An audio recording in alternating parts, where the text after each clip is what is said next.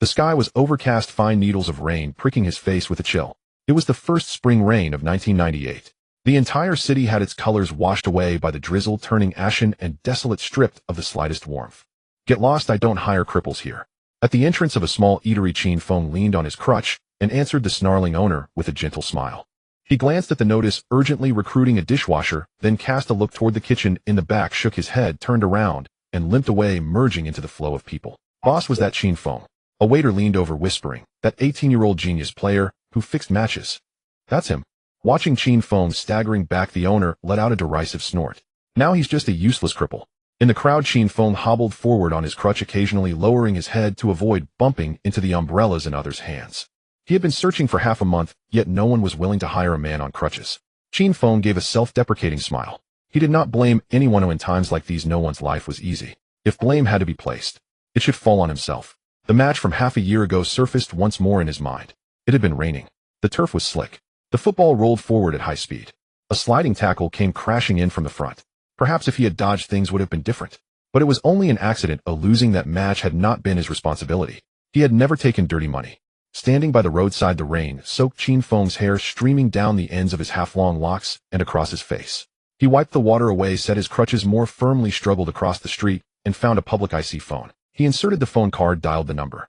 Qin Feng's face was expressionless, his voice calm. Hello, catering administration. I want to file a report on Lao Jin Snack Shop on Faixia Road.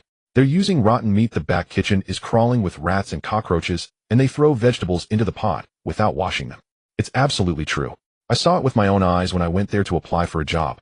Thank you, please handle it as soon as possible. Hanging up, Qin Feng lowered his head and merged into the rain-filled world. Around him, many street vendors carrying poles or pushing carts dashed past, while uniformed officers in blue gave chase right behind. Yet all of this had nothing to do with him. The street was soaked and muddy. Qin Feng walked straight along the roadside, then turned right into the narrow alley that led home.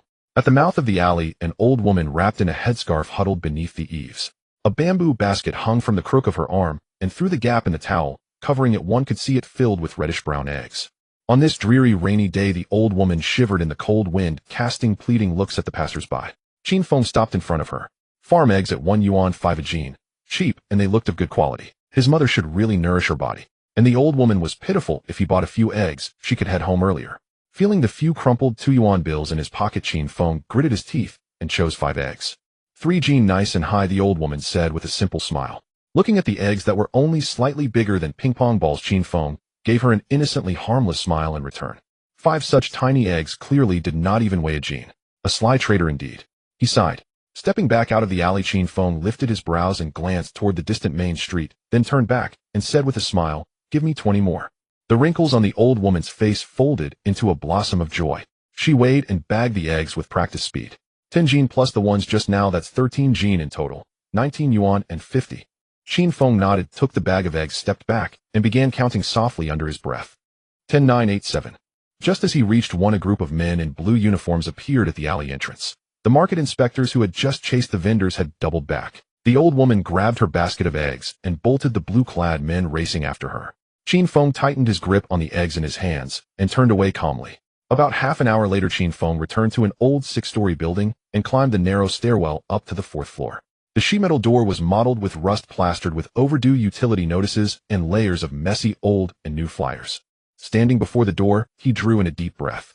The corners of Qin Feng's drooping lips lifted in an instant. Opening the door, he called out brightly, "Mom, I'm back." He set the eggs down gently in the kitchen, then walked to the bedroom. The room was small, the wooden bed taking up most of the space. On the wooden stool beside it, bottles of medicine were lined up in crowded rows. A faint, indescribable odor of decay hung in the air. Feng Min lay on the bed, laboriously moving her eyes to look at him, forcing out a thin smile.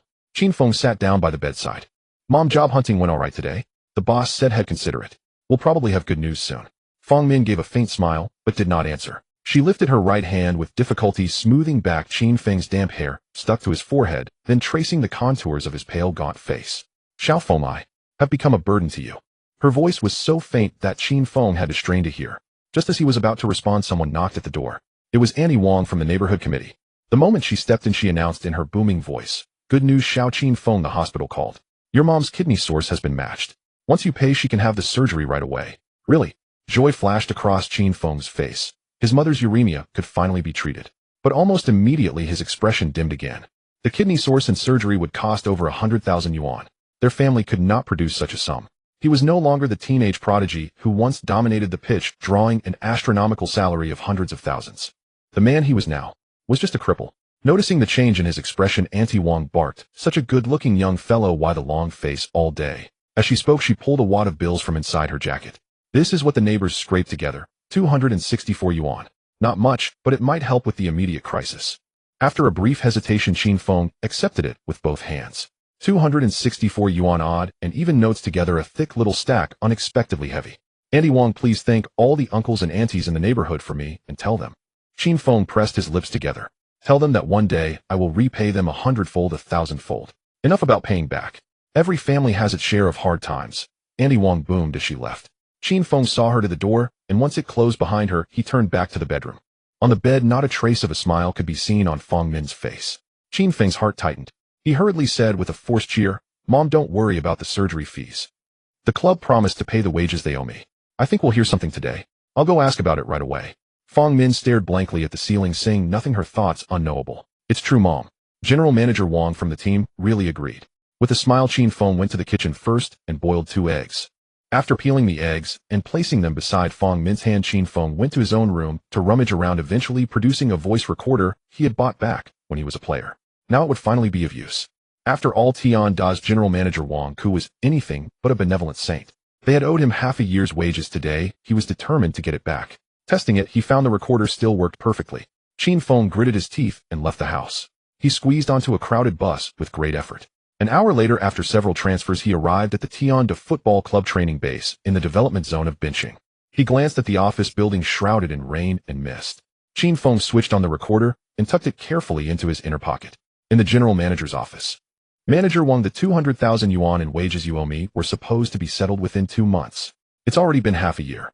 Standing before the wide desk on his crutch, Qin Feng spoke with measured composure. Behind the desk sat a middle-aged man with a fleshy, brutish face. "Wang Ke, general manager of Bincheng Tianda. Our big star." Qin Feng. Wang Ke swept him up and down with mocking eyes. "You still have the nerve to come asking for money?" "That's the money the club owes me," Qin Feng said in a deep voice.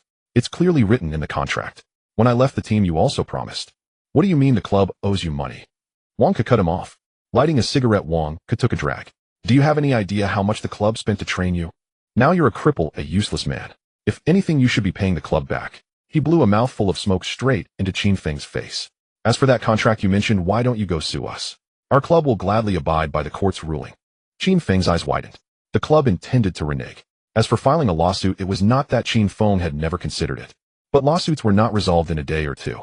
Leaving aside the outcome, it was time he could not afford to waste. "Wang Ke, my mother's illness can't wait. I need the money. The club can't go back on its word." He hobbled forward a few steps, the crutch thudding on the floor. "Is this your decision, or the chairman's?" "Let me see, Chairman Wang." Tianda's chairman Wang Qianlin was known for his generosity. He had personally decided to sign Qin Feng in the first place. Qin Feng refused to believe Chairman Wang would treat him like this. "Chairman Wang doesn't have time to see you." Wang Ku sneered. "That's enough. You can leave now." Seeing the debtor sit there with the air of a lord, Qin Feng panted, his eyes slowly narrowing. "Wang Ku, all this because I refuse to take bribes and fix matches. Don't force me to expose your filth." At his words, the color drained from Wang Ku's face, turning cold. "Qin Feng, you're so noble, so unsullied by the mire, yet now that you're broke, you still have to come begging me." Wang Ku's voice hardened. "Let me be blunt. Your leg was broken by the man I paid to tackle you. And the rumors about you fixing matches were also spread by me. Sue whoever you like. I'd love to see what you can do to me." As he spoke, Wang Ke opened his wallet, pulled out 2 bills from the thick stack, and flicked them onto the floor. "Your mother's on her last legs, isn't she? Consider this 200 my condolence money in advance." The insult to his family made Qin Feng explode. He swung his right-hand crutch in a fierce arc toward Wang Ke. Wang Ke dodged, and the crutch smashed into the jade sculpture on the desk with a crash, shattering it. Seizing the moment, Wang Ke darted out the door. "Qin Feng, as long as I'm around, you'll never rise again." He spat, shouting for security at the top of his lungs. A wise man does not court ruin before him. Shoving past Wang Ke, Qin Feng clattered down the stairs on his crutch. Once outside the main gate, he pulled the recorder from his inner pocket and listened to the contents. The sound was crystal clear, not a word of Wang Ke's was missing. A cold light flickered in Qin Feng's eyes. A true man avenges himself without delay. With this recording, he would report Wang Ke. He raised his hand to hail a taxi and headed straight for the headquarters of Bincheng Tianda Group. From the taxi speakers blared the most popular song of the moment, Hero's Song. "When it's time to act, we act," storming through the world in wind and flame. Qin Feng clenched his fists tightly, but disappointment soon followed. It was the day of the Asian Club Cup final. Chairman Wang Qianlin had led the team to Hong Kong and was not in benching. So Wang Ke's luck held for now. Qin Feng swallowed his anger. It might be for the best, crucial evidence had to be used at the decisive moment. When he played this, it would have to be a lethal blow. What was owed to him? One day Wang Ke would spit it all back with interest. Returning to his building, Qin Feng patted the rain from his clothes, arranged a smile on his face, and opened the door to go inside. Mom, did you eat the eggs? Don't save any for me, I still. No one answered. His mother was probably asleep. Qin Feng entered the bedroom with a smile, then suddenly froze. On the wooden bed, Feng Min lay unconscious, scattered pills on the pillow beside her. In an instant, the world lost all color in Qin Feng's eyes, his ears filled with a numbing buzz. His mouth fell open wider and wider before he snapped back to himself. Like a madman, he hurled himself toward the door on his crutch and yanked it open. Somebody help. In the midst of the chaos, a mechanical voice suddenly rang out, future football Godfather system awakening. Qin Feng in his panic had no time to pay attention to this abrupt intrusion. In the nephrology ward of the hospital, Qin Feng profusely thanked the helpful neighbor and saw him out. He then sat down on the bench at the ward entrance and let out a long breath. Fortunately, they had gotten her to the hospital in time. The sleeping pills in Feng Min's stomach had not yet fully taken effect, and her life had been dragged back from the brink. Now all he could do was wait for his mother to wake up. As his nerves slowly calmed, Qin Feng suddenly recalled that mechanical voice he had heard earlier. Future Godfather of football system. The moment this thought flashed through his mind, a panel abruptly popped up before Qin Feng's eyes, startling him out of his wits. Steadying himself, he focused on the panel and saw 4 lines of text: Future Ball God System awakened. Detected that the host is currently in Longwa, a Longwa Jia League Football Club will be granted. The host is requested to make a choice. Reading the first 2 system prompts, Qin Feng frowned. A system? Was it something like a game cheat? It was actually so formidable that it could directly gift him an entire football club. Qin Feng's brows knitted tighter and tighter. The Jia League was the second tier of professional football in Longwa. To gift him a Jia club was, in his view, far less practical than simply giving him cash. He stood up and peered through the small window in the door at the sleeping Feng Min on the hospital bed. The worry between his brows refused to fade. The host is granted a starting fund of 1,000,000. 10 million. Qin Feng's eyes lit up. At last there was hope for his mother's surgery fees. But as he continued reading, his expression collapsed in an instant. The starting fund may only be used for club construction. Normal profits may be freely disposed of by the host. Profit. The spark of hope that had just flared was immediately snuffed out. Qin Feng slumped heavily back against the wall. It was not that he was looking down on himself, but in the 4 years since Longwa football had turned professional, everything had been measured in money. On the surface, Longwa's football scene appeared prosperous, yet beneath the gloss, it was riddled with holes. Black whistles and fixed matches were becoming ever more rampant, threatening to spiral completely out of control. You paid to join a team, paid to get playing time. Even some national squads required undefeatable offerings to secure a spot. Within the circle, none of this was any kind of secret. In such an environment, to make a Jia club turn a profit was harder than ascending to the heavens. Even if it could be done in the end, it would not be achieved in a mere day or 2. His mother was on the verge of needing a kidney transplant, she simply could not wait. With a sigh, Qin Feng continued reading down the panel: Future Football, Major Events, Player Information, Personal Club Information. The system panel was simple, with only 3 information tabs. Future Football, Major Events. Curious, he opened it and found an interface similar to a search engine. Thinking for a moment, Qin Feng entered the Asian Club Cup final that was currently being played. On April 5, 1998, a champions benching Tianda were suspected to have suffered from black whistles and lost 56 on penalties to defending champions Korea's Pohang Steel, finishing runners-up in the Asian Club Cup. In less than half a second, the result appeared. Qin Feng was utterly stunned. Was this truly information from the future? In the dark, he slipped into an unlocked single-person deluxe ward. He turned on the television, muted it, and switched the channel to Launcher Channel 5. On the screen, the 1998 Asian Club Cup final was frozen at 56. Benching Tianda had lost the title on penalties to Korea's Pohang Steel. Everything matched the record on the Future Ball God System exactly. Turning off the television, Qin Feng was completely dumbfounded. Why bother running a club at all if he could know match results in advance? Buying football lottery tickets alone could make him a fortune. Longwa did not yet have football outcome lotteries, but other countries did. Snapping back to himself, Qin Feng frantically began searching the system for the results of league matches around the world. However, disappointment soon clouded his face. Aside from a few key matches or games marked by major incidents, he could not find any regular league scores at all. On reflection, Qin Feng found it understandable. Future football major events. By definition, only large tournaments or important incidents could be retrieved. The nearest event was the Toulon International Football Tournament, still a month away. His mother's illness could not wait that long, and the idea of funding the surgery through lottery winnings was unworkable. He would have to rack his brains over club profits instead. The host is requested to choose a team as soon as possible. The system prompt chimed again, pulling Qin Feng from his thoughts. He called up the system panel and opened the team information tab, locating the category for Longwa's Jiabi League. Jimin Tada Shanxing Hongyanyu Province Hongyuan Liaodong team. All 12 clubs participating in Longwa's 1998 Jiabi League were arrayed neatly before his eyes. Which club should he choose? Qin Feng's gaze drifted slowly over each team and name before finally coming to rest on one Liaodong Football Club. They had once won 6 league titles, 2 FA Cups, 1 National Games Championship, and 1 Asian Club Cup, an undisputed former king of Longwa football. Yet 2 years earlier, due to poor club management, Liaodong had been relegated from Jiae. As a native of Liaodong, Qin Feng and his entire family were devoted Liaodong supporters, and he himself harbored a special affection for the team. Back then, had Binching Tianda not offered higher wages, enough to cover Fong Min's medical and dialysis costs, and had Chairman Wang Qianlin of Tianda not so earnestly invited him, Qin Feng would certainly have chosen to join Liaodong. Now with the chance to take charge of the entire Liaodong Football Club, he had no intention of letting it slip away. Liaodong it would be. Without further hesitation, Qin Feng selected Liaodong Football Club. Host has selected Liaodong Football Club. A detailed information may be viewed under personal club information. Qin Feng opened personal club information, and a long list of data about the club unfolded before his eyes. The overall situation was acceptable, and their infrastructure ranked about mid-tier within Longwa. The one glaring problem was that the club had already fallen 2 months behind on wages for both players and coaching staff. Qin Feng was speechless. Before he had earned a single cent, he would have to pay out of his own pocket. Liaodong had no major patron behind it like the Tianda Group, so being strapped for cash at every turn was inevitable.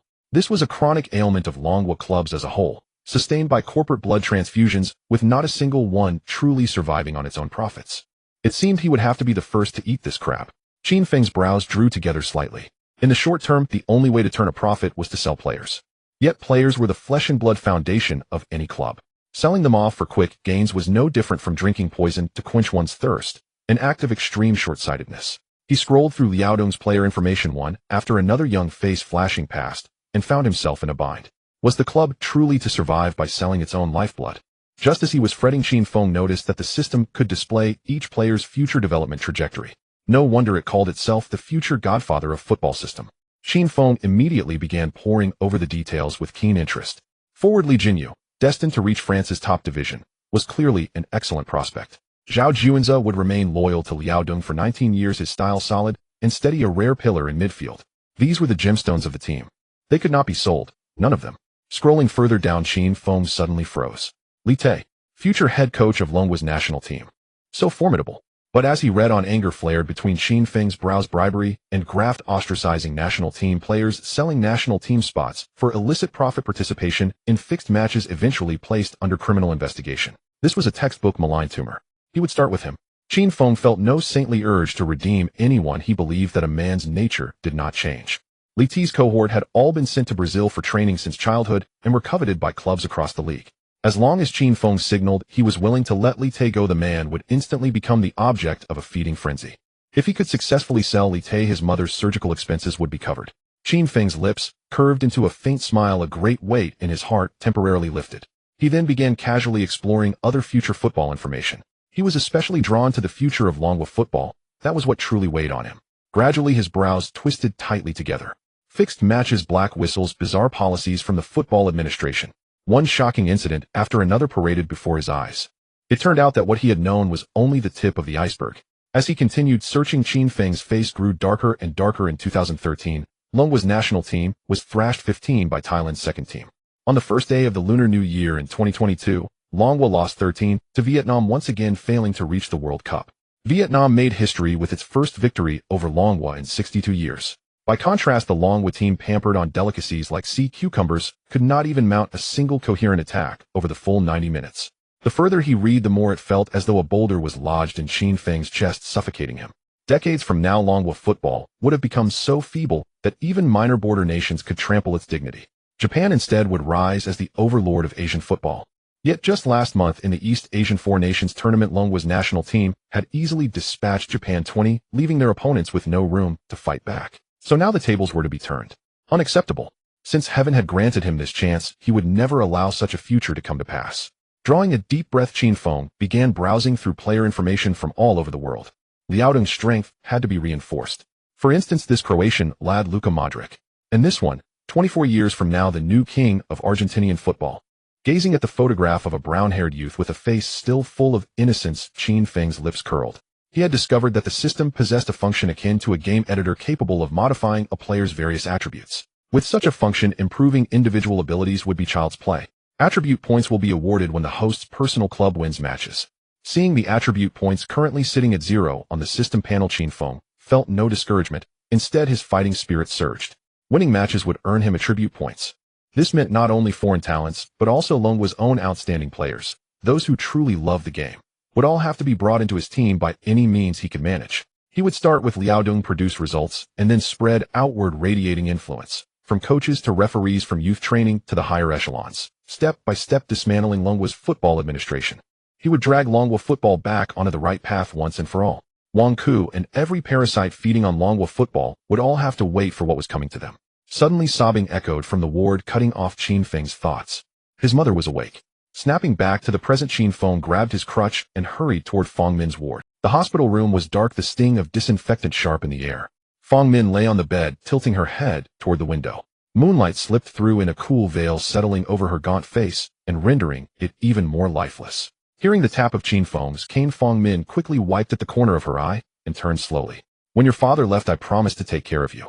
I failed to keep that promise. Feng Min ground her teeth and spoke each word like a hammer strike. Mother is useless. There is no need to save me. The word mother pulled at Qin Feng's heart. He tightened his grip on the cane and stepped forward, about to speak, when a sudden commotion came from the doorway. It was Wang Dama bringing the evening meal, accompanied by a few elderly neighbors. Old Feng, great news. Wang Dama's voice carried, even from a distance. With a bang, the ward door was thrown open, and a noisy group burst inside. Little Qin Feng has inherited an estate and become chairman of the Liaodong team. Yes, Sister Feng, that's a chairman. Now your illness can be cured, your family can be saved. I always said Qin Feng was cut out for something big, he would not fail. Surrounded by neighbors beaming with joy, Feng Min was momentarily stunned and slow to reply. When she collected herself, she looked at Qin Feng in confusion. What is going on? What inheritance? Chairman of what? Qin Feng was at a loss for words. He could not explain the inheritance even if he tried. Wang Dama, quick with her tongue, stepped in to fill the gap. Don't tell me you still don't know. Longshore TV's sports segment reported it.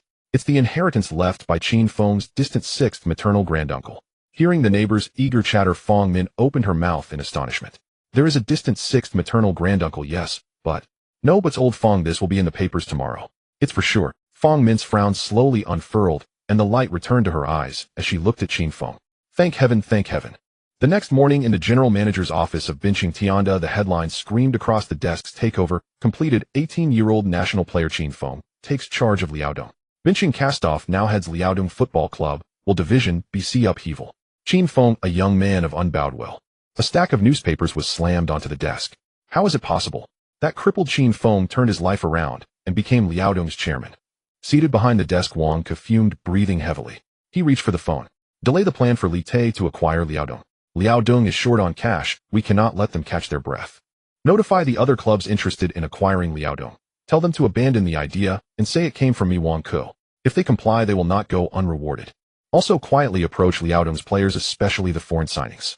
Those willing to come, take them wholesale when the transfer window opens, but make damn sure they give Liaodong trouble. And arrange for chiefs of several Division B clubs to meet the night after next in Yanjing. They'll host a banquet. A string of orders issued. Wang Ke hung up and exhaled. He glared at the large photo of Qin Feng on the paper, his expression hard as stone. Meanwhile, having left Feng Min in the care of Wang Dama and the neighbors, Qin Feng traveled to Shengjing, over 300 kilometers away from Binching. Before leaving, the doctor had warned that the donor kidney could only be preserved for a week. He had 7 days to raise the money for his mother's operation. Qin Feng pressed his lips together. Selling Li Te was an urgent matter. Hoping everything would go smoothly, Qin Feng quickened his pace and, leaning on his cane, entered the Liaodong Football Club training base. In front of the administration building, General Manager Qian Jisong and several senior staff were already waiting. Seeing Qin Feng arrive, the group hurried forward to greet him. Chairman Qin, you finally made it. I told them to send a car to fetch you. Upstairs, take it easy.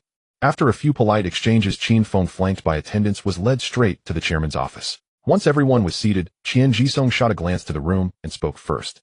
Chairman Qin, though you have just taken office, I must say this: the team is in poor condition. Yes, Chairman Qin, the club is short on funds. Players, and even I, the head coach, have not been paid for 2 months. The speaker was head coach Huang Tongli, a seasoned figure in the national football scene, capable in his craft, but conservative by nature. Not only salaries bonuses promised at the season's start, when goal bonuses are all owed, complained the operations manager. Chairman Qin, the youth academies are underfunded as well, sighed Shang Yin, the veteran responsible for Liaodong's youth. Qin Feng had only just sat, and already he faced a blunt awakening. He did not lift an eyelid. For a long beat the office fell silent. Minutes later Qin Feng looked up and smiled at the gathered men. You need not tell me the state of the club, I am fully aware. Turning to Qian Jisong, he said, Qian, if some things are unbecoming to say, then do not say them. No one invited you to speak. His smile was disarmingly kind. Mismanagement of the club is to some degree your responsibility as general manager. Now you come here to plead poverty. What is that supposed to be? The smile vanished and steel crept into his voice. Do you truly think I am a soft mark? Qian Jisong froze. Every face in the room went slack. Such a man or such presence. Was he really only 18? A single thought flashed through their minds: a youngster is not to be trifled with. Silence returned to the room. After more than 2 minutes, Qian managed to recover. Chairman Qin, you are mistaken. I am equally hamstrung, but one cannot cook without rice. A hardened look entered his eyes. Even if some words should not be said, they must be said. If the financial problems are not solved, the club's morale will collapse, and then... His tone carried a heavy threat. He paused and fixed Qin Feng with a stare. Threaten me. Qin Feng smiled. Qian, calm down, He eased back into his chair and found a comfortable posture. Have your staff bring me the club's financial books. I want to understand the situation myself. Rest assured I bring capital. The money that must be spent will be spent without fail. Above all, he emphasized, we cannot owe the players any more money. He looked to head coach Huang Tongli, and the coaching staff as well. From now on, the club's resources will prioritize the first team. Go tell everyone to rest easy.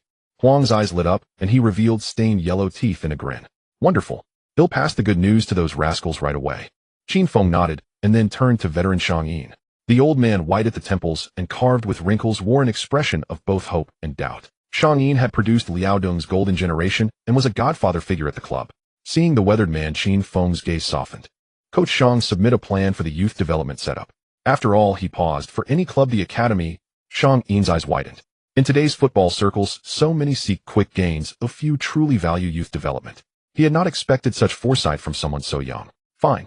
He'll draft a proposal and bring it back, Shang said, smiling as the wrinkles on his face gathered in approval. He found Qin Feng agreeable in every way. A small smile tugged at Qin Feng's lips. 2 challenges settled. In a football club, the coaches and players are paramount, the rest are replaceable. Qin Feng turned his attention back to Qian Jisong and the operations manager, his smile broadening. If there is nothing else, let me outline the club's immediate direction. He scanned the 4 of them and said slowly, put every effort into pushing through the transfer of Li Te. The room went cold. Everyone present was stunned. Qian, who had been sitting rigidly, smoothed his suit jacket, leaned back, crossed his leg, and shot a glance at Huang. And it came down to selling a player to raise funds. Would the 2 old stalwarts agree? The boy is too young, they thought. Sure enough, in less than a heartbeat, Huang Tongli and Shang Yin erupted in protest. Chairman Qin, I cannot agree to sell Li Te. The boy trained in Brazil for years. He is just now starting to show results. Do you know how many clubs want him? Old Huang is right. Li Te is only 21. He is the future of this team. Selling him is no different from bleeding the club dry. Watching the 2 coaches rage, Qin Feng's frown deepened ever so slightly. The resistance to selling Li Te was formidable. The 2 elderly gentlemen's faces turned dark, and Qin Feng felt a headache coming on. It was indeed unwise to have young players in the trading team. But should he tell them that Li Te would become a liability on the field? This was simply inexplicable. For both public and private reasons, Li Te had to be sold. His mother was waiting for surgery. Qin Feng's expression turned cold. Liaodong team, I hold 100 of the shares. This is not up for discussion, it's a formal notification. As Huang Tongli and Shang Yin continued to argue, Qin Feng waved his hand to interrupt. There is no negotiation regarding the sale of Li Te. Both elderly gentlemen turned red in the face. Shang Yin said in a deep voice, Mr. Qin, don't forget that the football administration has recently introduced the transfer listing system, and the listing conference ends at the end of January. The listing system? Qin Feng's heart sank. He almost forgot about it. The so-called listing system was a transfer mechanism created by the Dragon country's football administration. Players only have the right to request a transfer, but they have no say in choosing the team. All players applying for a transfer would be listed for sale, like goods in a market. The club would select players according to their league ranking from the previous season, from highest to lowest. The football administration claimed this system was to eliminate the drawbacks of private transactions, but it created new problems. That is, neither players nor clubs could choose their desired targets. At this year's listing conference, many clubs faced situations where their pre-selected players were snatched away. Qin Feng scoffed. He didn't know who came up with such a ridiculous regulation that completely disregarded market principles. But it didn't matter. You have your clever strategies, and I have my own ways around it. What a ridiculous listing system. I have plenty of ways to circumvent it. Besides, this regulation doesn't even apply to Lite. Who doesn't know that those young players from the fitness team who went to Brazil for training would ultimately return home due to ownership issues? Last night, Qin Feng learned through the system that the fitness team would disband and the football administration would symbolically hold a listing conference, giving players who applied for transfers a chance to leave. As long as he worked at a bit, Lite's transfer would be a piece of cake. You don't need to worry about the listing. Hurry up and make your plans. After speaking, Qin Feng paused and added, "You won't lose a single cent of what is due to you." Perhaps due to the promise of money, Huang Tongli and Shang Yin remained silent as they left, slamming the door loudly. A moment of helplessness flashed across Qin Feng's face. Since he was new here, if he didn't act decisively, he wouldn't have a future. It didn't matter. Once the team's strength improved and they achieved results, everything would be easier. Qian Jizong and the operations manager also stood up to leave. Besides the operational accounts, bring me the other team's offers for Lite as well. After giving the order, Qin Feng waved his hand at the two. Once he was alone in the office, he leaned back in his chair and rubbed his temples. These old guys are no pushovers. Just as he was complaining internally, there was a knock on the office door. Secretary Godfather reported that a reporter from Liaodong Sports Channel wanted to interview him. A reporter from Liaodong Sports Channel. Qin Feng squinted. Is it a man or a woman? It's a girl, probably around 20, looking quite innocent. Aunt Godfather smiled like a mother. Oh no, it's Zhou Xiaochun. Qin Feng's hair stood on end. He swallowed hard and forced himself to remain calm, saying, "Just tell her I'm not here." Aunt Godfather agreed and left puzzled. I hope that girl doesn't come looking for me. Qin Feng picked up the cup on his desk and took a big gulp to steady his nerves. After about 10 minutes, operations manager Lu Xian barged in. "Mr. Qin, there's trouble." Qin Feng frowned. After all, he's a department manager. Why is he so angry? "Mr. Qin, all the clubs have retracted their offers for Lite, including the 2 million bid from Bianching team. All retracted." Qin Feng pondered for a moment and suddenly smiled. "It's fine, you just put down the list of..." The operations manager Lu Xian was taken aback. Despite Mr. Qin's young age, he seemed quite composed. This must be what they call the demeanor of a great general. "Mr. Qin, is there anything else?" After setting down the list, Lu Xian asked. Qin Feng waved his hand. Lu Xian stepped back and left. Once the door closed, Qin Feng picked up the report on his desk and carefully examined each one. Indeed, as Lu Xian said, all teams had retracted their acquisition intentions. No need to ask, this was Wang Kes doing. Qin Feng's expression darkened. The calmness he had earlier was just for Lu Xin's sake. In reality, he was also uncertain. He only had 7 days to finalize Li Te's transfer. It seems that recording will come in handy. Qin Feng found a small black notebook on his desk, which was the internal directory issued by the Dragon Country's football administration. He found the phone number for Tianda's chairman Wang Qianlin and dialed it. The call was quickly connected to Wang Qianlin's secretary. Qin Feng introduced himself and expressed his desire to meet Wang Qianlin, then hung up and waited for a response. The secretary was very efficient. In less than 2 minutes, Qin Feng's desk phone rang. "Mr. Qin, Mr. Wang is available at 5 p.m. tonight. He invites you to have dinner at Tianda Group together." The female secretary's voice was sweet, but Qin Feng had no interest in admiring it. 5 p.m. tonight. He glanced at the clock on the wall. It was already close to 11 a.m. Driving from Shengjing to Bincheng would take at least 3.5 hours. I need to set off. He picked up the phone and instructed the secretary to prepare the vehicle. Once everything was arranged, Qin Feng turned back to a stack of documents on his desk. Suddenly, the bottom document, a bilingual file in English and Spanish, caught his attention. The file header prominently featured the word CD Numancia along with a badge featuring a European castle. What is this? Qin Feng picked it up for a closer look. Having always aspired to play football abroad, his English was decent, and he had also self-studied Latin, so understanding the Spanish on the document was no issue. Spanish 2nd Division Football Club Numancia. They want a loan Lite. This could be a good avenue. Since Wang Ku and his crew were trying to sabotage Lite, they could send him abroad. However, looking further down, they were only willing to pay 500 to loan Lite for a year. Liaodong team would also be responsible for Lite's salary and all his living expenses in Spain. Moreover, this 500 wasn't to be paid up front, but in installments. It seems Numancia is also short on cash. Putting down the document, Qin Feng sighed. 500 equivalent to 400 RMB would be more than enough for his mother's surgery, but the installment plan wouldn't allow enough time. Should I negotiate with them for a 50 down payment? Just as he was pondering, a commotion erupted downstairs. Hey girl, be careful. Oh my god, don't fall. Hurry down, I already let you in, didn't I? What is happening? Qin Feng leaned on his cane and walked to the window, peering down curiously through the glass. Suddenly a dark shadow flashed out. Qin Feng stumbled back in fright, almost falling. Outside the window, a long-haired girl in a sky blue tracksuit was banging on the window. Qin Feng, still hiding from me. Hurry and open the window. It's that Zhou Xiaochun. How did she climb up from outside? This is the 5th floor. Qin Feng broke into a cold sweat. If she fell, there would be nothing left of her. Hurrying forward with his cane, Qin Feng opened the window and reached out. You're really reckless. Come in quickly. You don't need to worry about me. With the window open, Zhou Xiaochun pushed herself in with one hand, flipping into the room with agility. Still hiding from me. Trying to play a game of moving house and going missing. A girl finding out about her boyfriend's whereabouts only from the newspaper. How interesting is that? Qin Feng frowned tightly, staring at Zhou Xiaochun, whose eyes were wide open and was momentarily speechless. Suddenly a gust of wind blew. Zhou Xiaochun's right hand swept towards Qin Feng's ear in a blur. In a split second, Qin Feng stepped back and tilted his head to avoid it. Zhou Xiaochun was stunned. You could dodge that. I play football and my reflexes are quick, Qin Feng replied. Zhou Xiaochun's hand froze in midair, her long white fingers trembling slightly, and her eyes slowly turned red. At that moment, the office door was slammed open and several security guards along with a number of staff members rushed in. Protect Mr. Qin. Catch that female thief. This girl looks delicate and pretty. Who knew she was so slippery? A crowd rushed in, and as they realized the state of the two inside, they were all stunned. What was happening? Is the girl about to cry? Looking at the two, it seemed like a couple was having a quarrel. On the other side, Zhou Xiaochun didn't even glance at the others. Her gaze was always focused on Qin Feng's face. I've been looking for you for months. Do you know how worried I've been about you? Where have you been? Big tears streamed down from her almond-shaped eyes, rolling down her fair cheeks and splashing on the ground, shattering into crystalline pieces. Qin Feng gritted his teeth and remained silent. He turned his head and glared fiercely at the others in the room. Everyone understood now. This was Mr. Qin's private matter. A senior staff member called out, and the entire room hurriedly rushed out. In the end, Secretary Guifan kindly closed the door behind them. The office fell silent. Only the sound of Zhou Xiaochun's rapid breathing filled the air. In the office, only Qin Feng and Zhou Xiaochun were left. If I remember correctly, we broke up. With pursed lips, Qin Feng slowly took a step back. This girl is quick and ruthless. If she really gets angry, it could be quite troublesome. Zhou Xiaochun rubbed her eyes hard and gritted her teeth, saying, Did you really think of writing me a letter to end it? Qin Feng was at a loss for words.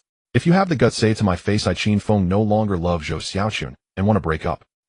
Qin Feng's lips moved, but the words that were about to come out were swallowed back. Looking down the petite, Zhou Xiaochun only reached his chest, her eyes red, staring intently at him. Qin Feng furrowed his brows and took a deep breath. He had sneaked out of the hospital and secretly sold his house to avoid dragging her down. Now, even though he had acquired the Liaodong team from the system and was walking with a cane, whether it would turn profitable was uncertain. If the plan failed, he wouldn't even be able to gather funds for his mother's surgery. A person like him shouldn't burden anyone. In my current state, I can't be with you. Qin Feng's voice was low. After speaking, he dared not look Zhou Xiaochun in the eye, merely lowering his head. Suddenly, a sound of laughter escaped. Qin Feng lifted his head. Zhou Xiaochun's eyes were still glistening with tears, but her face broke into a smile. You don't dare to say it. Huh? Qin Feng was stunned and opened his mouth. I didn't. I knew it. You don't dare to say it. Zhou Xiaochun wiped her eyes again, her smile fully blossoming. She then pulled out a savings book from her pocket and presented it to Qin Feng.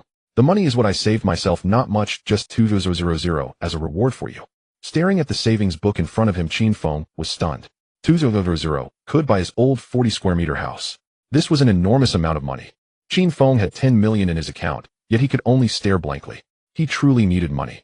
But just as he hesitated, Zhou Xiaochun suddenly smiled and took the savings book back. I forgot you were a big boss now and wouldn't care for this small amount of money. She bounced over to the seat behind Qin Feng's desk, saying, Give me some water. Climbing up the fire escape to the 5th floor has tired me out.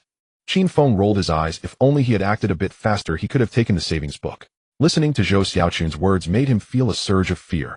This girl had really put in a lot of effort to find him. With a sigh, Qin Feng picked up the glass on the desk and turned to the water dispenser, pouring a cup of warm water. As he turned back, Zhou Xiaochun was browsing through a pile of transfer documents on the desk. She took the cup and sipped lightly, saying, Qin Feng, I came here with an interview assignment today. Since you are newly appointed, do you have any big news? Big news. Glancing at the bilingual document on the desk and stealing a glance at Zhou Xiaochun, Qin Feng revealed a harmless smile. Why not? Throw a smoke bomb at Wang Ku and the others. Let's see who gets anxious. Believe it or not, there really is big news. He pointed at the facts from the Spanish team Numancia, saying the Spanish Segunda Division team Numancia has sent an offer of 5,000 USD, specifically wanting to sign our player Lite. As a sports reporter, Zhou Xiaochun was quite knowledgeable about football around the world.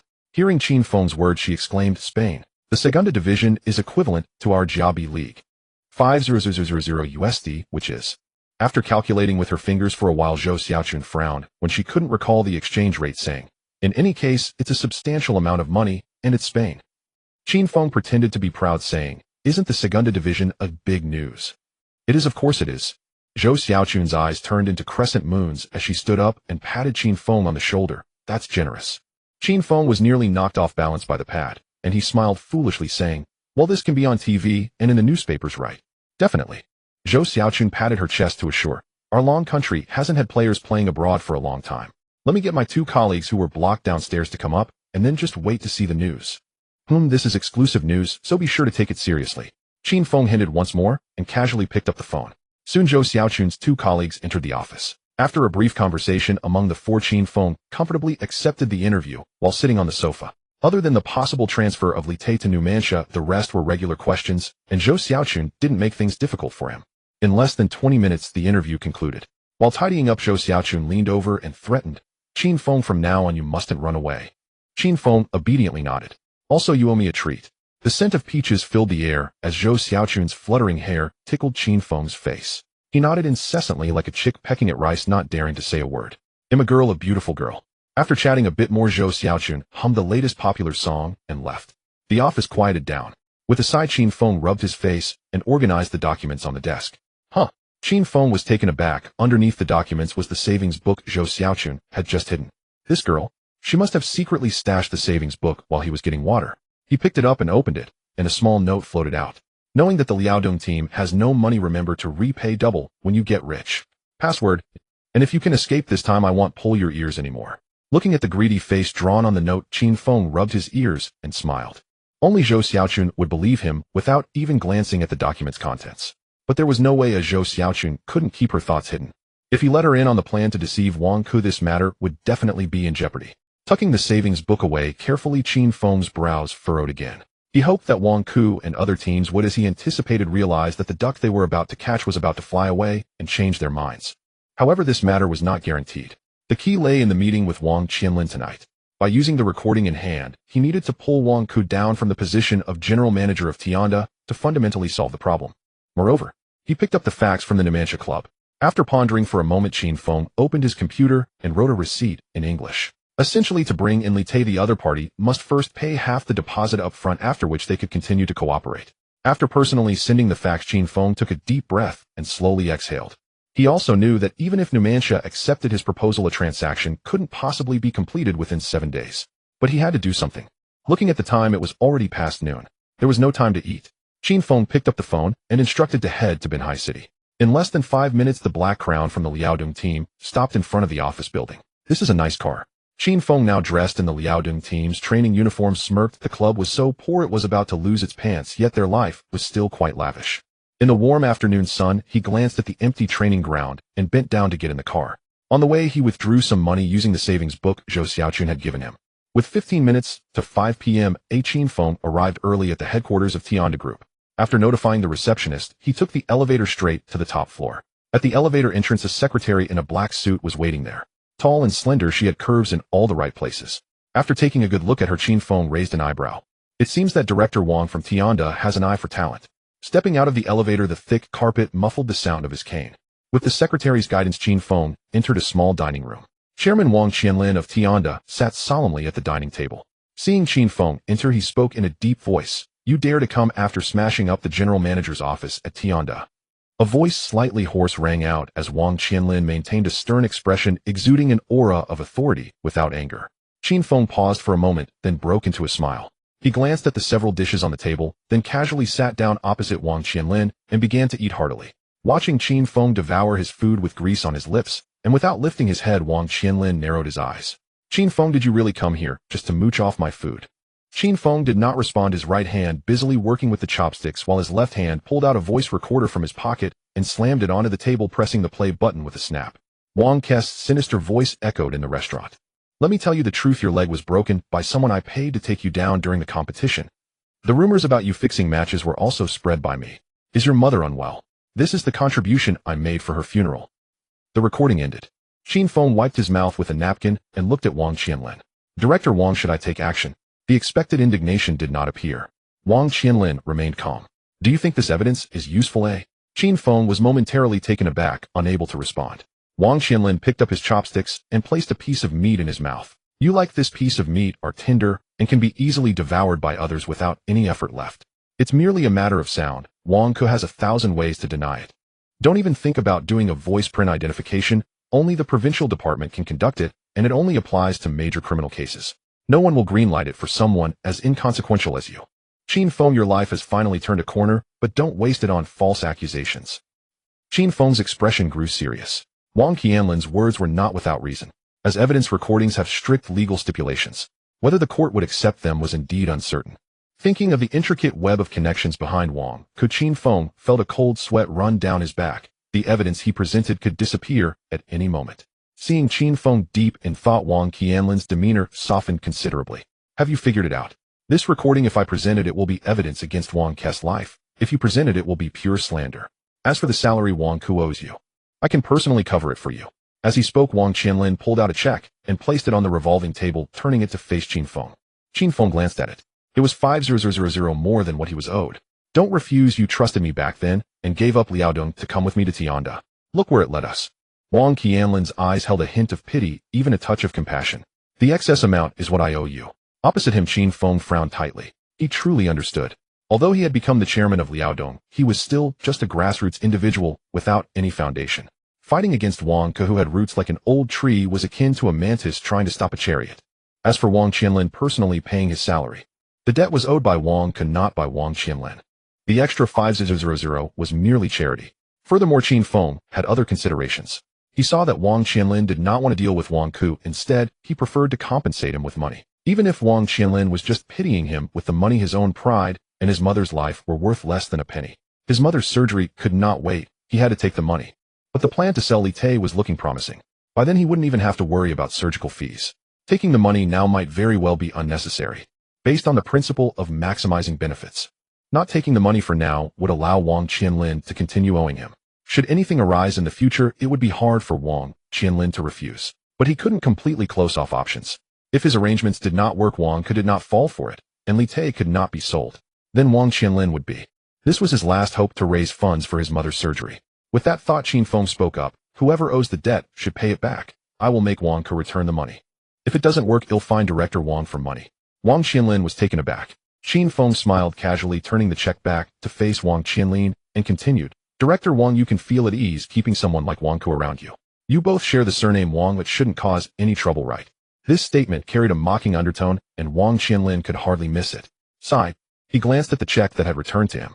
Wang Qianlin looked at Qin Feng with a complex expression. This young man had taken over Liaodong. Even though Liaodong was short on funds, extracting 100,000 or 200,000 should be easy. Qin Feng wanted to keep him indebted. Wang Qianlin's lips curled slightly. Young people like Qin Feng with such cunning were rare. But would he use this cleverness in the right way? After a moment's hesitation, Wang Qianlin sighed softly. Qin Feng, today there's no one else. Let me share some heartfelt words with you. There are people behind Wang Ke. The shares in Tianda Club are chaotic, and even I do not have a say in the club's personnel and finances. The football scene in Longhua is murky. If possible, avoid it. How could it be like this? Qin Feng, Wang Qianlin of Tianda Group in the Binhai Tianda Football Club surprisingly did not hold absolute authority. For a moment, Qin Feng felt incredibly fortunate to hold 100 equity of Liaodong Club. Otherwise, if he invested 10 million, he might not even make a sound. Wang Qianlin's words continued. To be frank, if you can't provoke it, then avoid it. Our Tianda Group is preparing to withdraw from the football scene. Another heavy bombshell dropped, causing Qin Feng to feel a wave of suffocation in his chest. Even someone as formidable as Wang Qianlin of Binhai Tianda was being forced off the stage. Is Longhua football truly beyond salvation? Not necessarily. Qin Feng gritted his teeth, saying, President Wang, I understand your point. This water is deep and murky and is about to stink. But I want to try to use my own methods to test it. A Longhua football must still have a chance. Wang Qianlin raised an eyebrow, pretending to glare at Qin Feng. It's good for young people to have ideals, but they must also be realistic. Let's not even talk about our Tianda Group. Which of the current top-tier teams in Longhua doesn't rely on a big tree? Yanjing Goan is under CITIC Goan Group, Shandong Taishan has backing from the Power Group, and Luaning Group and Shanghai Shenhua is jointly held by 7 state-owned enterprises. The entire Longhua football scene is a web of interests with administration and capital intertwining. It's far from simple. You haven't even matured yet. What gives you the right to fight with them? Hearing this, Qin Feng laughed a hearty laugh. Today had indeed turned out well. Originally, Qin Feng thought of immediately confronting Wang Ke and fighting against the ugliness of the football world. But Wang Qianlin's words completely awakened him. Until he became strong, all plans were merely empty talk. In this world, the one with the strongest fists has the right to speak. This truth is timeless. It seems he must endure. But what gives me the right to fight these big sharks? Qin Feng smiled, leaning on his cane, rose to his feet, and stated clearly, just because I truly love football, just because I do not want Longhua to be looked down upon. And I will stake the entire Liaodong team to fight for a future for Longhua football. I will use my methods to completely change the Longhua football scene from top to bottom. As soon as he finished speaking, Wang Qianlin shook his head with a smile. You are just like I was when I first jumped into the football scene, thinking that relying on pure passion and Tianda Group's financial backing will make things happen. But look at what happened. Wang Qianlin shrugged. I have to withdraw now. Qin Feng did not respond to Wang Qian. He shrugged, supporting himself with his cane as he walked out. At the door, Qin Feng stopped, turned back, and smiled, saying, just watch if I can do it. After saying that, he no longer lingered and walked out of the restaurant. This kid has a resilient character, is determined about his goals, and truly has the stubbornness I once had. Watching Qin Feng's figure disappear completely, Wang Qianlin returned to reality from his surprise, revealing an appreciative smile. After leaving the headquarters of Tianda Group, Qin Feng arrived at the hospital. Although it was only a day since he left, Feng Min's condition was what he worried about the most at this stage. In the hospital room, Feng Min, who had just completed dialysis, was deeply asleep. First, he used the money that Zhou Xiaochun had given him to cover the hospitalization fees. Qin Feng found Feng Min's attending physician. According to the doctor, Feng Min's condition was not optimistic. Long-term dialysis had drained her body. If this time she did not have a kidney source for surgery, there was a high probability that she would not wait for the next opportunity. Exiting the doctor's office, Qin Feng was filled with worry. Arriving at the entrance of the ward, he did not enter, but instead peeked through the glass door. After a dozen minutes, Qin Feng gritted his teeth and turned to go downstairs. Now was not the time to be sentimental. Returning to Liaodong, pushing for the sale of Li Te, and securing his mother's surgical fees were the priorities. Qin Feng returned to Shengjing overnight. The next morning, as soon as he entered the office and sat down, several newspapers on the desk caught his attention. Liaodong team's young player Li Te is about to transfer to Spain. The Dragon Kingdom football scene sees another overseas player. With a price tag of 4 million, the path for young player Li Te to go abroad has officially begun. Didn't they say the day after tomorrow? How is it already on the news after just one day? It seems Zhou Xiaochun is truly invested in this. He turned on the television and found the morning news. Indeed, the television station also mentioned the news of Li Te potentially transferring to the Spanish second division. Qin Feng clenched his fist. The winds of change are already blowing. It all depends on how Wang Ku and the others react. Meanwhile, in the office of the general manager of Tianda in Binhai City, Wang Ku was holding the phone slightly bent over while standing by the window, looking respectful and cautious. Yes, I understand your meaning. Li Te must stay in the Dragon Kingdom. I just wanted to negotiate the price. I haven't given up on acquiring Li Te. Understood, rest assured. After hanging up the phone, Wang Ku closed his eyes and let out a long breath. The higher-ups are getting anxious for their political achievements. Forget about the players developed in the Dragon Kingdom. They must temporarily remain in the Dragon Kingdom team. These bureaucrats have no idea about the intricacies of business. He originally wanted to wait and see how credible the rumors were about Li Te's transfer to Spain. Just as he was contemplating, the phone on the desk rang again. Wang Ku answered the call. It was the owner of another team. President Wang, we can't just listen to you about acquiring Li Te. If I don't act now, he'll run off abroad. Do you know how much profit we can make from developing Li Te and then selling him? In any case, our team will immediately make an offer to the Liaodong team.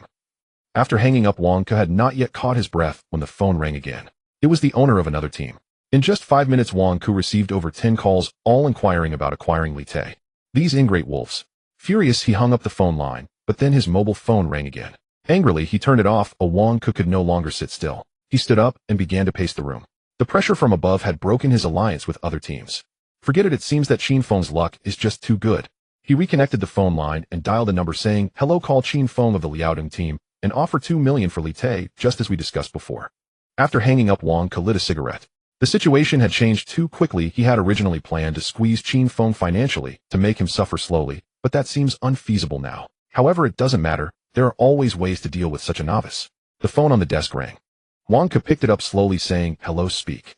President Wang, we've heard back from the Liaodong team. The previous offer of 2 million is no longer valid. Without 5 million, there's no point in discussing the acquisition of Li Te. What? Wang Ku was stunned. Qin Feng actually raised the price. How dare he? Before he could collect his thoughts, the staff on the other end said, President Wang. Qin Feng also said. Taking a deep breath, Wang Ku suppressed his anger and said in a deep voice, spit it out. Qin Feng also said that the salary he is owed must be cleared up first, otherwise he won't consider trading with us at Tianda. He also mentioned that several teams have already contacted the Liaodong team, and the offers are not low. Qin Feng. He's taking advantage of the situation. With a bang, he slammed the receiver onto the table, shattering it into pieces. Wang Ke gritted his teeth, veins bulging on his forehead. Thinking about it, he was in a hurry to make an offer for Li Te. Any discerning person could see through his intentions. It seems that Li Te's transfer abroad is indeed true, otherwise Qin Feng wouldn't be so aggressive. This means that the offer from Numancia in Spain has already reached 4 million and Qin Feng is asking for 5 million, which isn't too much. After all, having players who can play abroad is a great opportunity for the club to gain publicity. If he wants Qin Feng to give up on selling Li Te to Spain, he will have to put real money on the table. Damn, Wang Ke swore, pulling out his phone from his pocket. As Qin Feng said, make a formal offer. After hanging up, Wang Ke almost choked on his own breath, feeling like he might pass out. What could have been settled for 2 million now turned into a roundabout that ended up costing an additional 3 million. And then there's that little punk Qin Feng's salary. What kind of situation is this? The more he thought about it, the angrier he became. He took out his phone and ordered a car. He was heading to Yanjing today, first to meet with the Ministry of Sports. Then tomorrow night he would discuss with the owners of those Jiabi teams to fully encircle the Liaodong team in the league. Let Qin Feng oppose me. I will ensure that the Liaodong team can never get promoted, or it would be just as good to have them relegated to the second division. On the other side, in the office of the chairman of the Liaodong team, the finance manager called to report that the money from Tianda Club had already arrived, including the 2,000 salary owed to Qin Feng, a total of 2 million, not a cent less. So fast. Wang Ke must be afraid of prolonged delays. What if the money gets short? It seems I still don't have enough of a businessman's cunning. Qin Feng hung up the phone and slammed his hand on the table. 5 million.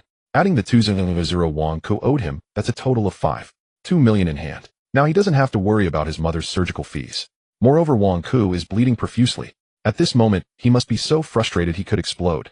Thinking that not only did he successfully trade away the toxic asset that was Li Te, but he also managed to squeeze Wang Ke for an extra 3 million, Qin Feng felt a rush of satisfaction.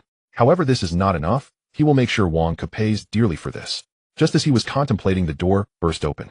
It was the team's head coach Huang Tongli and the old strategist Xiang Yin. As soon as they entered, the two old men stared at Qin Feng in silence. Qin Feng felt a wave of guilt wash over him. Did these two old fellows know he had sold Li Te and come to seek retribution? Just as he hesitated, Huang Tongli shouted, "President Qin, you really sold Li Te." Next to him, Xiang Yin chimed in, biting his back teeth. "And for 5 million. Qin Feng swallowed hard and slowly nodded. 5 million, it has already arrived. Huang Tongli and Xiang Yin's eyes widened even further. The office fell silent. After a long while, just as Qin Feng was about to explain, "Well done. Yeah, if we had known this kid could sell for 5 million, we would have never stopped you. Our club can finally breathe easy. President Qin, impressive. Such skill." The two old coaches laughed so hard their eyes seemed to disappear. Qin Feng was taken aback. Weren't these two old men here to trouble him? He chuckled to himself. It seems everyone loves money. He modestly thanked them a few times and urged them to quickly submit a report to request funds, waving them off. Watching the two old coaches leave respectfully, a smile crept across Qin Feng's face. The first step of the plan had succeeded, and his confidence soared. Now that he had money, he would first settle his mother's surgical fees. Next would be to recruit players and strengthen the team strong enough to challenge anyone. At this moment, the phone on the desk rang. It was Zhou Xiaochun calling to take credit. Qin Feng smiled. It was time to thank this girl properly. If we were to talk about this matter, it was indeed thanks to Zhou Xiaochun, and he had even tricked her. The savings book she left behind also played a significant role, otherwise he wouldn't have been able to pay the deposit for his mother's hospitalization last night. Qin Feng sincerely expressed his gratitude. Zhou Xiaochun heard that Qin Feng was going to the hospital and insisted on going with him. Unable to refuse her, Qin Feng nodded in agreement. Driving to the television station to pick up Zhou Xiaochun, the black-crowned sedan let out a cheerful hum as it merged onto the expressway bound for Binching. Inside the car, Zhou Xiaochun sat clutching a large bag of snacks. Qin Feng glanced at her and asked, puzzled, "Xiaochun, aren't you supposed to be at work? Staying with you is my job." She tore open a bag of potato chips with vigor, plucked out a single crisp, and popped it into her mouth, its sharp crunch echoing softly. After swallowing swiftly, she extended her tongue to delicately lick her fingertips, her expression rapturous. This girl truly was a bewitching enchantress. Qin Feng grabbed the mineral water beside him and drained a long, forceful gulp. Yet what exactly did she mean by that? "What do you mean, staying with me is your job?" "The station assigned me a special task, permanent attachment to the Liaodong team, ensuring I secure first-hand information at all times." So that was it. Zhou Xiaochun was an intern reporter. Such an assignment was perfectly reasonable. But having her shadow him constantly, that would prove taxing indeed. Stealing a glance at Zhou Xiaochun, who looked more like a student on spring vacation than a working journalist, Qin Feng felt a dull throb behind his temples. He squeezed his lifeless left leg with both hands, his brow furrowed in quiet anguish. The car glided forward smoothly. Zhou Xiaochun's head bobbed gently, then dipped lower, until within minutes she leaned over and rested her head upon Qin Feng's shoulder. With a soft sigh, he carefully shifted the sleeping girl aside and edged himself deeper into the corner of the seat. Beside him, Zhou Xiaochun kept her eyes closed, but the moment Qin Feng looked away, she pouted faintly in silent protest. By noon, the Crown sedan pulled to a halt before the hospital entrance. Without hesitation, he paid the fees. The hospital moved with remarkable efficiency. Within 2 hours, Feng Min was wheeled into the operating room. The red surgery in progress light flickered on. Leaning heavily on his crutch, Qin Feng paced restlessly before the operating room door. It wasn't that he refused to sit. It was simply impossible. His gaze darted repeatedly to his watch. His lips remained tightly pressed, unrelenting. Zhou Xiaochun watched, heart pounding with helpless anxiety. Yet she knew words of comfort would ring hollow now. Wise and discreet, she stayed silent, walking alongside him in slow, solemn circles, while silently praying for a successful operation. Instead, it was Aunt Wang and the other elderly neighbors who stepped forward, offering warm, auspicious words. Feng Min is a kind soul. Heaven will surely protect her. Qin Feng responded with a gentle, grateful smile. To everyone's surprise, the surgery concluded far sooner than expected. After 5 hours, the red light dimmed, and the green light illuminated. Qin Feng and the others rushed to the door just as the surgeon emerged. The procedure went exceptionally well. Ms. Feng has already been transferred upstairs via the dedicated post-op corridor. Wonderful. Leaning against the wall, Qin Feng exhaled deeply, a long shuddering breath of profound relief. Tears streamed down Zhou Xiaochun's cheeks, but her smile, radiant and unstoppable, lit up her face. The neighbors erupted, some cheered, others wept openly. The corridor buzzed like a bustling marketplace. They ascended together. Feng Min lay peacefully in the intensive care unit. As the doctor explained, her vital signs were stable. Only routine monitoring was required. Moreover, the generous sum Qin Feng had paid secured Feng Min access to the latest imported immunosuppressant drugs, rendering the risk of organ rejection virtually non-existent. True to expectation, Feng Min regained consciousness by evening, free of discomfort or distress. Yet age had taken its toll, and the surgery had sapped her strength. After sipping a little water, she drifted back into deep restorative sleep. Mother, truly you're going to be all right. Qin Feng's heart settled completely. Glancing at the hour, he noted it was growing late, and with professional medical staff on hand, no further assistance was needed. Qin Feng led the group to Kuning Lu, a prominent seafood restaurant adjacent to the hospital. They gathered around the table, lobsters, abalones, geoducks. Each lavish dish arrived in swift succession, leaving the guests wide-eyed with awe. Qin Feng smiled faintly. Having just earned 5 million yuan, this banquet cost him scarcely a thought. He ordered 2 bottles of Matai and rose to his feet. From his pocket, he withdrew several worn banknotes, some crumpled, some neatly folded. These are the funds you all contributed to my family.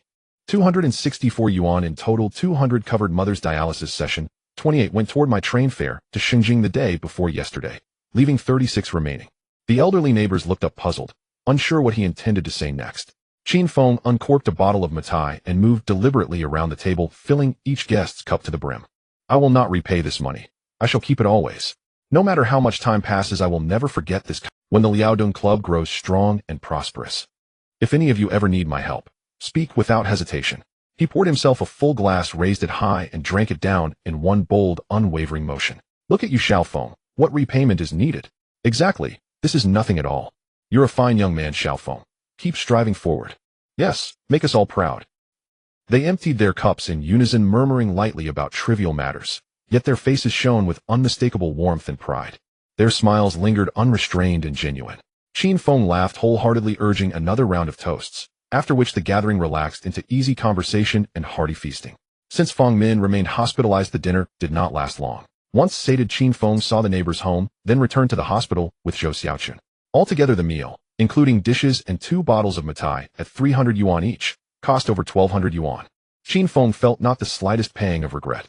The next morning, as dawn painted the sky with pale gold, Feng Min stirred awake. Her gaze fell upon Qin Feng's stubbled, weary face, and then upon Zhou Xiaochun's equally exhausted features, before a fragile, tender smile bloomed across her lips. Qin Feng did not linger long at the hospital. Now that Feng Min's condition was stabilized, what she needed most was rest, not his presence. Entrusting her once more to the caring vigilance of their neighbors, he departed for Xinjiang with Zhou Xiaochun. The Liaodong team awaited him, a mountain of urgent matters demanding attention.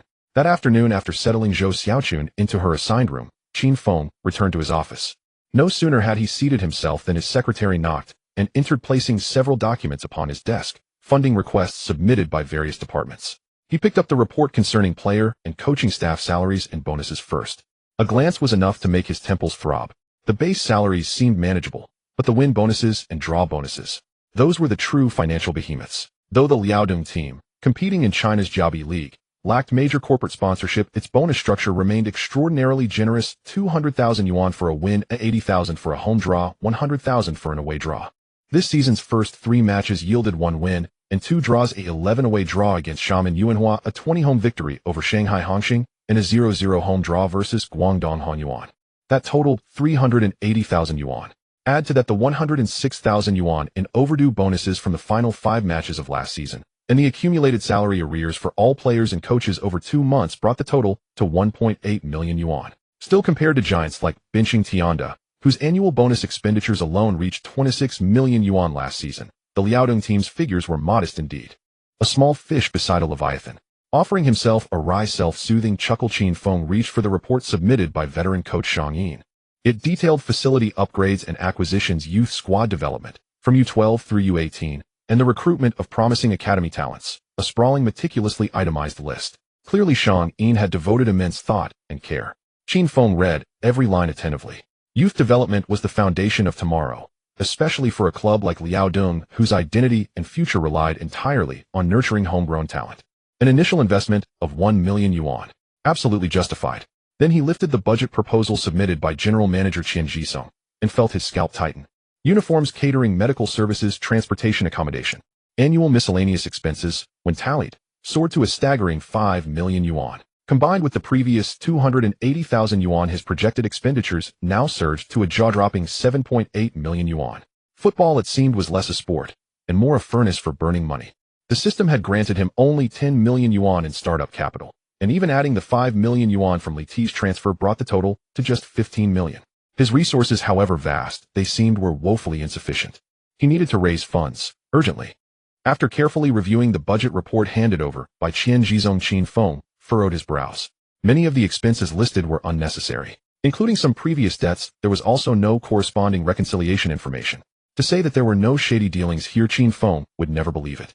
After some thought, he approved some legitimate expenses around 2 million. As for the remaining 3 million, he would investigate further before deciding. However, saving costs is not a long-term solution. Finding ways to generate profit is the hard truth. Speaking of profit, the revenue models of football clubs around the world are quite similar. First, there are ticket sales and merchandise revenues. This aspect is not worth considering for now, as the Liaodong team currently shares the Jinzhou Stadium with the Binhai Tianda. That stadium belongs to the Tianda team, and the Liaodong team cannot gain any benefits from it. Moreover, sales of jerseys and related merchandise are also lacking. The Liaodong team mainly consists of young players, most of whom lack recognition in Longhua. Aside from the die-hard fans of the Liaodong team, no one is interested. Next, they rely on various advertising sponsorships. In this regard, the Liaodong team is also at a disadvantage. In the Longhua A-League and B-League combined, there are 26 teams, and the Liaodong team is currently the only one without a naming sponsor or chest advertisement. To attract sponsorships, the team's performance and influence are crucial. Last season, the Liaodong team accumulated 29 points, ranking 9th in the B-League, just a step away from the relegation zone. Such performance garnered no attention. Their last hope was to engage in player transactions. Qin Feng gritted his teeth. With the future football god system, he would discover valuable players. This way the team's strength could be enhanced, and he could buy low and sell high to make a profit, which was the only way out for the Liaodong team. Once he realized this, Qin Feng opened the future football god system and meticulously searched for player information worldwide.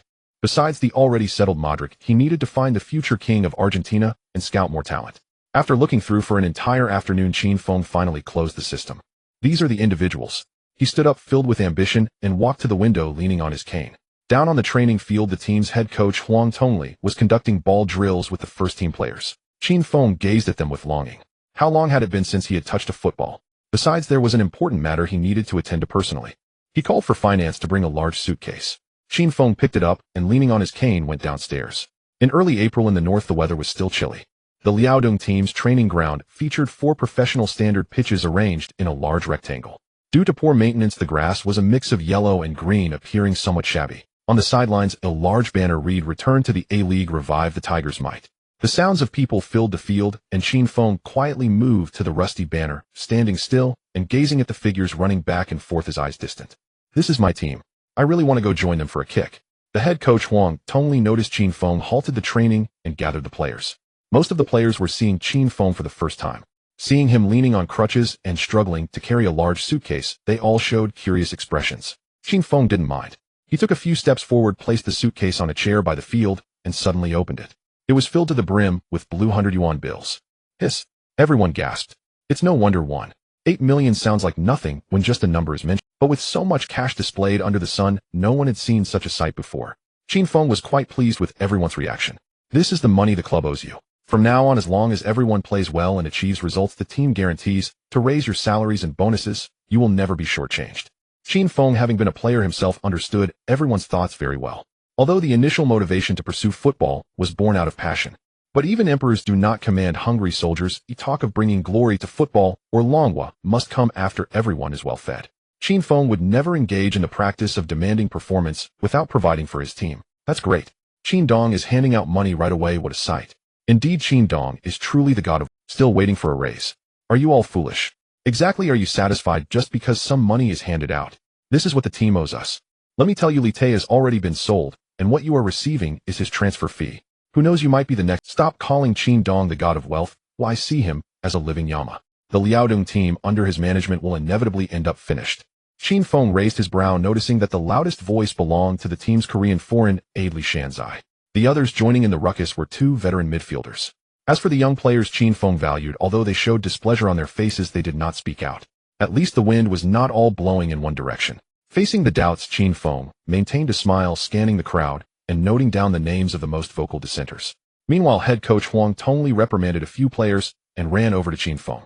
Qin Dong, don't take it to heart. They don't understand the situation. No need to explain, Lao Huang. Interrupting Huang Tongli with a wave of his hand, Qin Feng stepped forward and proclaimed loudly, it's good to have doubts. The team should promote democracy and allow different voices. As chairman, I am willing to accept everyone's supervision. His speech was reasonable and emotional, gradually calming the discontent in the crowd. With a magnanimous smile, Qin Feng waved his hand, dispersing money. The players cheered and lined up to receive. Qin Feng pulled Huang Tongli aside and whispered, the ones who yelled the loudest just now were that foreign aide Li Shanzai and midfielders Tian Sheng and Sun Ziming. Huh. Huang Tongli was instantly dumbfounded. Qin Dong meant to retaliate behind the scenes. Wasn't it all about promoting democracy? Wasn't it about accommodating different voices? Swallowing hard, Huang Tongli felt a chill run down his spine, taking half a step back to distance himself from. I understand, Qin Dong. Since they defied you, I will reduce their playing time or find opportunities to deduct their salaries and bonuses. What are you saying? Qin Feng looked bewildered. Lao Huang, am I that kind of person? Leaning closer to Huang Tongli's ear, he continued, what I mean is to give them more playing time, let them play better. Huh. Huang Tongli was completely stunned. What does this mean? It seems he had misjudged Qin Feng's intent. Qin Dong is truly magnanimous. Just as he wanted to give a thumbs up and praise, Qin Feng's voice came softly, only this way can we sell them for a good price. Huang Tongli's half-raised thumb froze in midair. When he turned to say something, Qin Feng had already walked away. Wiping the cold sweat from his forehead, Huang Tongli looked at the few players who had just been shouting and shook his head, feeling that they were too naive in front of Qin Feng. On the other side, Qin Feng wandered around and arrived at the youth training ground located at the corner of the base. The scene before him left him stunned. Staring at the scene before him, Qin Feng was dumbfounded. Compared to the main training ground, this place was clearly much more dilapidated and desolate, with patches of grass on the field missing here and there, revealing the mottled yellow earth beneath. The rusty goalposts, the torn nets, and the chipped equipment. At a glance, it looked almost like an apocalyptic scene. A gust of wind blew through, stirring up yellow sand that nearly blinded Qin Feng. The situation here was even worse than what old Master Shang Yin reported. It seemed the old man knew that the club was short on funds and was being cautious with expenses. What a good man. Qin Feng felt a surge of emotion. Looking up, he saw Shang Yin with a whistle in his mouth directing a group of young players in a half-field attacking and defending drill. Upon seeing Qin Feng, Shang Yin slightly nodded, but showed no intention of stopping. Qin Feng nodded in response. He appreciated Shang Yin's style, serious, pragmatic, and straightforward. Enjoying his leisure, Qin Feng sat on the stone steps by the field, watching the training intently. After a while, he pursed his lips. The kids were playing diligently, and a few had promising talent, displaying a sufficiently positive attitude. However, the training methods left much to be desired. Through the system, Qin Feng had learned about various advanced youth training philosophies, including those from Spain and Germany. In comparison, Shang Yin's training methods were overly focused on standards, neglecting the creativity of these kids. Many of the techniques employed were not particularly scientific. It was to be expected across the entire long country, which field wasn't like this. Qin Feng shook his head, realizing that this style of youth training wouldn't work for the Liaodong team regardless of what other teams did. After all, in Qin Feng's vision, the Long Country League was merely a beginner's village. The Liaodong team was destined to stand at the pinnacle of the world. It seemed he needed to find an opportunity to discuss training methods with Xiang Yin. "Qin Dong, you've come over." A voice rang out, and Qin Feng looked up to see Xiang Yin approaching with a smile as the training on the field concluded. Qin Feng did not stand up, but patted the stone steps beside him, saying, "Director Xiang, take a seat here." Once Xiang Yin sat down, Qin Feng continued, "These kids are impressive. There are quite a few good prospects." Indeed. Xiang Yin's eyes sparkled when he spoke of his young players. "In a few years they'll all be excellent players for us." Nodding non-committally, Qin Feng deliberated. "Director Xiang, have you ever considered that our Liaodong team could become a top-tier team in the future?" "Top-tier team?" Xiang Yin's expression darkened. "Our Liaodong team has always been a top-tier team. It's just that we've had bad luck these past 2 years." As he spoke, his voice grew softer and his expression dimmed. "In '95, we were relegated to Jia B, and the team spent 2 years striving to return to Jia A, only to finish at the bottom of the league for 2 consecutive years, barely avoiding relegation last season in Jia B. This year the team is facing wage arrears, and many key players have left. Now several of the main squad members are just around 20 years old." Xiang Yin wasn't optimistic about this lineup. But what could be done? The club lacked funds, couldn't retain players, and couldn't buy star players. Recently, even the team's promotion slogan has gone unspoken. The sign by the main training ground that read "Back to Jia A, revive our prestige" was on the verge of rusting through. Seeing the despondent expression on Xiang Yin's face made Qin Feng feel uneasy as well. If the old man knew that in 2020 the Liaodong team, which once won 10 consecutive championships, would face dissolution and cancellation, what would he think? "Director Xiang, you misunderstood my point. I'm talking about truly top-tier teams." After a moment of reflection, Qin Feng said, "Teams like Real Madrid, Manchester United, and Bayern Munich, the world's elite." Xiang Yin was momentarily at a loss for words. After a few seconds of silence, he chuckled. "Qin Feng, I'm older, but I'm not foolish. Don't try to fool me." Indeed, most older individuals are quite stubborn. If he were to openly suggest that Xiang Yin changed the training methods for the team to improve, the old man would undoubtedly retort, "I've eaten more salt than you've had rice," leaving no room for discussion. It was better to paint a big picture first. Qin Feng wore a harmless smile and sincerely said, "Director Xiang, haven't you seen the news lately? The World Football Federation is organizing the 2000 World Club Cup. Have you ever thought about the day when we could defeat all the strong teams at the World Club Cup and win the championship?" Seeing Qin Feng's serious expression, Xiang Yin also straightened his face. Frowning in thought for a moment, he scoffed, "Stop joking. We should focus on the present first." As he spoke, he pointed to the dilapidated youth training ground. "I'm being serious." Grabbing Xiang Yin's finger, Qin Feng raised an eyebrow and asked, "Do you believe it?" Xiang Yin's wrinkles knitted together, glancing around before lowering his voice. "Qin Dong, I advise you to be realistic. Let's not even discuss our current situation in Liaodong. Given the current state of football in Long Country, is what you're saying even possible? Why not? The bolder the vision, the greater the possibilities. We must dare to dream and act." Qin Feng asserted, "Director Xiang, if the environment is unfavorable, we can work to change it. You don't need to glare, but it's all about effort. Someone has to take the lead. Let me speak first." Blocking Xiang Yin from retorting with a glare, Qin Feng continued, "In a couple of days I'm going abroad to find a group of young players. You're an expert in youth training. Come with me. Then we will witness history together. Witness the Liaodong team standing at the pinnacle of the world. Witness Long Country football embarking on a path to prosperity." On a sunny morning with a gentle breeze, Qin Feng gazed into the distance, his hair tousled by the wind, his face filled with excitement. Xiang Yin was taken aback by what he saw. After a while he slowly said, "Fine, let's just see. But Qin Dong, I advise you not to have overly high hopes." "All right." Seeing Xiang Yin's lack of enthusiasm, Qin Feng said no more and got up to leave. Once he reached a secluded corner, he took a deep breath and wiped the sweat from his brow. The old and cunning Xiang Yin was not easily swayed. For such old coaches, merely talking about lofty visions would be futile. Change would only occur when they see the gap for themselves and recognize their shortcomings. This was also the reason Qin Feng wanted to take Xiang Yin abroad. Actions speak louder than words. If real reforms could be made, who says that a grand vision couldn't become a reality? Qin Feng also knew that no matter how many future football stars he found, it would only enhance the strength of Liaodong and wouldn't help improve Long Country football.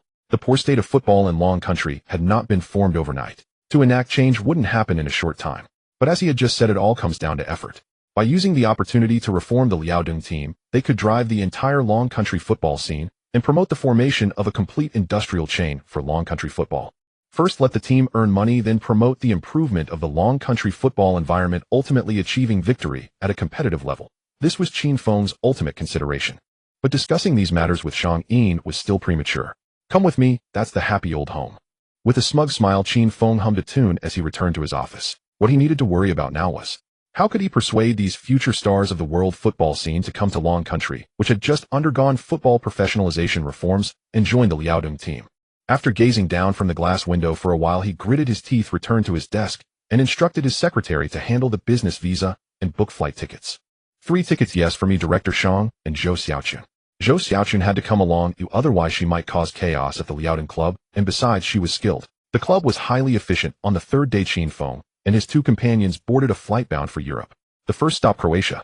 After 2 plane changes and nearly 40 hours of travel, Qin Feng and his 2 companions landed in the capital of Keluadia Sajalbu at 2 in the afternoon local time. When they emerged from Sajalbu Pilaisuo Airport, the local student Liaodong club had hired was already waiting.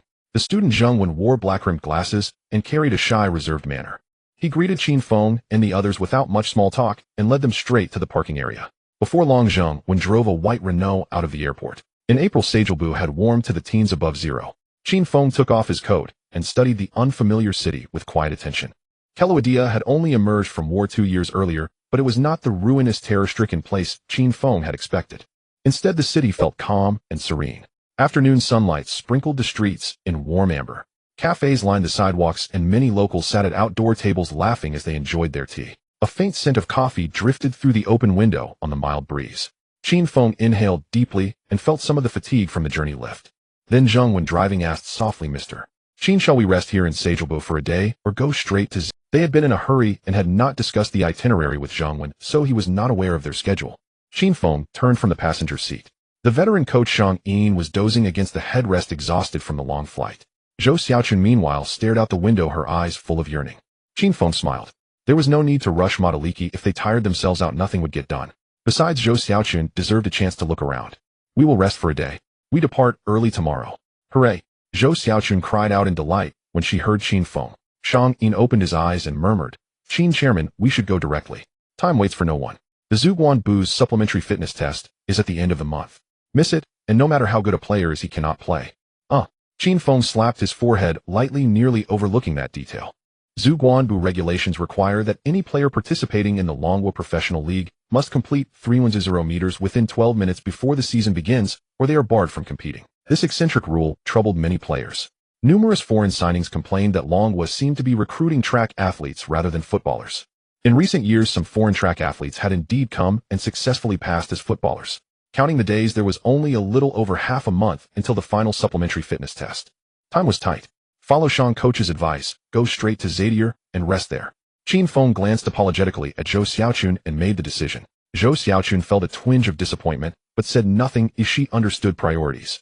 Zhengwen acknowledged and turned the car left, driving toward the road out of the city. Zadir is a western port city less than 300 kilometers from Sajalbu and a well-known tourist destination in Keluadia. At 7 in the evening, the car followed the coastline and entered Zadir's urban area. They rolled down the windows and let the gentle sea breeze wash over them. Watching gulls wheel around fishing boats at the harbor under the lights, the melancholy Zhou Xiaochun brightened and emitted a delighted giggle. The car passed Luoma Square, circled the famous Shengduanatis Church, and finally stopped before a small restaurant. They filed inside in a line. The diners in the restaurant turned curious eyes toward them. 4 East Asian faces were unusual in this town of fewer than 50,000. Because Qin Feng leaned on a cane, the waiter treated him with unusual attentiveness, which made him slightly uncomfortable. Qin Feng did not speak the local language at all, and the locals' English was limited, so Zhengwen handled the ordering. 10 minutes later, the food arrived. Faced with a heaping platter of mussels and raw beef slices, Qin Feng and his companions stared in disbelief. Weren't Western portions supposed to be small? These portions could rival those in Northeast Longhua. Before they recovered, another large plate emerged, this time with roasted tuna rolls. Amid their surprise, a voice from the bar by the entrance caught Qin Feng's attention. "Luka, clear those tables quickly." Luka. Qin Feng did not understand most words, but he heard the name Luka clearly. Could it be the very person he had come to find? Was it such a coincidence? Qin Feng turned his head and saw a lean boy hauling a tray as large as a tabletop out of the kitchen.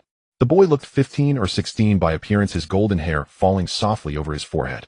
A faint furrow formed between his brows, and his eyes held a wistful sadness. It was him. 13 years old, in the present narrative, a boy fated to become the world's footballer of the year, a future Ballon d'Or winner. He would help Real Madrid to a Champions League treble and claim 5 Champions League titles during his career.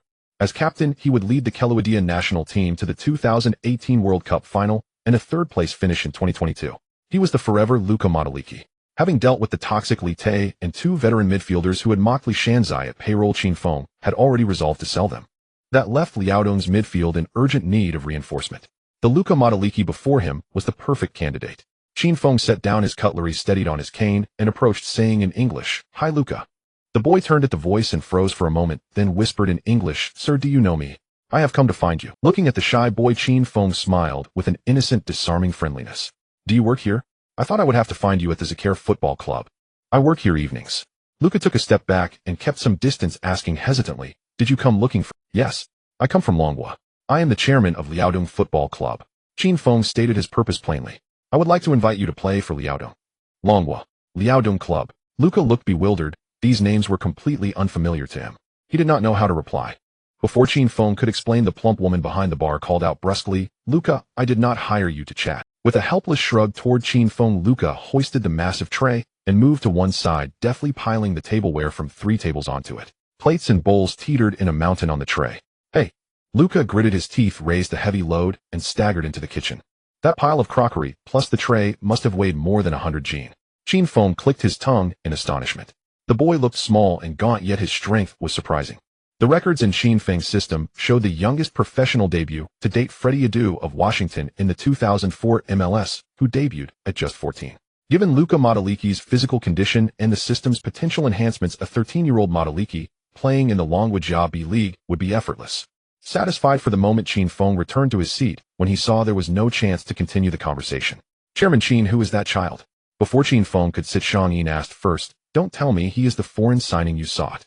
Zhou Xiaochun also frowned. "Yes, Qin Feng, he does not look like a footballer." Unsure how to answer, Qin Feng simply said, "Appearances deceive. Tomorrow we will go to the club, you will see him play and understand." He resumed eating with gusto. Shang Yin and Zhou Xiaochun were skeptical of Qin Feng's claim.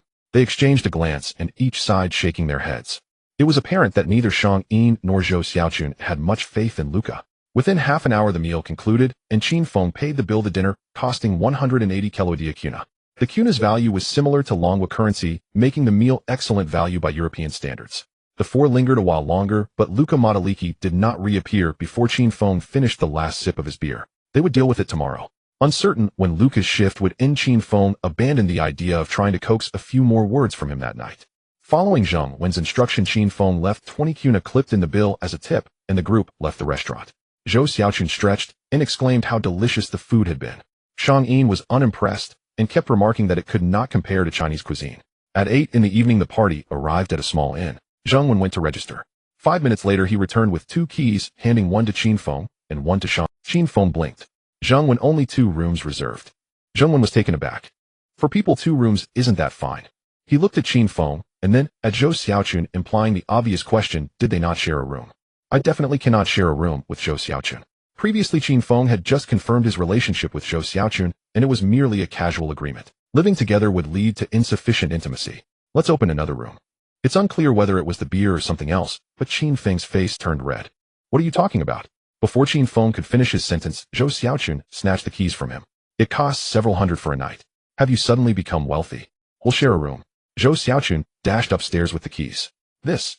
Qin Feng swallowed hard and looked at Shang Yin and Zheng. "When you saw it, it's not my intention to share a room with her. It's none of your business." Shang Yin chuckled, his face creasing with laughter. "We all understand, we've been through it."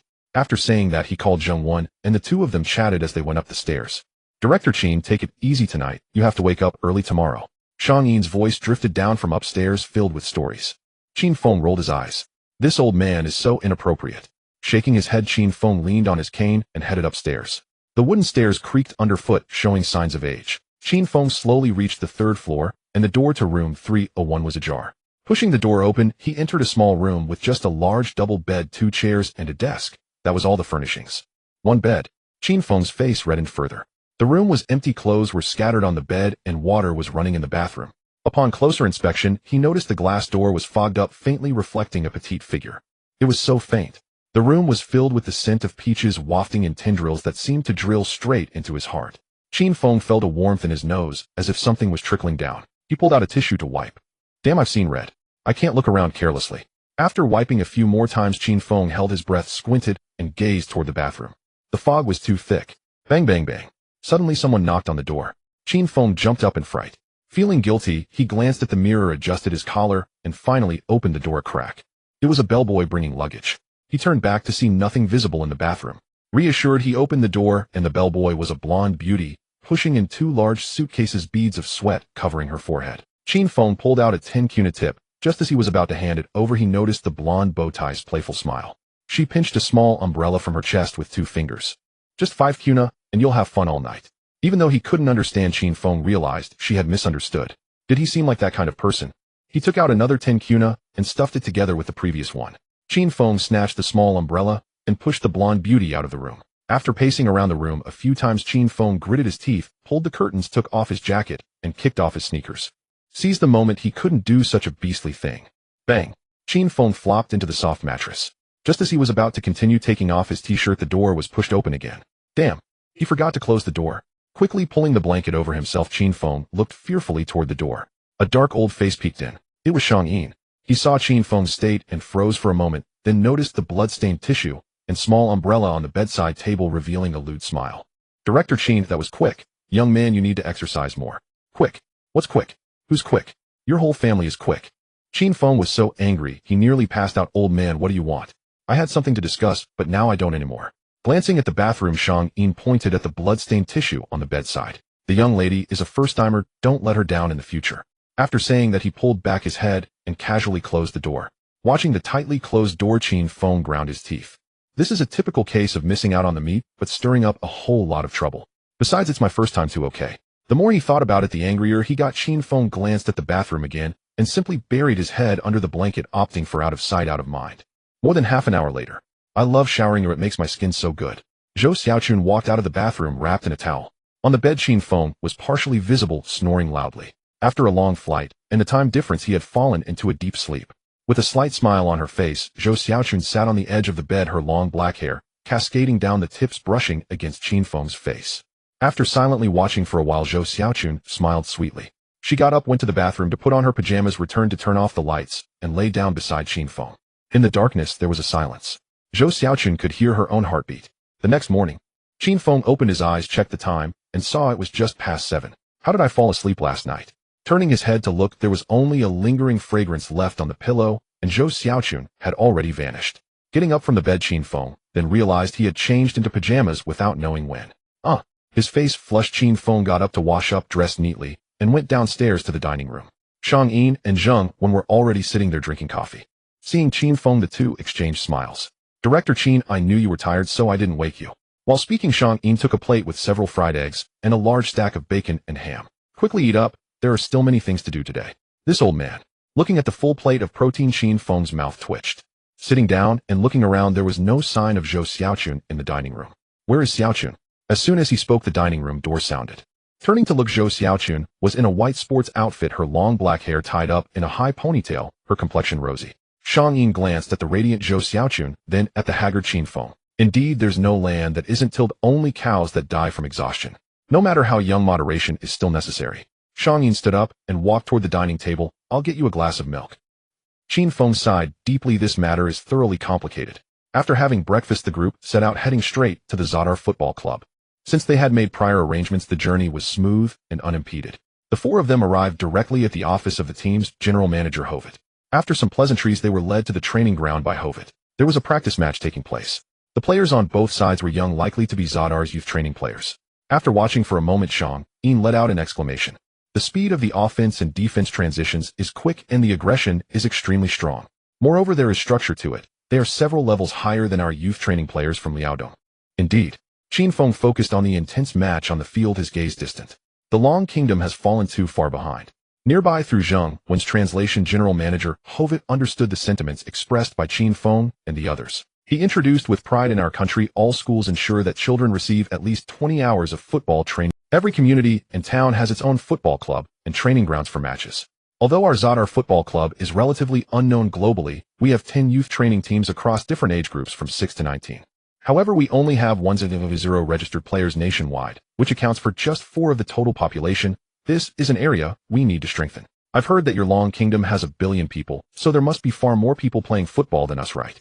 Zheng Wen translated Hovit's words verbatim. Qin Feng and Shang Yin were initially astonished, but when they heard the final question, their faces couldn't help but turn red. There are a billion people in the Long Kingdom, while Croatia has a population of 4.5 million. The other side has 1,000 registered players, while we currently have less than 5,000 registered players. However, compared to the documented figure from 2022, the Long Kingdom had less than 8,000 registered players. Now with the 5,000 figure, it's still decent. Forget it, let's not bring it up. Qin Feng chuckled and changed the subject. Mr. Hovet, let's watch the match. On the field, the match continued. Whether it was Qin Feng, Shang-in, or Zhou Xiaochun and Zheng, when they all focused their gaze on the blonde boy on the field. The future football legend of Croatia, Luka Modrić. On the field, Modrić, wearing the number 10 jersey, received a pass from the backline. Under the pressure of 3 defenders, he deftly turned and delivered a precise through ball that tore apart the opponent's entire defense. Unfortunately, the forward who received the ball had poor shooting skills and missed this opportunity. Under strong pressure, the pinpoint pass was impressive. Qin Feng marveled inwardly. At just 13 years old, Modrić already exhibited the demeanor of a great player. After watching for a while, the old coach Shang-in also nodded and said, "Not bad, broad vision, creativity, and exceptionally high football intelligence."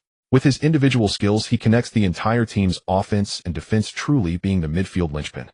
Our Liaodong team lacks such a player. Before Qin Feng could respond, Shang-in inquired, "How old is this kid?" "He must be 18, right?" "This." Qin Feng glanced at Modrić on the field and whispered, 13 years old. Afterward, feeling guilty, he added, "In years." "Only 13. Shang-in was so furious that he almost choked on his own spit. "What does age matter?" The old man pulled Qin Feng closer, saying urgently, "The Football Association requires players on the field to be at least 18 years old. You can't be unaware of that, right? This kid is good, but if we bring him back, does that mean he needs 5 years of training before he can play at?" "Don't rush, Coach Shang. In our Dragon country, there are plenty of players who don't meet the age requirement. Anyway, Modrić looks older than he is. Are you suggesting?" Shang-in was momentarily stunned. "Change." "Shoo." Qin Feng quickly covered Shang-in's mouth. "Heaven knows, earth knows, you know I know. Let's quietly make a fortune." The old man's face turned red from holding back, and he strained to speak. "Chairman Qin, isn't this a bit unethical?"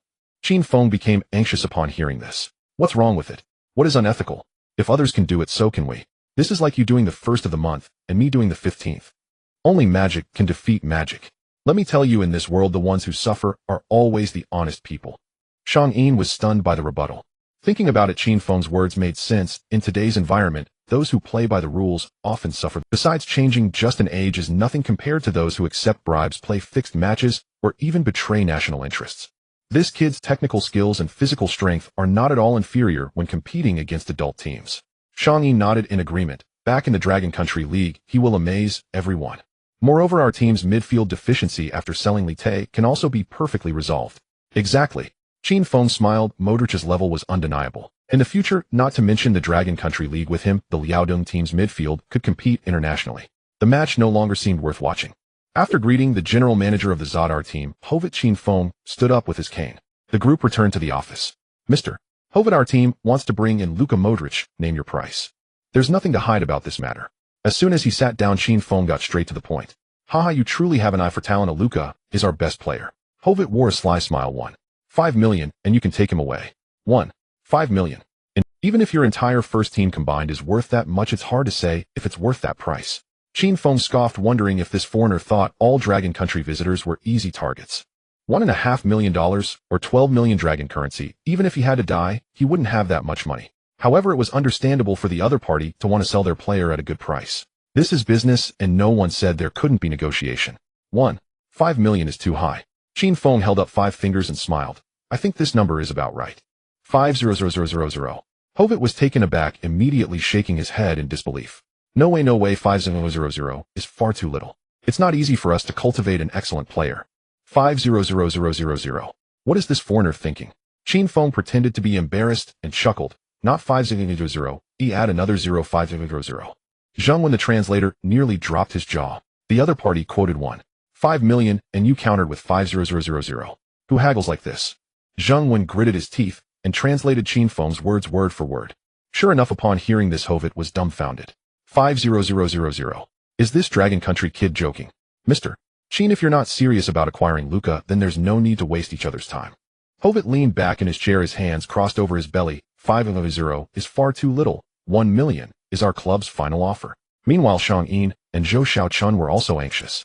Shang-in leaned in and said, "Chairman Qin, your offer is indeed a bit low. Yet Qin Feng Modrić is quite good." Zhou Xiaochun nudged Qin Feng and whispered, Isn't 500 a bit too low? Is 500 too little? This is not Qin Feng arbitrarily haggling. A 13-year-old youth training player from a small team is worth that much. But since the other party was holding firm on the price, Qin Feng had no choice. He couldn't just rob them outright. In fact, acquiring Modrić for 1 million would still be a profit. In a few years, not to mention 1 million, even 10 million would be impossible to secure him. It was still because he didn't have enough capital in hand, he lacked confidence. The deal to acquire Modrić seemed to be falling through. With a helpless sigh, just as Qin Feng was about to throw out a few formalities and leave, someone knocked on the office door. It was Modrić. He was drenched in sweat, his white jersey stained with yellow and green, clearly just off the field, without having time to shower. Glancing at the people in the room, Modrić said, "Mr. Hovet, I want to resign and leave the team." As soon as he spoke, everyone was shocked. Qin Feng, who learned the situation through Zheng Wen, was also taken aback, then slapped his forehead hard. Damn, as a 13-year-old youth training player, Modrić had at most signed a training contract with the team, and he might not even have an apprenticeship contract. Now the relationship between the Zadar team and Modrić was similar to that of a school and a student. The contract had no binding power over Modrić at all. Not understanding the Croatian football system, he nearly fell into Hovet's trap. Now it was great. He didn't need to spend 1 million or even 500. He could just take Modrić away. On the opposite side, Hovet was also panicking. Previously, he never thought a team would be interested in the only 13 years. Just as Qin Feng had thought, the Zadar club had only signed Modrić to a training contract, and it was the lowest level one. They had planned to sell him at a good price in a couple of years, but who knew Qin Feng's sudden appearance disrupted that plan? The team hadn't even had time to revise Modric's contract. Seeing 1 million fly away Hovet's forehead, he suddenly stood up, turned, and pulled out a contract from the cabinet behind him. "Luka, the team has prepared a new contract for you, completely different from before. As long as you..." "No need, Mr. Hovet, I really can't stay with the team." Modrić spoke firmly, stating that the team exploited players like him too harshly, not only without a salary, but also requiring him to pay training fees and tuition every week. He didn't believe the club would show any sincerity. Besides, that contract had other players' names on it. It looked like something hastily drawn up to deceive him. Without even glancing at the contract, Modrić turned and walked out. Hovet's hand holding the contract froze in midair, then slumped onto the chair like a deflated balloon. Without looking at Hovet, Qin Feng supported himself with his cane and chased after him. On the field, he called out to Modrić, "Luka, did you consider my proposal from last night? Come to the Dragon Country and play for my team." "Go to the Dragon Country." Modrić slowly turned around, his eyes filled with melancholy. "Sir, I am not going anywhere. I will not play football anymore." Modric's voice was low yet incredibly firm. After speaking, he turned and left, showing no intention of stopping. Watching the slender, upright figure of the young man, Qin Feng furrowed his brow. Modrić is no longer playing football. What kind of game is this? After pondering for a long time without arriving at a conclusion, Qin Feng met up with Zhang Yin, Zhou Xiaochun, and Zheng Wen, and they left the Zadar Football Club. Checking the time, it was already noon. They headed back to the hotel to tidy up, and the four of them returned to the restaurant from the previous night. At this moment, Zhang Yin received some bad news. In this round of the league, the Liaodong team drew 1-1 against Longxiguoli while playing away. Throughout the match, Liaodong had 2 goals that were wrongly ruled offside. Longxiguoli's only goal was scored from a controversial penalty kick. A misjudgment. Qin Feng didn't think, but what could be done? Excluding external factors, their own strength was still lacking. If Modrić were in the midfield for Liaodong, they would undoubtedly create indisputable good plays. Qin Feng understood Modric's value better than anyone. This midfield maestro who emerged from the flames of war embodied resilience, skill, and loyalty. Losing this opportunity meant that Liaodong would never be able to bring in this world-class midfielder. Moreover, the football-loving Modrić said he wasn't playing anymore. This was simply unimaginable. The more he thought about it, the more it felt off. Qin Feng leaned on his cane and made his way to the bar. The plump proprietress from yesterday was sitting inside calculating. "Hello, beautiful proprietress." Qin Feng flashed a self-assured smile and asked, "Do you know how I can find Luka?" "Luka Modrić, the small waiter from yesterday." The plump proprietress had decent English. Without looking up from her calculator, she said, "I don't know where that refugee when he only comes in at night. You should ask someone else." Refugee. It seemed that no matter where one was, people were quite pragmatic. Frowning and sighing, Qin Feng took out 10 kuna from his wallet, thought for a moment, and pulled out another one, handing both to the proprietress. "Do you know where he lives?" After taking the money, the proprietress smiled. "He doesn't have a home. He usually stays with his mother in an old town hotel. I don't know the specific address." "I don't know." Qin Feng squinted at the 20 kuna in the proprietress' hand, calculating how he could get the money back. At this moment, the proprietress spoke again. "But last night Modrić mentioned that he found a part-time job during the day helping out on old Bobik's fishing boat. I bet that little refugee has no idea how terrifying the sea is. It won't take half a day before he's crying and going home to find his mother." The proprietress' harsh demeanor made Qin Feng feel a wave of nausea. However, why did Modrić suddenly take on an extra job? After thinking for a moment, Qin Feng asked, "Isn't he playing for the team?" Why is he going fishing again? Half a month ago his mother fell ill, and that little refugee borrowed 1,000 kuna from me. Now with interest, he owes me 1 kuna. He doesn't get paid for playing football, so if he doesn't work he'll never be able to pay it back. He might as well wait for me to take him to court. So it was to pay for his family's medical expenses this kid borrowed from loan sharks, and had to work to repay. However, borrowing 1,000 to repay 1,000 is almost like being robbed. Modric's plight touched the most sensitive nerve in Qin Feng's heart. He secretly glared at the greed-filled proprietress, and then smiled broadly. Thank you, beautiful lady. After speaking, he leaned on his cane and returned to his seat. Zheng Wen ordered the dishes. Oh, choose the most expensive and best ones. Zheng Wen replied, somewhat confused, picking up the menu and ordering 8 dishes, all priced in the hundreds. Qin Feng, are you turning your grief into appetite? Zhou Xiaochun asked curiously. You can't spend money like this. Yes, Qin Dong, Shang added. What are you doing? Zheng is the practical one. He listens to you. Glancing at the earnest old coach Shang Yin, Qin Feng smiled. Coach Shang, could you do me a favor? He beckoned to Shang Yin, saying, lean in. The two began to whisper. The more Shang Yin listened, the paler his face became. By the time Qin Feng finished speaking, his head was shaking like a rattle. No, I can't do this. You should find someone else. Why not? Among us, you're the oldest, and you look like a trustworthy elder. Qin Feng urged, and let me tell you. He repeated what the proprietress had just said. Anger also appeared on Shang Yin's face. After deliberating for a while, he nodded heavily at Qin Feng. Seeing their expressions, Zhou Xiaochun leaned over curiously. What are you two talking about? So secretive. It's nothing, I'm just discussing team matters with Coach Shang, Qin Feng replied dismissively. Let's hurry up and eat. At that moment, the waiter brought the dishes: lobster premium steak foie gras. A table full. Zhou Xiaochun was immediately attracted by the food and started eating heartily. Phew. Qin Feng let out a long breath. He couldn't let the straightforward Zhou Xiaochun know what he was planning to do later, otherwise it would definitely be exposed. The meal was devoured quickly, and soon the four of them simultaneously paused their actions. Xiaochun, after you're full you can go to the beach with Coach Shang and Zheng Wen. Qin Feng pretended to burp. I ate too much, or I'll have a cup of coffee to digest, and then find you. Zhou Xiaochun was taken aback, just about to speak, but was urged away by Shang Yin. Once the three were far away, Qin Feng looked down and rubbed his face. When he looked up again, his expression immediately turned to one of sorrow. He walked to the bar and whispered to the plump proprietress, Beautiful lady, I left in a hurry today and forgot to bring my wallet. The plump proprietress was taken aback and immediately shouted, So what? Do you want to eat and run? Shoo. Lower your voice. Have some decency. Qin Feng raised his index finger to his lips and, looking anxious, said, I'm not trying to eat and run. I'm here on vacation and I left my money at the hotel. If you let me go back to get it, I can pay you an extra 100 kuna. No way. What if you run off? You can have the waiter follow me. Hearing Qin Feng's suggestion, the plump proprietress, the restaurant was packed with diners, and the only waiter was too busy to even have a moment for a drink. Stop wasting time, and no one has the time to accompany you to get money. The plump proprietress then picked up the phone and said, Either you pay up, or I'll call the police right now. You choose. This. Qin Feng had a look of constipation, hesitating for a long time before raising his arm and taking off his watch. Madam, I'll leave this watch with you as collateral. Let me go back to get the money, and after settling the bill you can return the watch to me. A watch. The proprietress picked up the watch and examined it. The face was filled with diamonds, and the large golden Rolex logo stood out. After weighing it a couple of times, it felt hefty. Seeing that there was potential in this, Qin Feng quickly seized the opportunity. Madam, this is a keepsake from my grandfather. Even if it's not worth much, it can cover a meal. I'll be back in a maximum of 30 minutes. Then you can return the watch to me. For the sake of God, go ahead. The watch looked genuine. After a few seconds of deliberation, the plump proprietress waved her hand impatiently at Qin Feng. I'll be back soon. Qin Feng, feeling as if a heavy burden had been lifted, quickly exited the store with his cane. The proprietress disdainfully glared at Qin Feng's retreating figure and then picked up the watch for a closer inspection. A few minutes later, the restaurant door chimed as the old coach Shang Yin and Zheng Wen returned. They looked around and approached the bar with Shang Yin pointing at the watch in the proprietress' hand, saying, Madam, that's a good watch. Would you be willing to sell it to me? The plump proprietress was taken aback. Aren't you with that cripple? Hearing Zheng Wen's translation, Shang Yin smiled and quietly said, That kid is just a fool. He doesn't know the value. This watch is an antique Rolex Cellini from 1978, worth at least 500 kuna. I'm a collector and have wanted this watch for a long time, but that kid insists it's his grandfather's heirloom and won't sell. How about this? You say the watch is lost, and I'll offer you 500 kuna. You sell it to me.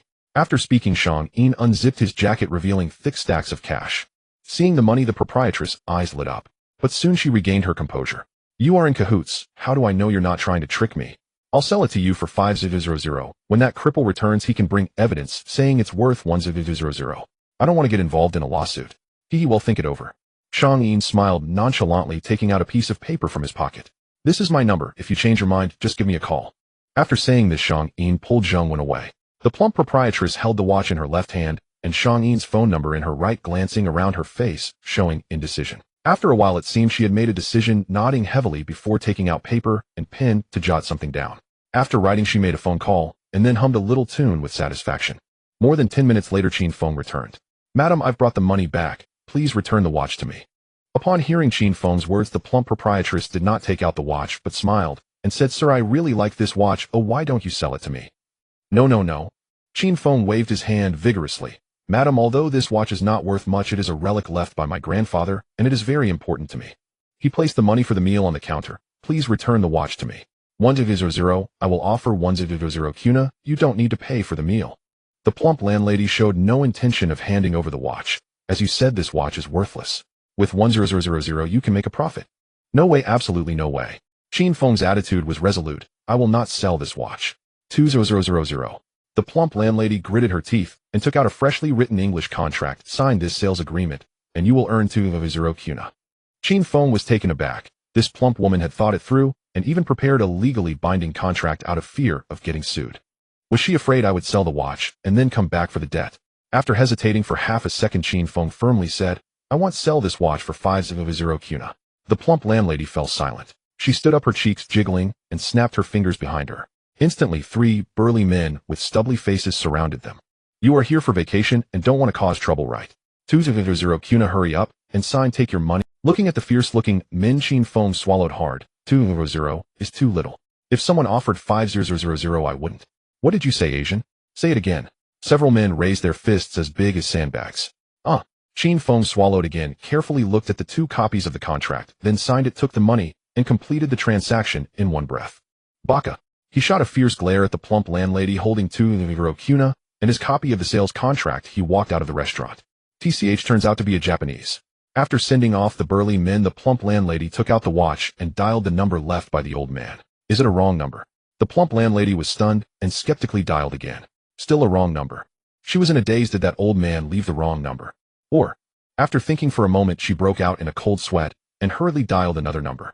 Hello, watch shop. I have an antique watch. I want to ask if you are interested in buying it. Meanwhile, Qin Feng and his 3 companions were driving towards the port. In the car, Zhou Xiaochun exclaimed, Your watch is fake. Of course it's a product of the Dragon Country worth. Qin Feng raised his left hand, which was suddenly bare, feeling a bit unaccustomed. You all are too bold. Zhou Xiaochun patted her chest, saying, What if that landlady doesn't fall for it? Qin Feng said nonchalantly, If she doesn't fall for it, it's fine. I can just pay the bill and treat everyone to a big meal. But, he smiled and continued, Who told that plump woman to be greedy? Exactly.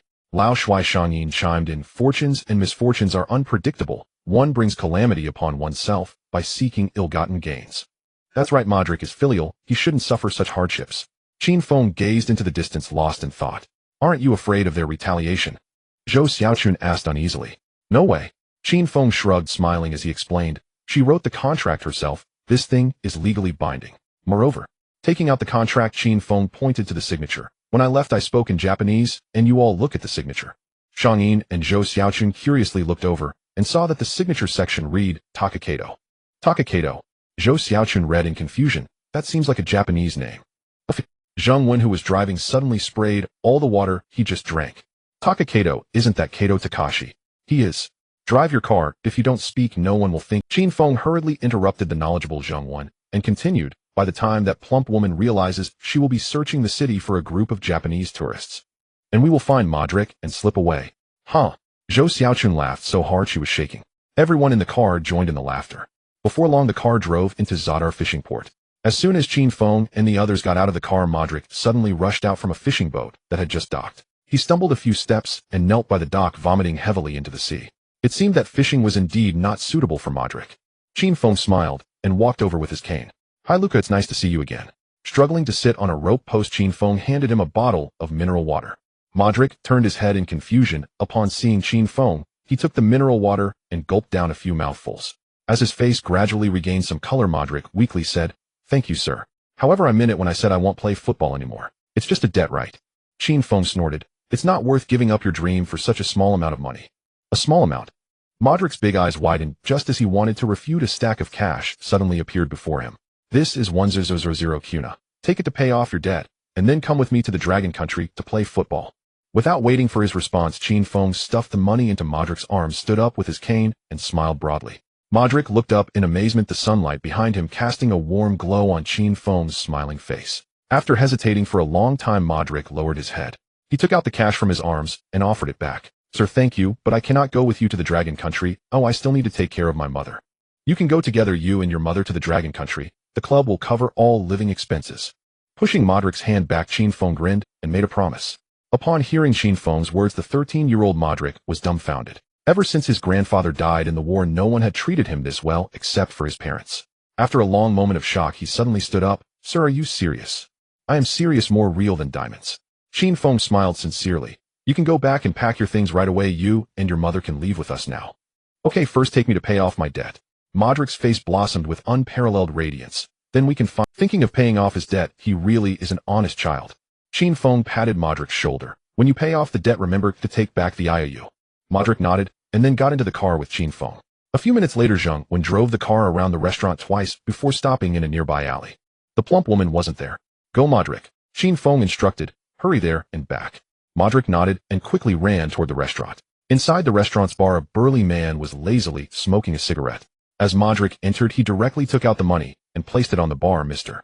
Kovacic, where's Mrs. Kovacic? The man referred to as Mr. Kovacic glanced at the cash and replied in confusion, my wife went to the watch shop. Are you here to pay off the debt? Just give it to me. Okay, return the IOU to me. Across from the restaurant, Qin Feng waited anxiously for Modrić through the car window. Although it was only a matter of 10 minutes, that plump woman couldn't possibly figure things out so quickly, but it's better to be safe than sorry. It wasn't until Modrić waved the IOU and ran back to the car that Qin Feng let out a sigh of relief. Luka, tear up the IOU. From now on, you don't need to borrow money from anyone else. Okay, Mr. Qin. In a few swift moves, Modrić tore the IOU into shreds, opened the car window, and tossed the pieces out. The white bits of paper floated like snowflakes dancing in the wind and quickly disappeared.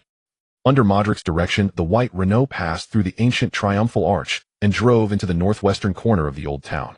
The group got out of the car and walked into a dilapidated 3-story inn by the street. Upon entering, Qin Feng and the others were taken aback. The inn was in disarray. Almost all the rooms were occupied, the floor was flooded with sewage, and many children were running back and forth in the filth on various floors. The entire inn was extremely noisy. As they made their way to the second floor, Modrić opened the door, leading Qin Feng and the others inside. The room was small, with 2 beds, a small table, and a corner filled with clothes and various household items. On the bed, a slender woman was sewing something. Upon seeing the guest, she set down her work and frowned as she got up. Excuse me, did Luka do something wrong? That's not the case.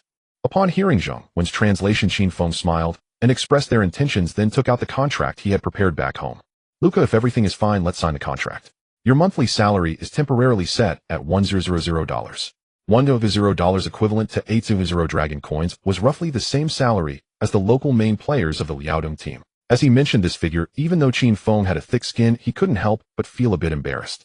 Don't worry, it will definitely increase in the future, and as I just mentioned, the club will cover all living expenses for you and your mother in the Dragon Country. After receiving his mother's approval, Modrić picked up the pen without looking at the contract and said, "I'll sign. Aren't you going to take a look?"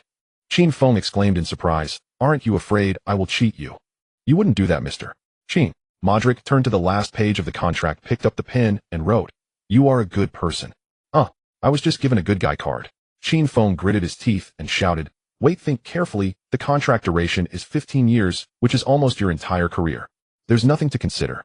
Modrić continued signing the 3 contracts without stopping, and when he looked up, his pale, thin face was filled with determination. "Mr. Qin, from now on I am yours." Qin Feng smiled. "Do you have any other family members?" "My father took my 2 younger sisters to another city to make a living." Modrić said, "We can leave first, and then find a way to inform them later." Seeing that Modrić didn't want to stay here a moment longer, Qin Feng nodded. "Pack your things. We will leave overnight, first back to Zagreb, then head to the next destination." Although it was somewhat strange that Qin Feng was in such a hurry, the naturally low-key Modrić didn't ask much and simply began to pack his things quietly. There wasn't much to pack. Modrić mainly took some clothes, with the rest being his football gear. His movements were slow and gentle. Seeing Modric's demeanor, Qin Feng thought he might be a bit reluctant. "Luka, are you not feeling accustomed to suddenly leaving home?" In Qin Feng's mind, a 13-year-old boy about to leave his hometown and cross the ocean would inevitably have some feelings of parting. "Home?" Modrić shook his head and replied, "When I was 6, I followed my mother to escape here. Almost every night, I would wake up to the sounds of explosions. You might laugh at me, but I would hide under the covers and secretly cry, then comfort my parents telling them I wasn't afraid, and that tomorrow would be better. At that time I vowed to work hard to provide a good life for my family. This place is a refugee camp, not home. In the future, I will buy my own house. Qin Feng was momentarily taken aback, left speechless. Modric's mother came over and embraced him, and the mother and son exchanged silent glances. Let's go. Qin Feng stepped closer, ruffled Modric's golden hair, and called everyone to leave. As they exited the door, Modrić took a deep look at this less than 20 square meter home before turning away without looking back. Qin Feng followed behind and suddenly noticed that Modric's backpack wasn't zipped tightly. Inside was a small pair of wooden shin guards. Sensing Qin Feng's surprised gaze, Modrić tightened the zipper of his backpack and turned to say, "When I was young, I couldn't afford shin guards. My first coach made these for me. Such treasures must be kept well." "I see." Qin Feng glanced at his injured left leg, then looked up with a gentle gaze. "They should be kept well? To remember, and also to forget." Modrić was taken aback for a moment, but eventually smiled. "Yes," and then continued moving forward. The two exchanged smiles. In the hallway, many doors opened and various people curiously peeked out. Hearing that Modrić and his mother were about to leave, everyone offered their blessings. It was then that Qin Feng and the others understood what Modrić meant when he said this was a refugee camp.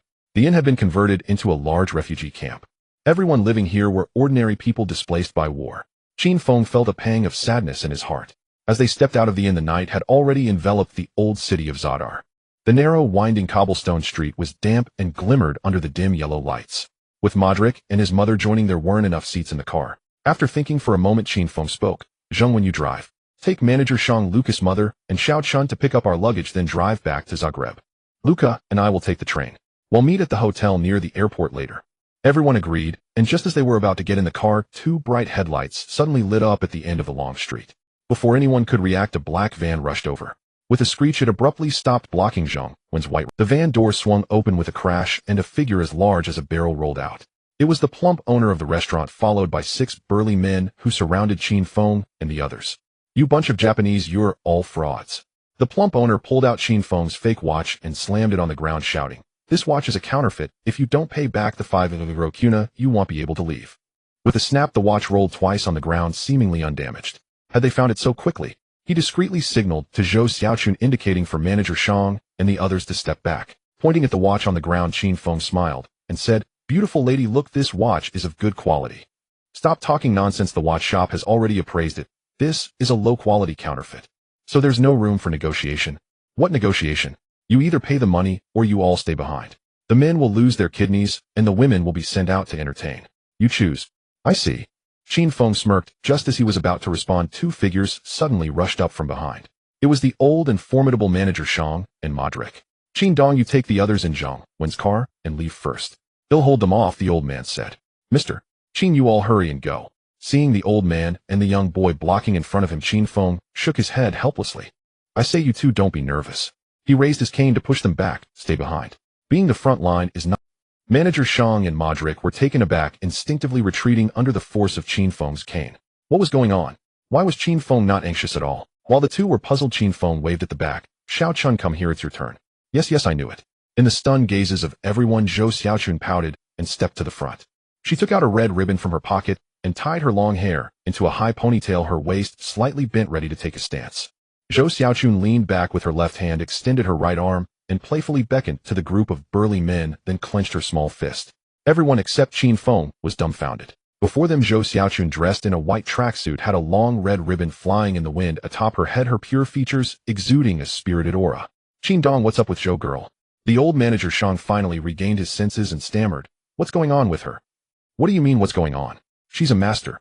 Otherwise, how do you think she got up to our office on the 5th floor?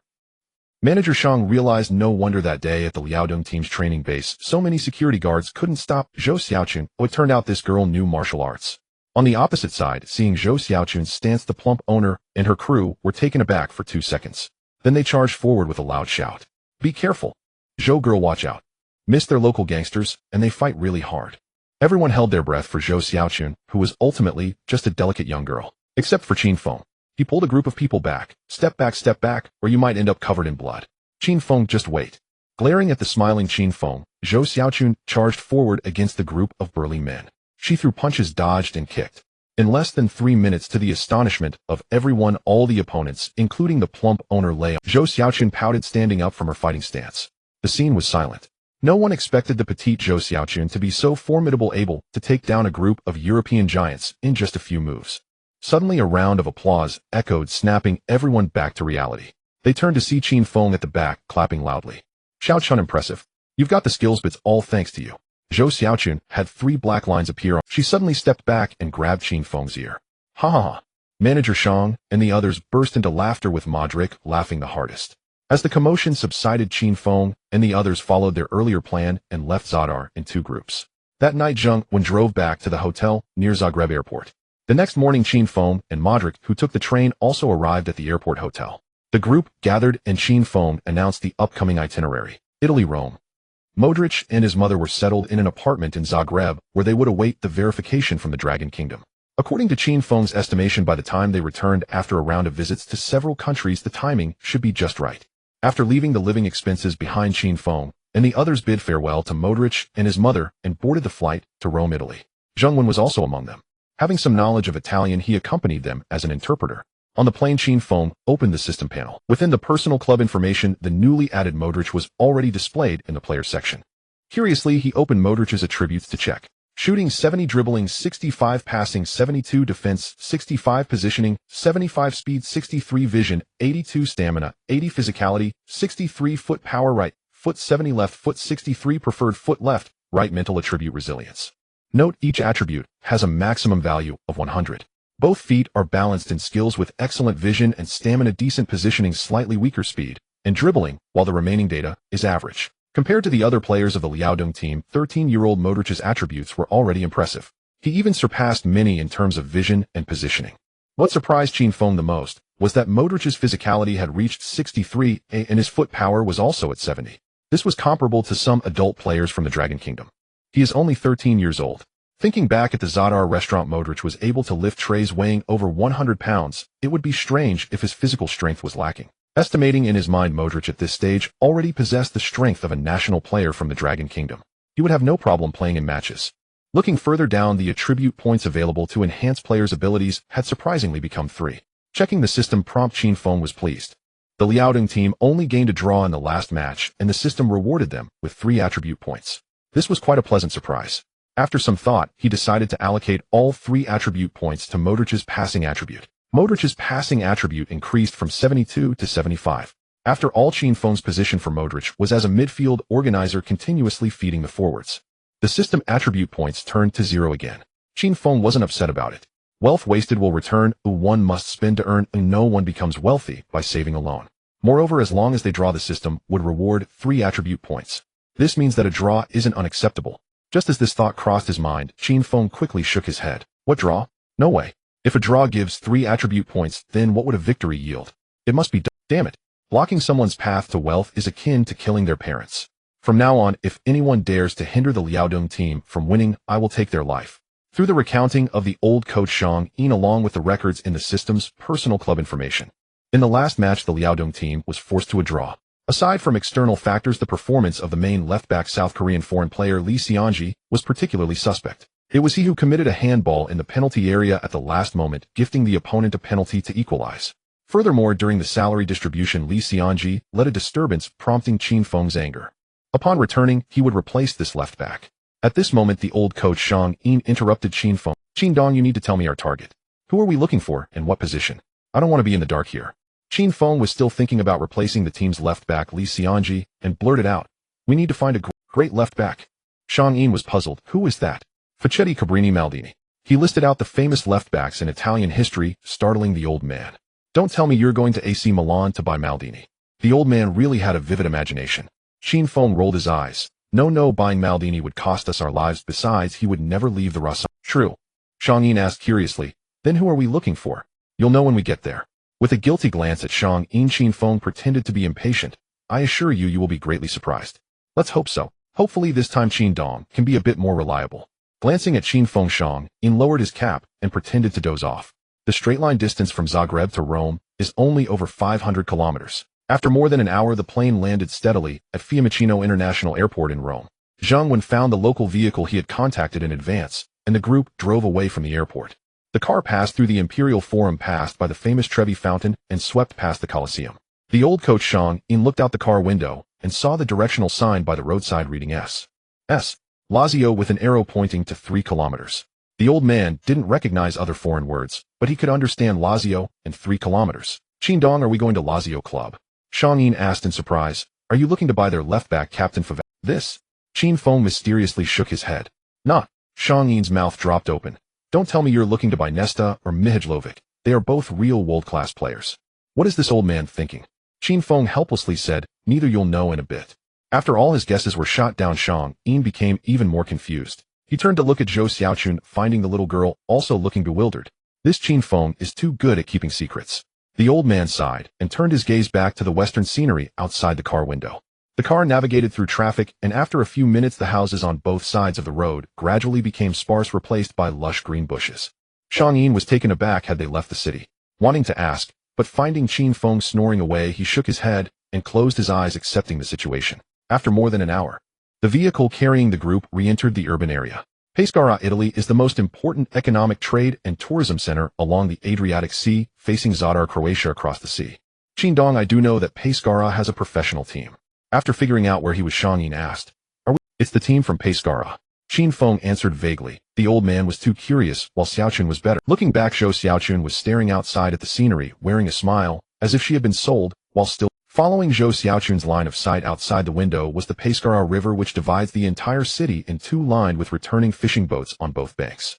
In the twilight, the golden river flowed gently, as if it carried away all the time. Qin Feng smiled inadvertently, immersing himself in this rare beauty. The car passed over the Freya Bridge, entering the main urban area, filled with low-rise houses. It finally stopped in front of a fishing tackle store. Shang-in stepped out in confusion, bending down to peer through the shop window. Qin, let's handle the important matters first. We can fish later when we have time. Qin Feng did not respond, leaning on his cane as he entered the shop. The others followed suit. After 10 minutes, the group came out again. As soon as they stepped outside, the old coach Shang-in was unhappy. Qin, an amateur team, with an owner who has 4 chain fishing tackle stores. Is this what you meant by surprising me? Exactly. Qin Feng grinned, surprised or not. I really believe in your madness. Shang-in was so angry he began to stamp his feet. Renato Curia's team? I've never even heard of it. You're looking for an amateur player. Is this Grosso guy supposed to be some kind of superhero? 3 heads and 6 arms do not exist. Qin Feng whispered, but he is indeed a great left back. He made a stunning debut in the 2006 World Cup in Germany. In the knockout match against Australia, he created a penalty and led Italy to victory. During this match, the commentator Wang Qianxiang from Longshore Sports left behind classic commentary phrases, such as "he is not a human, a soul possessed, a great left back." In the subsequent semifinals, Grosso scored the decisive goal in the 118th minute of extra time, eliminating the host nation Germany. In the final against France, he scored the last penalty, helping Italy lift the World Cup trophy for the 4th time. From then on, Grosso's reputation as a great left-back spread throughout Longwa. Yet now he was merely a 21-year-old amateur player. Grosso was one of the big-name stars from the future that Qin Feng could think of acquiring without spending a dime on transfer fees. These big-name players are generally endowed with extraordinary talent, and with the system available, their abilities can be enhanced. Qin Feng was not at all worried about Grosso's growth. What he needed to worry about was how to convince him to come to Longwa. Following the guidance of the fishing gear store owner, who was also Renato Curry, the club's general manager, Qin Feng and his group arrived at Pescara Dunnan University. On the sports field, 2 teams were engaged in a. Qin Feng pointed at a tall young man with black hair on the field and said, "That's Grosso." "Is it really him?" The 3 of them, Shang-in included, found a spot on the sidelines and watched curiously. "Is this person really as impressive as Qin Feng said?" After watching for a while, Shang-in frowned.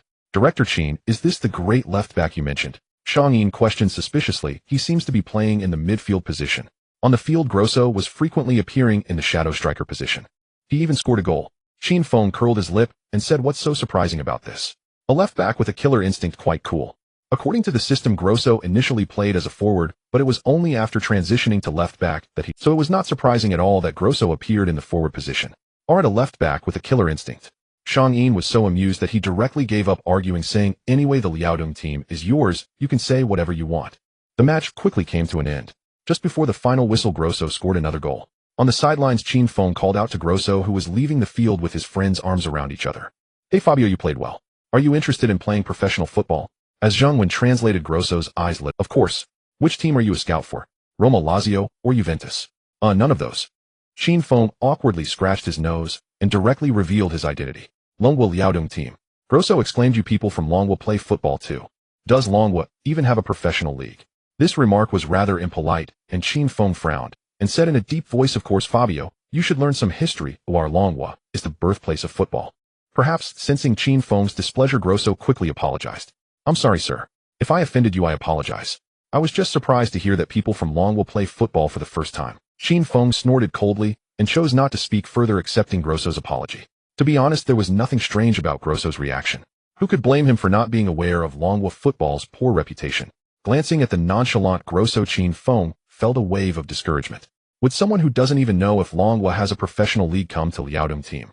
Across from him, Grosso slicked back his wet hair and looked Qin Feng and his companions up and down. After a moment, he suddenly smiled, revealing a mouthful of white teeth. As long as I can play professionally, I would dare to go to hell, let alone Longwa. Hurry up and show me the contract. If there are no problems, I'll sign immediately. Has the Longwa League started? Can I still catch the first round of matches? As Zheng Wen listened and translated, Grosso continued to chatter away. Grosso was willing to join the Liaodong team. Qin Feng was overjoyed. But why does this kid have so much to say? Stop, Fabio, let me talk. He hurriedly interrupted, saying the contract is fine, but the team will require you to switch to playing left back. Can you accept that? It was better to lay the groundwork first. Qin Feng did not want Grosso to misunderstand that he was trying to deceive him. Upon hearing this, Grosso did not hesitate at all, and shouted, sir, as long as I can join a professional team, I would be willing to play left back, or even as a goalkeeper. My only hobby is playing football, and I am tired of living day by day in an amateur team. My studies have long been completed. If it weren't for the many friends I have here, I would have left for Rome or Milan. Moreover, the beauties at our school are quite nice. Grosso was animatedly talking about his glorious achievements in flirting with girls in kindergarten, his words flying everywhere. Qin Feng and the others were left dumbfounded. This kid was the complete opposite of the Luka Modrić. He was a chatterbox. Across from him, Grosso was already recounting his glorious stories. Unable to bear it any longer, Qin Feng hurriedly said, Fabio, let's continue this later. We are short on time. Go home and discuss it with your parents. Take a look at the contract, and if everything is fine, just sign it. Hearing this, Grosso smiled nonchalantly. I'm already an adult and can decide my own life. Let me look at the contract first, and then I'll go home and tell them this good news after signing. Let me tell you. All right, here we go again. Qin Feng pulled out the contract to block Grosso's mouth. Fabio looked. Receiving the contract, Grosso flipped through it, and then cautiously said, sir, I'm not very good at English. Do I need to find a friend to help translate it? I'll give you a reply by tomorrow noon. No, tomorrow morning. And as Grosso seemed about to go on and on, Qin Feng hurriedly instructed Zheng when to leave the hotel address they had pre-booked and took the group to leave in a hurry. After exiting the school gates, the four casually resolved their dinner at a nearby restaurant and then returned to the hotel. After several days of running around, even the most energetic Zhou Xiaochun was feeling a bit overwhelmed. Old Master Shang Yin was even more sighing and lamenting, feeling pain all over. The four went to bed early with no conversation throughout the night. The next day, just at dawn, Qin Feng woke up. Turning to look, Zhou Xiaochun on the adjacent single bed was sprawled out, sleeping soundly. The blanket had fallen to the floor, revealing a glimpse of spring. Shaking his head, Qin Feng quietly helped her cover up, then changed his clothes and left the hotel. At 6 a.m. in the old town of Pescara, the pale yellow old buildings were shrouded in mist with spires faintly visible. The entire city had not yet awakened, exuding a serene tranquility. Leaning on his cane, Qin Feng walked along the street and soon arrived at a soccer field nestled between communities. This was what he had discovered on his way to the hotel yesterday. Watching the crowd running back and forth on the green field, Qin Feng smiled. Stepping onto the grass, it felt soft, and he bent down with effort to touch it, surprisingly finding it to be competition-grade artificial turf. No wonder the football level here is high. Even a community field can be covered with specialized grass for matches. While marveling, a soccer ball rolled over. It bumped right at Qin Feng's feet. On the field, a tall and skinny person shouted, "Hey friend, help me kick the ball over." Qin Feng did not understand the tall person's words, but he could guess their meaning. He glanced at the soccer ball and smiled slightly. Standing up, he flicked the ball up with his right foot. When the ball landed in the right position, Qin Feng pushed himself up with both crutches, leaped sideways in midair, and struck the ball with his right foot. With a loud thud, the black and white soccer ball traced an arc and whistled into the goal over 40 meters away. The tall and skinny player halfway there suddenly froze. He looked at Qin Feng, who was smiling and supporting himself on the crutches, then back at the soccer ball spinning in the net, his face full of disbelief. Not just him, all the players on the field stopped their actions. Everyone stared at Qin Feng, their mouths agape and speechless. After a while, the tall and thin person came to his senses and danced over excitedly. "Oh my God, this is..." As he got closer and saw Qin Feng's East Asian face, he paused briefly and said in halting English, "Are you Korean or Japanese?" That kick was stunning. "I can't believe you are a..." He glanced at the cane in Qin Feng's hands and added awkwardly, You know, I didn't mean anything by it. Qin Feng frowned. When football came up and he saw his own East Asian face, it was clear that these foreigners first thought of Japan or South Korea. No one would think of the Dragon Nation. It was frustrating. But who could he blame? Qin Feng composed himself and replied, "It's fine, I injured my left leg, it's nothing I can't talk about. And I am from the Dragon Nation." The tall and thin person was taken aback and quickly corrected himself. "Oh, no wonder your shooting technique is so beautiful. I've heard that people from the Dragon Nation are skilled in martial arts. It truly is the case." It was clear he was only pretending to compliment. At that moment, someone on the field shouted something loudly. The tall and thin person turned to respond, and then continued to Qin Feng. "The opposing team is short of forward. Oh, would you like to come and play?" "Of course, that's why I'm here." Qin Feng smiled. "But don't go easy on me just because I have a cane. Remember, with the 2 crutches I have 3 legs." What Qin Feng said was the truth. After his injury, he hadn't given up on football and often practiced with his crutches. It was only later that he became out of practice due to Feng Mint's worsening condition. Moreover, he wanted to take this opportunity to show these Italians that East Asia isn't just about Japan and South Korea. People from the Dragon Nation can play football well too. The tall and thin person didn't take Qin Feng's words seriously. He laughed heartily, thinking Qin Feng was joking. But soon he couldn't laugh anymore, as Qin Feng stepped onto the field with his crutches taking up a forward position. The match restarted. Both sides moved quickly in offense and defense. Perhaps due to Qin Feng's earlier stunning shot, the opposing team didn't lower their guard just because he had crutches. A prominent defender stayed close to Qin Feng, constantly watching his movements. After a few exchanges, Qin Feng's team's center back suddenly made a through pass from the backfield.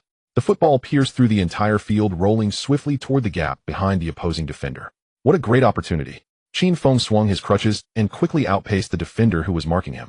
As the football rolled diagonally toward him, he controlled it with his right foot and charged into the penalty area. A clear shot. The opposing goalkeeper shouted and rushed out.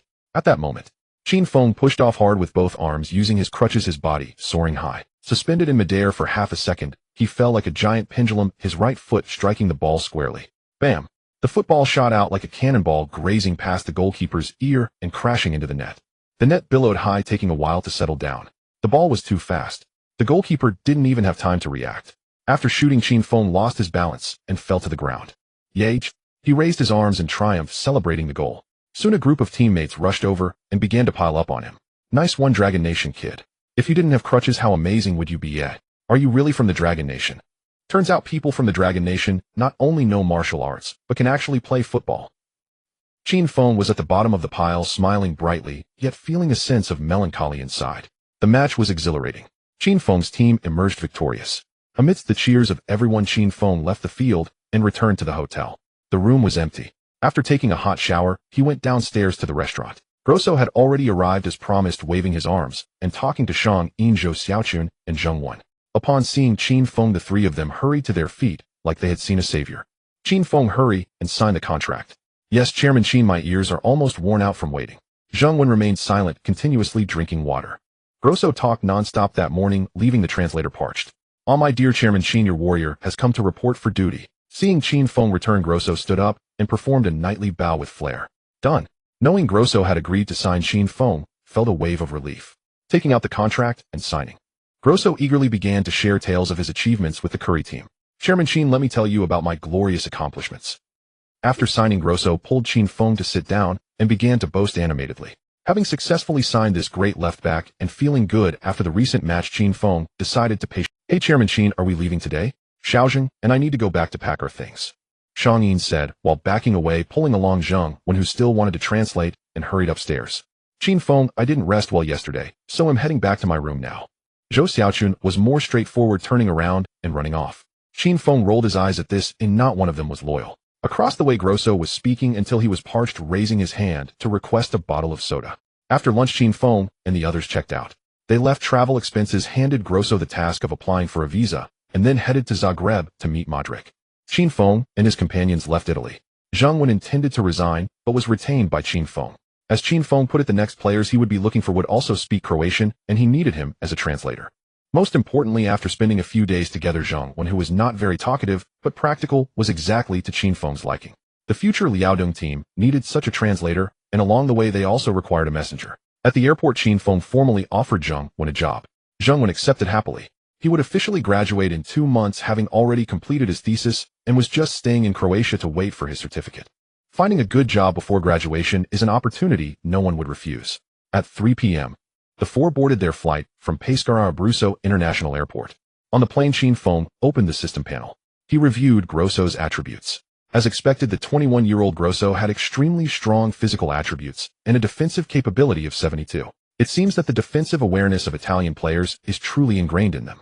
Looking at his shooting and passing abilities, they also averaged around 70. Qin Feng nodded. He was indeed well-rounded. He had not been wrong in calling him a left-back with a sharp edge. Mental attribute stable. At the last moment, Qin Feng was taken aback. Grosso's mental attribute is actually stable. Why not talkative? Smiling, Qin Feng closed the system panel. Although Grosso's attributes were not outstanding, they were exceptionally practical. Once he raised his data, the future great left-back would surely shine again. Perhaps even stronger. Another 7+ hours of long-haul flight. Near midnight, the plane landed in Sweden's capital Stockholm at Arlanda International Airport. Qin Feng and his companions were exhausted and quickly found a hotel to spend the night. The next morning, the group returned to the airport for a transfer. At 10 a.m., the four arrived in Sweden's third-largest city, the tranquil city of Malmo. Stepping out of Malmo Airport, they were greeted by a blanket of white, fine snowflakes fell on the streets, making a soft sound. Malmo was experiencing its first spring snow. Suddenly coming from the warm southern Europe to the icy northern Europe, even though Qin Feng had changed into winter clothes, he still couldn't help but shiver. Looking back, the old coach Shang-in had a blank expression, not moving his eyes at all. If it weren't for the white mist he exhaled while breathing, Qin Feng would have been a bit worried about his condition. Looking at Zhou Xiaochun, her small face was rosy, hands cupped around her mouth as she continuously blew warm air. Qin Feng smiled. This time he had been too busy to show her around. He would make it up to her when he had the chance. Zheng Wen jogged to find a car. In fact, the local temperature was around 5 degrees Celsius, not too cold. As they waited for the car, everyone adapted to the chill and started chatting more. Sigh. Chairman Qin. Shang-in sighed. He tucked his hands into his sleeves, looking despondent. Why did you drag us to this remote corner? What's the point? Remote corner? Qin Feng chuckled at Shang-in's description. But seeing Shang-in's stern face, he quickly composed himself. Director Shang, there are great players here. Trust me, I guarantee you'll be astonished. Upon hearing the word astonished, Shang-in's eyes widened. After a while, it seemed he swallowed something and moved aside to squat down, drawing circles in the snow with his finger. The old man doesn't believe me. Pouting, Qin Feng was about to speak when a black Volvo station wagon drove up. Zheng Wen waved from the passenger seat. Swallowing the boast he was about to make, Qin Feng signaled everyone to get in the car. The black station wagon crunched through the delicate snow, slowly driving toward the city. Inside the car, Qin Feng wore a fierce expression. Anyone who dares not to believe me will surely have their eyes popping out soon enough. After all, I am a reliable guy. Malmo, a major industrial city in Sweden, faces a high unemployment rate, as many factories close down due to the country's economic restructuring. On both sides of the street, modern buildings stand alongside old structures, while an automated snowplow rumbles forward in front of the medieval Malmo castle. In the distance, the bells of St. Peter's Cathedral chime, gently, only to be drowned out by the rock music blaring from nearby shops. The old and new coexist, with the past and future intertwining. This city bears the discordant pain of transformation. Inside the vehicle, everyone is infected by the conflicting emotions, gazing blankly out the windows. Even the seasoned merchant seems to gaze into the distance with a faraway look, lost in thought. Watching the passers-by through shop windows, they shake their heads and walk away quickly. Qin Feng sighed. They say Sweden is a welfare state. But when times get tough, it's all the same. As he pondered, the car made a left turn into a shadowy neighborhood. Qin Feng, look. Zhou Xiaochun exclaimed. Qin Feng turned his head, following the direction of her finger. In the fine falling snow, a gray-black building appeared, seemingly covered in grease. The streets were littered with garbage, and the cold wind swept through, sending scraps of paper flying. Among the dilapidated low buildings, people of different skin colors and ethnicities gathered around a burning oil barrel for warmth. The crowd glanced at the vehicle carrying Qin Feng and the others with eyes glinting ominously, sending chills down their spines. Compared to the desolation of Malmo's streets, this place felt like a hellscape. Inside the black vent, everyone fell silent. Even the usually bold Qin Feng swallowed hard. At that moment, the local driver spoke a few words. The driver was a former Yugoslav immigrant, and only Zheng Wen could communicate with him. The driver says this is the place we need to go, he translated. The slum of Malmo, Rosengard. Shang-in and Zhou Xiaochun were startled, looking at Qin Feng in disbelief, speechless. Qin Feng nodded. This is at Rosengard. A corner forgotten by God. It is not only the poorest area in Sweden, but also designated as a refugee gathering place, home to descendants from over 30 countries. Yugoslavs, Turks, Somalis. Mostly civilians fleeing from war. The entire area is mixed with dozens of religious beliefs, leading to frequent conflicts. In Sweden, no one dares to enter here after dark. After offering some words of comfort to Zhou Xiaochun and Shang-in, Qin Feng asked Zheng Wen to translate again. Tell the driver to go to the Gypsy Stadium. Once Zhang, when finished relaying the message, the driver paused for a moment. Sir, going there is not a wise choice. It's fine, just drive. Qin Feng pulled out the Swedish crowns he had exchanged at the airport, counted out 100, and handed them to the driver. After receiving the money, the driver shrugged and continued driving. The black van slowly navigated through the filthy streets. Minutes later, a soccer field surrounded by tall barbed wire came into view. The yellow earth mixed with snow was muddy and dark. The rusty goalposts lacked nets, and the surrounding barbed wire was littered with white trash blown by the wind. A soccer ball lay quietly in the center of the field. Next to it, a group of youths of various skin colors and ages were violently attacking one individual. Nearby, a typical Swedish blonde beauty was shouting something loudly. The vehicle carrying Qin Feng and the others slowly stopped beside the field. In the van, Shang-Yin pointed at the field and stammered, "Qin Dong, please don't tell me one of those fighting kids is the player you're looking for." Zhou Xiaochun also looked at the chaotic field, saying seriously, "Qin Feng, this is too dangerous. We should go back first." As for the honest Zhang, when he was already dumbfounded and unable to speak. Sitting in the last row, Qin Feng did not respond immediately. He raised his eyebrows, gazing at the swirling crowd on the field. Soon Qin Feng's eyes narrowed as a tall figure being beaten drew his attention. It was a boy about 16 or 17, standing over 1.9 meters tall. With long dark brown hair and a fierce expression, his prominent, hooked nose was already covered in blood. Yet, even surrounded by a dozen attackers, he still shouted fiercely in retaliation, showing no intention of backing down. Qin Feng narrowed his eyes. It's him. In a professional career spanning 22 years, he played in 6 countries and 9 clubs, participating in 954 matches and scoring 565 goals. And in the future, this record would continue. Indeed, it's him. Scoring goals in all sorts of unimaginable ways, from bicycle kicks to scorpion kicks. The only legitimate showman in the world football scene. The Swedish giant known as Lubu de Feng Xian by fans of the Dragon Nation. Zlatan Ibrahimović. Although the current forward line of Qin Feng's Liaodong team is decent, it is only suitable for the Jiaobi League. If they aspire to become a world-class team, they need a super striker like him. Beside him, the old strategist Shang-Yin noticed Qin Feng's gaze. "Qin Dong, that's who you're looking for." His eyes bulged in astonishment. "You're absolutely right, I'm truly shocked." On the field, Ibrahimović executed a backspin kick, sending a black youth flying far away. "Oh no, my heart is..." Shang-Yin's eyes widened even more. He exaggeratedly clutched his chest, exclaiming, "Qin Dong, is this kid playing football or practicing martial arts? You must give me an explanation today." Qin Feng stubbornly replied. "He hasn't practiced Dragon Nation martial arts, he's just..." Pausing, he scratched his head and continued, "He's just a Taekwondo black belt." "What?" Shang-Yin almost choked in disbelief. At that moment, Ibrahimović kicked down another person, but was cornered by more attackers, the situation critical. 2 young men casually picked up wooden sticks with rusty nails and aimed them at Ibrahimovic's legs. "You can't hit his legs." Qin Feng could no longer remain seated. He opened the car door, leaning on his cane as he rushed forward, shouting, "Stop. Everyone stop. Otherwise I'll call the police." Clearly no one understood Qin Feng's English. The group paused, thinking Ibrahimović had gotten reinforcements, and 3 of them charged at Qin Feng. Qin Feng swung his cane vigorously, making a whooshing sound, trying to fend them off. But he was not agile enough. Soon a Persian youth with curly hair broke through Qin Feng's defense, throwing a punch aimed at Qin Feng's nose. Qin Feng wanted to dodge, but his legs wouldn't cooperate. Just as he was about to be hit, a voice suddenly shouted from behind, "Qin Feng, duck." Without time to think, Qin Feng quickly bent down. A rush of wind whooshed past him as something flew over his head. Looking up, he saw a gasoline barrel engulfed in black smoke and flames. With a loud bang, the barrel struck the charging Persian youth, sending sparks flying everywhere. The young man screamed as he fell aside. Everyone on the field was stunned. Behind Qin Feng, Zhou Xiaochun rushed forward with a cold expression. She stood in front of Qin Feng, ready to confront. "I dare anyone to touch him."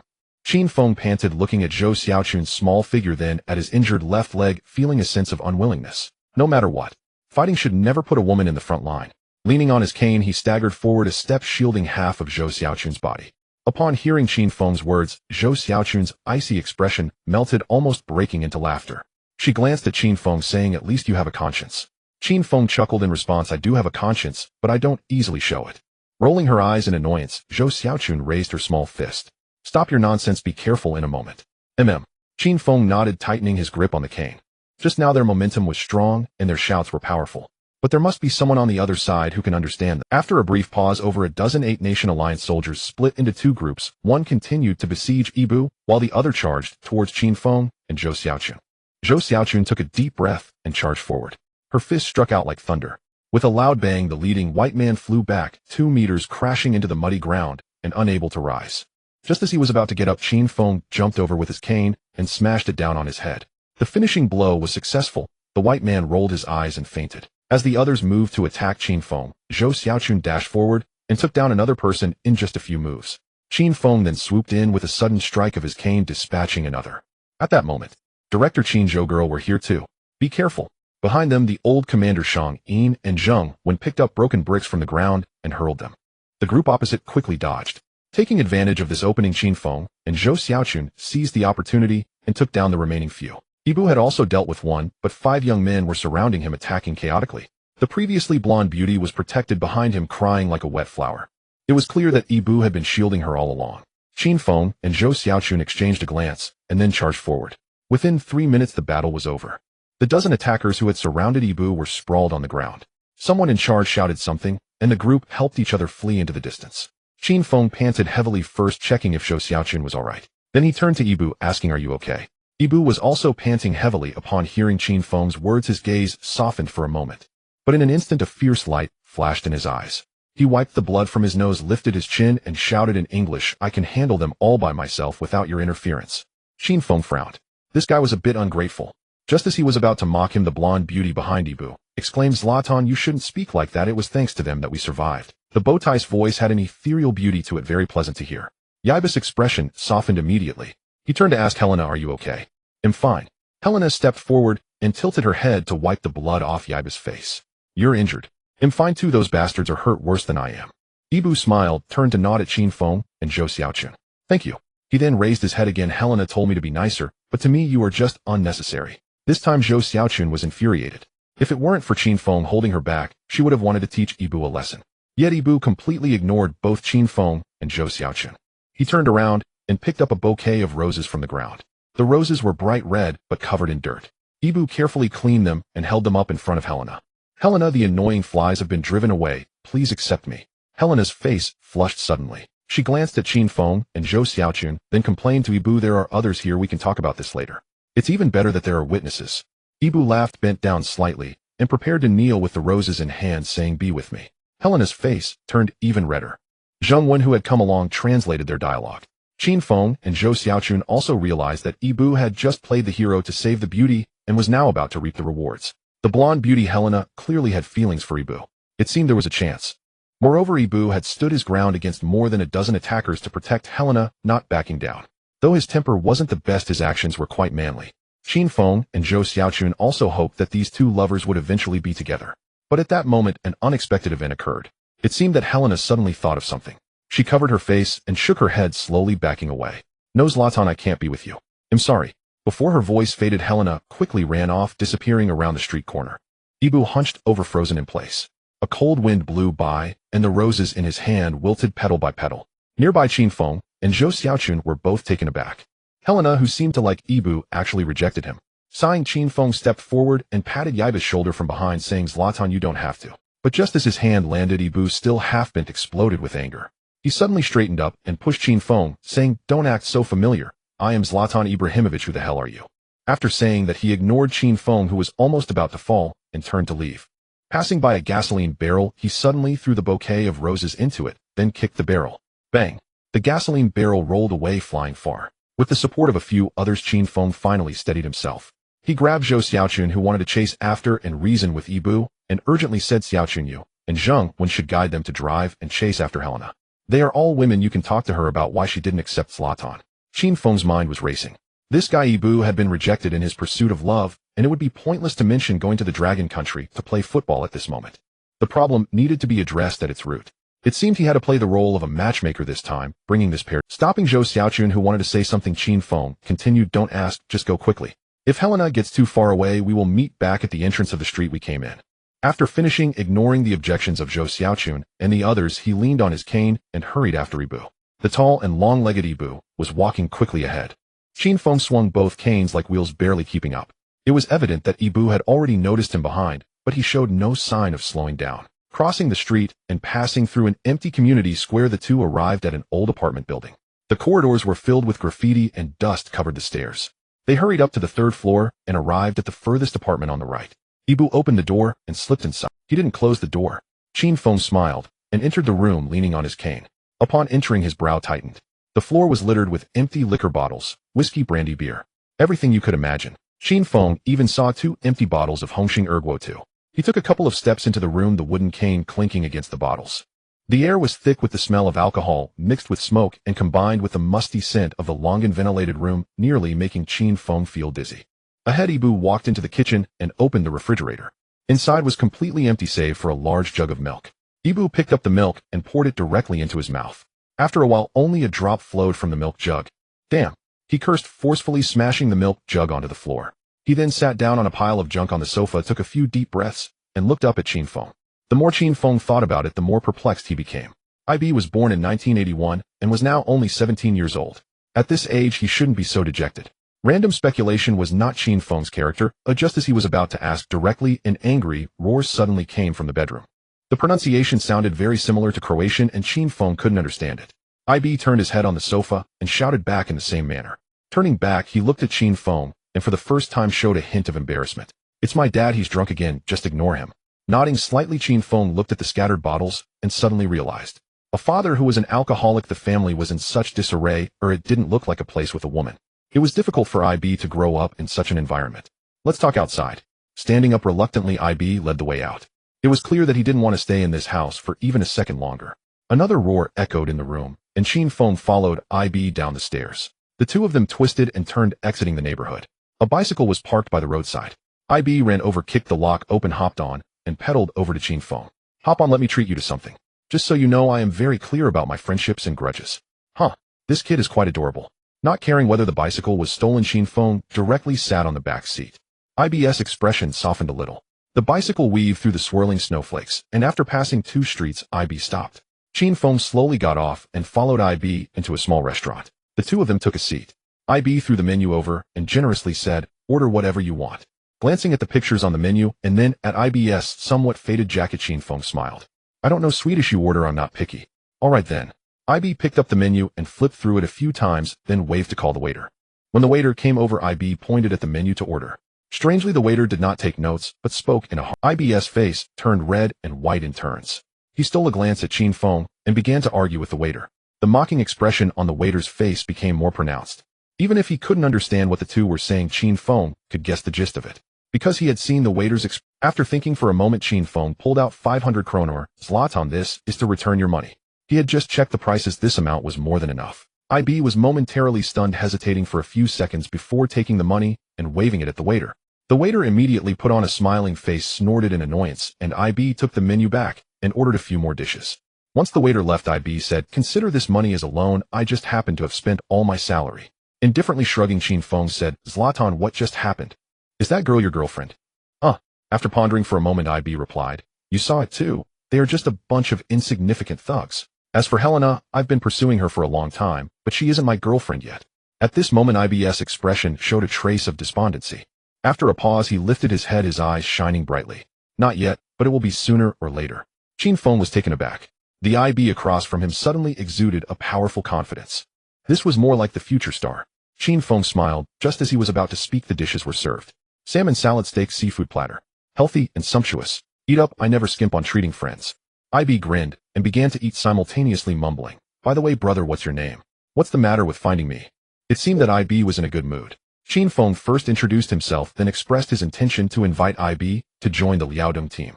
Dragon Country. Liaodong team. IB, with a piece of steak in his mouth, stared blankly. After a while, he suddenly burst out laughing. Ha ha, this is the funniest joke I've heard in my life. IB exaggeratedly wiped his eyes. It's funnier than when Uncle Hyde ate herring and vomited for 3 days and nights. After swallowing the steak, his smile suddenly faded. Qin, I am not going to that damn Liaodong team. I was born for the big leagues. After saying this, IB emphasized his words, stating, I was born to conquer them. Upon hearing this, Qin Feng's expression turned cold. Qin Feng was somewhat prepared for IB's arrogance, having learned about it from the system. However, to say that the Liaodong team was worthless, that was intolerable. Putting down his knife and fork just as he was about to explode, a group of people suddenly burst into the restaurant from behind. Qin Feng turned to look. The leader had gray hair, was tall and thin, and his eyes were sharp like a hawk.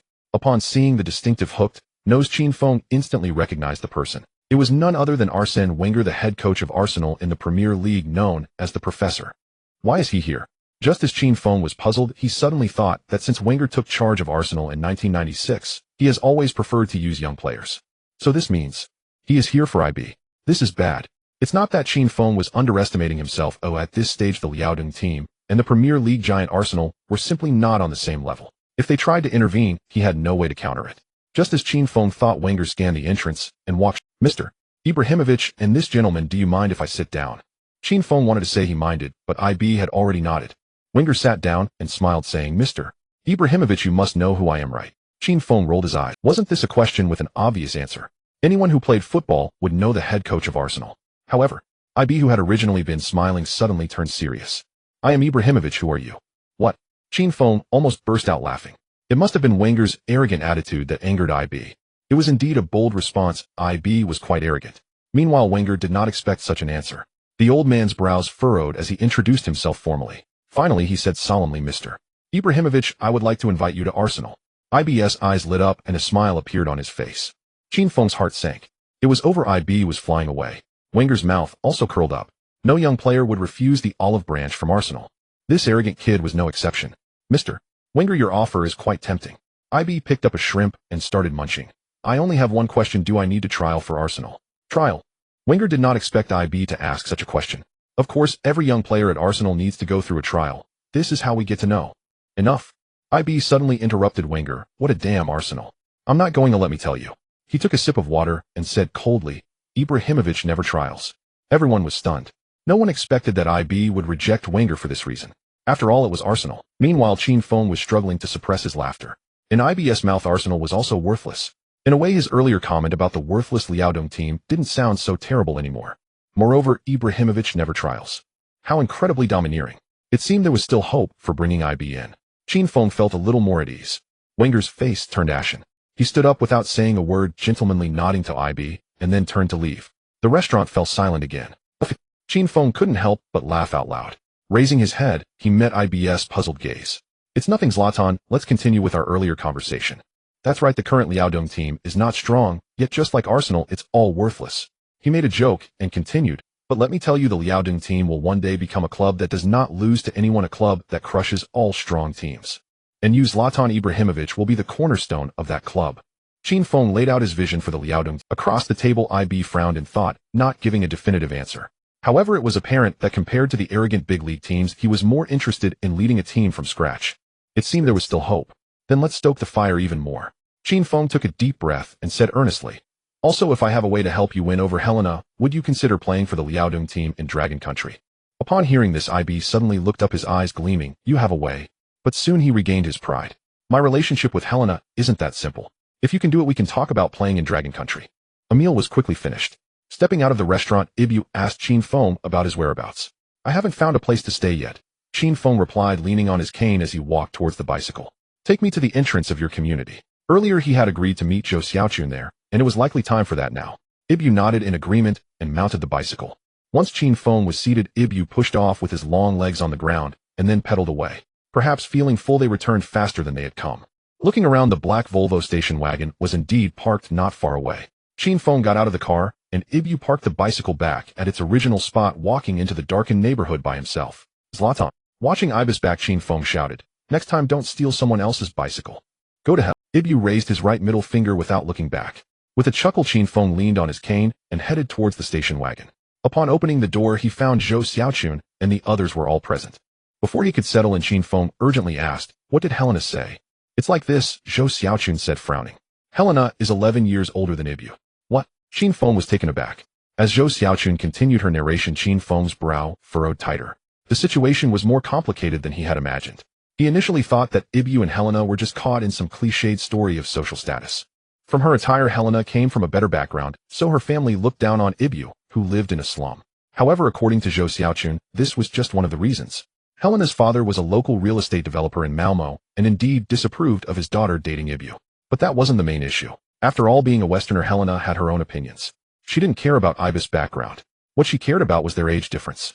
Ibu was 17 this year, while Helena was already 28. She feared that as her beauty faded, Ibu in his prime would abandon her. Having experienced failed relationships, Helena didn't want to endure heartache again. Moreover, her businessman father was feeling the pinch from the economic downturn and often whispered negative things about Ibu. This made Helena's attitude towards Ibu rather wavering. Qin Feng sighed. No wonder Ibu said things. Helena's psychological burdens were the hardest to heal. Beside him, the old tycoon Shang Yin spoke up. Chairman Qin, I think Helena is justified. If I were her, I wouldn't want my daughter with someone like Ibu either. Yet Zhou Xiaochun disagreed. I think Ibu is quite good. He dares to protect his loved ones in the face of danger, which already makes him better than many men. After saying that, she seemed to recall something and added, also Helena said Ibu is a bit immature.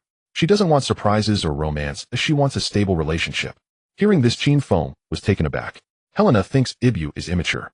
Ibu indeed had many flaws, but immaturity was not one of them. That kid is quite determined. But why would Helena say that? After pondering for a while, Qin Feng suddenly slapped his, I get it. On the field just now, Ibu acted like a different person when facing Helena, shy like a schoolboy. It seems that Ibu is a bit cautious and restrained in front of those he likes. I say, Chairman Qin, I want to discuss something. Beside them, Shang Yin's resentful voice sounded. Next time, no matter what you figure out, can you not slap your thigh? Qin Feng paused and turned to look. The old man was rubbing his thigh, grimacing in pain. Zhou Xiaochun and Zheng Wen were stifling their laughter beside him. Qin Feng chuckled awkwardly, and then recounted what had happened during the meal with Ibu. Everyone listened in stunned silence, amazed by Ibu's confidence and boldness. Finally, Qin Feng added, if we want Ibu to join us, we need to find a way to bring him and Helena together. After pondering for a moment, he continued, let's first find a place to settle down. Tomorrow morning I will go with Director Shang to persuade Helena's father. A relationship without the family's blessing is incomplete.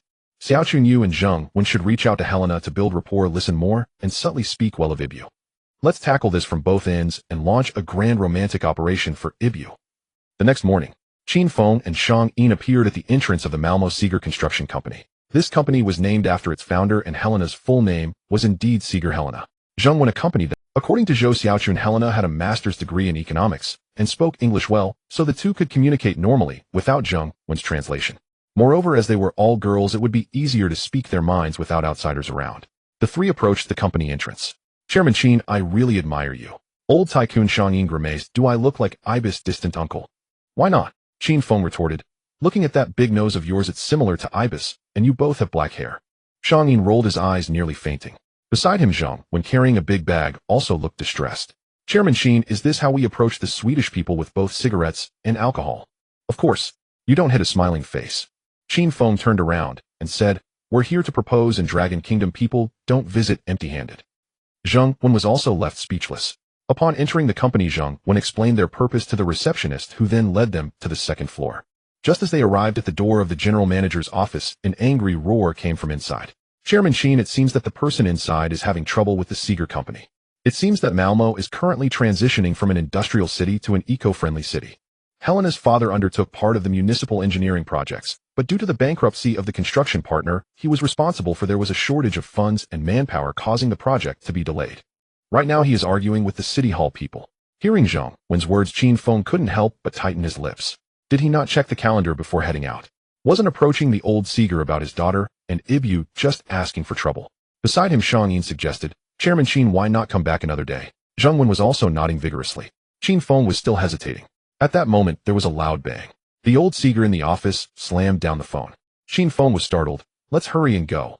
But before the three could turn around, the oblivious receptionist had already knocked on the door, announcing the arrival of Qin Feng and the others. Tell those Dragon Kingdom clowns to get lost. I won't see anyone until the problems are resolved. The old Seeger's roar echoed through the door. Pragmatic Zheng Wen translated every word accurately. Who is the clown? Qin Feng stopped in his tracks, grabbing Shang Yin and Zheng Wen. He turned and walked in with his head held high. You can dodge the first day of the month, but not the 15th. This matter with Ibu had to be resolved. Moreover, in this short time, Qin Feng had already thought of a way to resolve old Seeger's predicament. In the office, documents were scattered everywhere like snowflakes, and the desks and chairs were in disarray. The old man sage with unkempt hair stood behind the desk, panting and glaring at Qin Feng and the others. Who let you in? The old man's face turned red. What Ibrahimović, what sixth uncle, just go to hell. He gestured for Shang Yin and the others to calm down, and had Zheng Wen help lift a chair. Qin Feng slowly sat down. Mr. Sage, let's talk. There's nothing to talk about. I will not agree to Helena being with Ibrahimović. Please leave, or I will call the police. Shrugging, Qin Feng gestured for Zheng Wen to put down the gifts. The old man sage didn't even glance at them. Qin Feng smiled, a hint of sarcasm in his tone. There's an old saying in Long Country, isn't it a pleasure to have friends come from afar? Doesn't Sweden have a similar proverb? Beside them, Zheng Wen, acting as a translator, was sweating profusely. After stammering for a while, he finally conveyed Qin Feng's meaning clearly. Upon hearing this, Sage's previously pale face turned slightly red. I apologize for my earlier bad temper. You know, everyone encounters unpleasant things. He paused, and continued, however, I will not agree to Helena being with a street punk. Across from him, Qin Feng remained silent, his lips pursed. It was evident that Sage, due to the company's difficulties, had no intention of discussing anything else. Indeed, the fundamental issue needed to be addressed. After a moment of thought, Qin Feng extended his arm and pulled out a bottle of Matai from the gift bag. This is the best white liquor from our long country. I didn't expect to find it in Sweden. He added, the world is truly small, wouldn't you agree, Mr. Sage? Sage was momentarily taken aback. He asked in confusion, what do you mean? He sensed there was more to Qin Feng's words, and noticing his extraordinary demeanor, grew curious. What I mean is globalization is inevitable. Your company's difficulties cannot be resolved by anyone in Sweden. Qin Feng answered enigmatically, but in long country perhaps there is a solution. If he still couldn't understand this, then Sage had no business in the commercial world. He squinted at Qin Feng. Are you suggesting we cooperate? Mr. Qin, don't be confused. Oh, we don't have the funds to invest in real estate. Before Qin Feng could respond, Shang Yin stepped in and said, I know. Pushing Shang Yin's large head aside, Qin Feng continued, Mr. Sage, that's exactly what I mean. The Liaodong Club lacked funds and experience in real estate development. However, Binhai Tianda had it. Wang Qianlin had been eager to venture overseas. As long as he could facilitate cooperation between Binhai Tianda and Old Sage, it would resolve the immediate issue and also put Wang Qianlin in his debt, achieving two goals at once. Moreover, who knows, he might even profit from it. Sage stared at Qin Feng intently, remaining silent for a long time. He couldn't gauge how much strength this young man from Long Country truly had. However, if Sage's company couldn't solve the current predicament, bankruptcy would be the only option. He would instantly bear a debt he could never repay in his lifetime. After pondering for a moment, Sage cautiously asked, if we can cooperate, that would be great, but what do you want in return? Was this the beginning of price negotiations? Qin Feng smiled, I don't want anything, Mr. Sage, just the same words as before. He continued, I came here for my cousins Zlatan and Helena. Once everything is settled, they hope to receive your blessing. Sage blinked in surprise. Is that all? That's all. Qin Feng nodded in affirmation. Sage frowned, calculating. Agreeing with Qin Feng seemed to incur no loss whether successful or not. After all, this kid mentioned he would only ask for his stance after everything was settled. Sage's furrowed brow eased. I hope we can reach an agreement. Saying this, he took out the blueprints and began to enthusiastically introduce the projects he was undertaking. Zheng Wen translated as he listened, leaving Qin Feng dumbfounded. No wonder Old Sage encountered difficulties. This old man had ambitions that were too grand. The project was called City of Tomorrow. It included the renovation of the abandoned harbor in the western port of Malmo and the entire western port urban area, the offshore wind power facilities for the entire area, along with the installation of 140 square meters of solar panels. Most outrageous was that Old Sage had also taken on the construction of the Øresund Bridge project. The entire bridge spans 16 kilometers, crossing the Øresund Strait, connecting Malmo in Sweden and Copenhagen in Denmark. This was truly a national-level project. As he listened further, it turned out they were only building a 4-kilometer road on the artificial island of the bridge. Qin Feng was furious. This Old Sage was indeed a businessman capable of exaggeration. However, upon thinking it over, he breathed a sigh of relief, glad it wasn't the entire bridge requiring an astonishing investment, otherwise Wang Qianlin would have been frightened away.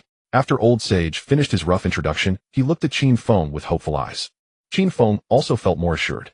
Checking the time, it should be around 3 p.m. in Long Country. He picked up the telephone on the desk and dialed Wang Qianlin's number. Wang Qianlin's secretary answered the phone. Upon hearing it was Qin Feng, she immediately transferred the call. Qin Feng wasted no time and directly informed Wang Qianlin of the situation. Are you serious? Wang Qianlin on the other end was also stunned. Such a major project was like going for a morning stroll and being hit on the head by a huge pie. Anyone would be astonished. It's true, more real than diamonds. Qin Feng replied with a harmless smile, I'm currently in Malmo, Sweden. Great, great, great. Wang Qianlin exclaimed, great, 3 times. I'll hurry over as soon as possible. Then he asked Qin Feng, what do you want from this? Hee. Qin Feng subtly glanced at Old Sage. Both being businessmen, they had similar ways of speaking. I want to invest some money. This was what Qin Feng had just thought. Such a large project, even with a small investment, he could reap considerable benefits. How much? Wang Qianlin became cautious, afraid of diluting the profits. 2 million. Qin Feng replied. Wang Qianlin on the phone laughed. I thought it would be a lot, only $2 million, no problem. Mr. Qin Feng's face turned awkward, not $2 million, but 2 million long coins. He indeed wanted to invest $2 million, but he didn't have the money. The 2 million long coins came from the proceeds of selling Lite. This was also the maximum amount he could offer. Wang Qianlin's voice noticeably paused, then he burst out laughing. What a big deal. I thought it was 2 million long coins wouldn't even cover transportation costs for this project. I'll take charge if this job counts as your 2 million and you don't need to spend a penny. With such a huge project at hand, Wang Qianlin was in high spirits. Finally, he added, Qin Feng, I owe you a favor for this matter. Qin Feng smiled, even broader. Chairman Wang was indeed generous. He wasn't worried Wang Qianlin would cut ties after getting what he wanted. If he lacked such generosity, Tianda Group wouldn't have grown so large. Leaving his hotel phone number and address, Qin Feng hung up. Wang Qianlin had already instructed his secretary to book a flight for tonight, estimating he would arrive in Malmo the day after tomorrow. Sharing the news with Old Sage, the old man was also beaming with joy. He picked up the bottle of Matai that Qin Feng had just stretched out, struggling for a long time to figure out how to open it. He took 2 slender champagne glasses and filled them one by one. Dear Qin, let's toast to our successful cooperation. Before Qin Feng could stop him, Old Sage tilted his head back and downed a full glass of liquor. Matai, a sauce-flavored liquor, 53 degrees. Old Sage's pale face instantly turned the color of liver. Not good. Qin Feng quickly lowered his head. Pooh. A wave of alcohol and vomit sprayed over him. 10 minutes later. Zlatan, that kid really has a good 6th uncle and a good cousin. While coughing, Old Sage saw Qin Feng and the others out the company door, continuously praising the strength of Long Country's liquor. They embraced and said their goodbyes. As they walked further away, the suave Shang-Yin gave Qin Feng a thumbs up. You really are something, Mr. Qin. However, investing 2 million is too little. If we single-handedly took on such a big job, not too little, we can't swallow this whole cake. One must not be too greedy. Qin Feng smiled happily. He had basically secured the deal and also reaped considerable benefits. He was in a great mood. The remaining tasks were to resolve Helena's emotional turmoil and to change Ibrahimovic's attitude toward her. After some thought, Qin Feng bid farewell to Shang-Yin and Zheng-Wen and made his way to Ibrahimovic's home. It was precisely noon. Qin Feng leaned on his cane as he arrived at Ibra's house. Just then, Ibra returned from training with the team. Seeing Qin Feng, Ibra smiled and said, Hey Qin, you came over so early. Are you afraid I won't pay you back? As he spoke, he pulled out a wad of cash from his pocket, counted out 5 bills, and handed them to Qin Feng. The club has paid the salaries. Thank you for bailing me out yesterday. Qin Feng chuckled as he accepted the money and casually asked, How much is your monthly salary at Malmo Club? 85.38 kronor. Ibra displayed a moment of embarrassment on his face before raising his chin and declaring, That's not including bonuses, and it's the highest among the substitute players. And that's after tax. Not bad, not bad. Qin Feng's smile grew wider. It's less than 9,000 Swedish kronor, about 6,000 dragon coins. Ibra's current earnings were still less than those of players in the Dragon Kingdom's league. This made things easier. Zlatan's salaries in the Dragon Kingdom are higher than this. Qin Feng seized the opportunity and said, Why don't you consider? No. Ibra shook his finger with a smile. Qin, we agreed yesterday about Helena. Yes, I remember. Qin Feng rolled his eyes. He did not mention having met Helena's father, Old Seg. The collaboration between Old Seg and Wang Qianlin, while almost settled, hadn't truly reached an agreement. Whether this matter would work out or not, and whether Old Seg would eventually accept Ibra, remained uncertain. After pondering, Qin Feng turned to tell Ibra that Helena thought he was somewhat immature and lacked composure. Immature? Ibra tossed aside his training gear, hands on his hips, looking up at the sky in disbelief. After a long while, he suddenly sighed. Qin, let's talk upstairs. The two ascended the stairs one after the other.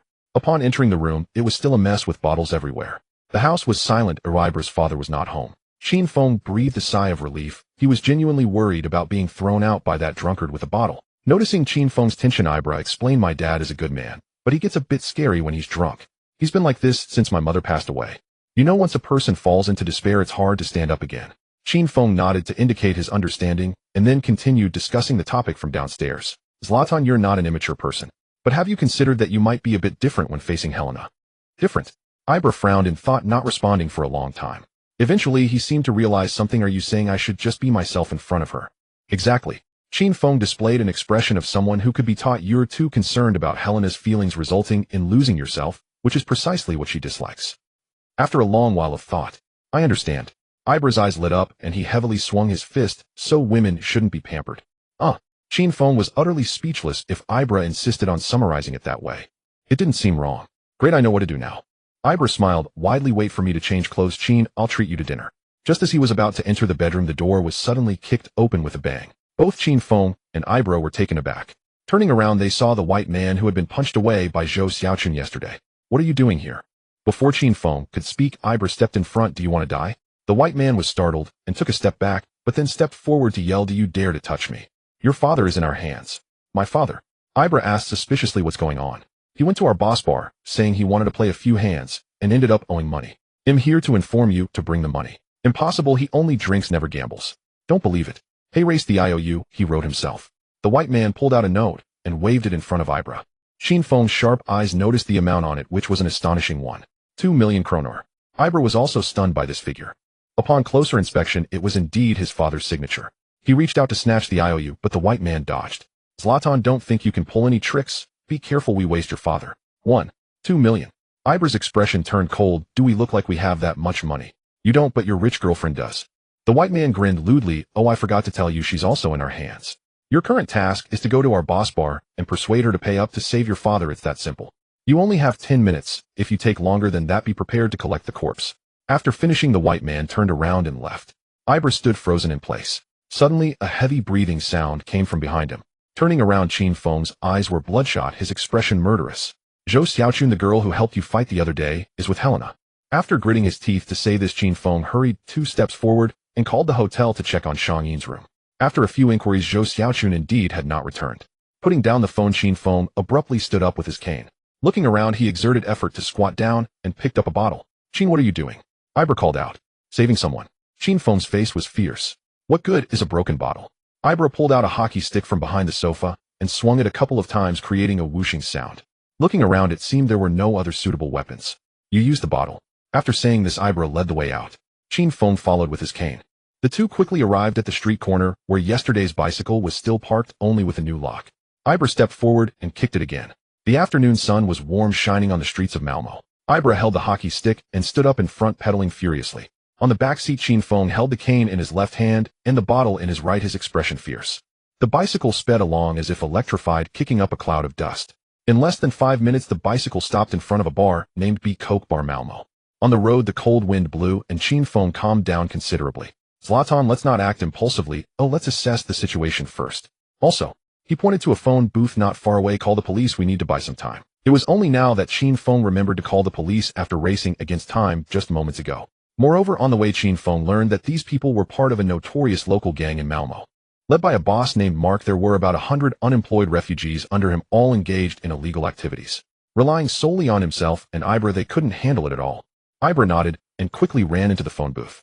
Meanwhile, Qin Feng observed his surroundings. This street was dimly lit deep within the Rosengard refugee area, and there was no one around. It seemed that asking for help was out of the question. Ibra returned with a furious expression after making the call. The police said it's in the Rosengard refugee area, and they have insufficient manpower. The fastest they can send someone is in an hour.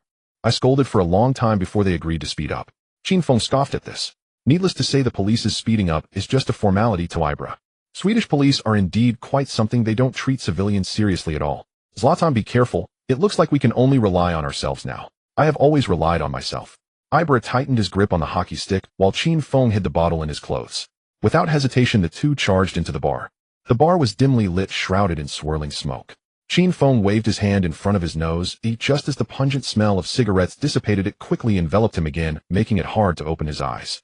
Inside, around a gambling table, several burly men were either sitting or standing, exuding an aura of menace.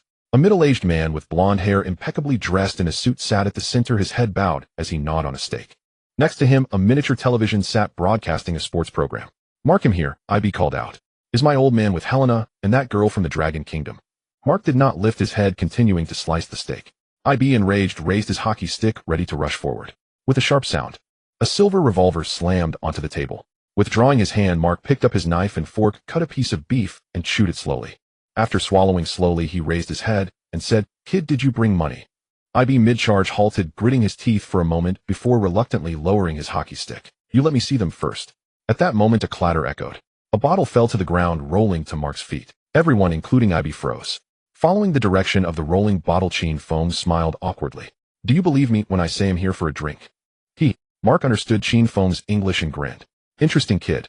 After saying this, he lightly clapped his hands twice. Two burly men escorted a gray-haired middle-aged man out. Dad, IB shouted, are you okay? The middle-aged man shook his head, a bitter expression on his face. Following that, Helena and Zhou Xiaochun were also brought out. The burly men holding them were armed. Qin Feng felt a surge of alarm. Fortunately, the two women only looked a bit disheveled, seemingly unharmed. Beside him, IB glanced at the two girls and felt somewhat reassured. Turning his head, he said in a deep voice, Mark, my old man never gambles. You must have tricked him. I tricked him. Mark scoffed. Ask him yourself. IB looked over puzzled. Zlatan, you told me yesterday that you turned down Arsenal's trial. I know you're worried about your family's finances. I just wanted to take a chance to see if I could earn enough for you to go to England. But the more you lose, the more you want to win back. IB's mouth fell open in shock. After a long moment, he threw down his hockey stick, gritting his teeth as he looked at Mark. They'll accept the debt. He let Helena and the others go. They have nothing to do with this. Speaking of which, Mark lit a cigar. You tell your girlfriend I have dozens of brothers working at her father's construction site. It's been a whole year 7 million in salary, and not a single penny has been paid. Is that acceptable, eh? IB was taken aback. He knew Helena's family was in the construction and real estate business, but how could they owe salaries? Mark, my father is just temporarily facing difficulties. He has reported to the construction union, and the salaries will definitely be paid. Helena's voice grew smaller. Just later. Mark smiled slightly, raising his finger. The burly man behind Helena and Zhou Xiaochun instantly pressed their guns against the girls' foreheads. 2 million in gambling debt, 7 million in unpaid salaries, a total of 9 million. Mark spoke slowly. Bring the money or die here. 9 million. IB's expression was conflicted, feeling somewhat at a loss. He slowly turned his head and recounted the situation to Qin Feng in detail, then looked at Qin Feng for help. Upon hearing this, Qin Feng was also at a loss. Initially, it was only 2 million Swedish kronor which he felt he could manage. Nearly 8,000,000 dragon coins. At worst, he could pay to avoid trouble, as long as the people were safe. But now it was a total of 9 million kronor, over 5 million dragon coins, and Qin Feng didn't have that much money. What to do? Qin Feng's mind raced. He looked at Helena. The girl was so anxious that she was on the verge of tears. Helena's father, Old Seg, was indeed facing business difficulties and probably couldn't come up with that sum, unless he waited for Wang Qinlin to arrive. He had boarded a plane last night and would arrive tomorrow evening. Mark, I can pay you half first, Qin Feng said in a deep voice. The rest I will give you tomorrow evening. Mark was taken aback, clearly not expecting the seemingly crippled Qin Feng to have such money. If you have money, pay it all. Oh, I can't wait until tomorrow evening. After saying this, he pointed at Zhou Xiaochun, having realized that Qin Feng and Zhou Xiaochun were together. With his order, the gun pressed against Zhou Xiaochun's forehead tightened a bit more. She bit her lip, glaring at Mark with a stubborn expression. But Qin Feng could see that the little girl's lips were trembling. Qin Feng tightened his grip on the cane, his hand turning blue and white. Mark, if you kill someone, you won't get a single penny. Hearing this from Qin Feng, Mark narrowed his eyes and suddenly raised the revolver on the table. Bang! The bullet whizzed past Qin Feng's ear, shattering a whiskey bottle on the bar behind him. The caramel-colored liquid flowed out, glass shards scattered everywhere. Qin Feng's ears buzzed, his face turned pale, and his heart raced to his throat. Mark thumbed the revolver's hammer back, aiming it again at Qin Feng's heart. He'll say it one last time, either bring the money or die. Helena was already crying. Zhou Xiaochun looked at Qin Feng, tears streaming down her face. IB beside them shouted, "This has nothing to do with my friend from the Dragon Kingdom, let them go." In front of them was the dark muzzle of a gun. Qin Feng's breathing grew heavy, his entire back soaked in cold sweat. Just then, the miniature television beside Mark suddenly erupted with music. This is... Qin Feng abruptly looked at the television screen. On the screen, 8 silver stars soared, forming a sphere with the letters UEFA clearly visible below. The UEFA Champions League. The scene shifted and the two teams began to enter the field. The teams facing off were the Swedish champions IFK Göteborg and the Bundesliga champions Bayern Munich. Today is the Champions League match day. Looking at the live in the corner of the screen, it was a live broadcast. Qin Feng's eyes lit up, and he quickly called out the system panel to search. The Champions League match should be a major event, right?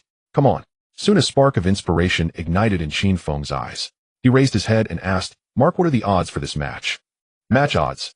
Following Qin Feng's gaze, Mark laughed. Dragon Kingdom kid, don't tell me you want to place a... In this match, Bayern is playing at home against our Swedish Göteborg. The strength of both sides is not on the same level. Bayern is giving half a ball. The odds are ridiculously low. Betting on Bayern to win will hardly yield any profit. I advise you not to think about it. You just obediently hand over the money. While speaking, Mark raised the gun again. Facing the muzzle, Qin Feng forced a smile. What if I say I bet on Göteborg to win?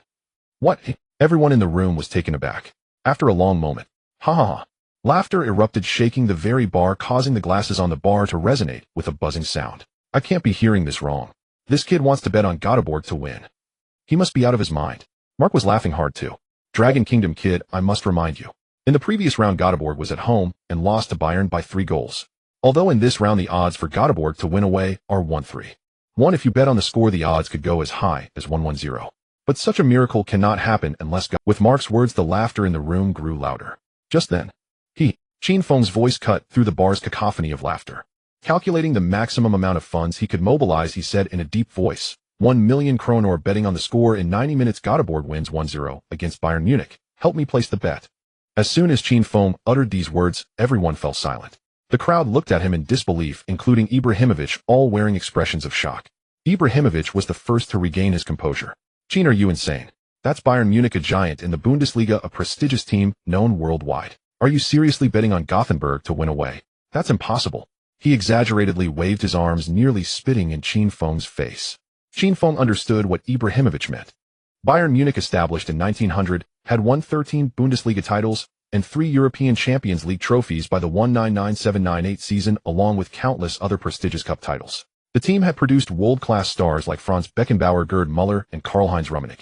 The current head coach, the Italian Giovanni Trapattoni, was hailed as the most successful coach in Italy. He had led different teams to win the Intercontinental Cup 7 times, including all 3 major European Cups. This record has yet to be surpassed. As for the Swedish team, IFK Gothenburg. Before today, Qin Feng had never even heard of them. But now that the situation had come to this, he had no choice. With no money to spare, his own life was also at risk. He hoped that the series of actions he would take after obtaining the system would not affect the Olympiastadion in Germany, which was 1,000 miles away. The outcome of this match would not change. Otherwise, Qin Feng felt uncertain about using the system to predict the future score for the first time. Heaven knows if any unexpected events would occur. On the television, both teams had already stepped onto the grass of the Olympiastadion. The stadium with 6,300 seats was packed, and the eye was filled with the bright red color representing Bayern's home jersey. Which team in Munich was world-renowned? Who held the national record? Who was continuously winning? Bayern Munich, the Southern Star, you never surrender. The cheers of the Southern Star filled the stands. However, the cheerful song that reached Qin Feng's ears sent chills down his spine. Could the little-known Swedish Gothenburg really secure a victory at Bayern's hellish home ground? Meanwhile, the others in the bar also snapped back to reality. Seeing Qin Feng's expression, they burst into... Mark picked up a glass of red wine and lightly tapped the barrel of his gun 3 times with his right hand. The room immediately fell silent. Little dragon boy, I must admire your courage, but I do not appreciate your foolishness. Mark took a sip of red wine. You must understand, Gothenburg cannot possibly defeat Bayern at home. Moreover, today's matter has nothing to do with you. Let's put it this way, I appreciate your reckless actions for your friend. There are debts that need to be settled. You and your woman can leave. I won't trouble you. While speaking, Mark waved his revolver behind him. As he moved, the burly man behind Zhou Xiaochun put away his gun and took a step back. Zhou Xiaochun hurriedly ran to Qin Feng's side, first checking if Qin Feng had been grazed by a bullet, then glaring fiercely at Mark. Mark merely smiled, indifferently waving the gun barrel at both Qin Feng and Zhou Xiaochun. You can leave, I keep my word. Qin Feng ignored Mark and turned to Zhou Xiaochun. Xiaochun, they didn't do anything to you, right? Not really. If it weren't for their guns, they would be at my mercy. Zhou Xiaochun said fiercely. I kicked several of them hard. Qin Feng knew Zhou Xiaochun's strength. If that were the case, it seemed like Mark and his crew were the ones at a disadvantage. Qin Feng felt speechless. Turning his head, he saw Ibrahimović looking over as well. Qin, you guys should go. I don't blame you. This isn't your affair. Ibrahimović said earnestly. Regardless, I thank you. I can't treat you to dinner today, but I'll make it up to you later. I can handle this myself. Ibrahimović smiled, lifting his chin high. Looking at the proud Ibrahimović, Qin Feng couldn't help but smile. Amidst the astonished gazes of everyone, he slowly walked towards Mark. Then he laboriously sat down across from Mark. Few leaning on a cane, I can't stand for too long. Qin Feng exhaled as he sat down, and then pulled out a check from his pocket, swiftly writing down a number. I won't leave, as I said before. Hurry up and help me place a bet. He pushed a check for 1 million kroner across the table. Mark didn't look at the check, but squinted at Qin Feng. After a long pause, he asked, Why? Why? Qin Feng's lips curled slightly as he spoke word by word. Mark, there is a saying in the Dragon Kingdom. Ibrahimović understood this English phrase. He initially widened his eyes in surprise, then looked at Qin Feng with softened eyes. Mark, sitting across from Qin Feng, also understood this statement. He pondered for a moment, and then smiled at Qin Feng. You're doing this for your friend. I'm doing this to reclaim my brother's money. It's all about duty bound. Otherwise, we could have a drink right now. After saying this, Mark's smile faded, and he abruptly wiped the check back. 1 million kroner betting on Gothenburg to defeat Bayern Munich 1-0. I accept your wager. He accepted it. Qin Feng was taken aback. Oh, what did he mean by that? Just as he was puzzled about what Mark meant by accepting the wager, Ibrahimović leaned in. Qin, Mark is the biggest gambling dealer here. It said he has connections with major dealers in Europe and America. When he says he accepts the wager, it means he's betting against you. Upon hearing this, Qin Feng suddenly realized. The so-called dealer accepting the wager meant that he wouldn't submit Qin Feng's 1 million kroner to the betting pool, but would keep it himself. In this case, if Qin Feng lost, Mark would pocket 1 million. But if Qin Feng won at odds of 1 to 10, Mark would have to pay Qin Feng 10 million kroner out of his own pocket. It seemed Mark was confident that Qin Feng would lose, sure that Gothenburg could not possibly win.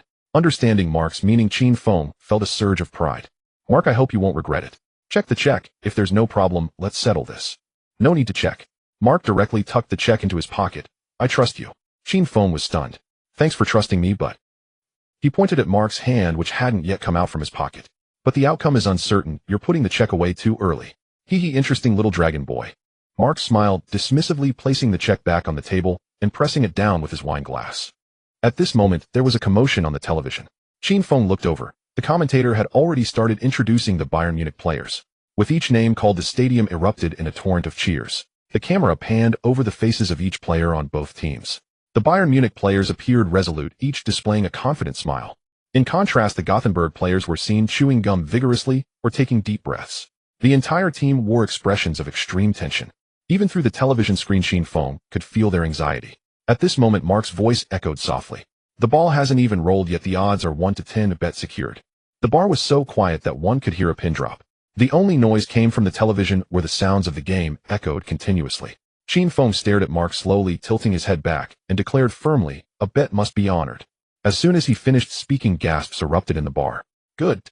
This kid from the Dragon Country really has guts. For the sake of friends and brothers, he's a good sport. It's a pity that 1 million will go down the drain."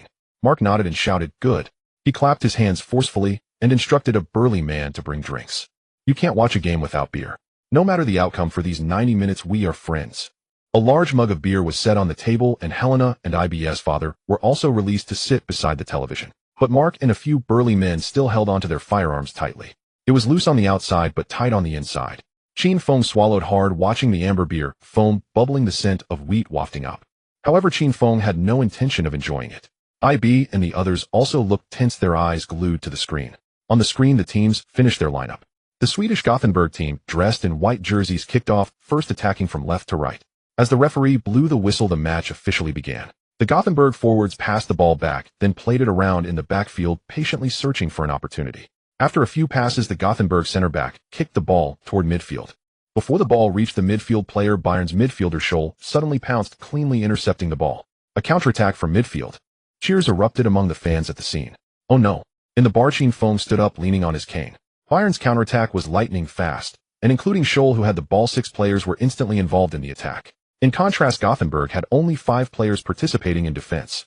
With the ball, Scholl evaded the returning Gothenburg number 8 midfielder, and without looking up, he suddenly laid the ball off with a diagonal pass. The ball sliced through Gothenburg's defense like lightning, heading directly for the open space on the left. There, the left back Lizarazu rushed up to assist. He welcomed the ball and sent across directly. The ball was perfectly placed, but seemed to be kicked high. Qin Feng let out a sigh of relief.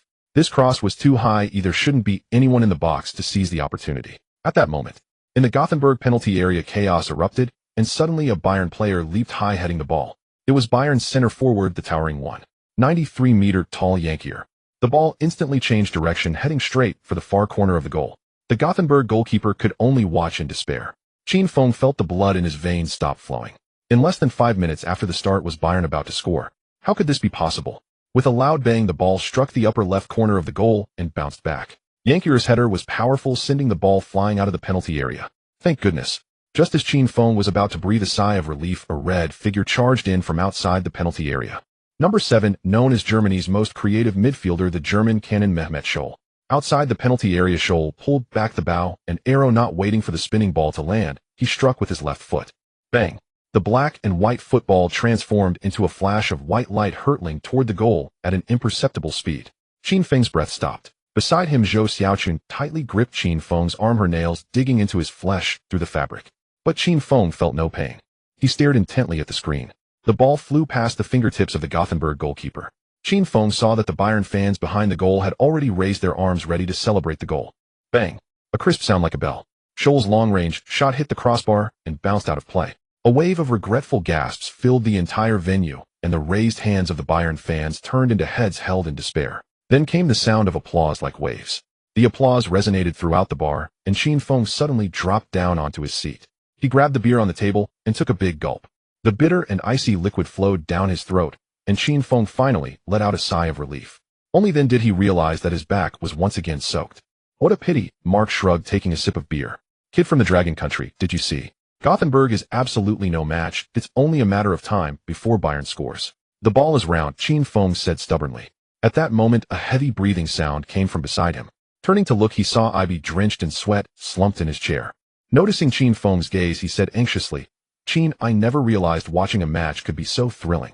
"Yes, it's too thrilling." Qin Feng swallowed hard, as if trying to swallow his heart that had jumped into his throat. If Gothenburg lost, it wouldn't just be a loss of 1 million kroner. Although Mark seemed relaxed at the moment, he hadn't let go of his revolver. If he lost, and couldn't come up with the money, who knows, he wouldn't turn hostile and shoot. Qin Feng did not believe for a moment that Mark would show mercy.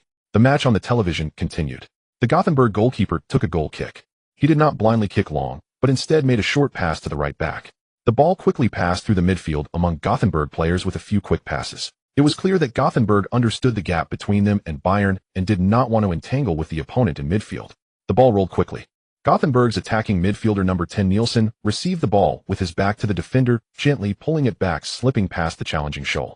He quickly turned and charged forward with the ball. Meanwhile, on the flank, Gothenburg's winger was pulling wide to exploit Bayern's gap.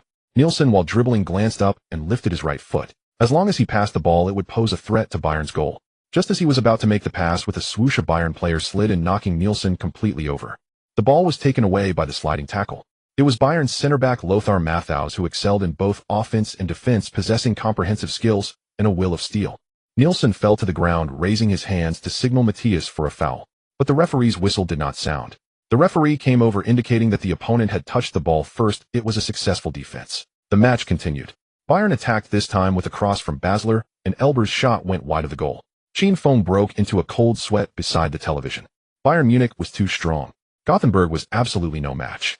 Was it really that difficult to win? The progress of the match confirmed Qin Feng's concerns. Gothenburg was completely suppressed, unable to cross half of the pitch. Occasionally, when they managed to create a threat near the goal, it was easily collected by Bayern's goalkeeper, known as the Lion King Khan. Bayern's attacks came in relentless waves. Gothenburg, like a small boat in a storm, could be torn apart at any moment. Qin Feng had already stood up again. Bayern's offensive was too terrifying, he simply couldn't sit still. As time passed, the match entered stoppage time in the first half. Bayern was awarded a free kick near the arc of the penalty area, slightly to the left. About 27 meters from the goal, the position was perfect. Bayern's midfielders Basler and Scholl stood at the ball, one on each side. Both were free-kick specialists. Qin Feng held his breath, staring intently at the ball on the television. Scholl began to run up, but then passed by the ball. He was a decoy. Basler on the left followed up and launched a curled shot at the ball.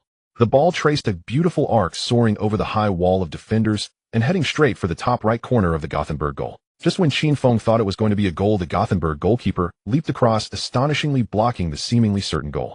That was close. Qin Feng let out a long breath. But the ball did not fly far. On the right side of the small penalty area, Bayern forward Elbier suddenly shook off the defender clinging to him, darted forward, and gently tapped the ball. The ball changed direction and flew into the Gothenburg goal. At that moment, the Gothenburg goalkeeper was still on the ground, only able to watch the ball whirl in the net. The ball went in.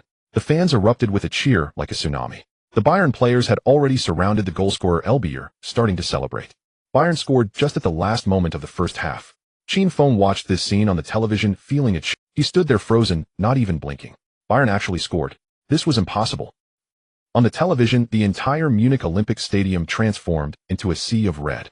Bayern fans were ecstatic, jumping and cheering loudly. Yet to Qin Feng's ears, all these sounds became an unreal background noise.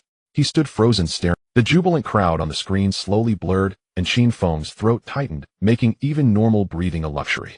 Only one thought occupied his mind. Bayern scored, and the match result was unexpectedly different from what the system had searched. Why? Moreover, Gothenburg lost the match, and he couldn't produce 7.9 million kronor. How would Mark deal with them later? Qin Feng recalled the dark muzzle of the gun and the bullet that whizzed past his head. Just as he pondered how to wrap things up, someone forcefully patted his shoulder. Turning around, it was Ibrahimović.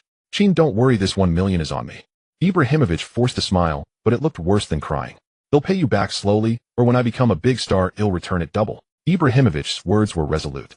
Qin Feng sighed lightly and shook his head. He wasn't worried about his 1 million, he was more concerned about how to leave this place. Inside the bar, a group of burly men drank beer and laughed loudly. Some praised Bayern Munich's sharp attack, while others cursed Gothenburg for their poor performance. However, many more looked at Qin Feng with pity.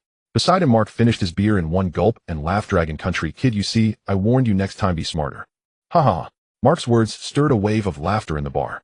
Amidst the laughter, Mark pulled out Qin Feng's 1 million kronor check from under his wine glass, sniffed it at his nose, and then tucked it into his pocket. Qin Feng's lips twitched in anger, but he was helpless against Mark's actions. A bet is a bet. He had lost this bet to that brat Mark. Just as Qin Feng cursed Mark's ancestors in his heart, Helena suddenly slammed the table and shouted, "Look quickly, you all look." Qin Feng looked quickly. Zhou Xiaochun pulled Qin Feng, exclaiming, "Look at the referee." Qin Feng stumbled as he was pulled, almost falling. He tilted his body, straining to turn his neck to look at the television. This is... Qin Feng's face suddenly lit up with excitement.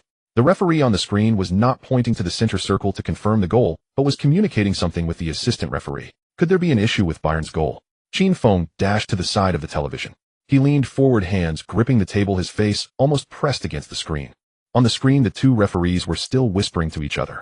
Qin Feng focused intently on their movements, not daring to breathe, fearing that the sound of his breathing would affect the referee's decision.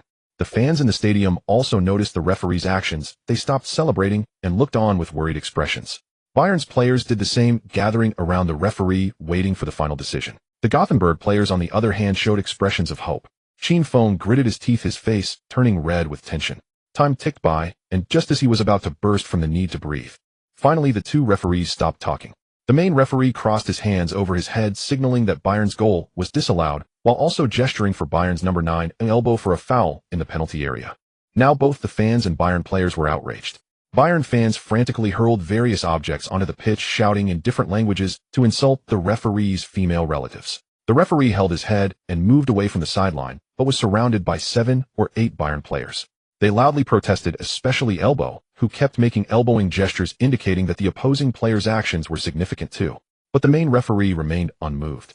He continued blowing his whistle while pointing towards Gothenburg's goal, indicating that this was a free kick for Gothenburg. On the live broadcast, they began replaying the recent goal in slow motion. Indeed, it was Elbow who pushed down the Gothenburg defender who was marking him, creating enough space to score. Phew. Qin Feng sat down on the chair with a thud, panting heavily. It was too thrilling. The minute or so of the referee's decision felt like a century. At that moment, the television screen shifted. The Bayern players were still chasing after the referee. The camera gave a panoramic view from the sky, and the Munich Olympic Stadium looked like a giant red powder keg ready to explode at any moment. Yet in one corner of the screen, several Gothenburg players in white jerseys were slowly moving forward. The Gothenburg goalkeeper had placed the football on the ground.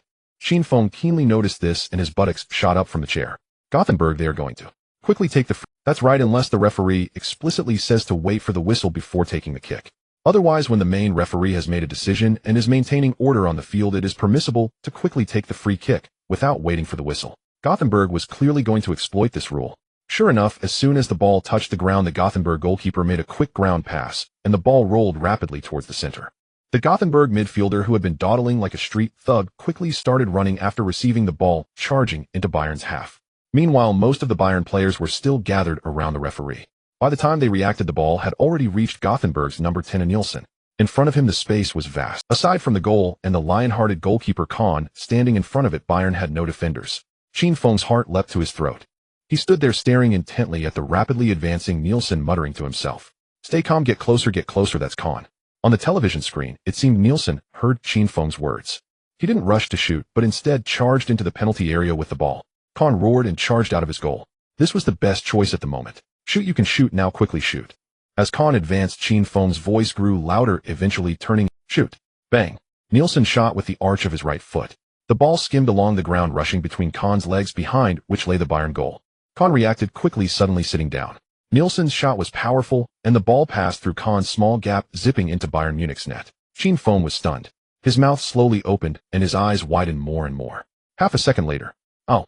Gothenburg scored. A classic quick free kick counterattack. The ball pierced through Kahn and Bayern's 2 goals. Qin Feng swung his arms, sending his crutches flying far away with a clatter. He jumped on one leg in excitement, continuously shaking his fists and shouting. The ups and downs of life were simply too thrilling. Both Zhou Xiaochun and Helena abandoned their feminine restraint and joined in the cheering. Beside him, Ibrahimović rushed over and caught Qin Feng, who was about to fall. Qin, they scored. Gothenburg actually took the lead against Bayern Munich in the first half. Indeed, what's there to be happy about? This is just the first half. With Bayern's strength, they will score at least 3 goals in the second half. Gothenburg cannot win. The decisive moment will be in the second half. The big man in the bar finally reacted, angrily confronting Qin Feng. Mark also came back to his senses from the shock, pointing at the TV screen and shouting, "Dragon Kingdom, kid, the referee hasn't ruled the goal valid yet." On the television screen, Bayern's players looked bewildered, staring at the ball lying in their net, stunned. Realizing what had happened, they frantically surrounded the referee, shouting in protest. The spittle flying from their mouths was enough to wash the referee's hair twice. Just then, Kahn, who had just conceded a goal, rushed over, angrily pushing the referee. The main referee finally reached his limit. The whistle rang continuously as he raised his yellow card twice in quick succession, unfortunately showing a yellow to Kahn for assaulting the referee and to the nearest Basler. The German players were even more agitated.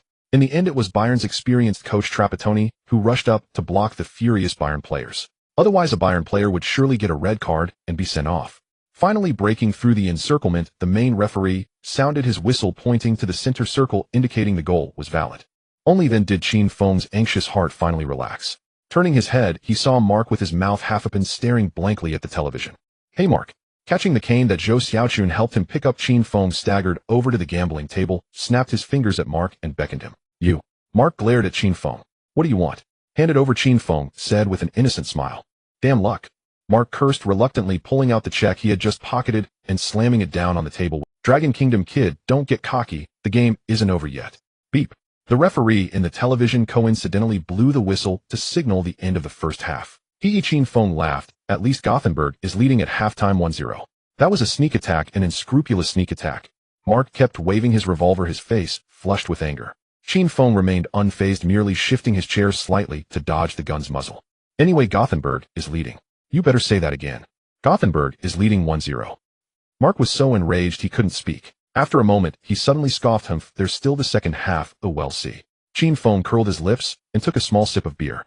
It had been too thrilling, leaving him dry-throated from shouting. The 15 minutes of halftime quickly passed.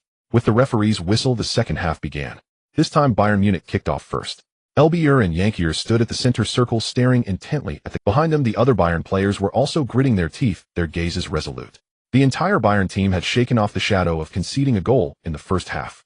It was foreseeable that Gothenburg would face a frenzied counterattack from the Bundesliga giant Bayern Munich. Just as Qin Feng had relaxed, he became tense again. In a 90-minute football match, there are 3 time slots where it's easiest to score. The first is just before the end of the first half. The recent match process has already validated this point. The other is the final moments of the match, when the defending side inevitably becomes lax. And then there's now. Right after the second half began, taking advantage of the opponent's unsteady footing, a quick attack led to a goal. Bayern was clearly aiming for this strategy. As soon as play resumed, Bayern immediately surged forward. Under the orchestration of midfield maestro Scholl, Bayern's front line was completely revitalized. After a few simple passes, the ball reached the right side of Gothenburg's penalty area. Elbier received the ball, executed a simple change of direction to outmaneuver the approaching defender, and drove the ball straight into the box. Just before the goalkeeper could react, Elbier unleashed a powerful shot with the outside of his right foot. The ball curled into a strange scurve, heading straight for the upper right corner of the goal. Fortunately, Gothenburg's goalkeeper reacted swiftly, leaping to block this tricky shot. In just 37 seconds of the match, Bayern had already created a highly threatening attack. A wave of sighs arose from the stands of the Munich Olympic Stadium. Elbier also regretfully held his head in his hands. In front of the television, Qin Feng let out a sigh of relief. That was too close. Originally lounging comfortably, Qin Feng straightened up. It seemed this match was far from over.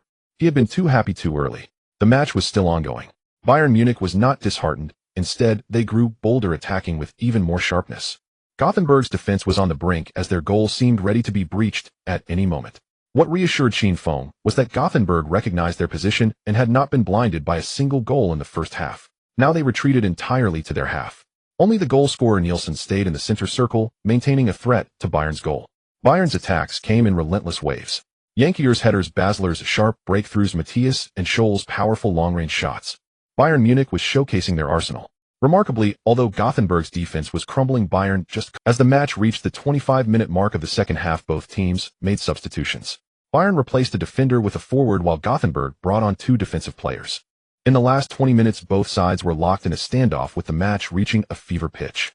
All of Bayern's players pressed into Gothenburg's half, launching a frenzied assault on Gothenburg's goal. Gothenburg's front, middle, and back lines were compressed into one, forming a defensive wall in front of their goal. Fans throughout the stadium stood up, shouting to cheer for Bayern. In the bar, ever since Bayern's first shot, Qin Feng stood up and never sat down again. He supported himself with his right leg, staring intently at the television, breathing rapidly. Gothenburg, hold on. Time is running out for Bayern. How to break dense defenses is a dilemma for teams worldwide. Even a powerhouse like Bayern had no good solutions at the moment, only able to keep shooting from the outside, but very few shots threatened Gothenburg's goal. The match quickly approached the final stoppage time. The referee kept checking the watch. Just as Qin Feng thought the match was about to end, Bayern earned a corner kick through a long-range shot. This was Bayern's last chance. All Bayern players crowded into Gothenburg's penalty area, even goalkeeper Kahn rushing forward, abandoning his goal. No success means death. Bayern Munich did not want to lose in front of 6,300 fans at home. Qin Feng's heart tightened. In the final moments, Bayern don't play with fire. If Gothenburg counterattacks, and the score changes from 1-0 to 2-0. While he was pondering, Bayern's number 3, Lizarazu, had already taken the corner. The ball was fast and flat. Inside the penalty area, red and white shirts intertwined, nearly 20 European giants entangled together, indistinguishable from one another. Bang! It was Gothenburg's goalkeeper. He leaped high, striking the airborne ball with both fists. The ball flew out of the penalty area, heading straight for the center circle. There lurking was Gothenburg's number 10, Nielsen, who had scored a goal in the first half. He deftly took down the ball and turned to advance. Ahead of him was an empty Bayern half. In the final moments of the match, Nielsen faced an open goal, receiving a golden opportunity for a unknown. Damn! Qin Feng's scalp tingled, and every hair stood on end. He lunged forward, raising the tiny television above his head, shouting, "It can't go in, that ball can't go in. I have a score of 1-0 riding on this." No, absolutely no. Qin Feng held up the miniature television, his eyes bloodshot. Enjo, Xiaochun, Evie, and Helena had also sprung to their feet, crowding beside him and shouting in unison, "No, don't go in." And meanwhile, Mark and his group surged forward, waving their fists. "And shoot. Damn you, Nielsen. Are you even a man? And don't dribble. Chip it into the empty net." And Mark strained, desperately shoving his head between Qin Feng's arm and torso, then let out a grotesque, ear-splitting howl. "Go in. Must go in, score." Non-screen, every fan leapt to their feet. And some even stood atop their stadium seats, turning their heads in perfect unison with Nielsen's relentless sprint. Behind him, Bayern players sprinted in frantic pursuit, but even their fastest runner Elbier trailed him by nearly 30 meters. In ahead, Nielsen rode alone, swiftly closing in on the 35-meter zone before the goal. That distance fell well within his shooting range. And he drove the ball powerfully forward, surged after it, and coiled his leg for the strike. In this exact motion, rehearsed thousands upon thousands of times in training, flowed from him with flawless mastery. The goal was inevitable. Yet he failed to notice the patch of turf ahead, slightly buckled from fierce tackles. A sharp crack echoed. Nielsen's right foot struck the raised turf mid-swing, and the ball rolled away, wobbling wildly. And he crashed violently to the ground, clutching his ankle and writhing in agony. A full-speed high-impact shot against uneven turf. His injury was severe, and the entire stadium erupted in stunned chaos. Qin Feng's face lit up with elation, just as he opened his mouth to cheer, then froze, eyes widening in sudden visceral terror. The ball Nielsen had nudged forward refused to stop, still rolling stubbornly toward Bayern's goal. All eyes locked onto its slow, trembling trajectory. Breaths ceased entirely. Silence hung like glass inside the bar. And then, is the pitch at Munich's Olympic Stadium uneven? Why won't that ball stop?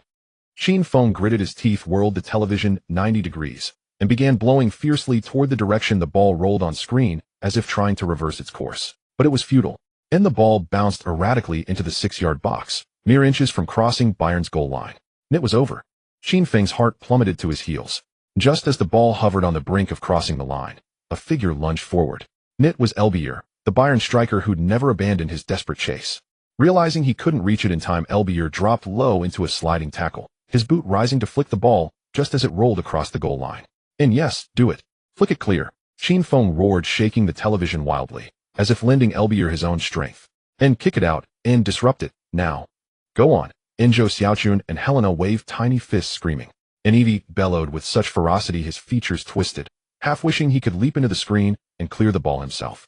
Mark's group shouted themselves hoarse, not cheering for a team, but for the football itself. And Elbier's boot made contact.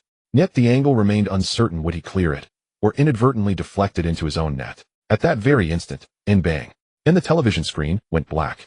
Naviri's shout in the bar died midair. All froze stunned. Qin Feng stood rigid, still holding the TV aloft, then blinked, eyebrows lifting as he glanced back.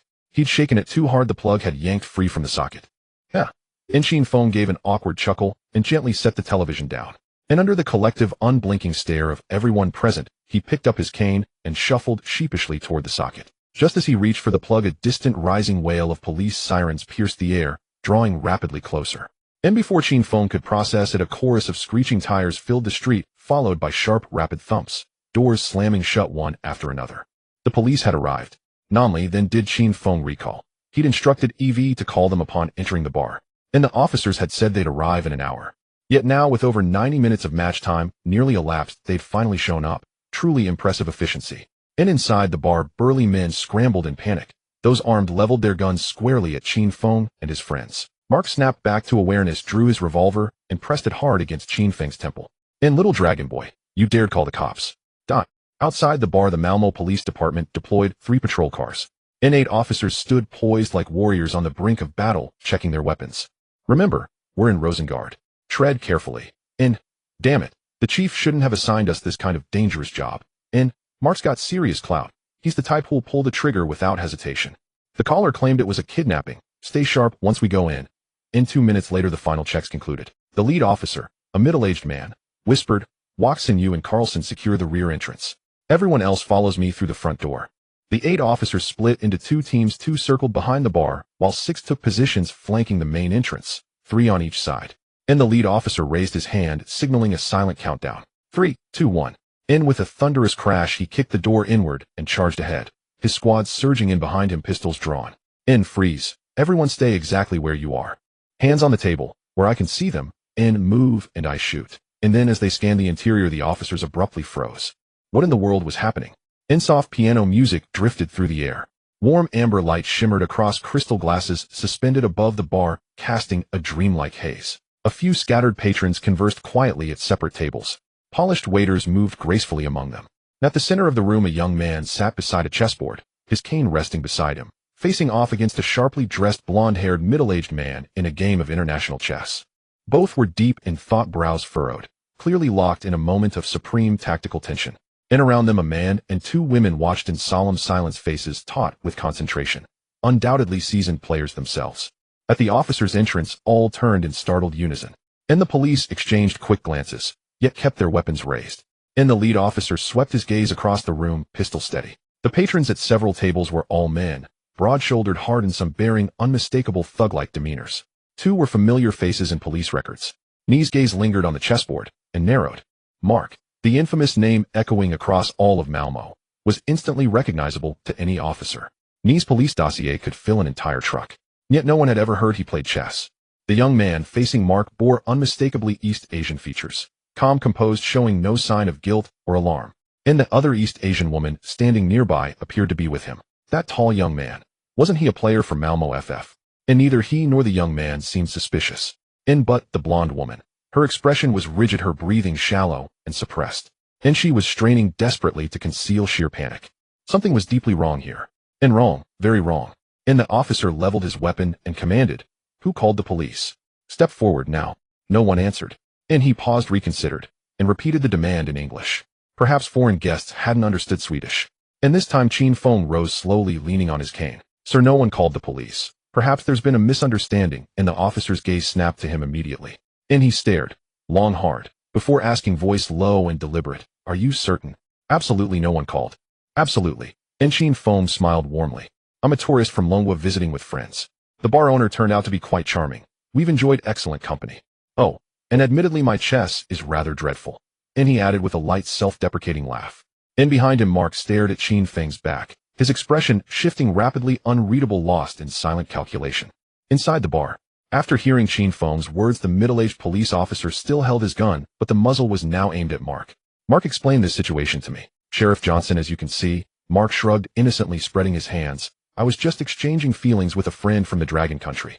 Sheriff Johnson's expression turned cold, feeling as though he had been played. He turned to Qin Feng and asked sternly, Dragon Country man, he'll give you one last chance. Is what Mark said true? Absolutely true, more real than diamonds. Qin Feng smiled harmlessly. I never tell lies. After a moment of silence, Dragon Country man, I hope you won't regret this. Johnson snorted coldly. That's enough, let's go. The police retreated from the bar, guns still drawn. A minute later a car honked outside. Mark quickly got up and leaned by the window to observe outside. After confirming that the police had gone far, he turned back and glared at Qin Feng. Dragon Country kid, why did you help me?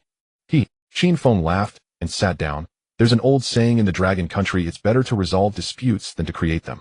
I'm helping you, hoping you can help me in return. After staring at Qin Feng for a moment, Mark calmed down and sat down opposite him. Go on. Helena's family owes you money, give them some more time. Qin Feng said solemnly. As for the match, just now the result doesn't matter. My 1 million should be used to settle Zlatan's gambling debt. Before Mark could respond, Ibrahim erupted. Qin, you can't let Mark off that easily. That last shot was definitely cleared. Ooh, I guarantee it with my professional football player's integrity. Ibrahim exclaimed, You don't need to worry about my dad, as long as we win the bet, that's 1 million crowns. Qin Feng understood Ibrahim's point. With his experience in football, he could tell that the last ball, given elbow's kicking direction, would likely be cleared 80 of the time. But there are always unexpected outcomes. Oh, no one can determine the result. Even if they won, would that million be easy to claim? When Mark mentioned taking the bet, Qin Feng thought of this. This was Mark's territory. If Mark failed to collect the debt and lost 1 million, would he let it go? Money is a good thing, but one must also have a life to spend it. The other side has guns. Qin Feng also noticed that Mark didn't seem bad. He just wanted to reclaim what was rightfully his, although the methods were debatable. Moreover, Mark was the local boss in Malmo with many followers. From what he said, he had quite a few brothers working at Helena's father Old Seeger's construction site. Wang Qianlin wanted to expand his business locally, and Old Seeger was the resident landlord. It was inevitable he would have dealings with Mark in the future. Most importantly, Mark was a major bookmaker controlling a vast betting network. Using today's incident to give Mark a favor might be useful in the future. Therefore, becoming enemies with someone like Mark would be a foolish move. Qin Feng waved his hand, signaling Ibrahim to calm down. He picked up the beer glass on the table and raised it towards Mark. Don't listen to Zlatan. What I just said is my complete proposal. Mark glared coldly at Qin Feng, but remained silent. He quietly stood up and walked towards the portable TV's plug. Bending down, he plugged it in. The TV flickered twice before lighting up, still on the same sports channel. Everyone turned to look at the TV. Everyone was curious whether Gothenburg's last shot had gone in. The match had already ended. The camera switched to the studio where two Swedish commentators were chattering away. Qin Feng couldn't understand a word of their conversation. But below the screen, the words, IFK Gothenburg 1-0 Bayern Munich, were clear as day. A wave of lament swept through the bar. Nearby, Ibrahim and Helena had already jumped up. Qin, I told you. That last ball didn't go in, we won. You really guessed 1-0, right? Quickly tell me how you did it. Gothenburg really won 1-0 against Bayern Munich. Zlatan, your friend from the Dragon Country, is astonishing. They laughed and jumped, and in their excitement they embraced each other. Qin Feng, we won. We won. Zhou Xiaochun kept shaking Qin Feng's shoulder, ecstatic. Let that bad guy pay who told them to catch me. Seeing the match result, Qin Feng's heart raced violently. A million. Who wouldn't be tempted? But after a moment's thought, he forced himself to calm down. He patted Zhou Xiaochun's small hand and said, caught you. Didn't you kick their ass? Who's really at a loss here? Before Zhou Xiaochun could answer, Qin Feng raised his glass towards Mark again. It's still the same as I said earlier. The match result doesn't matter. Mark was still staring blankly at the TV. Upon hearing Qin Feng's words, he glared back, his facial muscles twitching from the effort. For over 5 minutes, Mark with a dark face strode back to the gambling table and slammed his fist on the surface. Qin, right. What do you take me, Mark, for? Sitting down, he took out a checkbook, opened it, and started writing. While writing, he growled. You have to accept the consequences when you gamble. I have my own rules. Having finished the last stroke with force, Mark handed over the check. 1 million, not a penny less. As for your friend's gambling debt, it's all cleared in exchange for the favor of covering for me in front of the police. Looking at the check in front of him, Qin Feng was taken aback. He didn't expect Mark to be quite principled. Observing Mark's demeanor, he didn't seem to be faking it. Qin Feng smiled. One doesn't refuse money. Boss Mark, how generous.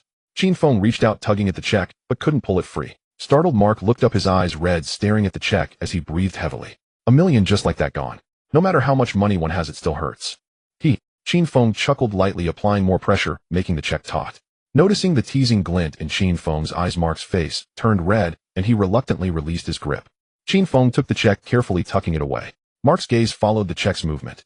Until the check disappeared from sight, Mark raised his head and smiled, feeling relieved. He picked up his glass and clinked it with Qin Feng's, then tilted his head back to drink it all. Qin, you're not bad. You're different from the Dragon Country people I've interacted with before. Qin Feng, sipping his beer, was taken aback by this. He asked, Mark, do you know Dragon Country people? Yes. Mark signaled his subordinate to pour more drinks, because of gambling. They play big and are quite greedy, and they seem to have significant backing. Looking for Mark to gamble. And they have considerable backing. Could it be? This piqued Qin Feng's interest. Mark, do you know their names? Mark had just received a draft beer from his subordinate. Hearing Qin Feng's question, he paused, put down his beer, and squinted at him. Qin, there are rules in this business. I can't disclose client information, otherwise how would I survive in this line of work? It seemed that his rapport with Mark was still insufficient. Qin Feng frowned, pondering for a few seconds, then smiled. I thought we were friends by now. Exactly, if we are friends, you wouldn't ask that question. Mark's response was impeccable. Qin Feng, feeling helpless, had to temporarily set this topic aside. After chatting for a while, Qin Feng quietly informed Mark that Old Seeger's company would have a turnaround soon, and the owed salaries should be settled quickly. That's great. Mark immediately showed a grateful expression, and his impression of Qin Feng improved a bit. At that moment, Zhou Xiaochun peeked and playfully patted Qin Feng. Look, turning to see Ibrahim and Helena were still in each other's arms. It seemed those two were getting somewhere. Qin Feng was still thinking about getting Ibrahim to play for the Liaodong team. This was the matter at hand. He needed to act quickly. Hey, you two are a great match. Qin Feng joked. Now that everything is settled, Helena, I tell you, Ibrahim has always liked you. Helena exclaimed, quickly breaking free from Ibrahim's embrace, looking around to find everyone smiling at her. Her face turned red as she turned and ran out of the bar. Qin, say less, it's my first time hugging Helena. Ibrahim complained, looking towards the door. He wanted to chase after her, but felt he couldn't leave his dad behind, especially after Qin Feng had helped him so much.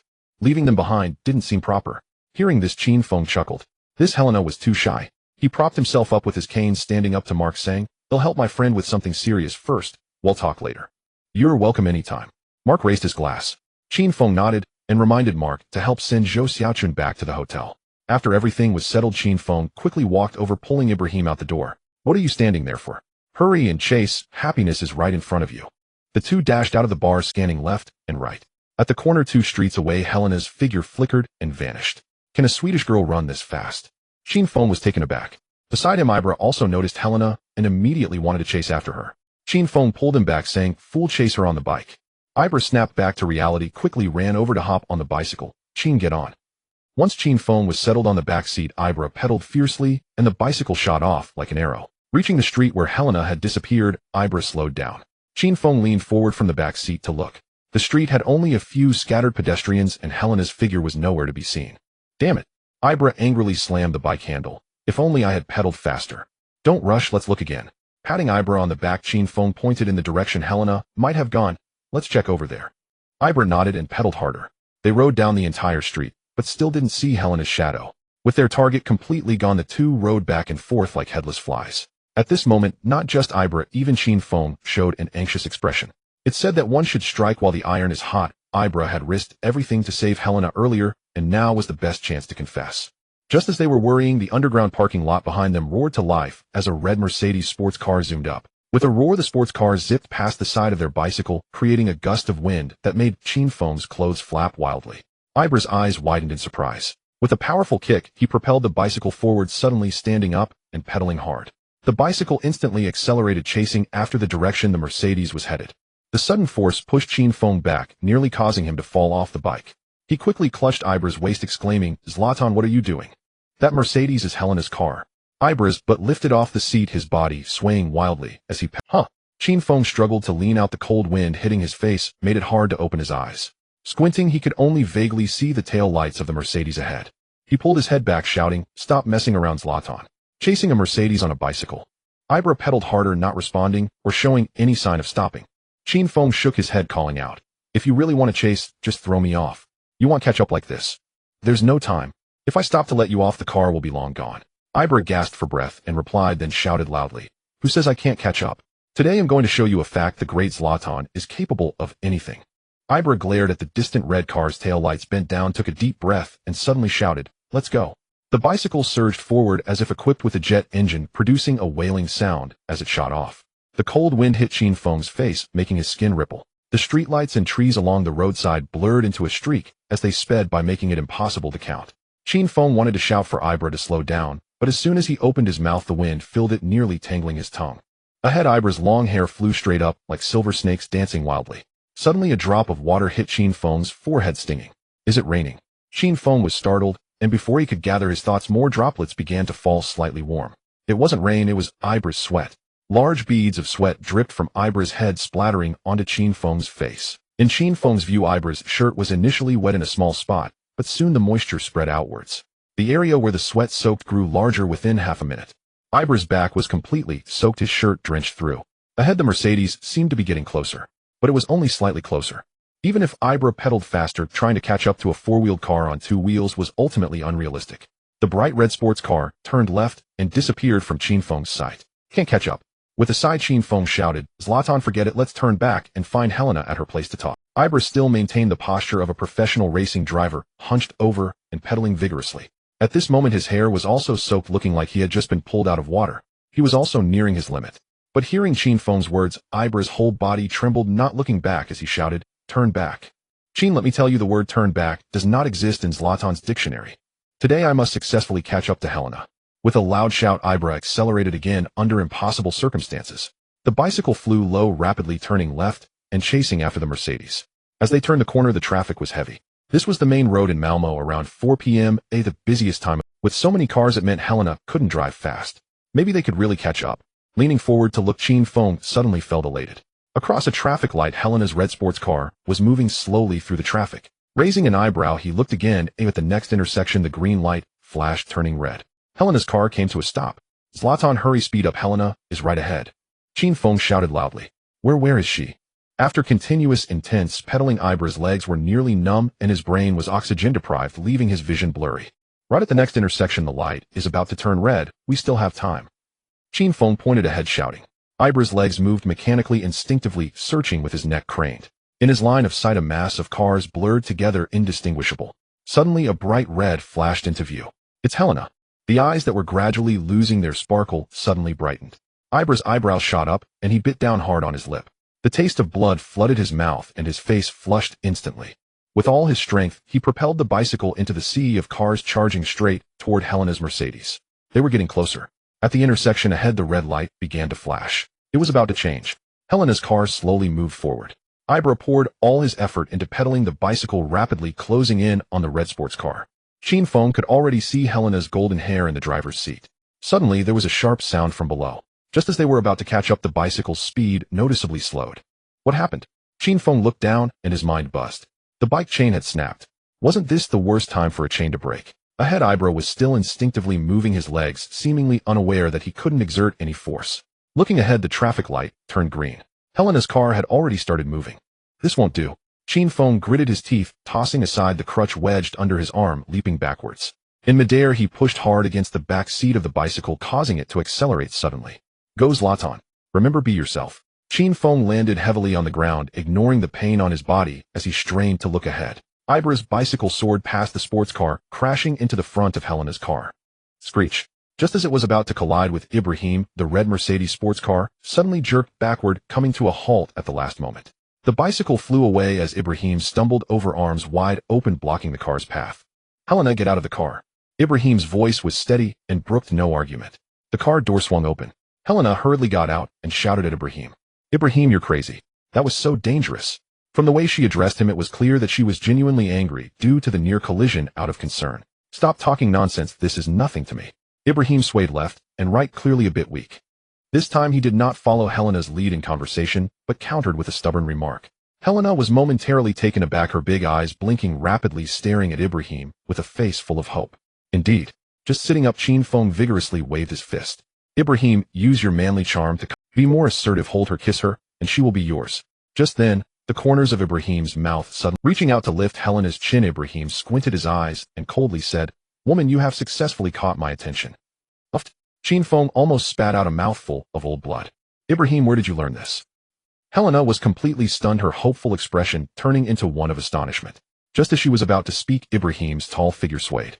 Helena was startled, and just as she reached out to help him, with a loud thud, Ibrahim fell forward, crashing onto the car hood. At Malmo University Hospital, Helena stood on tiptoe, peering through the glass door into the ward. Inside, Ibrahim lay unconscious on the hospital bed. Several medical staff were busy checking on him. Qin Feng leaned on his crutch, pacing anxiously in the corridor. Please, Ibrahim, don't let anything happen. Just as he was feeling uneasy, the ward door opened and a doctor came out.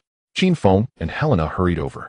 It's not serious. He just overexerted himself for a short period, leading to temporary unconsciousness due to lack of oxygen to the brain, and there's a slight muscle strain in his leg. We'll supplement him with glucose and sodium chloride. He should wake up soon. As for his leg injury, a week of rest. After the doctor finished speaking, he left with his hands in his pockets. Helena breathed a sigh of relief and quickly translated to the worried Qin Feng. It's good that he's fine. Qin Feng leaned against the wall, also relieved. He peeked through the window. Two nurses were tidying up medical equipment, while Ibrahim lay peacefully asleep with an M4 in his right hand. Exchanging glances with Helena, who had also leaned, and they both sat down on the bench at the door. An awkward silence ensued. Neither Qin Feng nor Helena knew what to say. After a few moments of deliberation, Qin Feng broke the silence. First, let me introduce myself, he smiled, and said, Zlatan is truly a great person. Yes, although sometimes he acts like a child. Helena gazed at the ward and softly replied. This shows he has a childlike heart. It seemed Helena was quite easy to talk to, prompting Qin Feng to praise Ibrahim. If I were a girl and someone pursued me so recklessly, I wouldn't just marry him in this life, but in the next life too. Upon hearing this, Helena laughed. After thinking for a moment, she looked at Qin Feng seriously and said, Qin, Zlatan is 11 years older than me. Do you think we are suitable? His question. After a long contemplation, Qin Feng put away his playful expression and replied seriously, Helena, although I haven't interacted with you much, I can see that you are very nervous about Zlatan. Whether you are suitable or not, you already have the answer in your heart. You love him, right? Helena's face flushed, and she bit her lip without answering. Seeing this, Qin Feng continued, Zlatan is also very nervous about you. He loves you too. Helena's face turned even redder, her big eyes fixed on her shoelaces, her small hands continuously rubbing against each other. Be brave, Helena. Qin Feng smiled, tilting his head back, gazing at the ceiling as he said, some people once missed can never come back. Missed can never come back. Helena suddenly looked up, her big eyes wide with shock. After a long pause, just as she was about to speak, a moan came from the ward. Ibrahim woke up. Helena instinctively jumped up and rushed into the ward. Qin Feng lagged 2 steps behind. Oh, just as he reached the door, he stopped again. Inside the ward, Helena crouched beside the bed, crying on Ibrahim's chest. Ibrahim gently stroked Helena's golden hair, his expression soft, continuously saying something. It seemed I was no longer needed here. Qin Feng smiled and stepped back, gently closing the door. As he exited the hospital, night had already fallen. He waved to hail a taxi, and relying on the address on the hotel business card, Qin Feng successfully returned to the hotel. Zhou Xiaochun, Shang Ying, and Zheng Wen were anxiously waiting in the hotel lobby. Seeing that Qin Feng had returned without incident, they finally relaxed. After almost traveling throughout Europe plus dealing with Mark for an entire afternoon and taking a wild ride that left him sore, back in the room, Qin Feng went straight to bed. He slept deeply until the sky was dark. When he opened his eyes again, he looked out the window, and it was still pitch black. Qin Feng's mind was groggy. He rubbed his temples and turned his head. Just as he was about to get up, a large face startled him. It was Wang Qianlin. Chairman Wang, you scared me. Qin Feng exaggeratedly clutched his heart and exclaimed, why did you arrive so soon? I thought you wouldn't be here until tomorrow night. Tomorrow night. Wang Qianlin chuckled. Qin Feng, you've been asleep for nearly a day and a night, almost 24 hours. Oh. Qin Feng slapped his forehead. No wonder it was still dark outside. He had no idea he had slept for so long. Wang Qianlin had already arrived, but he hadn't contacted Old Sage yet. Glancing at the clock on the bedside, it was nearly 6 p.m. Qin Feng turned over, propping himself up with his crutch, and got out of bed. Just as he was hurriedly getting dressed, the doorbell rang. He tied his belt and went to open the door, finding Zhou Xiaochun grinning widely. Seeing Qin Feng's awkward expression, she laughed heartily while inquiring about the reason. As soon as Chairman Wang arrived, Shang instructed Zheng Wen to contact Sage Company. Qin Feng was taken aback. Shang Ying and Zheng Wen also entered the room, confirming Zhou Xiaochun's words. Qin, you should be about ready to rest now. We've arranged for dinner with Old Sage at 630. Upon hearing Zheng Wen's words, Qin Feng felt completely at ease. Dinner was arranged at a local restaurant with a distinctly local flair, featuring understated decor and specializing in Swedish cuisine. It was clear that this place had been carefully selected by Old Sage. The meal was delightful for both host and guest. Wang Qianlin and Old Sage raised their glasses and made a decision on the spot, reaching a cooperative intention to conduct a site visit tomorrow and sign a contract if everything went well. Qin Feng was overjoyed. The matters between Ibrahim and Helena had crossed the final hurdle, and he also benefited from their collaboration. With 2 million long coins based on the investment return Wang Qianlin and Old Sage had just discussed, it could potentially multiply tenfold. Moreover, Wang Qianlin also owed him a favor. What a rush. After dinner, it was already past 10 p.m. Before getting into the car, Wang Qianlin's entourage whispered something in his ear. For some reason, Qin Feng felt that Wang Qianlin had been sneaking glances at him. On the way back to the hotel, Qin Feng shared a car with Wang Qianlin. Qin Feng, your Liaodong team hasn't been doing well lately. Wang Qianlin glanced at the window and said in a low voice, do you need me to help share some of the burden? It's fine, just a few bumps and bruises, I'm used to it. Qin Feng smiled. Last week the Liaodong team had managed to draw, and although there were external factors interfering, it wasn't yet a dire situation. He had more important matters for Wang Qianlin to assist with. As long as you are aware of it. Wang Qianlin nodded. Upon returning to the hotel room, Qin Feng hadn't even sat down when Old Master Shang Ying rushed in. Qin, there's been an incident with the Liaodong team. The Liaodong team is in trouble. Shang Ying entered the room with a serious expression.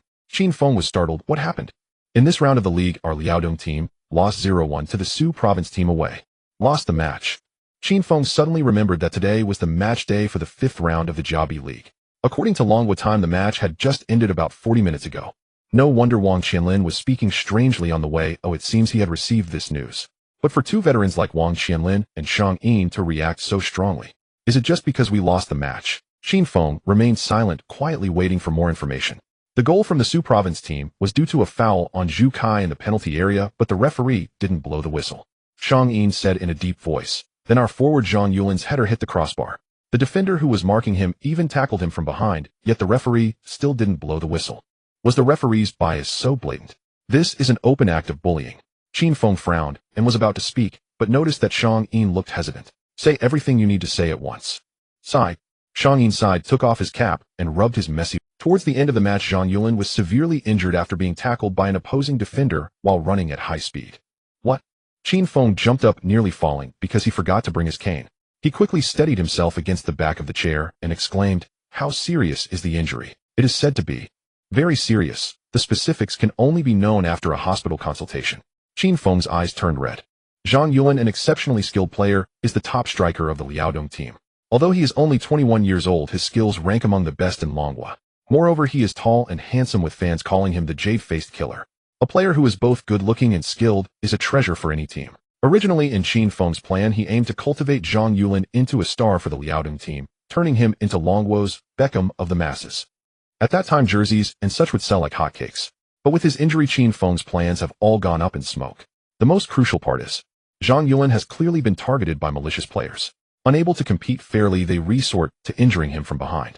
Qin Feng is no stranger to this tactic. He has suffered greatly from it. Hearing that his team's player has also been schemed against, he felt a throbbing pain in his head.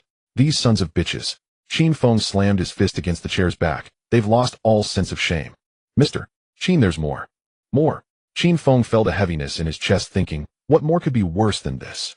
Shang Yin said with a troubled expression. After Zhang Yuan was injured, some of our young players couldn't stand it and confronted them, leading to a major conflict between the two teams. A major conflict?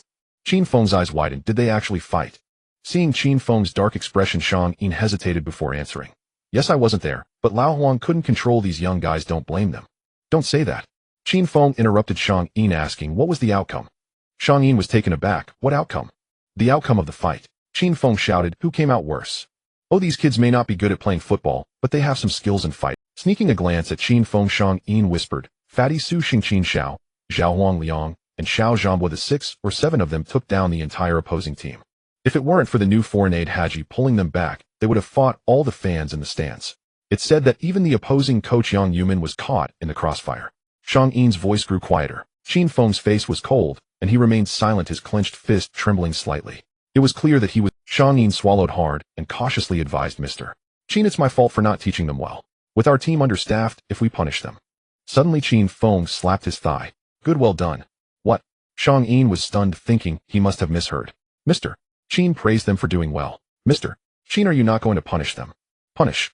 Qin Feng, who seemed lost in thought, was taken aback. Shang, I never said I would punish them.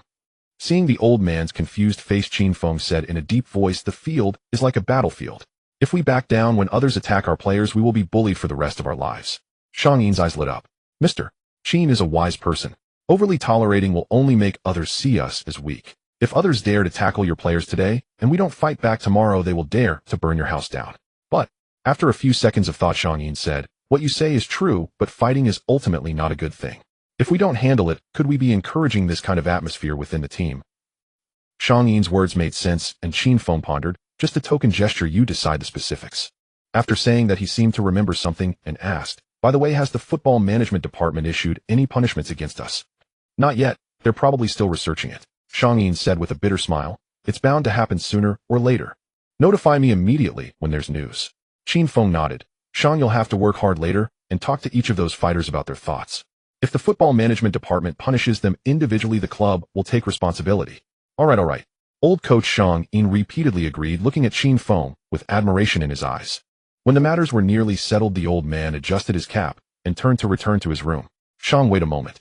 Just after taking 2 steps, Qin Feng's voice came from behind. Shang Yin turned back to look. You just said that only the foreign aide Haji stepped in. Qin Feng asked suspiciously, what about the other veteran players? I specifically asked, and it was only Haji. Shang Yin replied in a low voice. It said that several veteran players in the team just stood by and watched, and Li Shanzai even took sides. Got it. Qin Feng waved his hand, smiling. Go rest now, Coach Shang. Once he was alone in the room, a frost settled on Qin Feng's face. He had already figured it out. As soon as he took office, someone in the team immediately stirred up trouble, not putting in effort during the matches, even sabotaging from within. Moreover, with 2 consecutive matches, the Liaodong team had been subjected to unfair penalties, and the opponents were openly playing dirty. All of this was undoubtedly instigated by Wang Ke. He used his vast network to make the Liaodong team the public enemy of Jiabi, and it is foreseeable that this is just the beginning. The road ahead will be even more difficult. Qin Feng grabbed his cane and walked to the window. The night was dark, with only the distant port shimmering with lights.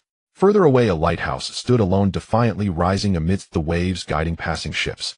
Just wait, once I gather the team, I will settle the score with all of you one by one. The next day, accompanied by old sage Qin Feng, followed Wang Qianlin to the site for inspection. Throughout the process, Qin Feng appeared distracted. A group of people sat in a street-side cafe resting. Qin Feng, are you feeling unwell? Wang Qianlin chuckled. The Liaodong team has no friends now, what do you plan to do? Qin Feng was absent-mindedly gazing at the street scene. Hearing this, he smiled and replied, what can I do? One step at a time. If we can't compete openly, we can resort to underhanded tactics. After all, I'm not afraid of anything now. I have nothing to lose. Wang Qianlin laughed heartily. Qin Feng, you're not without resources, you have the Liaodong Club now. Ha! Qin Feng smirked in response. If I'm not afraid of them barefoot, I'm certainly not afraid now that I'm wearing shoes. The sky is so vast that no one can cover it all with one hand. Hearing this, Wang Qianlin chuckled in disbelief. All right, young man, you have some character. This sounded less like a Qin Feng scoffed and turned his gaze back to the street. Swedish girls braved the cold wearing short skirts with down jackets. He wondered where such fashion originated. People came and went dazzlingly bright. Yet Qin Feng was still pondering Wang Qianlin's words. The Liaodong team has no friends. Wang Qianlin was very satisfied with the results of the inspection. Back at the Sedge company, both parties officially signed the contract. Securing such a large project made Wang Qianlin beam with delight. He threw an arm around Qin Feng's shoulders. The investment of 2 million long coins is included for you. As I said before, I owe you a personal favor. Oh, you just call on me whenever you need. Just don't find me a bother later, Director Wang. Qin Feng chuckled and turned to old Sedge. Mr. Sedge, about our previous agreement. Haha, Qin, I've always believed that Zlatan is a good son-in-law. I'm truly happy for Helena. Old Sedge spoke without a hint of shame. Mr. Sedge, I just heard you plan to send someone to Longwa Bincheng as a liaison to Tianda Group. Qin Feng's eyes twinkled as he suggested, why not let Helena go?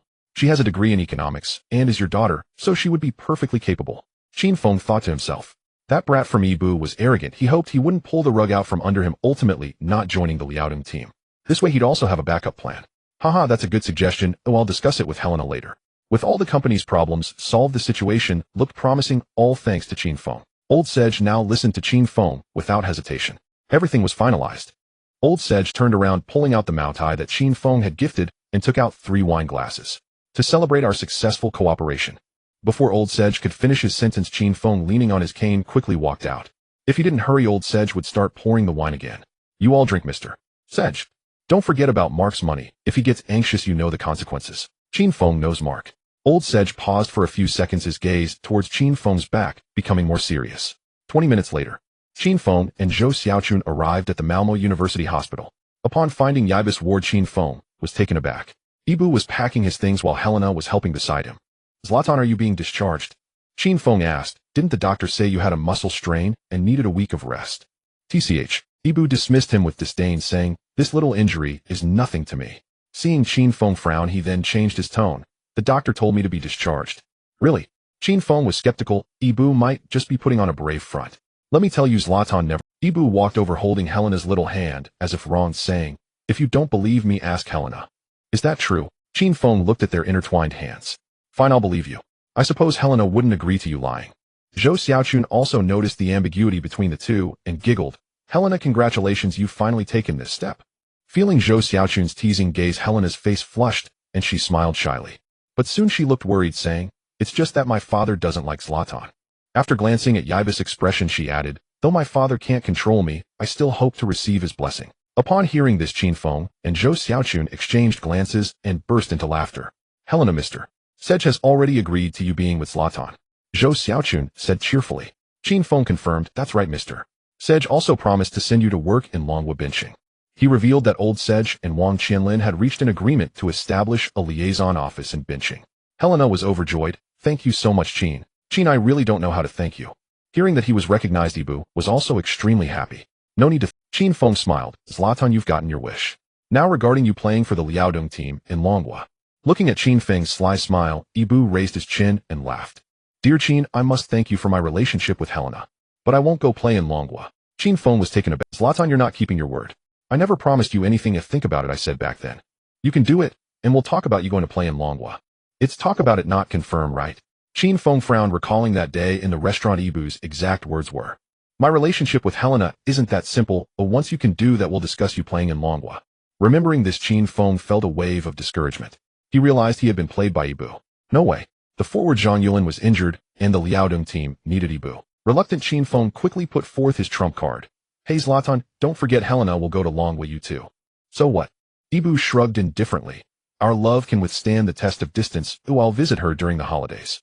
Watching Helena nodding with a silly smile, Qin Feng felt helpless. After thinking for a moment, he asked seriously, Zlatan, why? The Longwa League isn't that great, but I promise to build the Liaodong team into a real powerhouse with Ibu at its center. With Helena and Longwa along with my friendship with Ibu. Qin Feng couldn't understand why Ibu was so adamant about not going to Longwa. Seeing that Qin Feng was serious, Ibu also stopped joking. Qin, you are my brother, I'll speak frankly with you. I was born to challenge the strong. In the 5 major leagues of Europe, countless strong players are waiting for me. The only player I've ever admired is Ronaldo from Brazil. One day I will face him in a duel. Are there such remarkable players in Longwa? Or rather, is there a player in Longwa stronger than me? That's quite arrogant. Qin Feng narrowed his eyes. There might just be someone better than you, Ibu. If he really thought about it, it wouldn't be impossible. Thinking this, Qin Feng gritted his teeth and said, if there is, what will you say, Zlatan? If someone in Longwa can beat me, I'll go with you. Are you sure? Absolutely. Waiting for this response, Qin Feng revealed a harmless smile. Let's go Zlatan Gypsy Stadium. You and I will settle this once and for all. After saying this, Qin Feng leaned on his cane and turned to leave. Behind him, Ibu stared at Qin Feng, who stumbled out the door dumbfounded. Was this a joke? In the northeast corner of Rosengard, the gypsy football field surrounded by barbed wire remains muddy and treacherous. In the muddy ground, Qin Feng and Ibrahimović stand facing each other. Between them lies a black and white football swaying slightly with the cold wind. On the sidelines, Helena inquired of Zhou Xiaochun. With confusion, Zlatan was promoted to the first team's starting center forward last year. With Qin like this, can he compete with him? Having said that, she seemed to feel her words were inappropriate and quickly corrected herself. I mean no offense, I'm just curious. Zhou Xiaochun's black long hair fluttered lightly in the cold wind. She pressed down her long hair at her ear and said softly to Qin Feng. Qin Feng is a persistent person. Once he sets his mind on something, he will not give up. This is true for football and for everything else as well. Helena seemed to understand to some extent, her big eyes curiously gazing at Qin Feng. Regardless, Qin cannot win against Zlatan because he is also an incredibly persistent person. That may not. Hearing Helena belittle Qin Feng, Zhou Xiaochun's small face puffed up like a bun as she waved her small fist towards Qin Feng in the field, cheering. Come on, Qin Feng. You cannot lose. On the field, Ibrahimović used his foot to pull the football closer, stepping on it. Qin, don't say I'm bullying you. He crossed his arms and said, you set the rules. Qin Feng glanced at the football under Ibrahimovic's foot, extended his cane to hook it, and the football obediently returned to the center between the two. He pointed towards the goal behind Ibrahimović and said, according to international practice, it's unknown defense best of 3. The first to score 2 goals wins. Ibrahimović looked back. There were 2 bottles of liquor with a broken wooden stick placed across them, about half a meter high and half a meter wide. The width and height of the goal were not much larger than that of a football. I have no problem, can you handle it? Ibrahimović glanced at Qin Feng's cane and raised his chin, saying, if it weren't for your insistence, I wouldn't agree to this pointless contest. This was not Ibrahimović looking down on Qin Feng. Judging from any standpoint, an unknown match between Ibrahimović and Qin Feng, who uses a cane, is a sheer waste of time. But Qin Feng clearly did not think so. TCH. A smile appeared on his face as he mocked. Zlatan, didn't your mentor teach you not to underestimate any opponent? If not, then today, I will give you a lesson. Upon hearing this, Ibrahimovic's eyes narrowed. Qin Feng also stopped smiling slightly, raising his head to glare at Ibrahimović. The gazes of the two collided in midair, sparking fire and lightning. No more nonsense, they flipped a coin to decide who goes first. The result was Ibrahimović choosing heads and kicking off first. Qin Feng defended. Ibrahimović brought the football to about 35 meters from the bottle goal and stopped. He raised his head to glance at Qin Feng's position and scoffed. Opposite him, Qin Feng stood about 3 meters away, fully prepared. 3 meters is theoretically the best distance for unknown defense, allowing the defender to face various breakthroughs calmly. But don't forget, Qin Feng is using a cane. Can your speed keep up? With this thought, Ibrahimović pushed off with his right foot, and the football passed by Qin Feng's left side. At the same time, he sprinted towards the ball at high speed. Without any tricks, Ibrahimović aimed to outpace Qin Feng with sheer speed. Just as Ibrahimović had thought. Qin Feng reacted quickly. Seeing the football rushing past on the left, he swiftly turned, swinging his cane to chase after the ball. Just as he was about to touch the ball, a rush of wind sounded behind him. Ibrahimović leapt over Qin Feng with his long legs, intercepting the football first. He passed it to himself 3 seconds later. In front of Ibrahimović was the empty goal, while Qin Feng with his cane was firmly pinned behind him. The first goal was scored. While running, Ibrahimović glanced at the goal position and shot with his right foot. It was too easy, and a victorious smile appeared on his face. On the sidelines, Helena had already raised her arms, striking a celebratory pose in advance. Beside her, Zhou Xiaochun had a dissatisfied look, cupping her hands into a megaphone and shouting, "Go Qin Feng, kick him out." On the field, Ibrahimovic's foot had already made contact with the football. At that moment, a foot suddenly blocked the ball's path. It was Qin Feng, who had flown out, sliding in from the side to block Ibrahimovic's shot. With a thud, the football struck the tip of Qin Feng's foot and flew high into the air. How is this possible? Ibrahimović was stunned. He looked down at Qin Feng, who was sprawled in the mud, his face filled with disbelief. How did Qin manage to come up so fast from behind? Helena on the sidelines was equally dumbfounded. She had just seen clearly that Qin Feng, who was nearly a full body length behind, suddenly exerted force with both hands using the cane as a pivot and flew out. In the nick of time, he extended his leg to block Ibrahimovic's shot. One could say the cane did not hinder Qin Feng. Instead, it became a tool that accelerated his movement. Zhou Xiaochun beside was overjoyed. Qin Feng, well done. Remember to kick him out next time. The corners of Qin Feng's mouth twitched twice. He wasn't worried about Ibrahimović, but felt his own kick was a bit weak. Ibrahimović did not understand Zhou Xiaochun's Chinese. He came back to his senses and reached out to Qin Feng, who was on the ground. Qin Yu. Ibrahimović wanted to ask how Qin managed to rush up to defend so quickly, but the words stuck in his throat. No matter how the opponent did it next time, he just needed to win against him. No need for extra words. Qin Feng ignored the hand reaching out to him. Zlatan, don't underestimate me. He coldly got up by himself, brushing the mud off his hands with his cane, saying, on the field there are only opponents, no compassion. He was genuinely angry. Just now Ibrahimović had chosen to use speed to bypass him, which was a blatant insult. Qin Feng disliked being seen as an oddity just because he used a cane.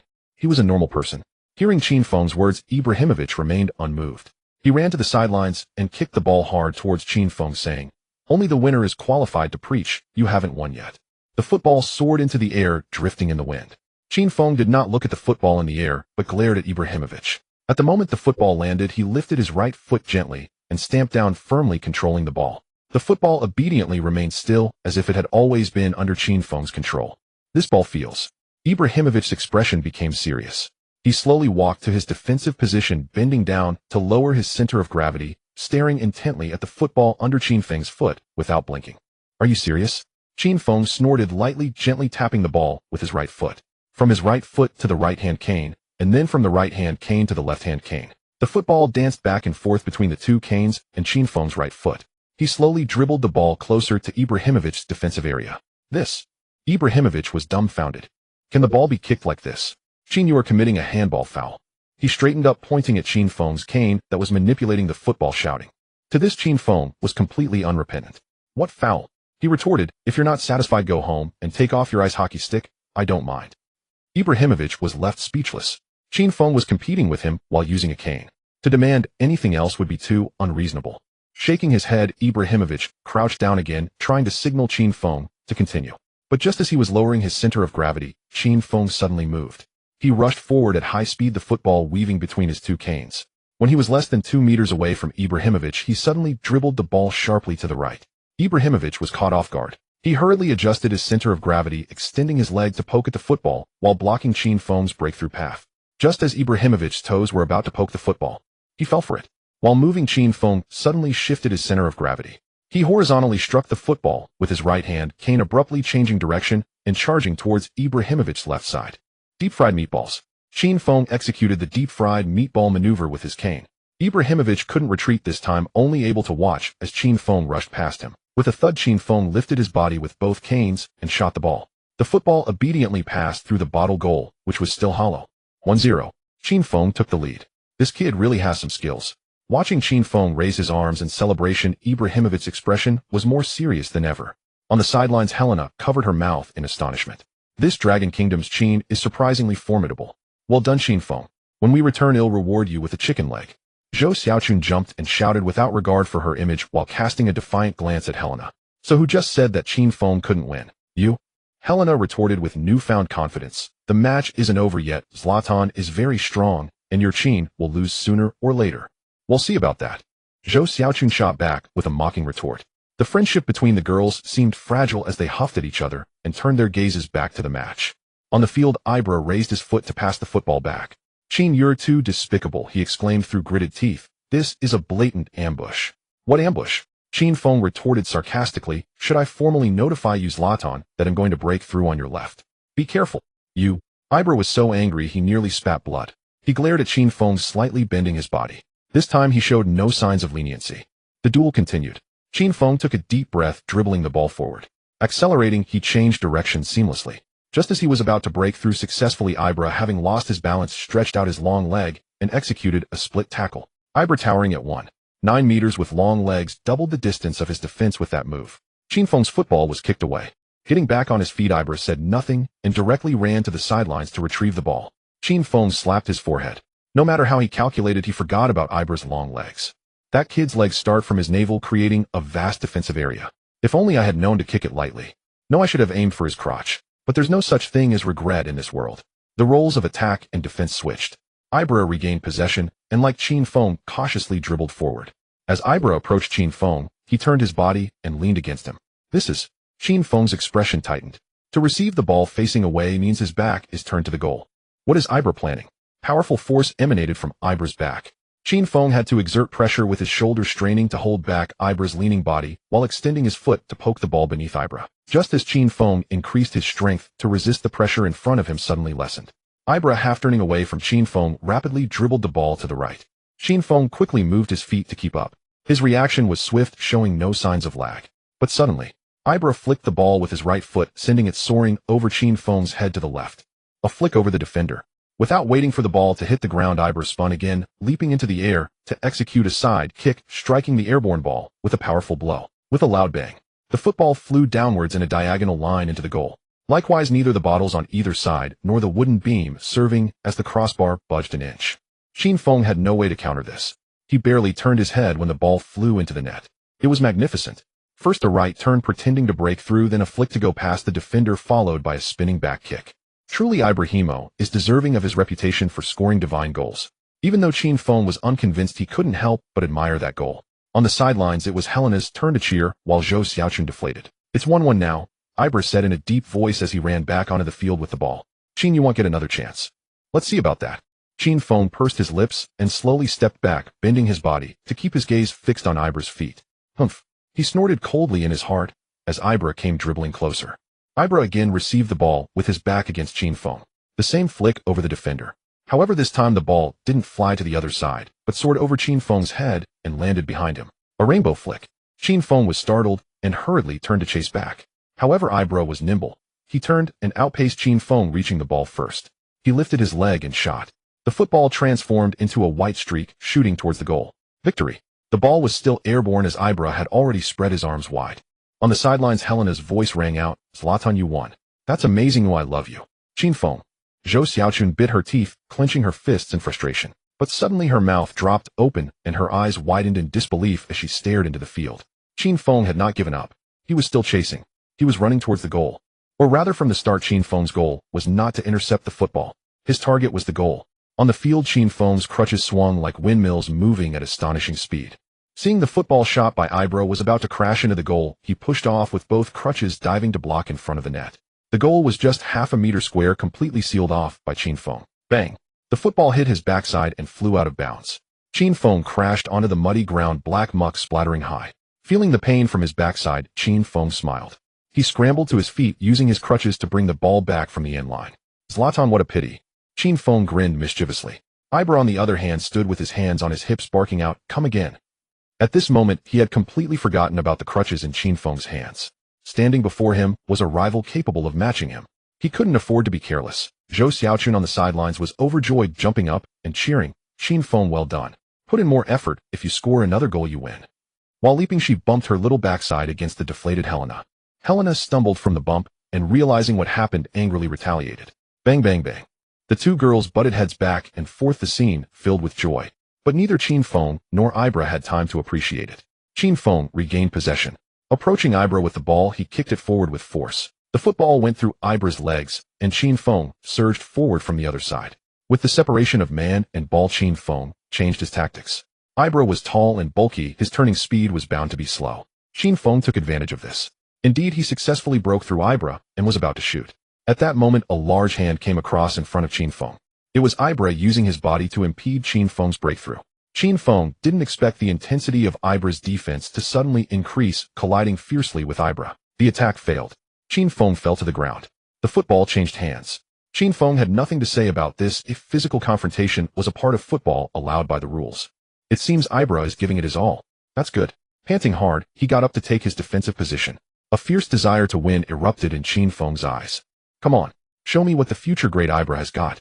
Ibra was also breathing heavily, gritting his teeth, and stood with the ball in front of Qin Feng. Qin, you can't win. With a loud shout, Ibra charged with the ball. This time Qin Feng advanced instead of retreating, suddenly rushing in to block Ibra's shot. Now it was Qin Feng's turn to attack. Ibra closely pressured him, successfully intercepting with a side tackle. The offensive power returned to Ibra for continuous rounds. The football went back and forth between the two. Neither scored again. Both Qin Feng and Ibra were covered in black mud, their faces smeared with dirt, but their gazes were sharp. The two stood opposed, refusing to yield. On the sidelines they watched the two men on the field fighting for their lives. Zhou Xiaochun and Helena had tears in their eyes. The two girls unknowingly held hands, gazing tenderly. Huff huff. Now it was Qin Feng's turn to attack. He stepped on the football, panting heavily as he glared at Ibra. Ibra had already assumed a defensive stance, his calf trembling slightly. With continuous high-intensity offense and defense, there was hardly a moment to catch their breath. Both of their stamina was nearing its limit. Qin Feng began to slowly advance with the ball. As he approached Ibra, he flicked the ball outward with his right foot, aggressively charging towards Ibra's right side. When Ibra shifted his weight, Qin Feng suddenly twisted the crutch in his hand, and his right foot snapped back, swiftly knocking the ball to the left. Using a cow's tail dribble, Ibra was momentarily taken aback, nearly falling. Qin Feng successfully broke through, charging towards the goal. Ahead was clear sailing. Getting closer to the goal, he lifted his leg to shoot. Just as Qin Feng was about to take his shot, a sudden force came. It was Ibra squeezing in from the side. The powerful impact caused Qin Feng to stagger. Another body confrontation. This time Qin Feng was prepared. He steadied himself with effort, using his left crutch to nudge the ball forward while leaning against Ibra. The two became entangled side by side, stumbling toward the football. Bang! Qin Feng, relying on his crutch, suddenly fell to the ground. Fortunately, Ibra also lost his balance at the same time. Both fell to the ground, but no one stopped. Their eyes were fixed solely on the rolling football. Ibra got up and slid towards the football. Qin Feng was a step too late. He was about to lose possession. I must win. I can't lose. With a loud shout, Qin Feng dropped his crutch, crawling on his hands, and right foot launching himself forward in a near-ground fish leap. Bang! Qin Feng's head was right next to Ibra's right foot, and he managed to head the ball first. Bang! The soccer ball soared towards the goal. Qin Feng and Ibrahim fell into the mud, holding their breath, their necks craned as they stared intently at the rolling soccer ball. Time seemed to freeze. It was unclear how long it had been. With a clang, the soccer ball struck the left side of the bottle and crashed into the goal. 2-1. Qin Feng won. There were no wild celebrations or signs of despair. As the ball went into the net, Qin Feng and Ibrahim both dropped their heads back and lay on the ground, panting heavily. Qin, you really are something. Ibrahim gazed at the azure sky, his eyes distant. I lost the moment you defended my shot on your first try, but I couldn't accept that. It's hard to imagine you have such strength while leaning on a cane. Ibrahim paused for a few seconds and continued. Qin Feng, is your left leg still not healed? Qin Feng lay on the ground, sprawled out, staring blankly at the drifting white clouds above. His expression was melancholic. Ibrahim looked over with concern, thinking it might be best not to mention Qin Feng's pain, just as he was about to offer some comfort. Qin Feng suddenly smiled. Zlatan, God is afraid I will heal my leg, and you guys won't have anyone to play with. So I let you all play on one leg. Ibrahim rolled his eyes and turned back to gaze at the sky, wondering how he could worry about someone like Qin Feng. It felt like he was swimming against the current. The two lay quietly, and no one spoke again. After a while, a delicate little hand appeared in front of Qin Feng. Qin Feng, amazing. Zhou Xiaochun's lively voice made Qin Feng forget all his worries in an instant. He reached out, using Zhou Xiaochun's strength to rise, and took the cane. Qin Feng turned to look at Ibrahim. Next to him, Ibrahim was also being pulled up by Helena. There was nothing more to say about the matter of playing for the Liaodong team, right? Just as Qin Feng was about to speak, two black SUVs stopped outside the Gypsy Stadium. The doors opened, revealing Arsenal's head coach Wenger. Still dressed in his signature black wool coat, Wenger stood at the edge of the muddy field with his hands in his pockets. He frowned at Ibrahim, who was covered in black mud. Mr. Ibrahimović, I've persuaded the board. You can join Arsenal without a trial. Qin Feng and the others were taken aback and turned to look at Ibrahim. Ibrahim smiled, his joy like that of a child. Mr. Wenger, whether I join Arsenal or not. He pointed at Qin Feng. You can talk to my new boss. After saying this, he paid no mind to Wenger's reaction and walked away with Helena. Qin Feng smirked, shrugged at Wenger, and left with Zhou Xiaochun from another direction. Back at the hotel, he cleaned up and freshened up. In the afternoon, Qin Feng went directly to Malmo Football Club. Unlike other European country leagues, due to its location in Northern Europe affected by the long winters and low temperatures, the Swedish Allsvenskan generally starts in mid-June. At this time, it was the winter break and the Malmo club was silent. It wasn't until nightfall that Qin Feng finally emerged. The negotiations went smoothly thanks to the financial crisis sweeping across Sweden, which made Malmo eager to sell players to get through the tough times. This time Qin Feng spent a solid 7.8 million Swedish crowns, over 5 million dragon coins. But he was overjoyed. The system indicated that 3 years later, in the summer of 2001, Ibrahim would transfer from Malmo to Ajax. To take Ibrahim away, Ajax spent 7.8 million euros. That was close to 60 million dragon coins. He had scored a massive deal. Having secured Ibrahim, Qin Feng no longer lingered. After bidding farewell to Wang Qinlin, Lao Sage Helena, and others, he left funds for Ibrahim to sort out his visa to meet with Modrić in Zagreb. Qin Feng began to have Zhang when planned the itinerary to Argentina. There lay his ultimate goal for this trip. The future new king of football recognized by the whole world, Lionel Messi. Before leaving, Qin Feng went alone to Mark's bar. The two had a private conversation for the entire morning. 2 days later, Qin Feng and his group of 4 returned to Stockholm, the capital of Sweden. They would board a plane from there heading straight for South America, Argentina. Early in the morning, Qin Feng and Zhou Xiaochun went down to the hotel lobby. The old coach Shang Yin and Zheng Wen arrived a bit late. As soon as he appeared, Shang Yin approached with a grim face. Chairman Qin, the punishment from the football management department has come down.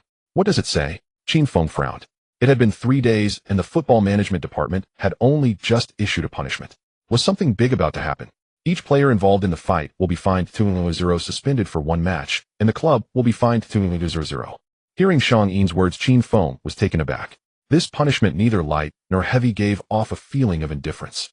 Would the football management department be so kind as to let Liaodong team off? Or rather, would Wang Ke be so kind as not to take advantage of this opportunity to suppress the Liaodong team? No way. Sure enough, Shang Yin continued with a grim tone. Our team's Xiao Zhanghua has been banned for a year. A year. Qin Feng became anxious. For a professional player, a year without playing is a devastating blow. This would ruin Xiao Zhanghua. Why such a severe punishment just for him? Qin Feng asked coldly. The punch from the opposing coach was thrown by Xiao Zhanghua. No one noticed at the time, but it was discovered in the post-match video review. Moreover, just before the match ended, during a simple physical contact, the referee gave him a red card. The kid couldn't take it anymore, and during a dead ball, he kicked the soccer ball at the referee's face. The referee passed out on the spot. After the match, some unscrupulous reporters provoked him, and he hit a reporter again. Shang Yin's tone was filled with disappointment. This kid Xiao Zhanghua has a bad temper. He can't stand any provocation. Last winter training at Haiging, he was banned for 4 months for fighting. I had long advised him to be more diplomatic, but... Watching Shang Yin lament, Qin Feng did not respond. He knew Xiao Zhanghua, who was now 23 years old, capable of playing every position in defense, and was also one of the players Shang Yin had nurtured. Now Xiao Zhanhua's future was nearly ruined, and the old man felt the pain. He patted Shang Yin's shoulder. Don't worry, Coach Shang, the incident has occurred, and talking about it is pointless. I will think about Xiao Zhanhua's situation. The club will take responsibility for his professional future and won't let him go to waste like this. After a moment, Qin Feng turned to ask, what about the Sioux province Jiajia team? One hand can't clap, both sides share responsibility. How has the football management department punished them? Speaking of this, I get angry. Shang Yin tore off his cap in frustration and said angrily, the football management department only fined them a token amount and has not issued any further statements. Now the public opinion is overwhelmingly against us, saying that our Liaodong team plays violent football, that we're trash on the field. Hearing this, Qin Feng also became furious. How can they bully people like this? First they kept using black whistles against Liaodong team, then they maliciously injured Zhang Yuan. Now even more unfair punishment was meted out to Xiao Zhanghua. Wang Ku and the people of the football management department had done many bad deeds, yet they turned the tables and blamed it on others. To say that Liaodong team plays violent football. Qin Feng pursed his lips, his face turning red with anger. After a long while he grabbed Zhang Wen. Change the plan. First we go to Brazil. You say Liaodong team is violent, huh? He'll let you see what true violence looks like. Nearly 30 hours later, in the northeastern port city of Brazil, Masia, an intense match is taking place on a makeshift football field. One team is SC Araucano Corinthians youth team. This is a semi-professional team founded by fans of the Brazilian powerhouse Corinthians. The other team is Sao Paulo youth team 2. The winner of this match will advance to the main event of the Sao Paulo Youth Football Cup. For this rare opportunity, both teams are giving their all. The match has entered the final tense moments. The score is 10, with Sao Paulo youth team in the lead. They are tightening their defense, preparing to hold on to this victory. Meanwhile, the Araucano Corinthians youth team is launching a full-scale attack, eager to equalize the score and push the match into overtime. Brazil is known as the kingdom of football, and the stadium with fewer than 2,000 seats is packed to capacity. The cheers and chants rise and fall one wave after another. Qin Feng and his companions sitting among the Brazilian fans are swept up by the fervor, their blood racing. Both teams have quite a few good prospects. Shang Yimei, with a background in youth training, gave Qin Feng a thumbs up. Mr. Qin, this time you're fine. Qin Feng, watching a figure on the field, replied, Coach Shang, I've always been this reliable, haven't I? Yes. Shang Yin watched the balanced play of both teams' young players and asked with a grin, who are we looking for this time? He pointed at the number 9 forward of Sao Paulo youth team and said, This kid is good. That last goal was clean and sharp. The number 7 winger from Corinthians is also good. He's fast and has sharp breakthroughs, though he tends to showboat a bit, but that's not a problem. Qin Feng remained non-committal, while Zhang Yin was rambling on. The situation on the field suddenly changed. A physical confrontation at the edge of the penalty area awarded the Corinthians youth team a promising free kick. At 27 meters, this position poses a direct threat to the goal. The Sao Paulo youth team's goalkeeper argued with the referee while holding the ball. It was clear he had ample experience in matches and understood how to take advantage of the rules. The match had entered injury time, and the referee would not add any more time. At this moment, wasting even. However, within the trailing Corinthians youth team, someone was unhappy. A lean figure in jersey number 3 charged forward, grabbing the ball. The Sao Paulo youth team's goalkeeper stumbled back from the impact and pushed back. The number 3 player who had just stolen the ball fell to the ground. A conflict erupted. The Corinthians youth team's number 3 player, now back on his feet, threw a wild punch that struck the opponent's goalkeeper squarely on the chin. As the opponent fell, he was not satisfied and kicked several times. The crowd erupted in shock. Qin Feng stood up excitedly. This is exactly what he wanted. If you're going to fight, make sure to make the opponent feel the pain, make them afraid. This is the kind of player he's looking for. A future kicking machine like Ibrahimović stepping on Messi, making Neymar tremble in fear. A player who can protect the entire team with his own strength, turning all opposing players into timid lambs. A recognized brute in the world of football, known as Monk Pepe, truly lives up to the name. Qin Feng smiled as he sat down. At just 15 years old, his skills are already remarkable. With some training, he could become the nuclear weapon of the Liaodong team. Once he is stationed, who would dare to mess with the Liaodong? Moreover, Pepe is not just a fighter. He defends fiercely, plays hard, is physically strong, yet knows how to play smart. He is a nightmare for all future forwards. The Liaodong team needs a world-class center back like this. Meanwhile, Zhang Yin's thumb froze in midair. He had a bad feeling. Turning his head to look again, Qin Feng's gaze was fixed on the number 3 player, relentlessly pursuing the opponent on the field, his eyes shining. Mr. Qin, don't tell me. The old man trembled, pointing at the field. That number 3 player is your target. Indeed. Yes. Qin Feng crossed his arms, taking a commanding pose. But Zhang Yin rolled his eyes. The Brazilian sun was too scorching, and his blood pressure was rising. Beside them, Zhou Xiaochun giggled, patting Zhang Yin's chest to help him calm down. Coach Zhang, don't worry, Qin Feng must have his plans. It's the little girl who understands me. Qin Feng turned his gaze back to the field. The referee had transformed into a card master, brandishing red and yellow cards everywhere. The match ended in a farce. The Araucano Corinthians youth team lost 0-1, missing the opportunity to participate in the Sao Paulo Cup. As the crowd streamed out of the stadium, the 4 of them took a moment to regroup. Checking the time under the guidance of a local, they drove to the slums of Masia. Like all slums in Brazil, the low houses are connected with a very high population density, and drugs and streetwalkers abound. Many men who seemed to belong to the local gangs looked at Qin Feng and his companions with murderous intent. Some even whistled at Zhou Xiaochun, their eyes constantly roaming over her. In response, Zhou Xiaochun made an internationally recognized gesture, eliciting laughter from the crowd. The only thing that brought comfort to Qin Feng and his companions was the children here. Most of them were barefoot and scantily clad, yet they wore pure smiles, their eyes shining with light. A group of over a dozen children, both boys and girls, gathered around the 4 East Asian faces, marveling at them. Seeing the plight of the children, Zhou Xiaochun's compassionate heart surged. She reached for her bag to take out some money. If you don't want to get in trouble, don't move recklessly. Qin Feng pressed down on Zhou Xiaochun's hand and whispered in her ear, don't show your wealth. If you take out money here, it won't end well. There are too many poor people in this world. We can't help them all. Seeing that the little girl was still reluctant, Qin Feng comforted her. If you care, when we return to Long Country, we can donate some money to the local orphanage in Liaodong. That counts as doing our part. Zhou Xiaochun understood now and obediently nodded. After all, thinking about it, her own family couldn't take care of themselves, so how could she spare a thought for others? The group moved cautiously, stepping over unavoidable sewage and garbage. They came to a dilapidated house that could be blown down by a gust of wind. The guide stopped and said to Qin Feng, this is the place. Qin Feng nodded and thanked him in Spanish. He looked around. Is this Peep's home? Another poor child. Just as he was about to knock, a roar erupted from within.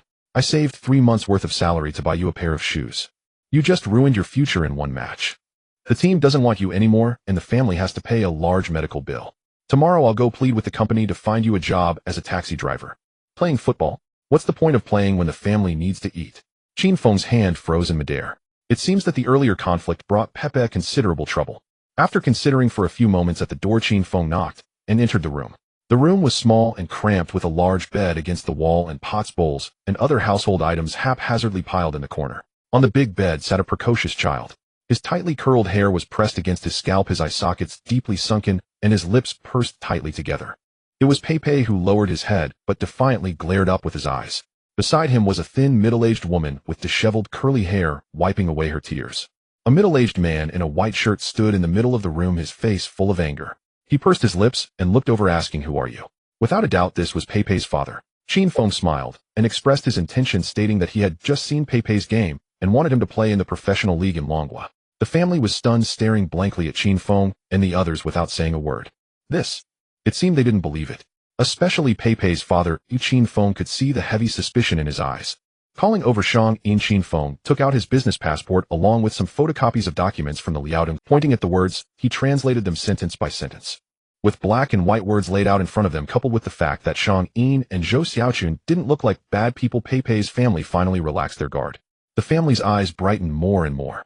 "Thank God our Pepe is finally going to make it." The middle-aged woman kept making the sign of the cross over her chest. Pepe rushed over, his eyes shining as he looked at the team documents in Qin Feng's hands. "Gentlemen from Longwa, please forgive my earlier caution. You see, this is the most dangerous slum in the world. There are all kinds of people here, so I had to be a bit careful. My name is Ferreira." He introduced himself while eyeing Qin Feng's cane. "So once we sign the formal contract, Pepe can leave with you right away." It was evident that Ferreira was somewhat impatient. Pepe's mother was also grinning from ear to ear, saying, "Sir, please take Pepe away quickly. He has been squeezing on the same bed with us, and I've truly had enough." Pepe cheered nearby. "Sir, do you need me to show you my skills?" He pulled out a pair of soccer shoes from under the bed and bounced the ball a couple of times. Then, as if he remembered something, he hugged the soccer ball and said, "Seriously, sir, today's match was an accident. Do I want fight again in the future?" Upon hearing this, Qin Feng couldn't help but be concerned. Violence was indeed frowned upon on the field, but it was inevitable that there would always be provocateurs on the opposing side. It was much like a country. You could choose not to go to war, but you could not lack a strong military force. If your fists are not strong, no one will respect you. "Pepe, listen to me," Qin Feng said earnestly. "There is an old saying in Longwa, when friends come there is good wine. If enemies come, all they get is a shotgun. While using violence to counter violence is certainly wrong, not fighting back when being attacked is the behavior of a coward.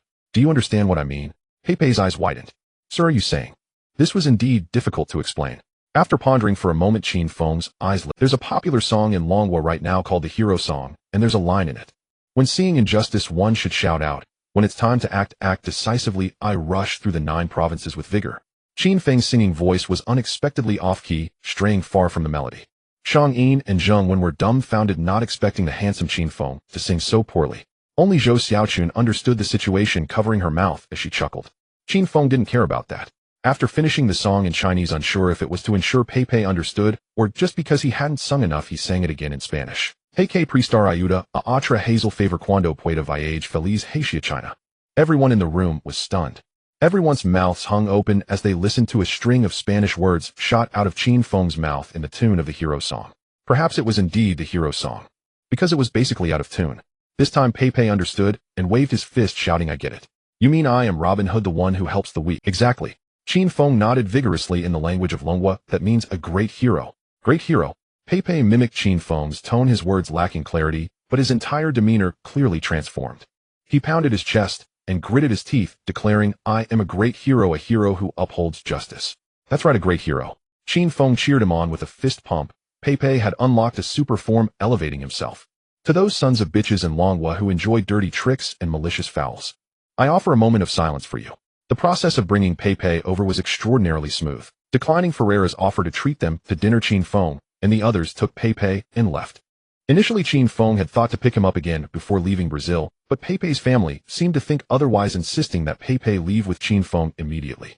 It seemed they were afraid that Qin Feng would change his mind and run away. As they exited, Qin Feng pulled out some US dollars, wanting to give them to Ferreira. He remembered that this family had to pay for medical expenses. Ferreira firmly refused this. Even if Pepe is just a child, he must take responsibility for his actions. "As a parent, I will cover the medical expenses first and then deduct it from Pepe's first month's salary." Qin Feng smiled, not insisting any further. Pepe, carrying a large backpack that was about the same height as him, waved goodbye to his family. As they reached the street corner, Qin Feng turned back. In the glow of the setting sun, Ferreira and his wife stood in front of the low doorframe, waving vigorously. Pepe turned back as well. Tightening the straps of his backpack, he raised his hand in response. Then, with a determined expression, Pepe clenched his raised right fist. Early the next morning, Qin Feng and the others boarded a flight to Buenos Aires, the capital of Argentina. In the cabin, 15-year-old Pepe didn't seem like a first-time traveler at all. He sat quietly beside Qin Feng, holding a Spanish book and reading. Qin Feng was curious. In Brazil, only those who had received a middle school education could read and write Spanish, and given Pepe's family situation, he was surprised that he could understand it. Noticing Qin Feng's gaze, Pepe smiled and said, "My father has high expectations for me." Qin Feng nodded. All parents around the world wish for their children to succeed. Looking again at the title of the book in Pepe's hands, Qin Feng was taken aback. The Spanish version of The Return of the Condor Heroes. "I saw the character for hero in an ad at the hotel bookstore last night, so I bought it." Pepe scratched his head and asked Mr. Qin, "What does the great hero serves the country and the people mean?" After pondering for a moment, Qin Feng replied, "With great power comes great responsibility. You can understand it that way." Pepe pondered and nodded, then continued flipping through his book. He was reading very carefully, almost studying. Impressed by his eagerness to learn, Qin Feng thought to himself, considering whether to buy Pepe some martial arts books like Lohan Fist or the 18 Techniques of Shaolin for further study when they returned to Longhua. At that moment, gasps were heard in the cabin. Most passengers crowded to the windows, taking photos and expressing their amazement.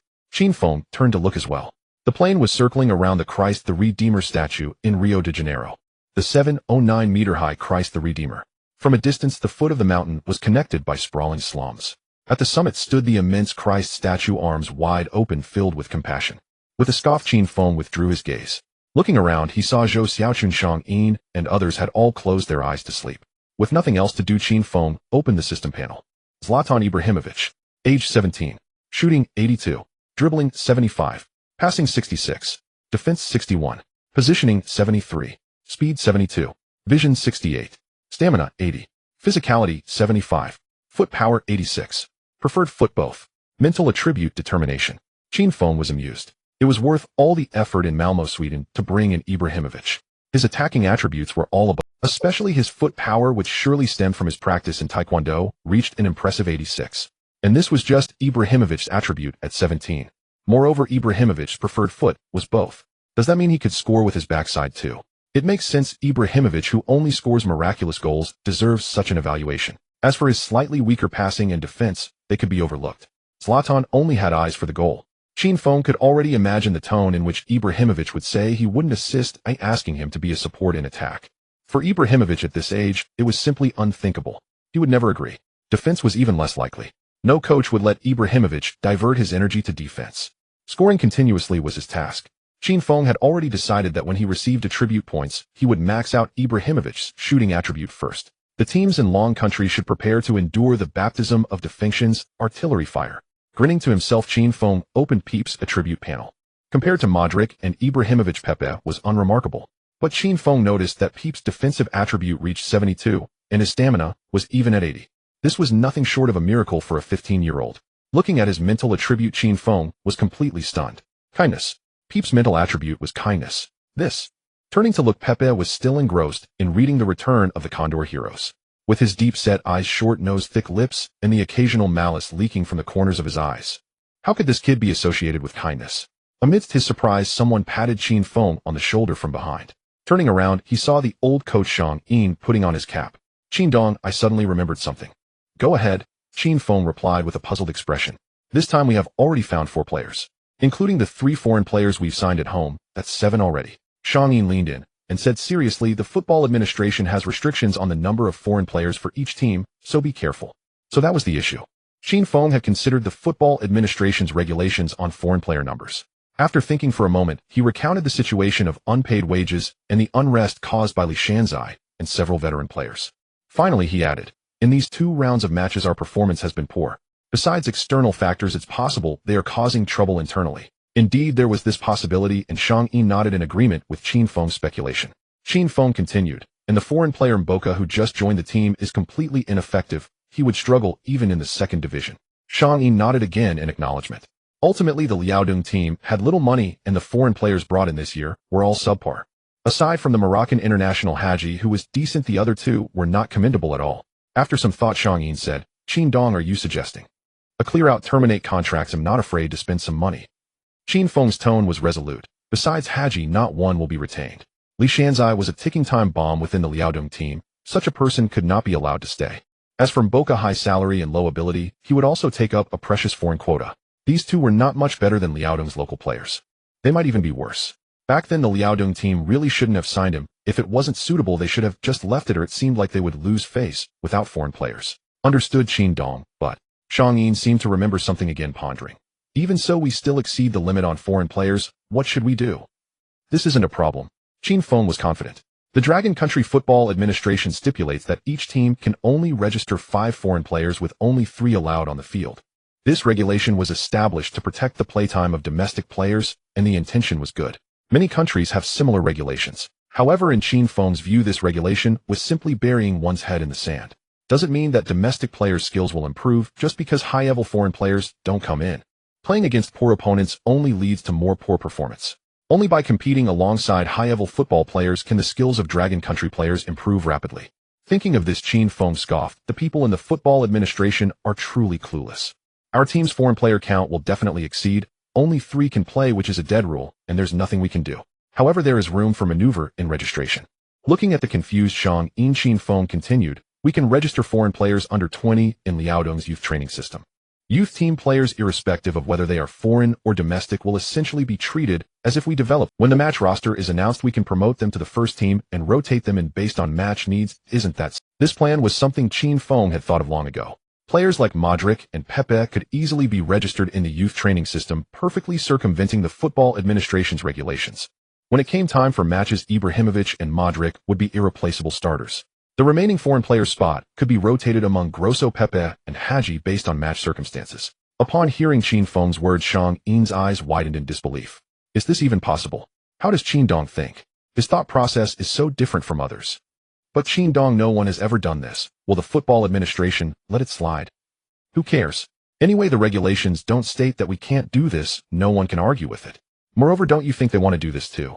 They just can't find good young talents. Qin Feng smirked. Since nobody has done it, we just happen to exploit the loophole. True. After all, registering youth team players only needs to be reported to the Liaodong Provincial Football Administration. After pondering for a while, Shang Yin reluctantly said, this is also a way out of desperation. The football administration is just giving blind orders. Nearby, Zhou Xiaochun's indignant voice rang out. Qin Feng turned around. The little girl had woken up at some point and was typing on her laptop. Looking at the content, it was a press release about the newly signed foreign players for the Liaodong team. Curling his lips, Qin Feng asked, do you want to include what you just said? Forget it, I want to live a few more years. Zhou Xiaochun shot Qin Feng an annoyed glance. These leaders can't. Qin Feng chuckled and reminded Zhou Xiaochun not to mention the situations regarding Modrić and Pepe, then promptly sealed his lips. For Dragon Country football to truly rise, the road ahead is long and arduous. All the South American countries, just over 3 hours later, the plane landed in Buenos Aires, Argentina. It was not yet noon when they exited Ezeiza International Airport.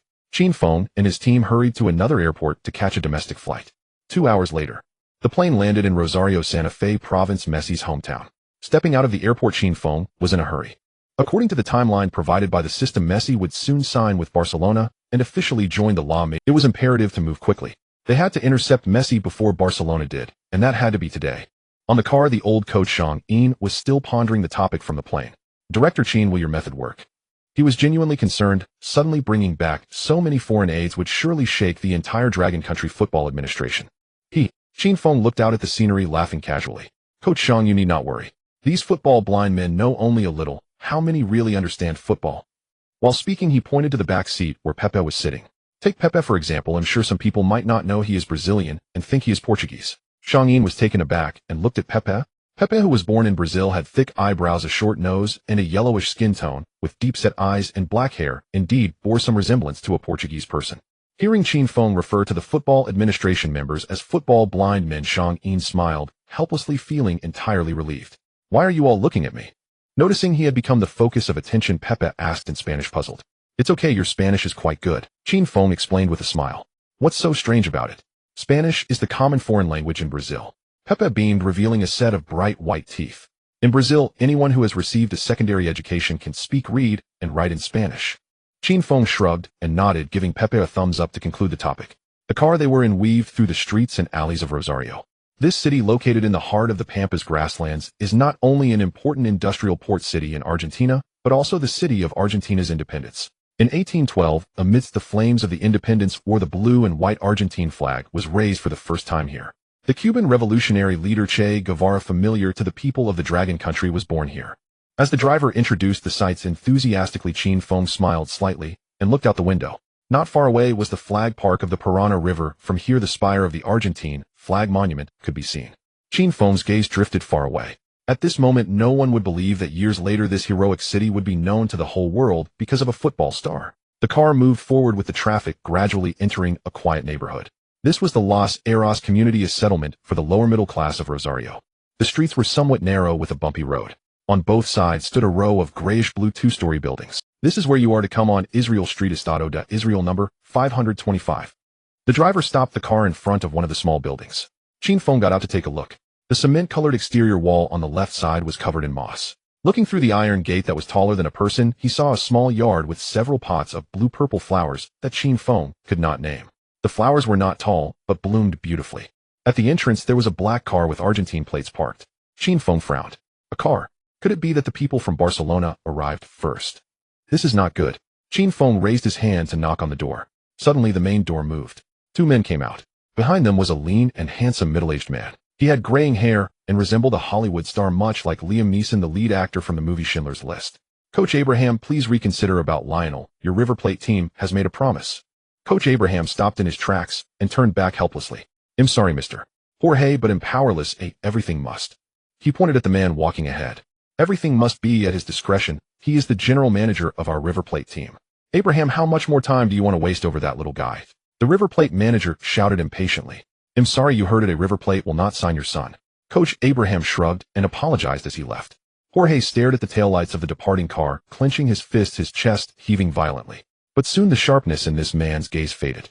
He lowered his head and turned to enter the door. Just before pushing the door, he raised his head again, a smile suddenly appearing on his face. Qin Feng saw all of this. His heart thumped violently. Another man who bore all the burdens alone. With a sigh, Qin Feng waved and called out, Mr. Jorge, can we talk? Jorge turned back in surprise. He had just seen Qin Feng and the others and thought these East Asian faces were tourists visiting Rosario. I'm sorry, I'm not in the mood to talk right now. Jorge politely said, you can go ask for directions ahead. No, I'm not here to ask for directions. Qin Feng smiled, introduced himself first, and then explained his purpose. I want to sign your son Lionel and have him play in the professional league in the Dragon Country. Jorge was taken aback, then his features relaxed, and his eyes suddenly sparkled with excitement. It was the expression of a drowning person grasping at a lifeline. But soon his expression dimmed again. Sir, are you aware of my son's situation? Jorge whispered, Lionel suffers from a rare growth hormone deficiency and needs 900 for hormone injections every month. Seeing Jorge's troubled expression, Qin Feng completely understood what he meant. Messi's medical expenses were astronomical for this family. Signing Messi to a team was their last hope. No one wants to face hope repeatedly only to watch it slip away. This man or this family could not withstand any more blows. Don't worry, I fully understand. Qin Feng replied without hesitation. That's why I crossed half the globe to come here. Are you sure? Jorge's eyes lit up again. Newell's Old Boys, River Plate, and even Barcelona in Spain. These teams have given up on Lionel. No one believes in his future, so no one is willing to bear his medical expenses. Are you sure you know what you're doing? Jorge's face turned red as he exaggeratedly waved his arms. The sudden good news left him in disbelief. I am completely sure. The Liaodong team in the Dragon Country is willing to cover all of Lionel's medical expenses. We can discuss the details further. Great, come and hurry in. Jorge said in a flustered manner as he opened the door and shouted into the house, Celia, make coffee. No brew tea, not make tea, brew the fine black tea I brought back from Sri Lanka. Qin Feng laughed and followed him in. As soon as he stepped inside, he was suddenly poked in the lower back. Director Qin, what's going on? Shang Yin asked, puzzled. What is growth hormone deficiency? Are the players you are looking for having physical issues? It's nothing. A growth hormone deficiency is just dwarfism. Qin Feng replied casually, then entered without looking back. This is nothing. Behind him, Shang Yin stood with his mouth agape in shock, unable to move for a long time. It was still Zhou Xiaochun who gave him a push, allowing the old man to regain his senses and follow Qin Feng into the house. Inside the door was a small living room filled with people. The television was playing a recording showing a small boy skillfully dribbling the ball. In high-speed motion, facing players much taller than him, the football seemed to stick to the small boy's feet. This is absolute ball control. After just one glance, Shang Yin's gaze became fixed. Qin Feng, however, was assessing the few people in the room. Jorge smiled and introduced that the two older boys were Messi's brothers, while the slender blonde woman making tea in the kitchen was Messi's mother, Celia. The little beauty helping out near Celia was Messi's younger sister, Maria, who was 1 year younger than Messi. Finally, Jorge pointed to the corner. In the corner on a stool, a boy was slumped there, not raising his head. The boy had a pale complexion and brown hair with long bangs covering his face, obscuring his expression. His arms were resting on his knees and his hands kept rubbing together. It was clear the boy was a little anxious. Qin Feng's eyes sharpened. It is him, Lionel Messi. That's right. Countless championship trophies, a 7-time Ballon d'Or winner, a 6-time FIFA World Player of the Year, and 15 selections for the FIFA and the International Federation of Professional Footballers Best 11. In 2022, he led Argentina to victory in the World Cup. After Brazil's Pelé and Argentina's Maradona, another world-recognized king of football has emerged. Lionel Messi. Now he is still a shy 11-year-old boy. Qin Feng stared at Messi in the corner at a loss for words. He always felt an indescribable loneliness emanating from the small boy before him. While Qin Feng was pondering how to strike up a conversation, a cup of red tea was handed to him. "Handsome, my brother is a football genius. You really have an eye for talent."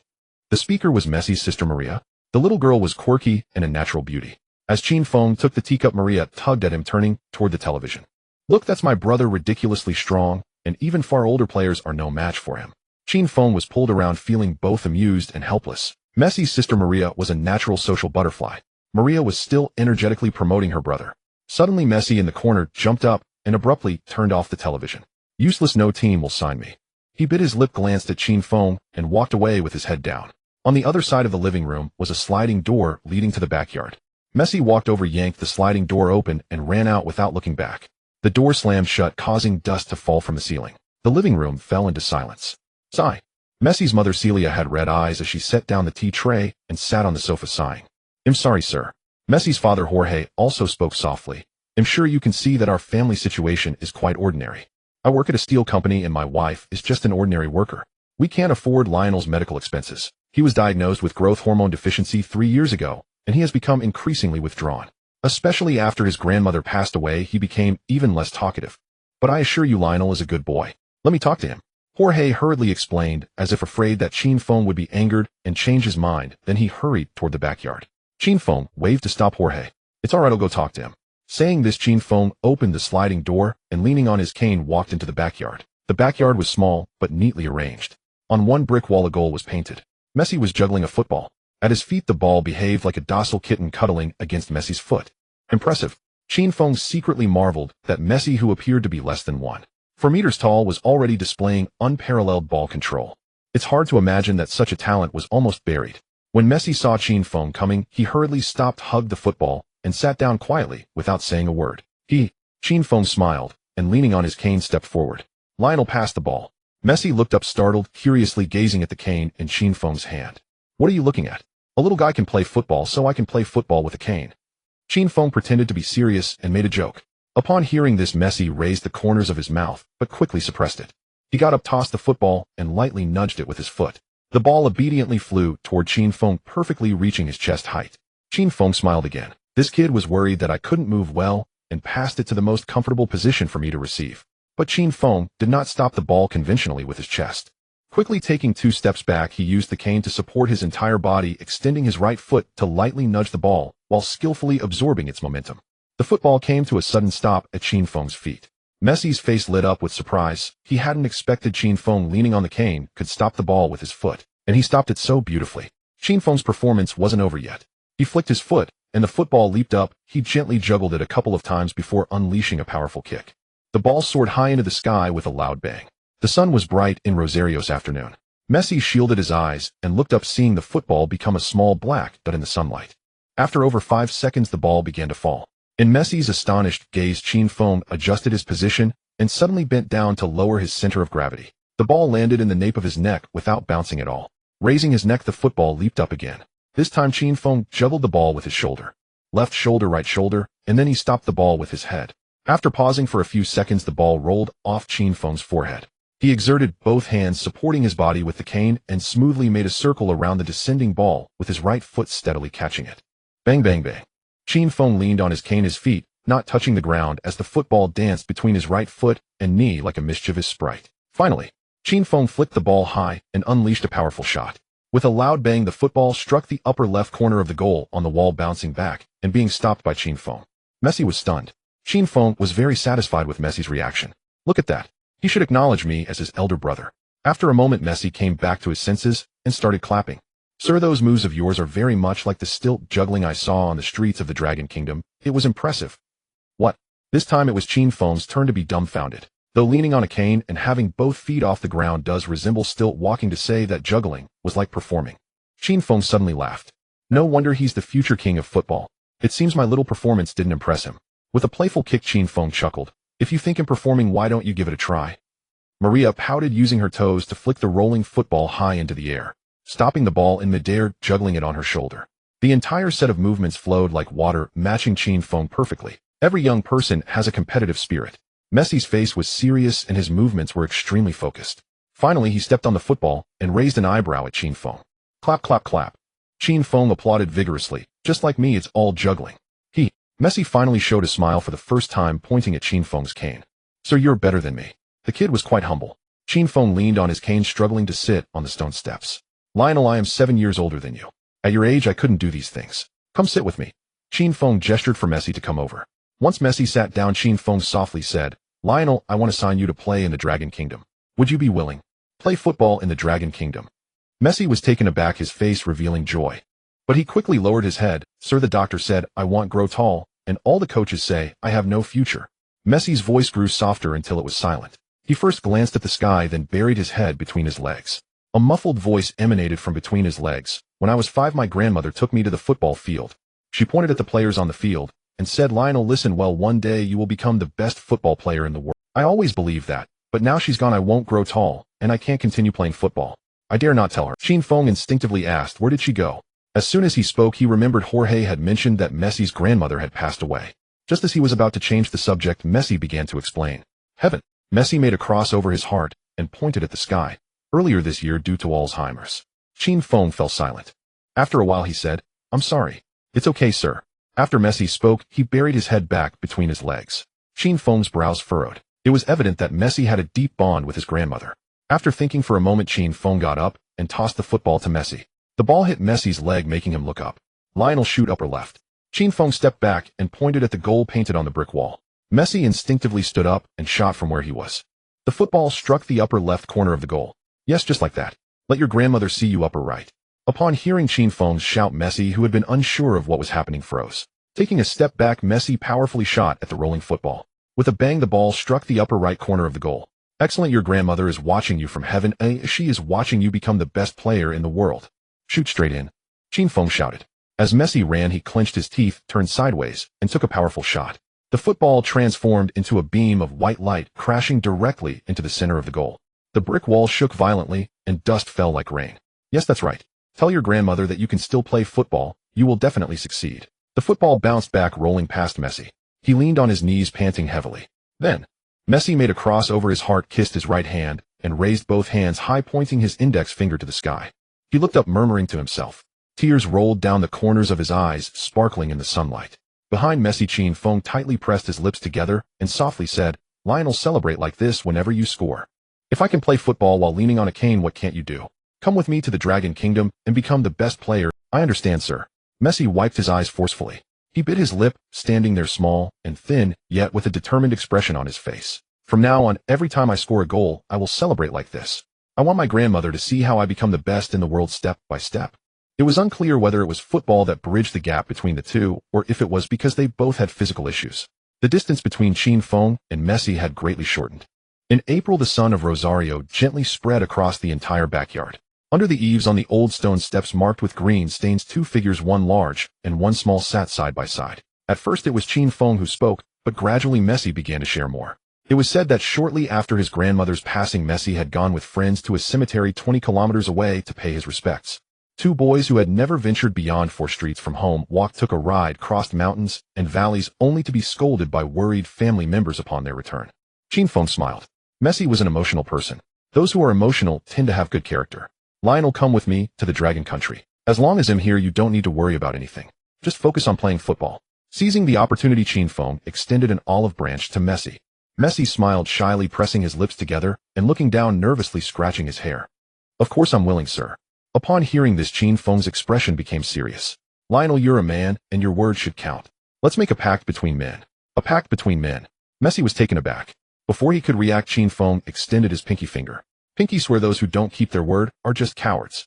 Looking at the outstretched pinky finger, and then at Qin Feng's serious face, Messi also became serious and extended his own pinky. The 2 pinky fingers hooked tightly together and shook twice. Releasing their hands, Qin Feng vigorously ruffled Messi's hair and laughed. All right, I will discuss the specific details with your father. You can also participate. Feel free to share any ideas you have, and I will consider them. Messi also laughed happily, allowing his older brother like Qin Feng to mess up his hair. Let's go over now.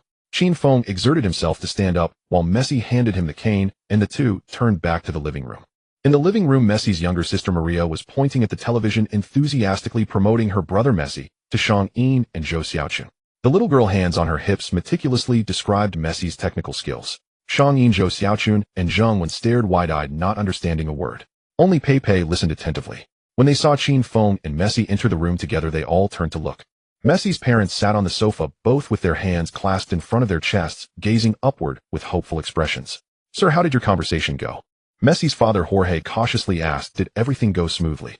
Next to him, Messi's mother Celia stood up. "Sir, don't rush to make a decision. Please have a cup of tea first." She took Qin Feng's teacup and headed toward the kitchen. "The tea has cooled. I will brew a fresh pot. You can talk to Jorge a bit longer. Lionel has many strengths, and your team definitely needs him." The couple looked worried. Jorge stood there staring at Qin Feng, breathing heavily, afraid to hear any bad news. In the kitchen, Celia claimed to be brewing tea, but moved quietly, occasionally stealing glances at Qin Feng's expression.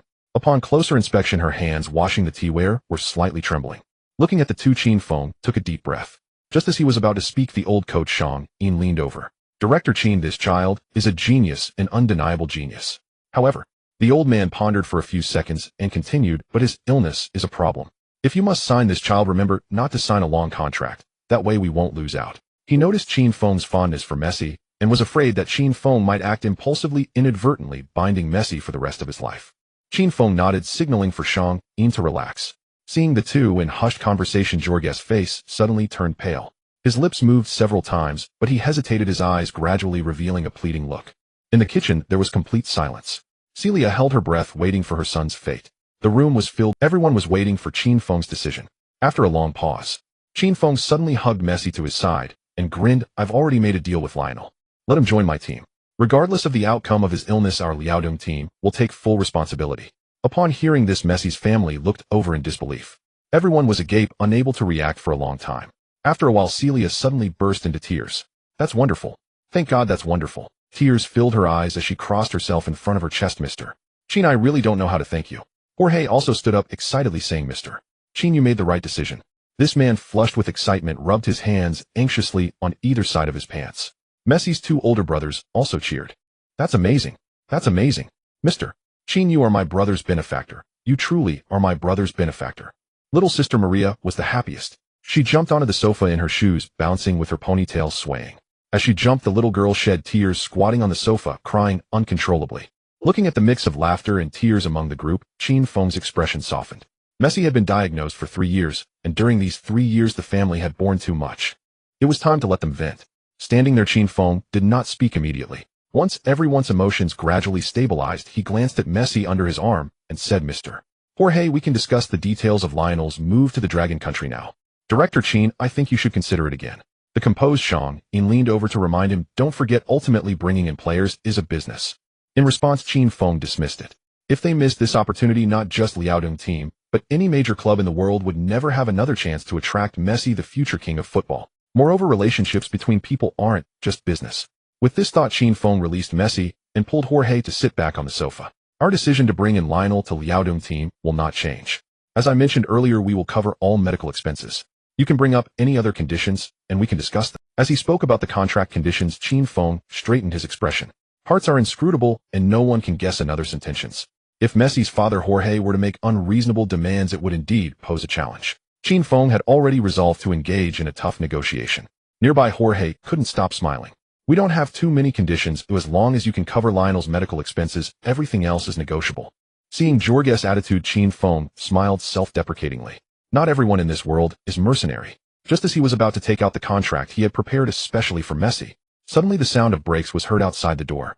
Immediately after, someone knocked loudly on the iron door. "Is anyone there?" "Mr. Jorge, we are from the Spanish FC Barcelona. Our team wants to recruit your son Lionel Messi." Qin Feng's hand holding the contract froze in midair. Opposite him, Jorge was stunned, looking toward the door with a face full of surprise. Time passed too quickly, and before long it was New Year's Eve. In the new year, I wish all the little treasures a longer bank balance, fewer wrinkles on their faces, more visits to restaurants and fewer to hospitals, and may they have abundant blessings. Happy Spring Festival. The knocking on the door was urgent. Everyone inside froze. Jorge suddenly stood up and hurried to the door. After a couple of steps, he seemed to remember something, stopping to look back at Qin Feng with an awkward expression. Qin Feng gritted his teeth and smiled, pretending to be magnanimous as he gestured for Jorge to do as he pleased at the door. What else could he do but pretend to be generous? With people from Barcelona at the door, Messi's family had more choices. Qin Feng glanced at the kitchen knife. If he wasn't generous, could he really take a knife from the kitchen and force them to sign a contract? Such is reality.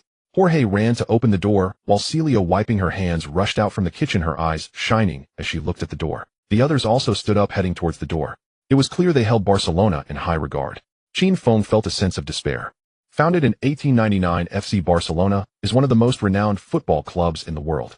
The trophies won by the team could fill Messi's two-story house. Cruyff, Maradona, Guardiola, Luis Figo, Ronaldo. This century-old club has produced countless superstars, each one a household name. La Masia, Barcelona's youth academy, is the dream of footballing youths worldwide. It seemed he came too late, colliding head-on with the behemoth that is Barcelona. Sighing inwardly, Qin Feng gently placed the contract beside him. Not to mention the Liaodong team. Even if he gathered all the teams in the Dragon Nation, they couldn't compare to Barcelona. Competing for Messi with a team of this caliber, Qin Feng couldn't think of any chance he had. Turning to look at Messi, the boy was also curiously staring at the door. No matter how excellent a player, they couldn't refuse Barcelona's call, let alone a mere child like Messi. Qin Feng shook his head. It would have been better if he had just hooked up with Jorge earlier. Messi was only 11 years old, or a minor, and his promise to come to the Dragon Nation was of little use. Ultimately, it was up to Messi's legal guardian to decide. But judging by the attitude of Jorge and his wife, his plan to hijack Messi was likely to fail. Just as he was feeling troubled, Jorge led 3 men into the room.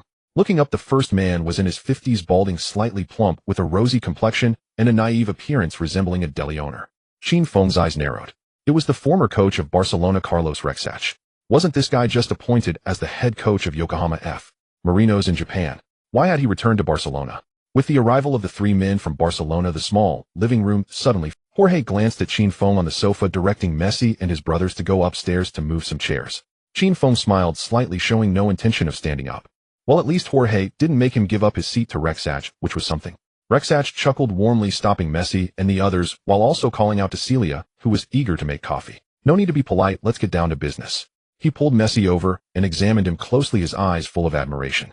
I've seen the footage of the kid's trial. I wasn't with the team before, but now I'm back. Regardless of what the Barcelona board thinks, I'm the one making the decision. I'll sign him. Rexach smiled broadly, his tone leaving no room for doubt. Hearing his words, Jorge first felt happy, but then looked at Qin Feng with a troubled expression. Everyone in the room froze like a statue, with several children occasionally sneaking glances at Qin Feng, while only Messi broke free from Rexach and ran to the corner of the living room. There was no imagined cheer or tears of joy. Rexach was taken aback, wondering what was happening. Looking at Messi's family, all staring at Qin Feng on the sofa. What's the problem with this kid? Rexach's eyes shifted, revealing a sly smile. I apologize, I'm a scout for FC Barcelona, Carlos Rexach, but you can call me Carlos. Saying this, he extended a hand to Qin Feng. Young man, who are you? Qin Feng adjusted his cane beside him, showing no intention of standing up. It wasn't arrogance, it was just frustration that Messi, so close to him, was about to fly away. But resigning himself wasn't Qin Feng's temperament. Knowing it was impossible, he still had to fight for it, since he was already here. After all, they were going to tear the facade soon, so there was no need for false politeness. He reached out for a virtual handshake with Rexach, standing in front of him, firmly seated like a mountain. Qin Feng, chairman of Liaodong Football Club, Dragon Nation. Rexach's eyes narrowed as he noticed the cane beside Qin Feng. He retracted his hand and smiled. Young man, are you here for Lionel as well? Qin Feng nodded and then shook his head. I'm not only here for him, I've also reached a verbal agreement with his guardian. Turning his head, he looked over. I'm not wrong, am I, Mr. Jorge? Upon hearing this, Rexach tensed and stared at Jorge. He had pushed aside numerous job offers for Messi and didn't want to have made the trip in vain. Seeing both men staring at him, Jorge hesitated for a few seconds before helplessly saying, indeed, Mr. Rexach, I have reached a verbal agreement with Mr. Qin from the Dragon Nation. Oh. Hearing the words verbal agreement, Rexach's tense expression vanished. He turned to Qin Feng. Young man, a verbal agreement means there's no agreement. Would you mind if I discuss this with Mr. Jorge? Qin Feng was angry. What was Rexach so proud about? He had already identified himself, yet Rexach kept calling him young man, clearly acting superior. What if I do mind? Qin Feng smiled innocently. We haven't finished talking yet, you can wait a bit. If you're too old to stand, you can sit on the steps outside while you wait. You. Rexach's face turned crimson, almost bleeding. He lifted his chin and coldly said, Dragon Nation, Liaodong team, never heard of it. FC Barcelona isn't all that great either. Qin Feng retorted back, showing Rexach no respect at all. He wasn't afraid of Barcelona at all. No matter how strong Barcelona was or how high their status in UEFA, it had nothing to do with the football scene in the Dragon Nation. If the president of Barcelona Núñez personally came, he might have had some concerns. But what could Rexach, a washed-up coach and old scout, possibly flaunt here? With this thought, Qin Feng felt even more confident and waved his hand at Rexach. If you don't mind, I want to discuss contract details with Mr. Jorge. After saying this, he leaned forward, emphasizing his words, a private discussion. Rexach was dumbfounded. He never expected this. The young man in front of him, who looked no older than 20, was so domineering, showing no regard for Barcelona or himself, an old figure in the football scene. Mr. Jorge, what do you say? Rexach, growing more agitated, shouted with wide eyes, it's Barcelona that wants to negotiate with you, so please let the unrelated people leave. I advise you don't ruin your son's future. Only Barcelona can truly help him realize his value. Hearing this, Qin Feng stood up with his cane. Mr. Jorge, there are countless stars in Barcelona, and La Masia's youth academy is even more abundant in talent. Think about it, if Lionel doesn't meet their expectations, Barcelona will discard him like trash. But people from the Dragon Nation value emotions, and our Liaodong team would never do such a thing. All my promises can be written into the contract. Qin Feng's words hit the nail on the head. The operations of a club, to put it bluntly, are just movements of capital. Barcelona is not a charity. They would never engage in a losing deal. If there were any unexpected issues with Messi's treatment, what awaited him would be being swept out the door. Jorge clearly understood this reasoning. He showed a struggling expression, his gaze shifting back and forth between Qin Feng and Rexach. On one side was the world-class giant Barcelona, which offered immense potential, but with high risks. On the other side was the obscure Liaodong team from the Dragon Nation, which felt more heartfelt. How should he choose? Jorge was caught in a dilemma. Jorge looked around in distress, casting a pleading glance towards Celia at the kitchen door. Celia stood. Just an hour ago, his son was struggling and going unnoticed. Now he had become the target of two competing teams. The situation changed too quickly, leaving her equally uncertain. Withdrawing his gaze, Jorge took a deep breath, repeatedly weighing the pros and cons in his mind. He still leaned toward the Barcelona club in Spain. The opposing team was a world-renowned powerhouse, and Argentina also spoke Spanish, though at least the language would be understood in Barcelona. As for the Dragon country, it was too far and too mysterious. Before today, Jorge had never imagined that his life trajectory would intersect with the Dragon country. Going there, he feared that neither Messi nor the other children would adapt. He had already decided that no matter where Messi went, his family would move there to take care of him. He could not let 11-year-old Messi go to a foreign land alone. With this thought, Jorge seemed to have made up his mind and looked up at Barcelona scout Rexach. Seeing Jorge's expression and actions, Qin Feng's heart sank. Not good. The other party was going to choose Barcelona. In a moment of panic, he staggered forward and grabbed Jorge. Mr. Jorge, please hear my conditions before you make a decision. As he spoke, Qin Feng leaned over to grab the contract from the sofa and opened it. The contract was drafted by him in the Dragon country. Aside from covering Messi's medical expenses, the rest consisted of standard clauses. Qin Feng's brows furrowed tighter. This contract held no allure and was simply not competitive with Barcelona. To gain Messi's family's consent to go to the Dragon country, he needed to stake heavily. Xiaochun, give me a pen. Qin Feng shouted as he sat back on the sofa, snatching the pen Zhou Xiaochun was handing over. He opened the contract and looked for a blank space to write. However, the contract was printed on both sides, filled with writing, leaving no place to make a note. Qin Feng grew anxious, searching around. On the low table in front of the sofa, he spotted a white napkin. He grabbed it and laid it flat, picking up a pen to write. Everyone in the room curiously gathered around to watch. Mr. Jorge, in addition to the conditions written in that contract, I will add a few more clauses. First, the Liaodong Club in the Dragon country will cover all of Lionel's medical expenses until his growth hormone deficiency is cured. Second, we will cover all of Lionel's training, living, and educational expenses until he turns 18 or becomes self-sufficient. Furthermore, if Lionel's family accompanies him to the Dragon country, the Liaodong Club will be responsible for the education expenses of his siblings and will provide a job position for Lionel's accompanying guardian. As he wrote this, gasps filled the air around Qin Feng. Messi's family was stunned. The additional clauses on the napkin were practically a nanny agreement. As long as Messi agreed to go to the Dragon country, it could be said that his family would live worry-free from then on. Qin Feng paid no mind to the astonishment of the crowd. He pushed aside the businessman who tried to intervene and continued writing rapidly. In Rosario, this agreement will be witnessed by the youth training coach of the Liaodong Club in the Dragon country, Shangyin, and Lionel's guardian, Jorge Messi. The Liaodong Football Club of the Dragon country, led by Qin Feng, will be fully responsible for this agreement and the terms specified in the formal contract. After a moment's thought, he added, this agreement will have the same validity as the formal contract. He then wrote the date and signed. Finally, amidst the gasps of the crowd, Qin Feng grabbed a fruit knife from the table and sliced open the index finger of his right hand, pressing it firmly onto his signature to leave a blood-red imprint. In the Dragon Country, this is called a blood oath representing an unchanging promise for eternity. Qin Feng grabbed another napkin to wrap his hand and looked up, gritting his teeth. Mr. Jorge, this is the sincerity of Qin Feng from the Liaodong of the Dragon Country. Black words on white paper marked with a bloody handprint. The living room fell silent with the sound of a pin drop audible. The Messi family was all dumbfounded. Qin Feng's boldness shocked everyone. After a long pause, Messi's extroverted sister Maria was the first to come back to her senses. Dad, we must go to the Dragon Country. She ran over and grabbed Jorge's arm, shaking it incessantly. This big brother is so sincere, a blood oath. The people of the Dragon Country are so romantic. Choosing the Liaodong team must be the best decision. Yes, Father, Barcelona is indeed a powerhouse, but they may not value Lionel as much. Exactly, let's send Lionel to the Dragon Country. I've heard it's a great nation. Messi's two brothers were also thoroughly conquered by Qin Feng's demeanor, praising him from the side. Looking at his children with shining eyes, Jorge did not respond immediately. He stared at the agreement on the napkin for a moment before turning to Celia beside him. What do you think? Celia looked at Qin Feng, her eyes sparkling. But after a few seconds of thought, she said, Jorge, this concerns Lionel's future. We must be cautious. Jorge paused, his gaze wavering again. At this moment, Rekisachi, who had been silent, stepped forward and casually. Aside from that foolish blood oath, Barcelona could agree to the same terms. With these words, everyone in the room looked at him in shock. Barcelona was actually this competitive. Qin Feng was also taken aback. This was his final tactic to impress Messi's family with sufficient sincerity. If that didn't work, sure enough, upon hearing Rekisachi's words, Jorge almost instantly made his decision. Sorry, Mr. Qin from the Dragon Country, you understand Barcelona is more attractive. It's over. Qin Feng's brows knitted tightly, his fists clenched, trembling slightly. Sorry about that. He nodded at Qin Feng, then turned to Rekisachi. Sir, can we discuss the details? Ha ha ha, of course. Rekisachi laughed heartily, casting a provocative glance at Qin Feng. Young man from the Dragon Country, I need to discuss the contract with Mr. Jorge alone. I think the steps at the entrance are more suitable for you. Qin Feng stood up with his cane, glaring at the arrogant Rekisachi, breathing heavily. After a moment, he turned. Messi was still sitting in that corner, his head lowered, lost in thought. Sighing, Qin Feng called over Zhou Xiaochun and Shangyin Zhongwen and pulled along Pepe, who was glaring at Rekisachi, ready to leave. Failure is just failure. There's nothing to say. Making threats is something children do, but it's too childish. Just as he reached the door, a barely audible voice suddenly sounded behind him. Mr. Qin from the Dragon Country, wait.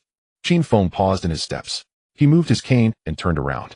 In the corner of the living room, Messi, who had remained silent, had stood up at some point. He walked into the living room, looking up at Jorge with a raised head. Dad, I want to go to the Dragon Country. As Messi spoke, everyone in the room was stunned. The Jorge couple nearly dropped their jaws to the floor.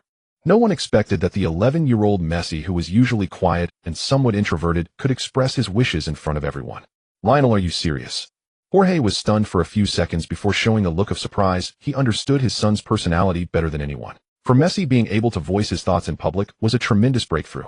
Everyone was waiting for Messi's response. The surrounding gazes pierced through him like needles, leaving Messi somewhat at a loss.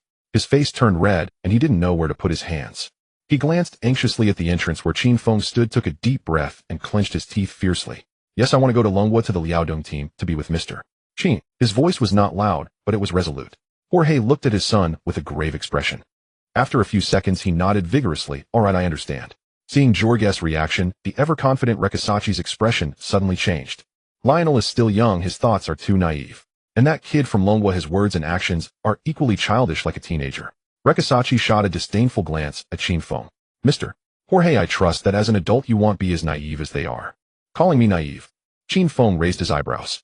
Just as he was about to retort, Jorge interrupted. Mr. Rekisachi, I do not agree. Anger flickered across Jorge's face. Lionel is indeed only 11 years old, but he is a man, and a man's decision deserves everyone's respect. As for Mr. Qin from Longwa. Jorge paused and looked at Qin Feng. Let me speak, Mr. Qin Feng smirked, revealing an innocuous smile. Leaning on his cane, he walked over to Rekisachi and said, You call me naive? Mr. Rekisachi, in our Longwa, there are people known as mindless critics. This group never digs deep, knowing little about anything. They make irresponsible statements based on snippets of information and personal preferences regardless of the actual. As he spoke, Qin Feng spat on the ground. In my view, you are no different from these mindless critics. Rekisachi's face instantly turned a purplish red as he was insulted directly. He was about to defend himself when Qin Feng cut him off again. What defines naivety and what defines maturity? Let me tell you, having a pure heart is called naivety. Not being tainted by this world is called naivety. Being righteous is called naivety, and being straightforward is called naivety. These virtues are all lumped together as naivety by you. A torrent of Spanish words erupted from Qin Feng's mouth like a machine gun, leaving Rekisachi's temples throbbing. Finally, let me leave you with this. Maturity is not an act, it's the child that pretends. Qin has credo que iris. You think you are someone special. After speaking for 3 minutes straight, Qin Feng didn't even catch his breath. After uttering the last word, he started breathing heavily. Oh, it felt so good. On the other side, Rekisachi's face changed colors rapidly, and he stumbled backward, nearly falling. Thanks to the accompanying staff, he managed to avoid a fall. With a scoff, Qin Feng smirked and turned to Messi. His smile instantly returned to his face. Lionel, come here. Messi obediently jogged over, looking excitedly at Qin Feng. He wished he could shout out loud like Qin Feng when faced with injustice. But he didn't dare. Qin Feng noticed Messi's thoughts. He ruffled Messi's hair and said with a smile, Lionel, mister. Rekisachi says you are naive, what do you think? It's okay, say it out loud. Encouraged by Qin Feng, Messi pursed his lips and his eyes widened. After taking a few deep breaths, he shouted, Mr. Rekisachi, I'm sorry, I want to go to Longwa. I'm not naive, I am a man. Seeing Messi's performance, everyone, whether it was the Jorge couple or Messi's siblings, was ecstatic. Good. That's the spirit of a man. Well said, sonny, you've grown up. Well done, little brother. Brother, you're amazing, Will. Since Messi was diagnosed 3 years ago, he had gradually become more introverted. The family saw it, but felt helpless. Adding to that, in recent days, Messi had been repeatedly rejected by the team, which made him even more closed off. Today, Messi finally broke free from the psychological shackles and bravely expressed himself, and several people surrounded Messi cheering for him. All of this was thanks to Qin Feng. They all cast grateful glances at Qin Feng. Thank you so much, Mr. Qin. Thanks to you, Lionel could rise from his setbacks. Yes, to me, you are not naive at all. You are so cool. Jorge then looked at Rekisachi, who had stabilized him. I'm sorry, we will be signing with the Liaodong team from Longwa. That is my final decision. Rekisachi was dumb. How could this be? The world-class giant Barcelona, having exhausted all its trump cards, couldn't compete with a small team from Longwa. He glared at the determined Jorge, and then looked at Messi, unwilling to give up, and asked, Lionel, tell me, why did you choose the Liaodong team instead of the great Barcelona? This. Little Messi swallowed hard and awkwardly looked at Qin Feng. It was clear that he was now looking up. It's okay, just say it however you want. Qin Feng was in a good mood and smiled broadly. Encouraged, Messi straightened his face. Mr. Rekisachi, I made a promise with Mr. Qin as men. Saying this, Messi extended his pinky finger. We made a pinky swear. Whoever breaks the promise will wet their pants. Pinky swear. Wet their pants. Rekisachi almost spat blood on the ceiling. And he still says he's not naive. This is just too childish. However, upon further thought, Rekisachi chuckled to himself. Himself and Barcelona were defeated by this naivety. Perhaps that kid from Longwa was right. Neither he nor Barcelona had retained that pure heart. Rekisachi looked at the smiling Qin Feng, and Messi, his gaze filled with nostalgia and admiration. It seems that the world will belong to these young people in the future. He lost, and lost thoroughly. After all, his conflict with Qin Feng was merely one of interests, not deep enmity. Rekisachi walked over, watching Jorge and Messi signing the contract with Qin Feng. That was. He glanced at the terms on Qin Feng's contract, and his eyes narrowed, revealing a cunning smile. He extended his hand to Qin Feng, saying, Congratulations, Mr. Qin. Qin Feng was taken aback. What does this old man want? He raised his hand and exchanged a light handshake with Rekisachi. Rekisachi's smile grew even wider. Mr. Qin, Mr. Jorge, and our man Lionel. May I have the honor of inviting you to Spain to visit the La Masia youth training camp in Barcelona? As he said this, Rekisachi's little eyes looked at Messi. I know you have been to Barcelona, but I was not there at that time, so I believe you did not receive much hospitality. La Masia has the best youth training system in the world, with countless children of Lionel's age. You, including Mr. Qin, would surely be interested in it. This remark struck a chord. The person responsible for youth training, Shang Yin, understood the significance of La Masia. Hearing Qin Feng translate it, the old man lit up, discreetly tugging at Qin Feng's sleeve, eager to rush over and see it. Qin Feng understood Shang Yin's intentions. During this trip, he also intended to bring Shang Yin to learn and see how the world's most advanced youth training system operated. However, Qin Feng squinted at the smiling Rekisachi. When things are offered so willingly, it can either be genuine or deceitful. Could this be a trap? Turning to look at Messi again. Probably having heard that La Masia has many children like him, Messi's eyes lit up, clearly wanting to take a look. Beside him, Jorge leaned over and discussed, Mr. Qin, I think Lionel wants to go. What do you think? It's fine, everyone can go. I also want to learn a bit. Since everyone wanted to go, Qin Feng was also unwilling to be the bad guy. After all, the contract with Messi had already been signed. Could Rekisachi still pull any tricks? Thus the matter was settled. Early the next morning, a group of people in 3 cars set off from Rosario to Buenos. 2 hours later, the plane took off, soaring into the sky. Rekisachi deliberately chose the seat next. Once the plane leveled off, he leaned in and whispered, Mr. Qin, the matter regarding Lionel is not over yet. Qin Feng was taken aback. Has this old man lost his mind? I've already signed the contract, it's not over. Is there something I've overlooked? Mr. Rexach, what do you mean by that? Qin Feng, unable to fathom any oversight of his own, simply asked directly. Rexach only smiled without answering, evasive and mysterious, leaving Qin Feng to stew in his unease. Qin Feng's temper flared. Oh, fine, say nothing then. He turned his head, shut his eyes, and gave Rexach the back, but Qin Feng was far from asleep. His mind kept turning over what scheme Rexach might be nursing, puzzled by the man's brazen, almost reckless composure. In the end, he drew a conclusion. The old fellow was putting on an act to intimidate people. Perhaps. After more than 14 hours of flight, Qin Feng tossed and turned, anxieties gnawing at him. At 2 a.m, the plane touched down at Barcelona airport. Qin Feng, sporting heavy panda eyes, climbed into the transfer vehicle arranged by the Barcelona club. The night view of Barcelona glittered brilliantly, yet after a long, weary journey, none among them cared to savor it. One could not help but notice how generously funded the Barcelona club appeared to be. They were all assigned rooms at the venerable Barcelona Palace Hotel near Plaça de Catalunya, a hotel with 100 years of history. Qin Feng barely spared a thought for the sumptuous furnishings before collapsing into a deep sleep. The next afternoon, the group gathered in the hotel lobby and set out for the La Masia Youth Academy. On the way, Rexach deliberately had the driver circle the city center. As the capital of Catalonia, Barcelona hugs the Mediterranean. It is Spain's second city and a famed destination for travelers. Qin Feng rolled down the window. A warm breeze from the Mediterranean brushed his face with gentle heat. At around 17 degrees, the air was neither cold nor hot, and the streets were thronged with people lingering before the shops. Beyond the window rose the grand Palau de la Música Catalana, the eccentric Casa Batlló, and the perpetually unfinished spires of the Sagrada Familia sprinkled among the grid-like residential blocks and historical landmarks. Creativity asserted itself within order. Spontaneity did not yield to rigor. That became Qin Feng's first impression of Barcelona. Ahead, a majestic stadium slowly emerged above the treetops, revealing its full form as the car drew near. Camp Nou. Rexach pointed at the stadium with bright eyes and a voice full of conviction, his face alight with reverence. Qin Feng and the others quickly turned to take it in. A rectangular colossus nearly 50 meters high. On its exterior facade, the words Estadi del FC Barcelona were neatly displayed. This was Barcelona's home ground, the largest professional football stadium in Europe and the second largest in the world, capable of holding nearly 100,000 spectators. The only stadium larger in the world is Rio de Janeiro's Maracana. At that moment, the official name remained the Estadi del FC Barcelona. Camp Nou. The car passed before the stadium, and Qin Feng looked up, his eyes warming. He wondered when Longhua or Liaodong team might ever possess a professional stadium of this scale.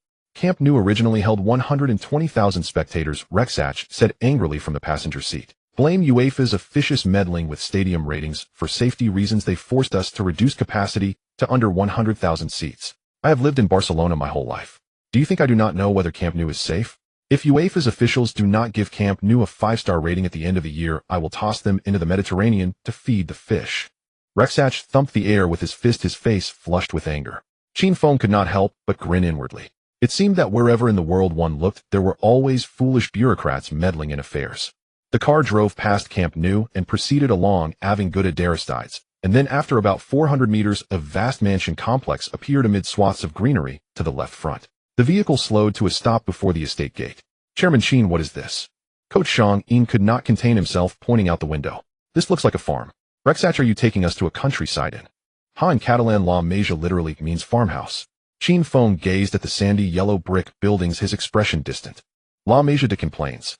He tapped a Spanish plaque on the wall and said softly, "This is La Masia, the Barcelona Football Club Youth Academy." They paused outside the gate for a moment before the ornate ironwork doors swung open. The car rolled in, and the scene suddenly opened up before them. A long straight drive was flanked by neatly divided green lawns, at one corner of which some football training equipment was stacked, stretching inward along the avenue. A dozen or so sandy yellow classical buildings rose in staggered rows, half hidden among swathes of flowering trees. The estate spread across a vast area, clearly capable of accommodating a remarkable number of trainees. Strangely, the place was extraordinarily quiet. Not a single trainee in training could be seen, and very few staff. In the trees, a few gray-breasted parrots common to Barcelona perched on branches, and startled by the thud of car doors, took wing and flew off. Under the main building's portico, Qin Feng and his companions, including Messi and his son, stepped down and looked around with curiosity. "Mr. Rexach," Qin Feng asked, leaning on his cane to stretch his legs, "why is no one here? Please tell me this is not La Masia's holiday." Others drew nearer, equally puzzled by the question. No, come inside first," Rexach coyly replied, and strode through the door ahead of them. The group had little choice but to follow, passing through the main building and turning right along a pebble-laid path. Rexach led them into a two-story building that served as La Masia's dining hall. Sunlight fell through clear windows onto rows of long steel tables where a few staff were preparing meals. On the pale walls hung several old photographs. Qin Feng stepped over to examine them, one of which was the group photo of La Masia's first trainees from 1988. Many more pictures featured the former Barcelona head coach and founder of the academy, Johan Cruyff. "That was my old friend Johan Cruyff," Rexach said as he came up behind them. "La Masia is the most precious legacy he left to Barcelona. If not for that numbskull Nunez, you might have met him here." Qin Feng nodded in understanding. A few years earlier, the news had reported Cruyff's falling out with the Barcelona president and his subsequent marginalization. "Well, what can you do if that fool is the club president?" Rexach laughed ruefully, guiding Qin Feng toward the tables. "Let us eat first. Today the kitchen serves Catalan meatballs and macaroni." Qin Feng froze for a moment. It seemed Shang-Yin had been right after all. Had Rexach brought them for a rustic meal? "Mr. Rexach, enough suspense. We did not come here merely to eat." Qin Feng asked impatiently, "Where are the trainees? What is going on here?" "Don't worry." Rexach did not answer directly, but looked up at the clock on the wall. Qin Feng followed his gaze. The antique clock chimed the hour. It was precisely 2 in the afternoon. Outside the dining hall came a sudden clamor, the sounds of hurried footsteps growing louder by the moment. Before Qin Feng could collect his thoughts, the dining hall doors burst open and a throng of youths poured in. They varied in height and complexion. Some looked like high schoolers, others as young as 10. What they all shared was the confident smile on their faces. Easily 100 of them, they rushed for trays and began to line up for food. The once quiet dining room transformed into a lively market. Qin Feng, Zhou Xiaochun, Shang-Yin, Messi and his son, and Pepe all stood stunned at the sudden appearance of so many young people. Seeing them gaping, Rexach laughed heartily. He stepped forward, opened his arms wide, and amid the joyful din introduced them proudly and loudly. "Gentlemen, welcome to La Masia, the finest football youth academy in all of Europe." Rikashi's arrogance was almost sky-high. Qin Feng rolled his eyes and said sarcastically, "Europe is the best. I thought it was Ajax's youth academy in the Netherlands, but it turns out to be La Masia." Rikashi's smile froze on his face. After a moment of reflection, he changed the subject, saying, "Let's eat. Today's braised meatballs are quite good, truly authentic Catalan flavor." Seeing Rikashi sulking away, Qin Feng chuckled. He had to endure the old man's bragging all the way, finally managing to turn the tables. Tasting the dish, Qin Feng wrinkled his nose. The so-called authentic Catalan flavor was really nothing special. It was not as satisfying as a bowl of tomato and scrambled eggs over rice. At the table, Messi curiously examined his surroundings, holding his utensils. Barcelona B team, along with the following 15 youth academies, all train and live here. What you see now is just a part of all the players at La Masia. Noticing Messi seemed interested, Rikashi, "In the morning, it's the learning time for the young players. We hope these kids can receive professional football training while also keeping up with their studies." Rikashi swallowed the meatball in his mouth and continued, speaking to Messi. "You know, not everyone can become a professional player, and even fewer can become top stars. We hope these kids will have more choices in the future." His words made everyone at the table nod in agreement. Qin Feng sincerely admired Barcelona's approach, which is indeed rare across the globe. "Of course, Lionel." Rikashi continued, speaking as he handed his meatball to Messi. "A talent like you, if you enter La Masia, is destined to become a top star." Messi hesitated shyly for a few seconds, took the meatball, and ate it in one bite. He looked around at the young players, his eyes sparkling with excitement. Seeing this, Rikashi beamed with joy, unable to contain his smile. "This." Qin Feng's heart sank. He realized Rikashi was trying to entice Messi with La Masia, but he had already signed a contract with Messi. What scheme is this old man plotting? The meal ended amidst his unease. After dinner, it was still the players. Rikashi led everyone on a tour from the dormitory to the gym, from the classroom to the game room, making Messi excited. Exiting a professional sauna recovery center, Qin Feng and Shang-Yin walked at the back, their heads down. "Director Qin, I'm feeling defeated," the old man said with a gloomy face. "Compared to them, our Liaodong team's youth training base is hardly worth mentioning." No matter how unwilling he was, Qin Feng had to admit, La Masia truly deserved to be one of the best youth academies in Europe. Everything here is so professional, from teaching medical care to fitness. Every piece of equipment is top-notch. La Masia even provides professional nutritionists for each age group of students. As Shang-Yin said, compared to here, the Liaodong team is nothing. Or it could be said that the entire youth training base of Long Country combined doesn't equal a finger of La Masia. Coach Shang, there are reasons why Long Country's football is lagging behind. These kids are the future of football. Qin Feng sighed. If we don't look at the long term, even if Long Country qualifies for this year's World Cup in France, it will still be embarrassing. Moreover, we can't even qualify for the World Cup. Shang-Yin added with a bitter smile and a shake of his head. After a lifetime of focusing on youth training, he found himself just idly busy, and the gap is not insignificant. The old man pursed his lips, feeling heartbroken. Qin Feng felt disheartened too. Their footsteps grew heavier. After walking for a while, Qin Feng suddenly stopped his cane. Damn it. When we get back we will do it too. Let's follow La Masia's standards. The people of Long Country don't play bad football, I refuse to believe that in 10, 20 years, or even 50 or 100 years our country can't become a football powerhouse. Looking at Qin Feng gritting his teeth, Shang Yin still sighed deeply. Director Qin, don't blame me for throwing cold water on you. Your ideas are good, but the resistance to implementing them is too great. Our football lacks more than just youth training. The old man's words hinted at something, and Qin Feng calmed down. He understood Shang Yin's meaning. After thinking for a moment, Qin Feng self-deprecatingly said, I understand those in charge above us only care about the present. With such a short term, no one wants to do the foolish thing of planting trees for others to enjoy. Then, there's the educational issue. The children of Long Country are all in tutoring classes, and everyone knows that playing football in Long Country has no future. The rest are just a bunch of money-minded troublemakers. The population of football players is already small, and it costs money to join a team and play. Having ability without money won't get you anywhere. Moreover, there are capital interests muddling in here. Shang Yi nodded in agreement. So many problems aren't something you and I can solve. Let's focus on the old man sighed and changed the subject. Did you notice? That kid Rikashi wants to lure Messi. Yes, I noticed that too. Hearing this made Qin Feng frown. The aforementioned problems can be dealt with slowly later, but what is going on right? Coach Shang, according to our agreement, we have already signed with Messi. What does Rikashi's seduction of Messi mean? I was just pondering that. After thinking it through, is there a problem with our contract? Contract? Qin Feng was taken aback. What could be wrong with the contract? The penalty for breach of contract. Shang Yin looked around and leaned in, saying, is our breach penalty too low? Breach penalty. Qin Feng's heart skipped a beat. In the contract with Messi, the breach penalty was set at 200 million long coins. At the time it seemed like a lot. But now it seems 200 million long coins, less than $30 million, is quite trivial for a wealthy club like Barcelona. So that's how it is. Rikashi is playing this game, trying to change Messi's mind and keep him in Barcelona, then pay the breach penalty to tear up the contract. To secure Messi, Barcelona is really going all out. Realizing the situation, Qin Feng was so angry, he gritted his teeth. After all, he had fallen for Rikashi's ploy this time. Now there's no time to amend the contract and sign again. What to do? Although Qin Feng had confidence in Messi's character, what if? Looking ahead, he saw Rikashi and Messi walking side by side with Jorge and Messi both looking amazed. Qin Feng continued to follow along, thinking of a strategy. After a while, the group arrived at the training ground. At 5 p.m., La Masia's football training session began on time. Rikashi specially prepared a match for Messi and Alavinci, a 7-a-side training match for 1,011-year-olds. Though shy young Messi was eager to compete. Watching Messi change into a La Masia training jersey under Rikashi's guidance, Qin Feng felt a pang of jealousy. But what could be done? He couldn't let Messi play bare-chested. Gritting his teeth, Qin Feng sat on the sidelines, and when he saw the young players set to compete, another wave of envy hit him. Busquets, Fabregas peak. This batch of future stars are still just around 10 years old. Barcelona's youth academy is truly enviable. The match quickly began. Messi was like a fish in water on the right wing, dribbling past players easily and quickly scoring a goal. Qin Feng couldn't sit still. He moved closer to Rikashi and said in a low voice, Mr. Rikashi, this is not fair. Huh? Rikashi looked at the flying Messi on the field and said softly, Mr. Qin, whether on the pitch or in business, it's all in essence a battlefield.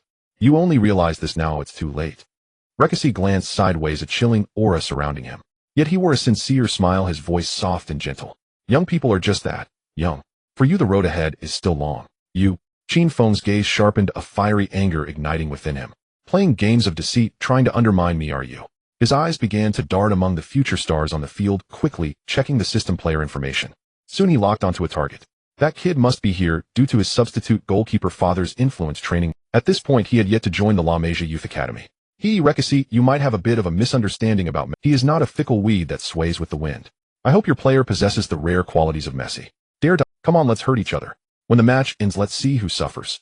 The game continued, and Qin Feng, like a bloodthirsty shark, kept scanning the group of young talents on the field. But soon his gaze was firmly captured by Messi. Messi truly seemed born for football, the natural star. On the field he was shorter than everyone else. Yet this small figure weaved through the crowd with the ball, leaving no other option for his opponents but to foul him. It was clear that Messi was enjoying the match. A smile adorned his face as he cut in from the right.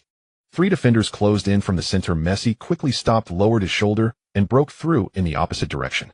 His footwork was incredibly fast as he executed 3 simple feints in rapid succession, leaving everyone behind. Facing the charging goalkeeper, he deftly executed a delicate chip shot.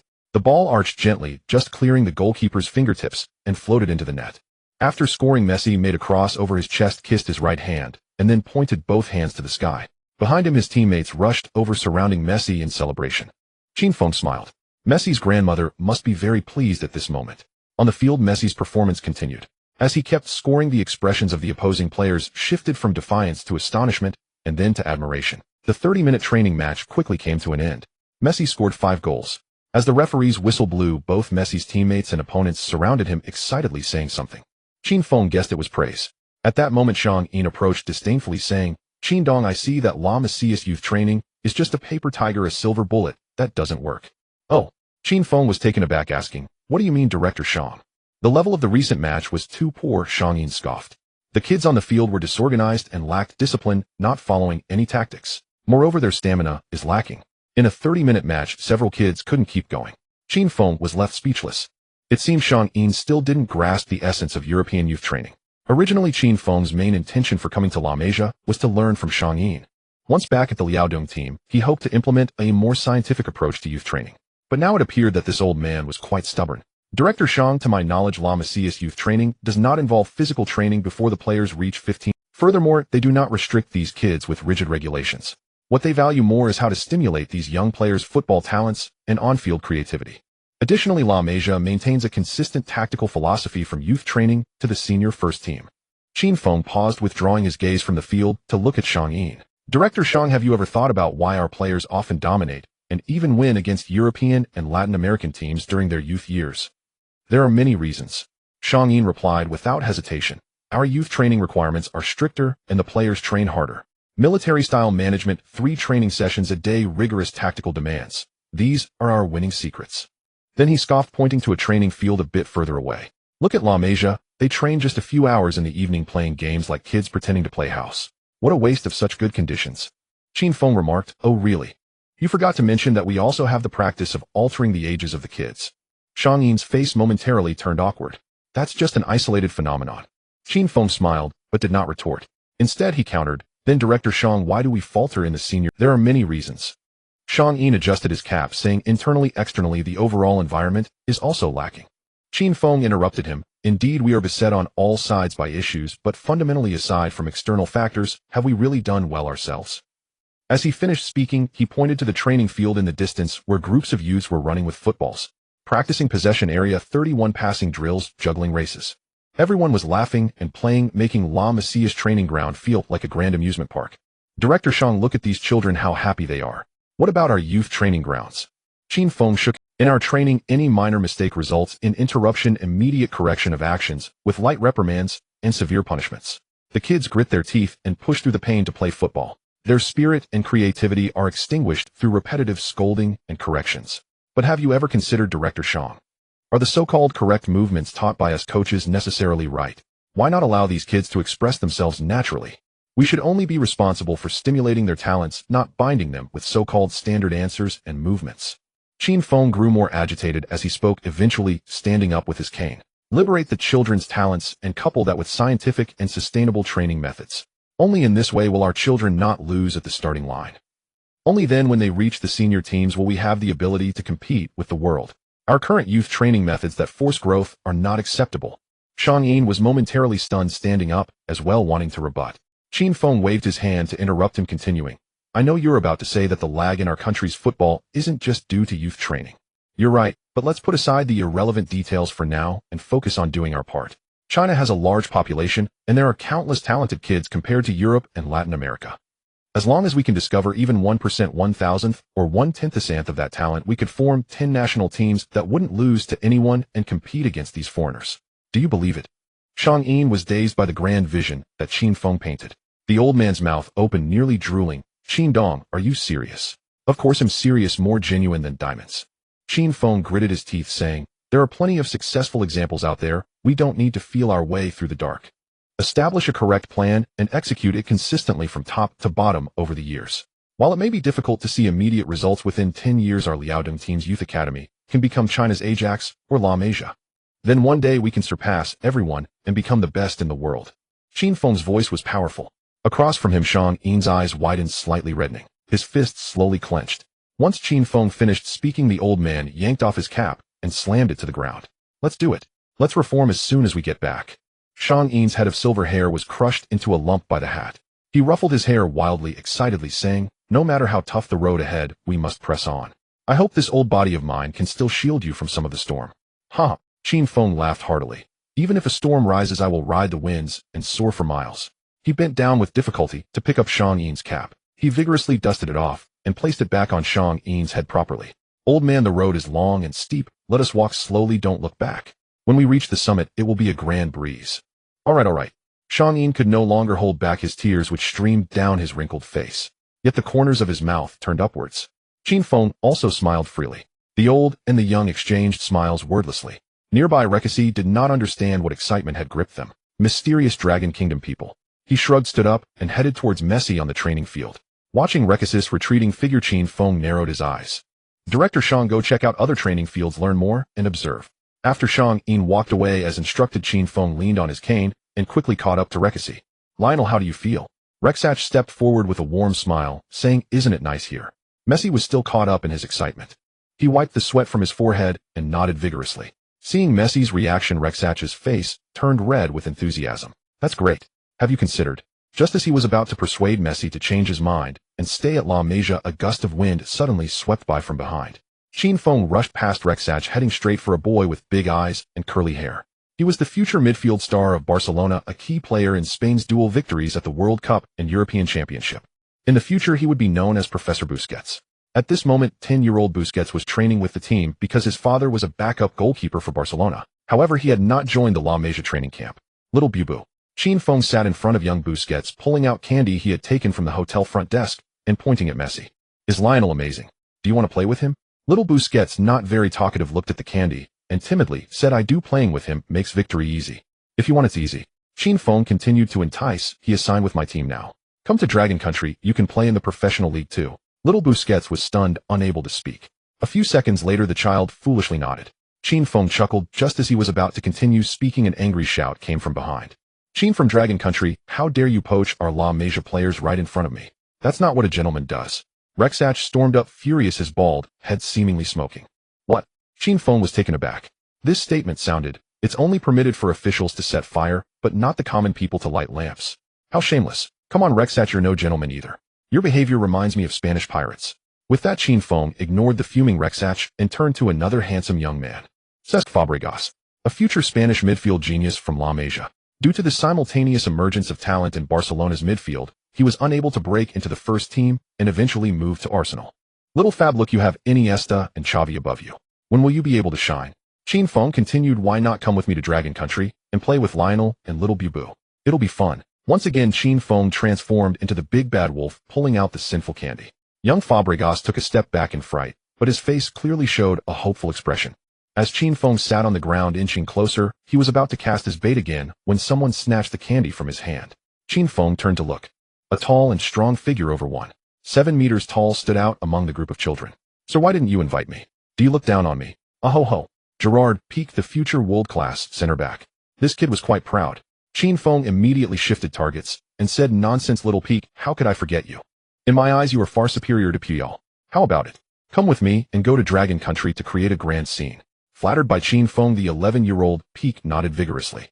At this moment, Rek'Sach could no longer hold back. "Qin, they cannot agree to you," he shouted as he rushed up, grabbing Qin Feng and pushing him toward the exit. Qin Feng's cane was still on the ground, forcing him to hop backward. Rek'Sach showed no signs of stopping, continuing to shove Qin Feng. Suddenly, a strong wind howled. A petite figure rushed between the two. It was Zhou Xiaochun, holding Qin Feng with her right hand and tugging at Rek'Sach's chest with her left, pulling and pushing. Rek'Sach first toppled forward and then suddenly flew backward. He stumbled back 5 or 6 steps before sitting down on the ground, staring blankly at the striking Zhou Xiaochun. Pepe also rushed up from behind, picked up the cane, and handed it to Qin Feng, then charged at Rek'Sach. "Old man, show some respect. Bullying others is not acceptable." Pepe's fists were clenched and his eyes bulged, resembling a cannibal tribe from the Amazon rainforest. The over 50 Rek'Sach was intimidated by the 15-year-old Pepe. He sat on the ground, blinking and speechless. Qin Feng smirked. "Good job, hero Pepe. You've scared this old fellow, but don't resort to violence." He propped himself up with the cane, signaling Zhou Xiaochun that he was fine. In front of Rek'Sach, Qin Feng walked to the sidelines. There many young players had gathered, including the recently returned Barcelona B team, all watching. They still had no idea what had happened. As he walked into the crowd, Qin Feng smiled warmly. "Xavi, seeing you is a sight for sore eyes. Come to the Liaodong team in Dragon Country, and I guarantee you will become famous with one goal. Kyo, my brother, don't glare like that. With your talent, why are you only in the B team? Come to Dragon Country to develop. Oh, look at your messy hair. Oh, isn't this little Xavi? Come. Everyone was stunned. Masia had never seen such shamelessness since its establishment in 1988. A group of little foreign kids gaped watching Qin Feng continuously poach players. Rexach, who was sitting on the ground, nearly exploded on the spot. He jumped up 3 feet high, yelling across Pepe, "Qin, you've really gone too far. Have you considered that Lionel has the right to choose his own life?" Hearing this, Qin Feng paused and turned to look. Rexach continued, "Whether it's Barcelona or Dragon Country, you should give this 11-year-old child the right." Qin Feng's face turned cold. Rexach's words were essentially moral coercion, a robber's logic. There was no such reasoning in the world for tearing up a signed agreement. But Qin Feng raised his eyebrows, looking at the small Messi. Rexach had said something that touched Qin Feng. An 11-year-old child still had a long future ahead. He should consider his life carefully. With this thought, Qin Feng waved over to Messi. "Lionel, you heard everything. Dragon Country or Barcelona, you can choose once more." As he said this, Qin Feng's heart was bleeding. He recalled the afternoon in Rosario, the warm sunlight on the stone steps, and their heartfelt conversation. Qin Feng's heart softened. Hearing Qin Feng's question, young Messi stood there in silence. Rexach approached. Jorge came over. Pepe arrived, and Zhou Xiaochun Zhengwen and others all gathered around. Including the young players on and off the field, everyone came closer. Realizing what was happening, they too wanted to hear how this 11-year-old genius would choose. To them, staying at La Masia was Messi's only and best choice. Rexach was equally confident. No one could refuse Barcelona. This child, no matter how talented, could not. Messi was still unaccustomed to being the center of attention in the crowd. With so many people surrounding him waiting for him to speak, Messi's face turned red to the roots of his ears. After a long pause, Messi lowered his head and quietly said, "Going to Dragon Country, didn't we agree on that? Going to the Dragon Country, wasn't it already agreed?" Messi's voice was not loud, yet it clearly reached everyone's ears. The training ground of La Masia was eerily quiet. Except for Qin Feng, no one believed what they heard. It was truly astonishing that someone would give up joining the prestigious Barcelona and the world-renowned La Masia Youth Academy for a promise. After a moment, the buzz of discussions began to rise. The voices grew louder, quickly transforming into thunderous cheers. For no other reason, a promise kept is a rare virtue that is cherished in any nation. Clap, clap, clap. Amid the cheers, someone took the lead in applauding. Initially, it was just one person, then 2, 3. The applause gradually swelled, crashing like waves against the shore, endlessly soothing and heartwarming. Whether from the Barcelona B team or other young players, all wore expressions of excitement as they clapped vigorously. "Well done, little guy. Keeping promises is what makes a man. It's a pity we can't be teammates, but I'm happy for you." In the crowd, young Messi was at a loss. At just 11 years old, he couldn't understand why simply adhering to a promise would earn him such accolades. Jorge stood amid the crowd, clapping his hands, beaming with pride. From this day forward, his son was officially a real man. As for Zhou Xiaochun Zhengwen and Pepe, they had long since burst into tears, their hands red from clapping yet refusing to stop. "Messi, you truly are amazing." Watching the constantly scratching Messi, Qin Feng smirked, his gaze gentle. This kid's future success would not solely rely on his football talent. Rexach also lightly applauded. Today he had received a lesson from these youngsters. He shook his head and slowly moved to Qin Feng's side. "Qin, I lost, and I have nothing to say about it.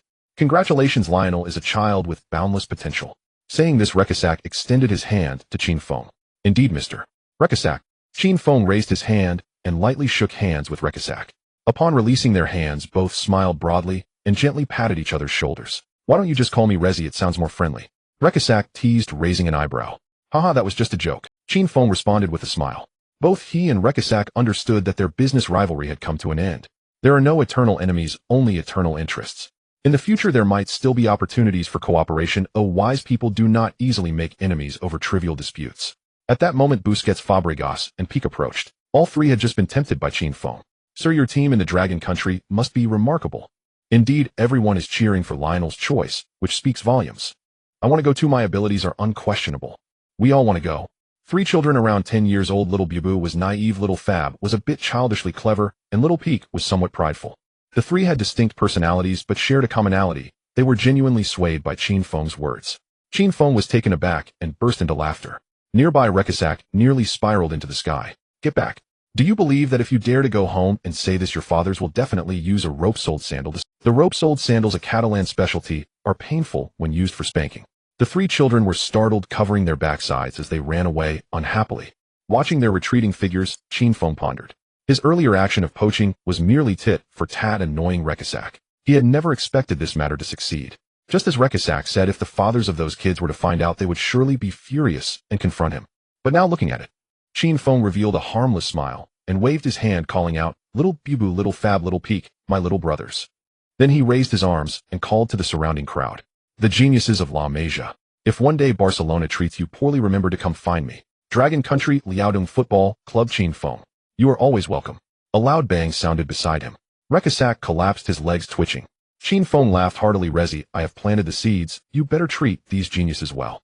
I wasn't joking. After all, today he had been played by Rekisak.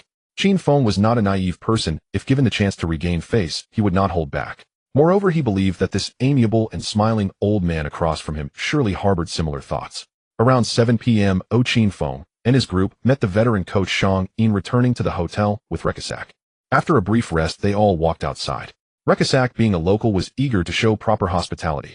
They walked 800 meters along the way, arriving at Plaza Catalunya. In the center of the square, the statue of the goddess of thought stood with a solemn expression, surrounded by fountains that danced and sparkled, while flocks of pigeons ambled through the crowd, showing no fear. Several people sat resting under the statue. Many coins lay on the statue, and from a glance, coins from various countries were visible. Qin Feng leaned over to look into the pool, which was a bit murky, also filled with numerous coins at the bottom. He smirked. It seemed that every country was the same, all fond of tossing money at statues. Beyond Plaza Catalunya was Barcelona's famous pedestrian street, La Rambla. The pedestrian street was bustling with people. Shops lined the street, clusters of flower shops and various restaurants and bars exuded a charming soft glow in the sunset. This delighted Zhou Xiaochun. Following Qin Feng around Europe and South America, she had never properly. Finally, seizing the opportunity, she dragged Pepe in and out of the shops, nearly stopping at every single one for a long time. Before long, Pepe had several shopping bags hanging from her arms. Pepe was more than happy about this. Since Zhou Xiaochun displayed her Dragon Country skills on the La Masia training ground, Pepe had stuck to Zhou Xiaochun. It seemed she even had the heart to become her disciple. Qin Feng watched with amusement, estimating that it wouldn't be long before monk Pepe truly transformed into hero Pepe. Messi and Zheng, when matched well together. Both were deeply interested in the various street performers on the street. At that moment, the two were pulling a performer dressed as the guardian goddess of the sky for a photo. As for Jorge, he followed behind the two, paying for their expenses.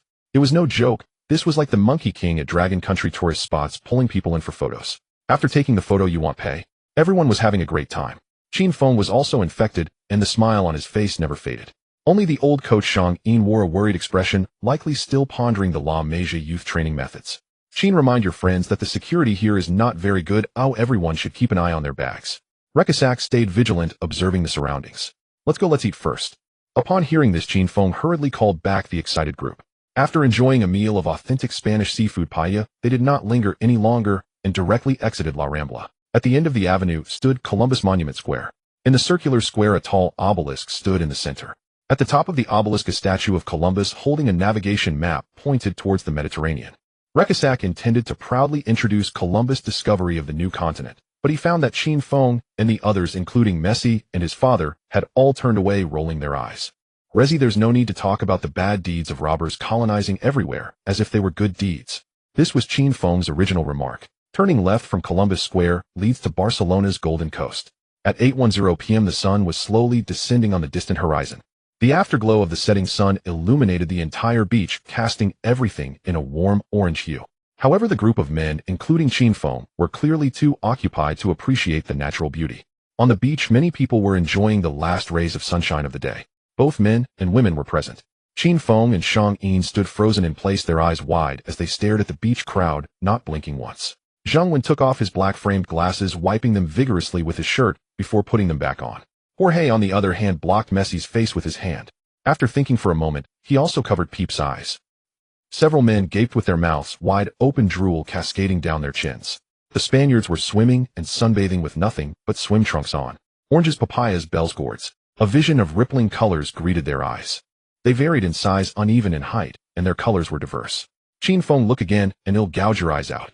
The only girl in the group, Zhou Xiaochun, was indignant and approached Qin Feng, tugging at his ear and turning him around. Qin Feng yelped in pain. Xiaochun, this isn't my fault. The capitalist countries are too corrupting. As he spoke, he kicked Zheng Wen. Stop looking, you've corrupted me. Zheng Wen stumbled from the kick and said aggrievedly, it's not just me looking, even guidance director Shang has his eyes wide open. Shang Yin, who was called out, sat like a monk in deep meditation, staring blankly at the beach. What do you understand? This is all dross, I'm observing critically. Rexici seeing this burst into laughter. It's nothing, no, women have been constrained for centuries, so it's only natural to liberate their nature. The old man, bald and shiny-headed, smiled at Zhou Xiaochun and said, "Beautiful miss, would you like to give it a try?" Huh. Qin Feng finally pulled his ear free and hearing this was overjoyed. "Xiaochun, Rexici is asking you." He translated Rexici's words verbatim and stepped back 2 paces. Zhou Xiaochun smiled and approached Rexici. A swift kick below the belt. A scream erupted, startling countless seagulls into flight. They took a break for more than half an hour. "They'll take you to a good place." Rexici covered his groin, grinning and limping away. Shortly after, he returned with 4 flower-adorned rickshaws. The 8 of them divided into groups and returned to Columbus Memorial Square. It was just past 9 p.m. The streets of Barcelona were lit up brilliantly. Under Rexaci's lead, they walked into a narrow alley. Ahead, a shop caught their eye with a black background and yellow rectangular sign. London Bar. Qin Feng was taken aback. Is this a bar? As they entered, the bar was dimly lit. Antique mirrors and numerous black and white photos adorned the walls, while the bar counter's brass faucet was slightly tarnished, giving it an exceptionally old-fashioned appearance. Stepping inside felt like entering a medieval European scroll. The bar was long and narrow, empty of customers. Qin Feng struggled to squeeze into a seat. Seeing Rexici, who also took a deep breath before sitting down, he joked, "Rex, you're so stingy bringing us to such a tiny bar." Tiny. Rexici exaggeratedly waved his arms. "Let me tell you, Qin, this bar has been around since 1910. Does Picasso know about it? Does Hemingway know about it? They are both regulars here. Perhaps the seat you're sitting on was once occupied by them. I wouldn't even bring ordinary folks here." Really? Hearing this, Qin Feng fell silent. The great painter and the literary master had both been here. This time Rexici had truly impressed them. At that moment, the bar owner came to take their order. Qin Feng hurriedly asked, "Madam, have Picasso and Hemingway been to your place?" The bar owner was older, not very tall, with a kind smile. "Who cares who comes in? They all leave as drunkards. Oh, what do you want to drink?" Qin Feng burst into laughter at her words, casually pointing at the drink menu while chatting with the owner. Before long, drinks and snacks were served. Upon learning that Qin Feng and his friends were from the Dragon Kingdom, the owner generously offered each adult a glass of absinthe. The bullet cup held a green drink that seemed to emit a vapor under the dim yellow light. Qin Feng swallowed, cautiously lifting it to his nose for a sniff. A strange scent of celery mixed with fennel and a hint of mugwort invaded his nostrils. Ugh! Before he could take a sip, Qin Feng almost spewed it out.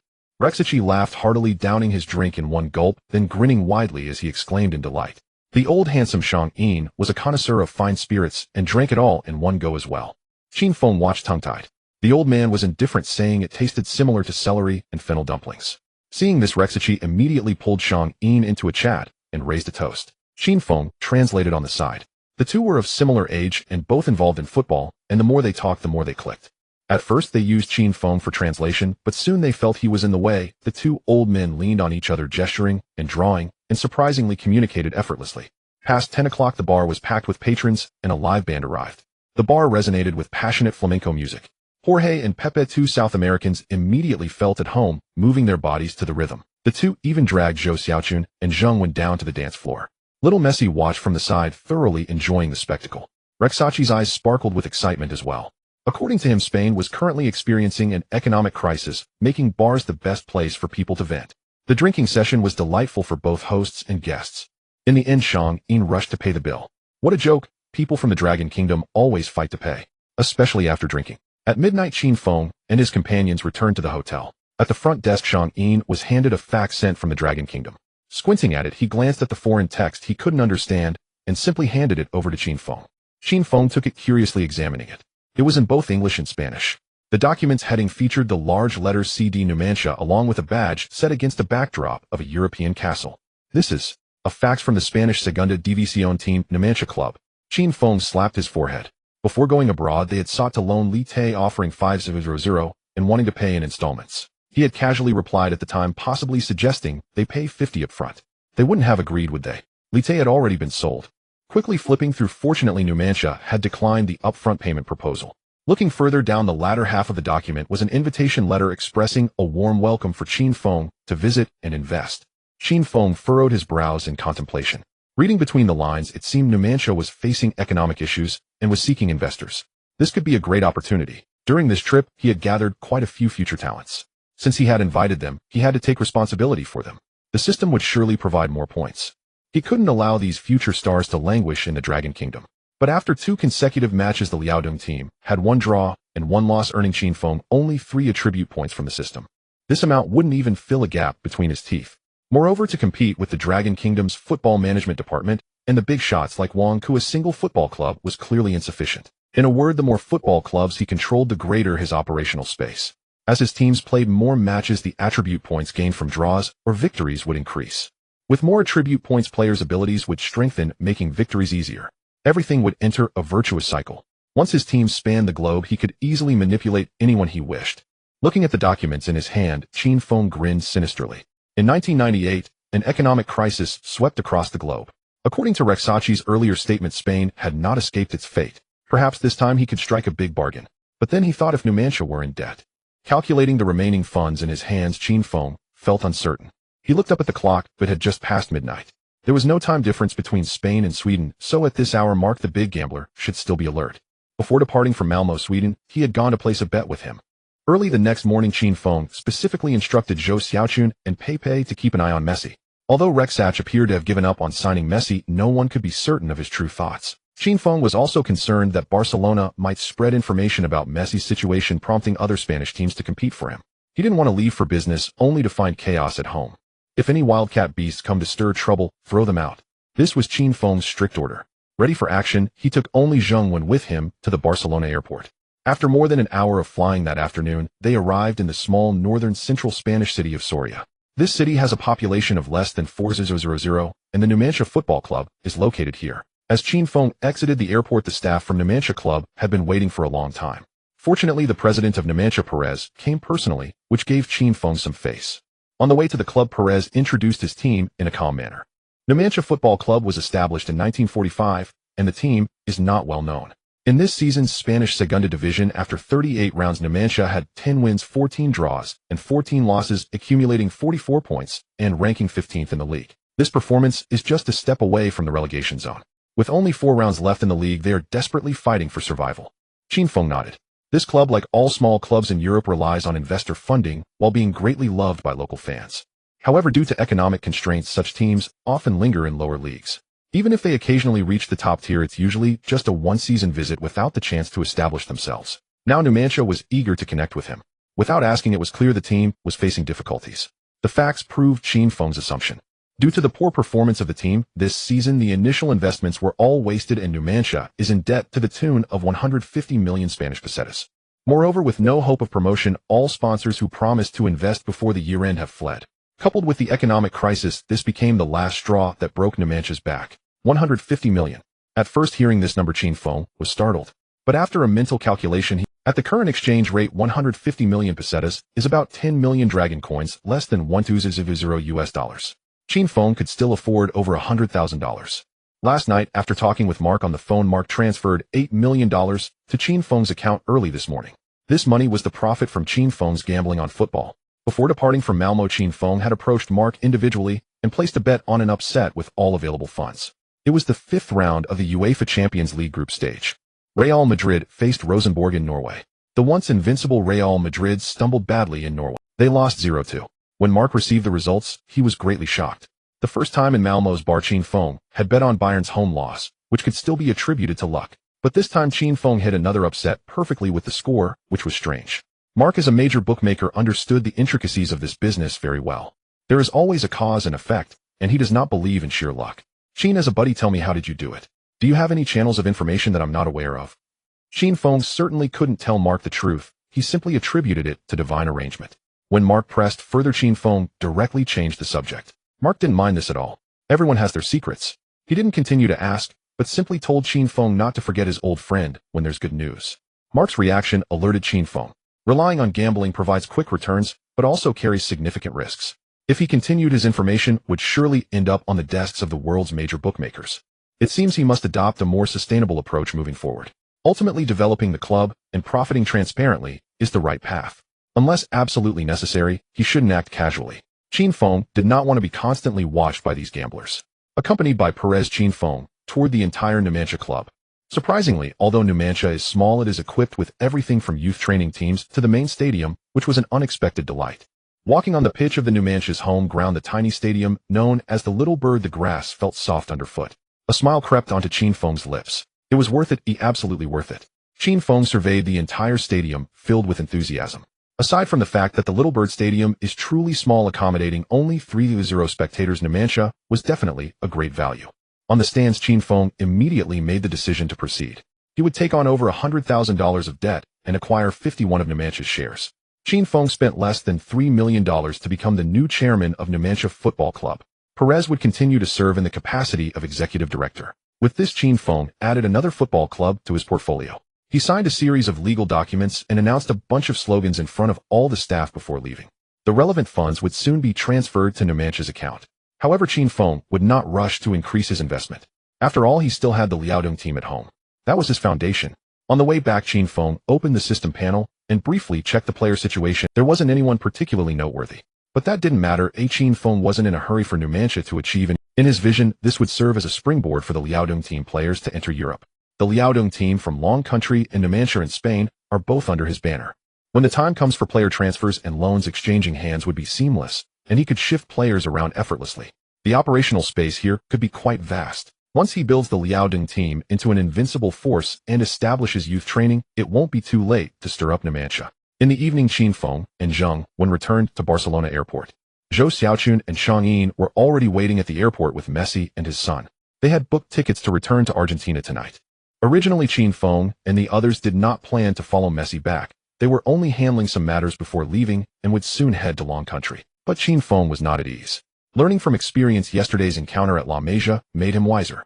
Barcelona was not the only team interested in Messi. He didn't want to leave and have others come in to stir trouble. Qin Feng had already decided that until Messi set foot on Long Country's soil, he would stick close to him.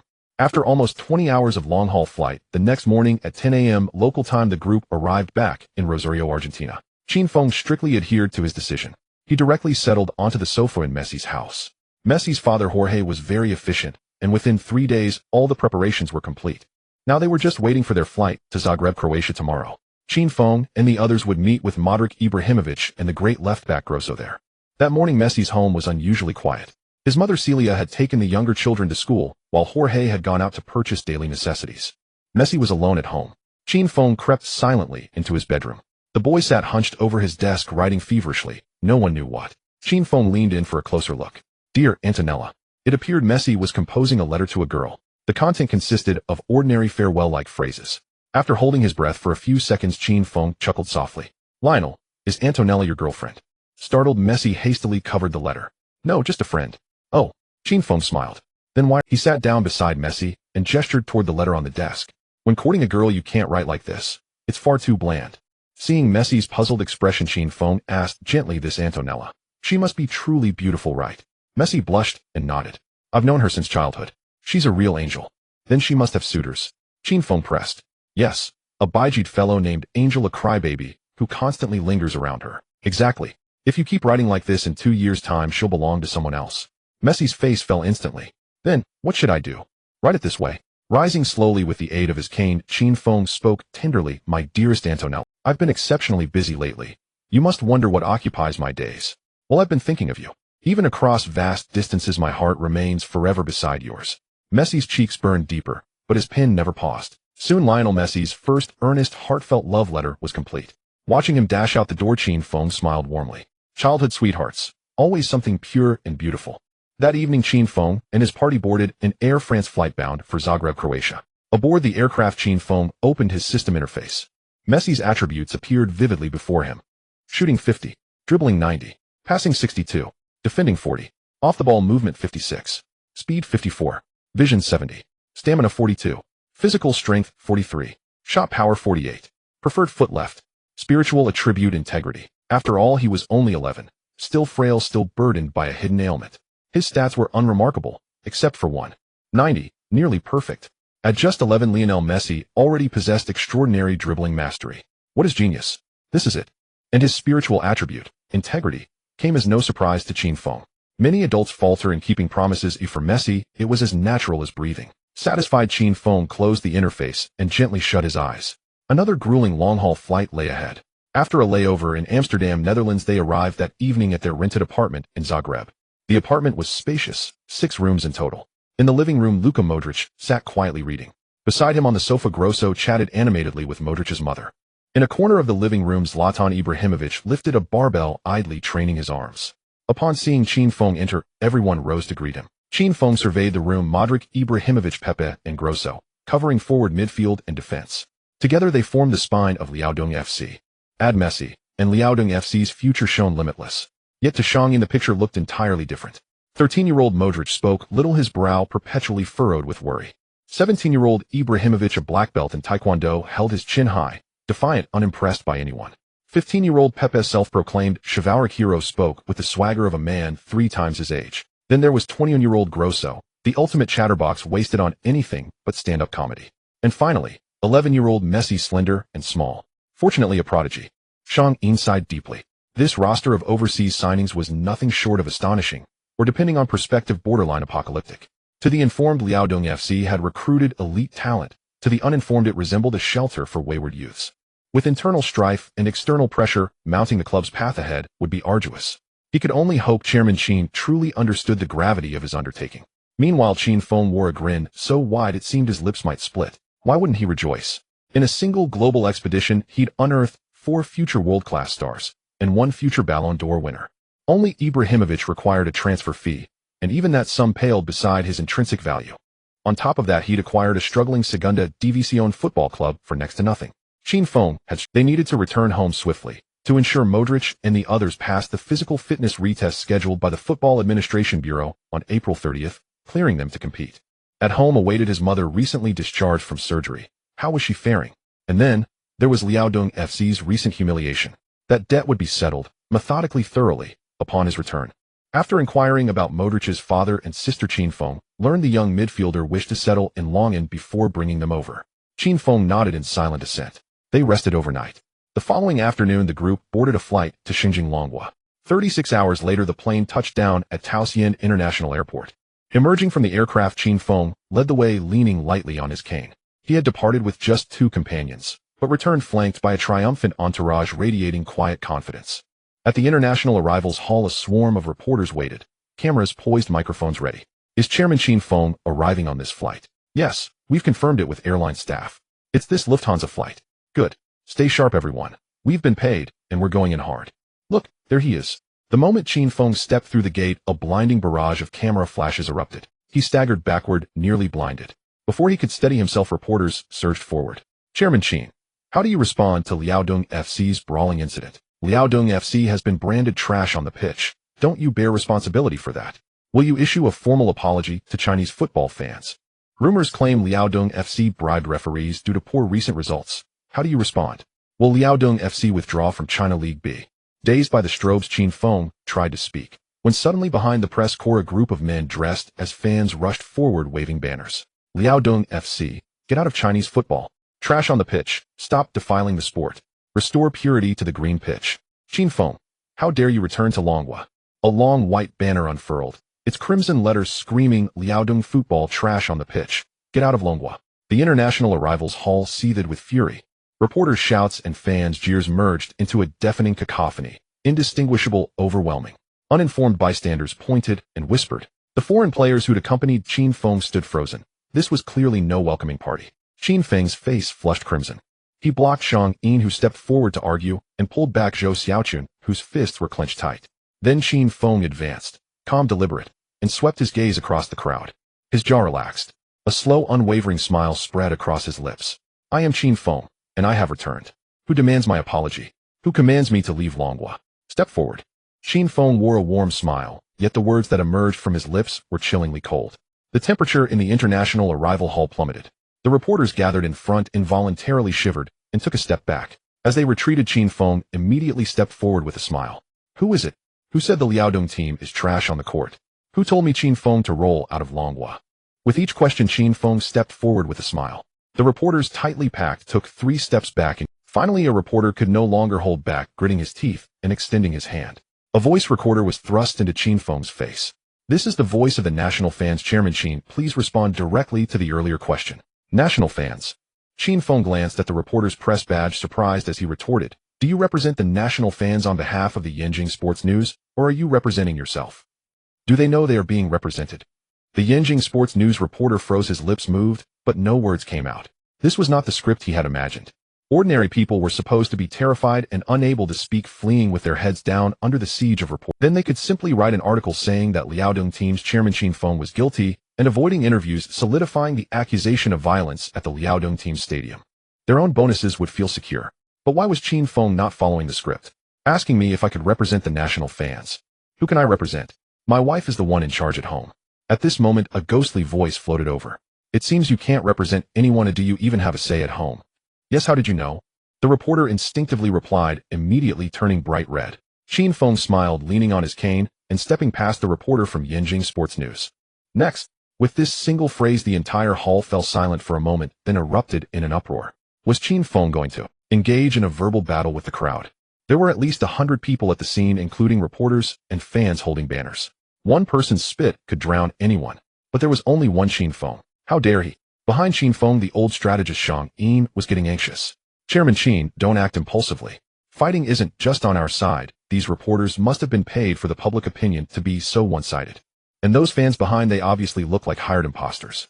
You mustn't speak recklessly and don't fall into their trap. I've notified General Qian to pick you up, but once our people arrive, we will protect you and leave first.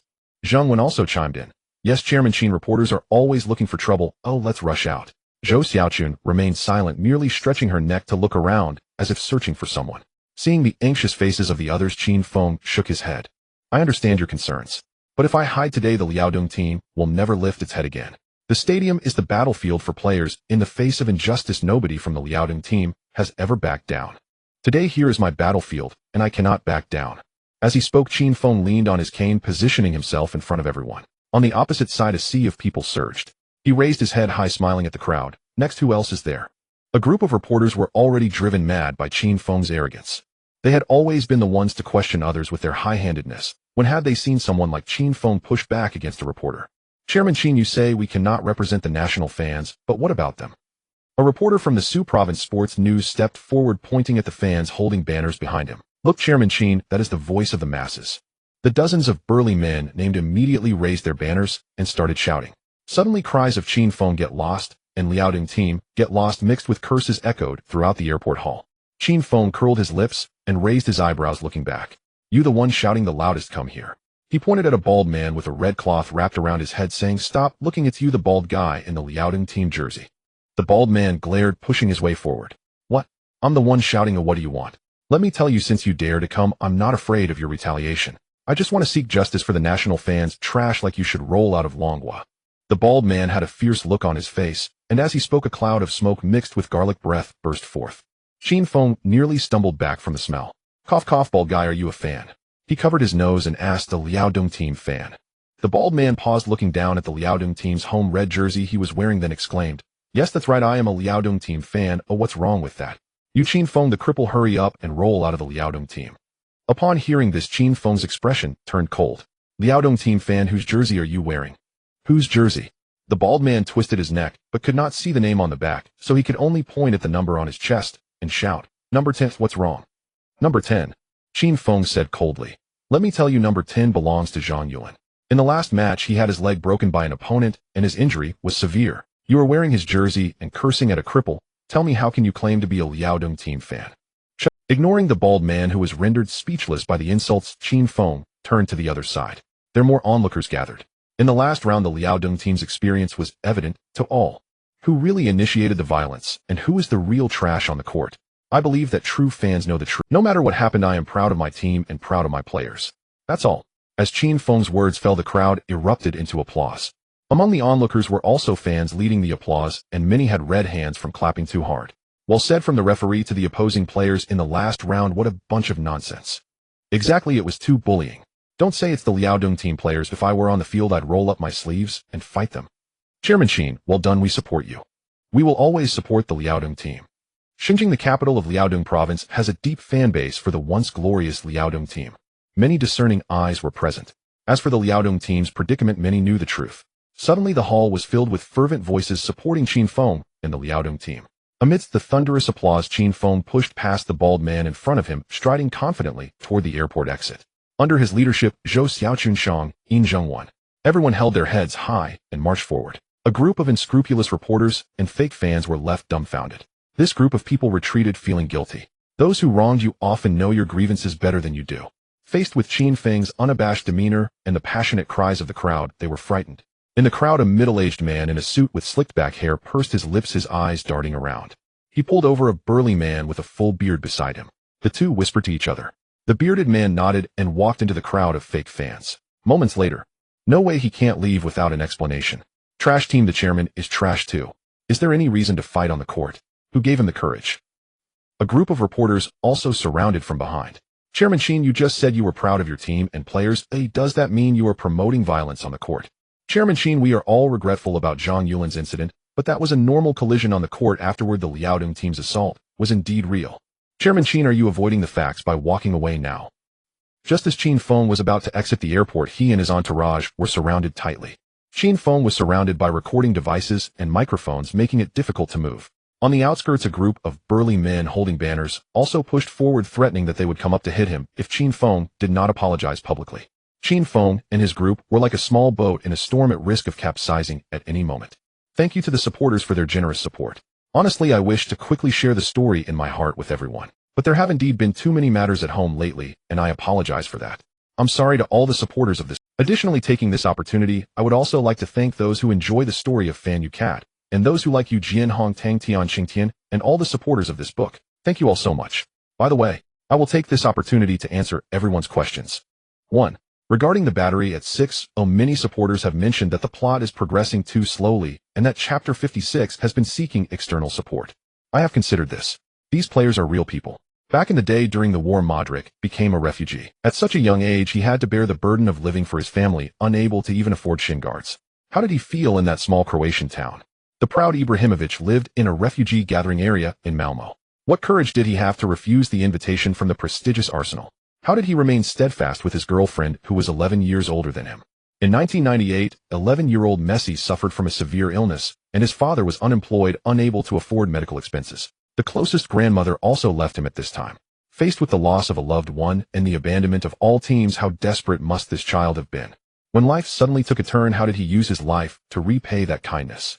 And then there's Grosso, who leapt from being an amateur player to a professional. How ecstatic must he have felt?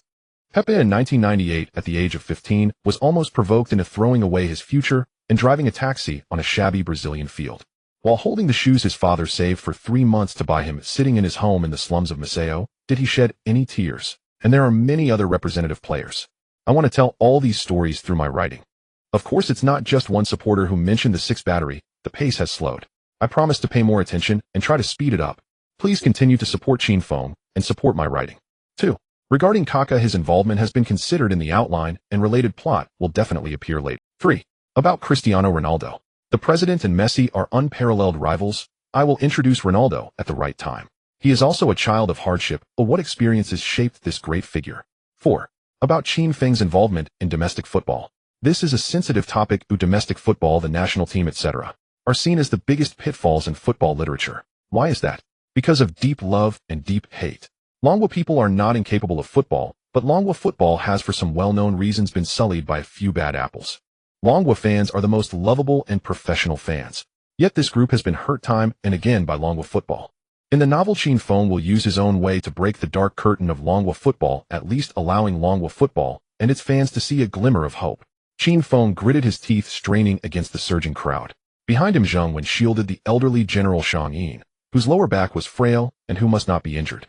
Xiao Chun, go watch over Coach Shang. Keep the old man from falling.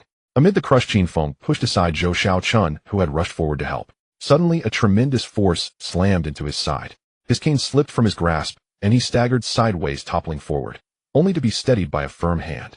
It was Pepe who had surged forward.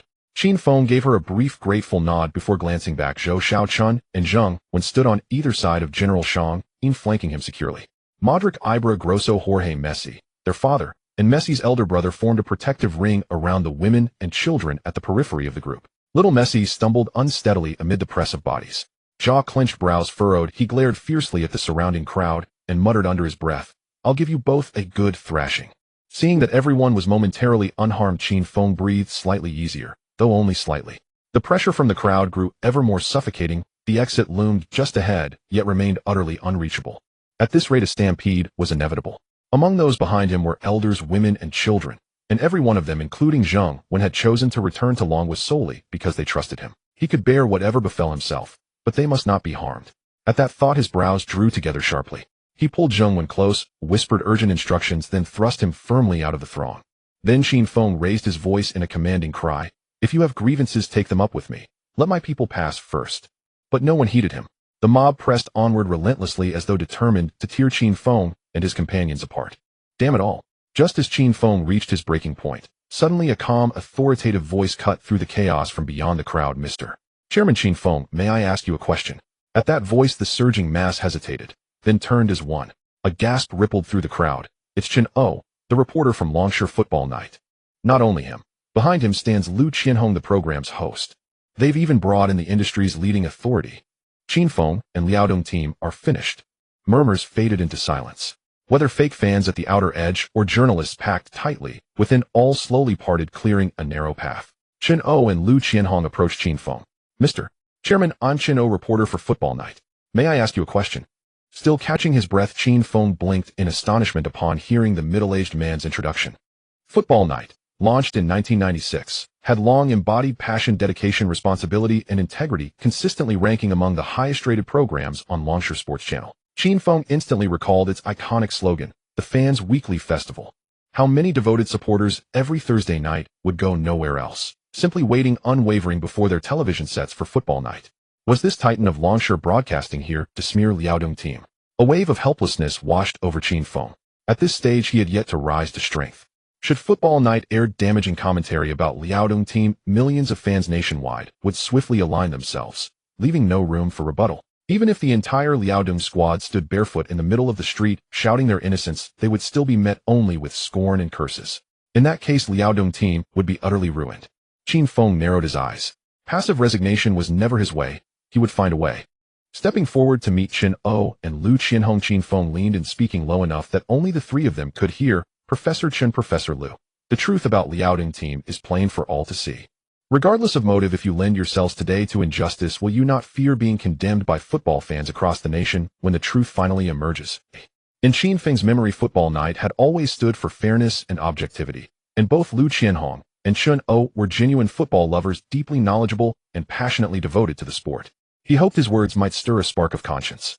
Before he'd even finished speaking, Chen O and Lu Qianhong exchanged a knowing smile. "Qianhong, this young man is threatening us." How old Chen, you step back. I'll take this one." With a light chuckle, Lu Qianhong stepped past Chen O and addressed Qin Feng directly. "Mr. Chairman Qin Feng, please answer my question. Last round Liaodong team lost away to Jiangsu Zhejiang. In the dying minutes of the match, Liaodong team responded to controversial refereeing decisions and egregious fouls committed by the opposition, not with restraint, but with retaliatory violence. A mutual brawl erupted on the pitch. What is your view on this act of football violence? And what are your thoughts regarding the referee's disputed calls and the opponent's serious infractions?" Lu Qianhong's voice was warm, yet penetrating, clear to every ear. Faces shifted subtly. This was no hostile ambush. Football Night had not come to attack Qin Feng. Had the tide turned? Those quick-witted observers began inching backward. Suddenly the space around Qin Feng and his group widened noticeably. Qin Feng's brow still nodded and suspicion paused, startled. Lu Qianhong's questions were nothing like what he'd anticipated. Utterly fair. Utterly objective. No leading phrasing. No incitement. Were Football Night's team actually here to aid him? As doubt flickered in his mind, someone gently tugged at the hem of his jacket. From the corner of his eye he saw Zhou Xiaochun, frantically blinking, signaling urgency. Qin Feng understood instantly. Liaodong team's salvation had arrived. Lu Qianhong had described the incident not as Liaodong team attacking, but as a mutual brawl, clearly offering Qin Feng a national platform to explain himself before millions of fans. How he answered mattered deeply. After a moment's reflection, Qin Feng spoke, voice steady and solemn. "Regarding last round's incident, I deeply regret what occurred. It was an accident. No one sought violent retaliation, nor did anyone wish for open conflict. As Mr. Lu Sun once wrote, either one erupts in silence, or perishes in it. I wish neither eruption nor demise. I simply wish to build Liaodong team steadily, earnestly, and well. As for the referee's contentious decisions and the opponent's infractions, I choose not to comment. I trust the eyes of our fans remain keen and discerning." Hearing this reply, Lu Qianhong's eyes, visible behind his gold-rimmed spectacles, lit up with quiet approval. This young man knew precisely how to navigate treacherous waters. His response was masterful. It diffused tension while quietly voicing the grievances of the wronged. And by invoking the broader fan base, he drew them instinctively into his camp. Even his declaration, neither wishing to erupt nor to perish, carried subtle strategic humility, a quiet signal of restrained strength. So Qin Feng and Liaodong team intended to bide their time, consolidate, and grow. Then Mr. Chairman, do you mean to say justice resides in the hearts of the people? Yes, Professor Liu. Next round Liaodong team will deliver an extraordinary match for all our fans, and we sincerely hope for your continued support. For the first time, a genuine smile touched Qin Feng's lips, not only concluding the exchange gracefully, but also delivering a subtle endorsement of Liaodong team. Lu Qianhong nodded appreciatively. Adjusting his gold-rimmed spectacles, Lu Qianhong lifted his voice. Colleagues in the media, you've all heard Mr. Chairman Qin Feng's response. Longshire's football night will report his statements faithfully. Please hold us accountable and let those present bear witness as well. Reporters who'd accepted envelopes sweated visibly. If Longshire itself pledged faithful reporting, who dared fabricate? Did they wish to lose their livelihoods? These were seasoned professionals, none foolish or reckless. The very journalists who moments earlier had besieged Qin Feng now eagerly echoed assurances every word would be reported verbatim. Yet a few hardened skeptics scowled. Qin Feng understood the art of diplomacy. A journalist's pen was a blade that spilled no blood, yet could sever reputations forever. To alienate such men irreparably would make his path infinitely harder. Since he'd already rebuked them, he seized the opening. Bowing respectfully in all directions, offering effusive thanks. Teachers, you've labored tirelessly. Teachers, your efforts are immense. Let's gather properly soon. Flattery, costless and plentiful, soared through the air. Grasping the offered olive branch, even the most stubborn critics descended gracefully from their high horses. The scene transformed instantly. Warmth, ease, and camaraderie bloomed. The imposter fans at the rear stared dumbfounded. Something was profoundly wrong here. What now? The burly men looked to their leader, the bearded man. He in turn glanced toward the slick, besuited figure lurking within the crowd. The slick man's face darkened. With a subtle lift of his eyebrow toward Qin Feng, he signaled proceed. The bearded man understood and reignited the commotion. This cannot end so easily. You media types are all in cahoots. You owe the nation's fans an explanation. Qin Feng must apologize, or this ends nowhere. Qin Feng almost laughed aloud in exasperation. With Longshire having set the tone for the day, how could anyone still be so blind? Just as he prepared to speak, a thick northeastern accent sliced through the din. You call yourselves fans. Which fan association do you belong to? How is it I've never seen you before? A lean middle-aged man stepped forward, wearing a cowboy hat, a wispy goatee framing his jawline. I've watched football for decades, yet I don't know you. Recognizing him, Qin Feng froze in surprise. This was Li Wenkong, renowned among Liaodong fans as Luoshi. Many others recognized Luoshi, Li Wenkong too, murmuring among themselves. Indeed, this man was legendary in Liaodong's fan circles. Now in his 40s, he already bore the unmistakable aura of a fan leader. If even Luoshi claimed ignorance of these men, then they were certainly frauds. At that moment, Zheng Wen returned breathless. Behind him strode several uniformed officers. Chairman Qin, the airport police station is quite far. I ran all the way. Did I make it in time? Perfect timing. Qin Feng smiled, innocuous, disarming, and turned to the officers. Comrades, I am filing a report. I suspect those holding banners engaged in unauthorized assembly disseminated inappropriate statements, disturbed public order, and may be impersonating fans to commit fraud. Qin Feng and his group emerged from the airport unscathed.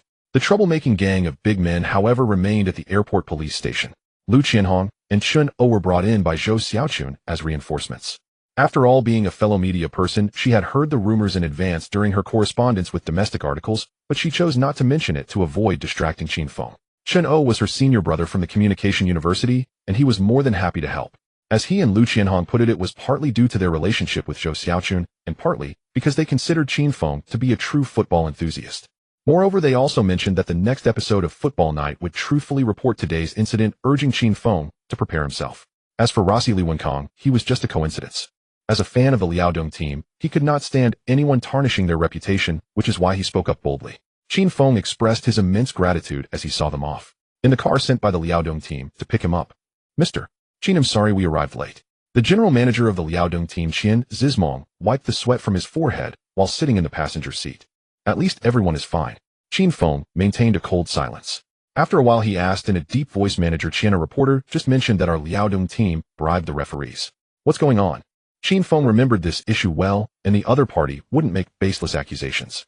There had to be something. Qian Zizmong was taken aback and quietly replied, I saw that the football management department has been at odds with us lately, so I thought of doing something. Seeing Qin Feng's dark expression, Qian Zizmong quickly added, I merely hinted at this idea, no real money was involved. Mr. Qin, you weren't here, and no one could approve any funds. What? So are you saying it's my fault? Qin Feng scoffed as there were no outsiders in the car. Manager Qian, I haven't had the chance to ask you about the previous expenses you reported. There's over 3 million, that doesn't add up, can you explain? Qin Feng had not forgotten that Qian Zizmong's accounts were inconsistent. Now that he was also accused of bribing the referees, it was the perfect time to settle both the new and old accounts. Mr. Qin, are you suspecting me? Qian Zizmong's eyes widened, and he was left speechless. After a while he raised his voice in protest. Mr. Qin, I am doing this for the sake of the Liaodong team. As for that 3 million discrepancy, I'll be honest with you. Last season that money was all contributed, otherwise the Liaodong team wouldn't have survived. I didn't take a single cent for myself. Believe it or not. Qin Feng chose not to comment on this, instead turning his gaze to the old coach Shang Yin. Shang Yin hung his head sighing. Compared to Qian Zizmong, Shang Yin had more credibility. Now that the old man hadn't stood up to refute, it seemed that Qian Zizmong's words held some truth. Qin Feng let out a long sigh and apologized to Qian Zizmong. He then reminded, from now on avoid doing things that could give others leverage against you. Let's focus on improving ourselves. Once we grow stronger they won't dare to play tricks on us. Just think about it, if Real Madrid were to play against an amateur team, and the amateurs won through match fixing and corrupt referees, what would the fans do? At that point the more reckless those guys become, the faster they'll meet their demise. Gritting his teeth, Qin Feng gazed out at the trees flying past outside. The airport was not far from the Liaodong team's training base.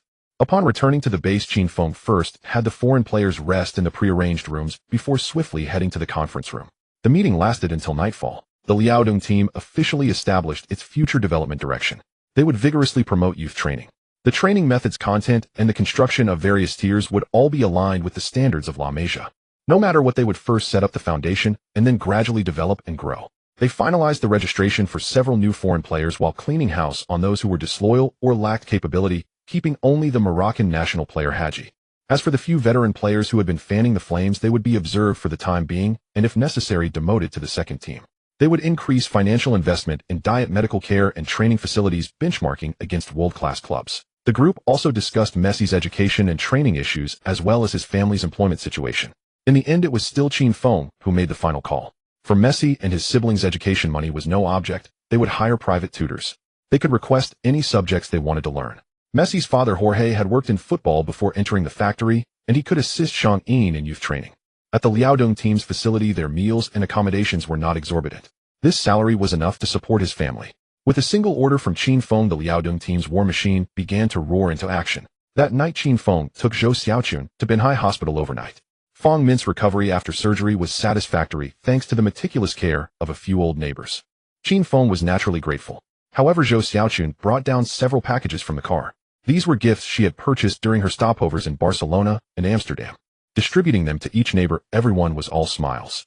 Several gossiping aunties praised Qin Feng for his success and commented on how well matched he was with Zhou Xiaochun. Leaving the hospital, Qin Feng had a gentle expression.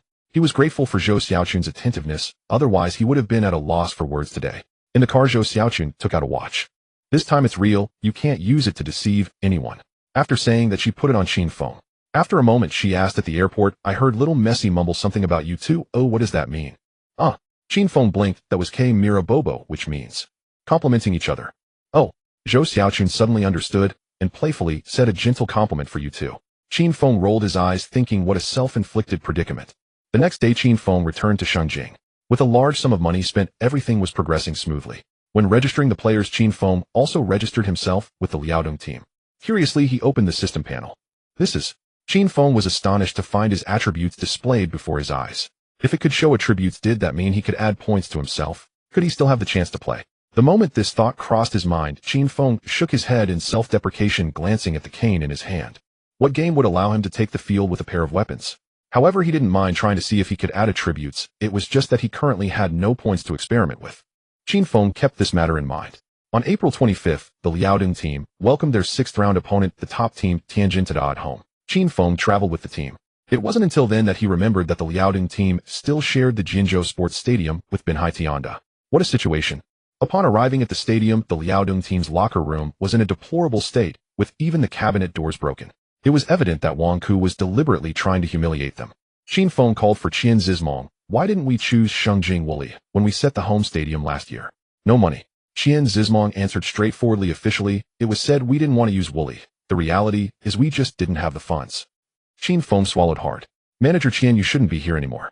For the next home game, I want the Liaodong team to play on the turf of the Wuli Stadium with 6,000 seats. Remember, money is not the issue. I want the momentum. Qian Zizmong was stunned for 2 seconds, his face flushed red. Alright, I'll take care of it right away. After the well-dressed Qian Zizmong left, Qin Feng turned to the Liaodong team players. Due to the previous, many key players including Zhao Juanza, Su Xingqin, and Huang Liang were suspended. Zlatan Ibrahimović and others were still awaiting their fitness tests on the 30th and could not play temporarily. Today, apart from the foreign player Haji, the Liaodong team was almost entirely made up of substitutes from the youth team. The players looked dejected. Head coach Huang Tongli also lacked spirit. At that moment, he was smoking with 2 assistant coaches. Qin Feng shook his head, realizing that the Liaodong team's bench depth was still insufficient. But even so, does not having foreign players or key players mean they can't play? Even if they were at a disadvantage, this was still the Liaodong team's home ground. In their own home turf, would they really be cowardly before the battle? With that thought, Qin Feng leaned on his cane and walked to the center of the locker room, clapping his hands vigorously. Once he had everyone's attention, he opened his mouth to ask today's opponent, is the top-ranked Tianjin Tada? The changing room fell silent for a moment. Then some nodded while others shook their heads. Qin Feng furrowed his brow. Was there really someone who could nod? The morale here isn't looking good. Chairman Qin. Head coach Huang Tongli extinguished his cigarette. These kids haven't played many official matches, so it's normal for them to feel anxious. Huang Tongli's words made Qin Feng grind his teeth. This old Huang, as the head coach, should be looking to uplift the team's spirits rather than making excuses for them. But in front of the players, he had to give the head coach some face. Qin Feng nodded and scanned the room. The prize for the previous round's draw has been distributed, right? Mentioning money caused quite a few players who were looking down to look over, all confirming they had received their bonuses. Qin Feng feigned surprise, seeing you all downcast. I thought the club still owed you money. You scared me. Qin Feng's exaggerated expression amused everyone. A few of the normally cheerful players joked that it felt a bit strange that the team didn't owe any money. Instantly, everyone in the changing room started cheering, shouting that Chairman Qin was generous. Qin Feng laughed along. Once the laughter subsided, he straightened his face. Brothers, I have a request. The previously jovial crowd was taken aback. What was going on? The chairman was suddenly serious and saying he had a request. Everyone looked over in confusion. Qin Feng's face grew stern as he said, you all should know that I have a grudge against Benhai Tianda. Today, playing on their field, I have no idea how many of my enemies are waiting in the stands, eager to see me make a fool of myself. As the chairman of the Liaodong team, this is my first time back here to compete. I don't want to lose. Upon hearing those words, all the players slowly straightened up, their expressions turning serious. Qin Feng nodded secretly. He continued, how glorious Liaodong used to be. I don't need to elaborate. It has been 3 years since we were relegated from a league, and I don't know how much longer you all intend to linger in B League. If it were me, I wouldn't want to stay in B League for even a second longer. The top leagues, the Asian Club Cup, and even the future World Club Cup should be our stage. Not playing house with these lousy teams in B League. So I believe you all don't want to lose either. The entire room of players appeared contemplative. A few spirited players had already narrowed their eyes.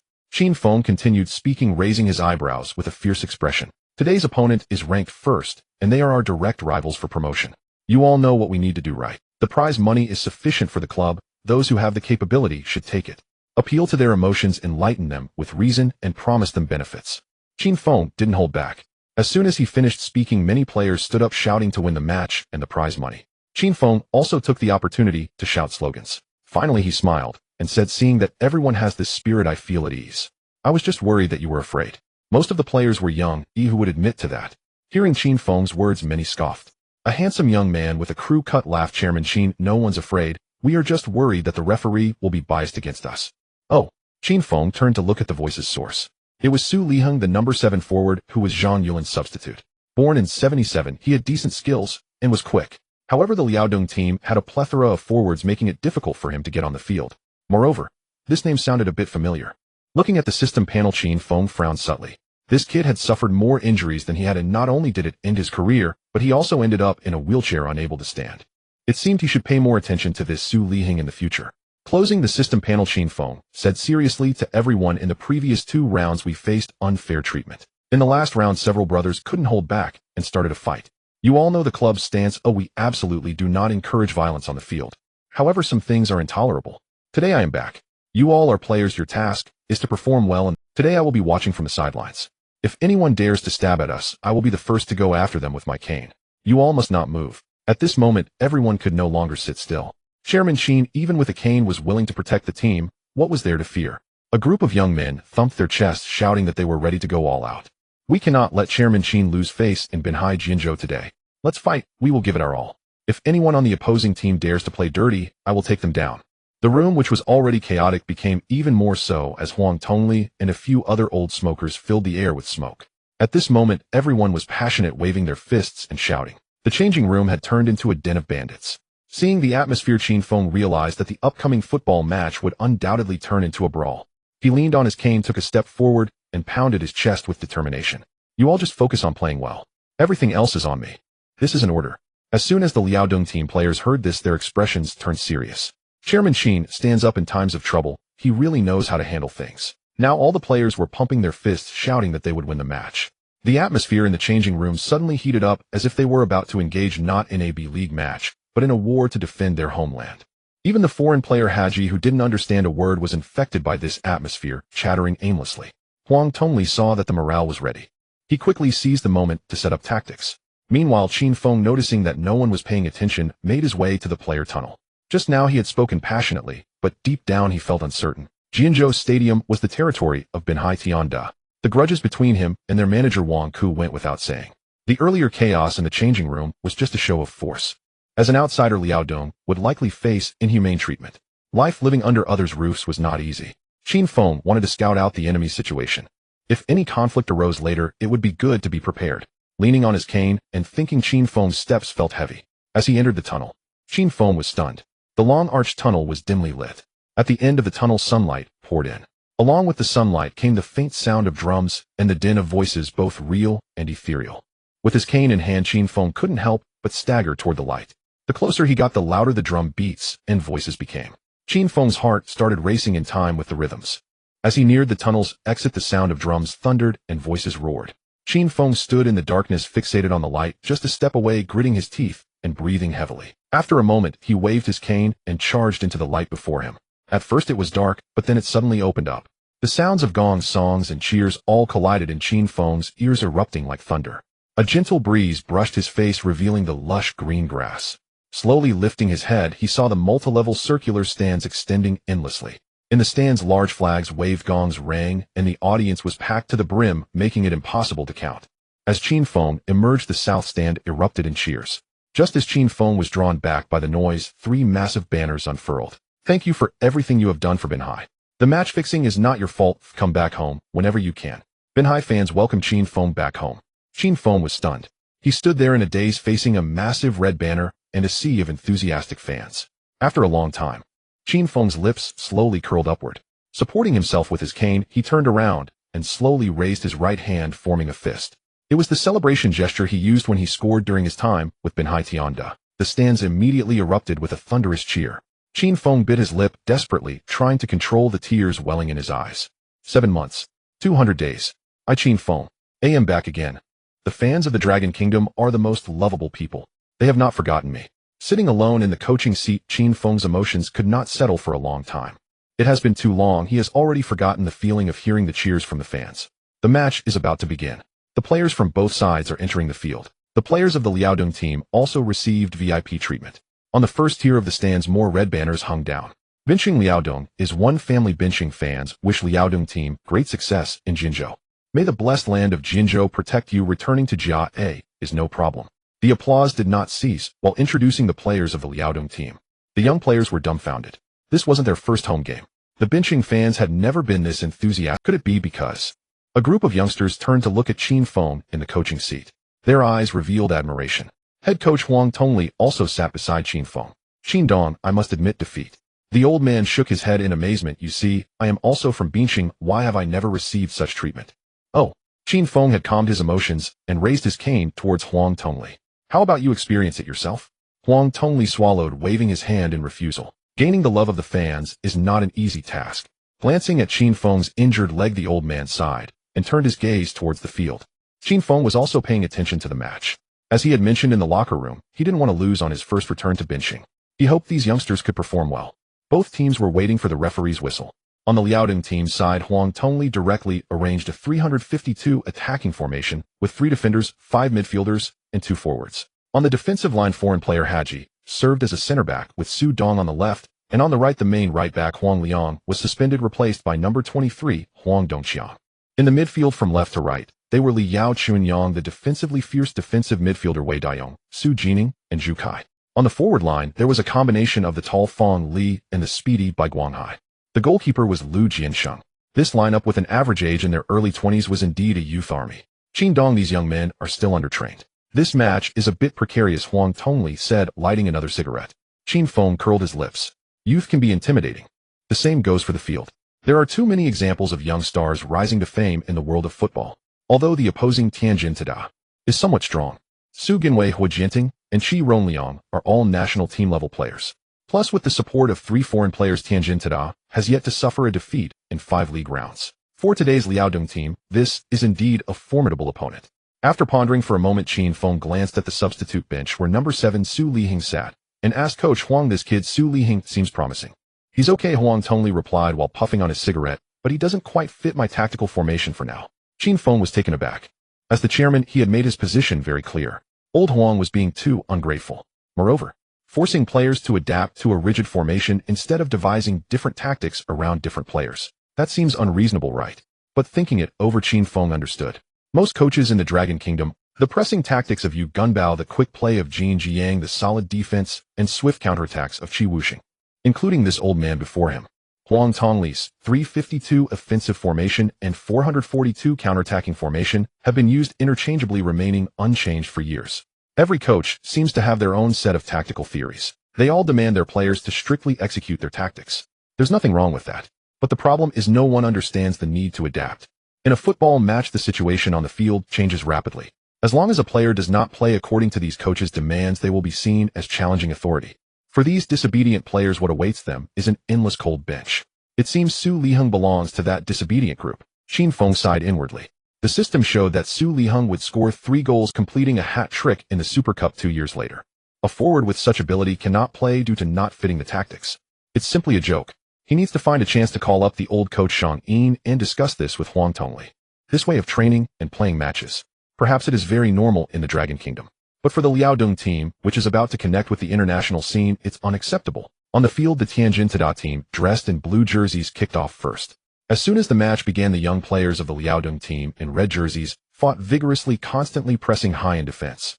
Tianjin Teda was thrown into disarray. In the first 15 minutes, the Liaodong team had 2 interceptions in the midfield and finally created scoring opportunities. But it was unclear whether it was bad luck or some other reason. Ultimately, they failed to break the deadlock. In attack, the Liaodong team showcased their youthful vigor and advantage in stamina. They continuously moved the ball through wide interchanges, surrounding and dividing the defensive areas of Tianjin Teda. Every player was constantly running off and creating situations where they outnumbered the opponent. The current Liaodong team resembled a high-speed assembly line, constantly delivering the football to the front lines where the midfielders and forwards would make the final strike. The Tianjin Teda defense was shaken under the continuous assault from the Liaodong team. The goal seemed poised to be breached at any moment. Moreover, the black whistle issue that Qin Feng had been worried about did not arise. The referee officiating this round was quite fair. With no external factors interfering, the Liaodong team truly had a chance to win. The young Liaodong team was playing with great vigor on the field. Qin Feng nodded in approval. Although many players had rough techniques, they were full of fighting spirit. These youngsters truly displayed the fierce prowess of the Liaodong team's 10 consecutive championships from back in the day. Moreover, this high pressing, starting from the front in defense with layered fortifications and relying on off-the-ball movement to segment the battlefield in attack, was somewhat ahead of its time. Qin Feng instinctively looked at head coach Huang Tongli. Could it be that he had misjudged? Is old Huang a tactical master hiding his talents? Huang Tongli, wearing brown-tinted sunglasses and puffing on a cigarette, stared motionless at the field, exuding an air of a master. Just as Qin Feng was about to compliment him, the old man suddenly stood up and yelled at the players. "Zhu Kai, who told you to play like that? Get back to your position. And you Su Jining, don't charge so deep, stop playing. Fall back, let them out." Huang Tongli rushed to the sidelines, constantly signaling the frenzied Liaodong players to retreat. Qin Feng was stunned. What was going on? The situation was looking good. Tianjin Teda was about to be overwhelmed. If the Liaodong team retreated, wouldn't they bury their advantage? Sure enough, as the Liaodong team retracted their formation, Tianjin Teda regained their composure and began to press forward in large numbers.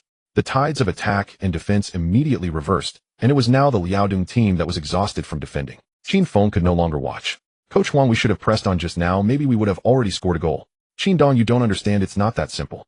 Huang Tongli wore a strategizing expression. "This tactic of mine is called luring the enemy deep." Qin Feng was left speechless, stunned. Luring the enemy deep. Such a tactic does exist on the football field. Feigning weakness to draw out the opponent's retracted defense, then delivering a fatal blow. But that's a tactic for mature teams. Can these young players on the field play such a game? Qin Feng's concern was not unfounded.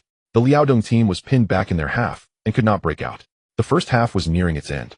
Tianjin Tada took advantage of a corner kick opportunity with foreign player Fort heading the ball into the Liaodong team's goal. Liaodong team trailed 0-1.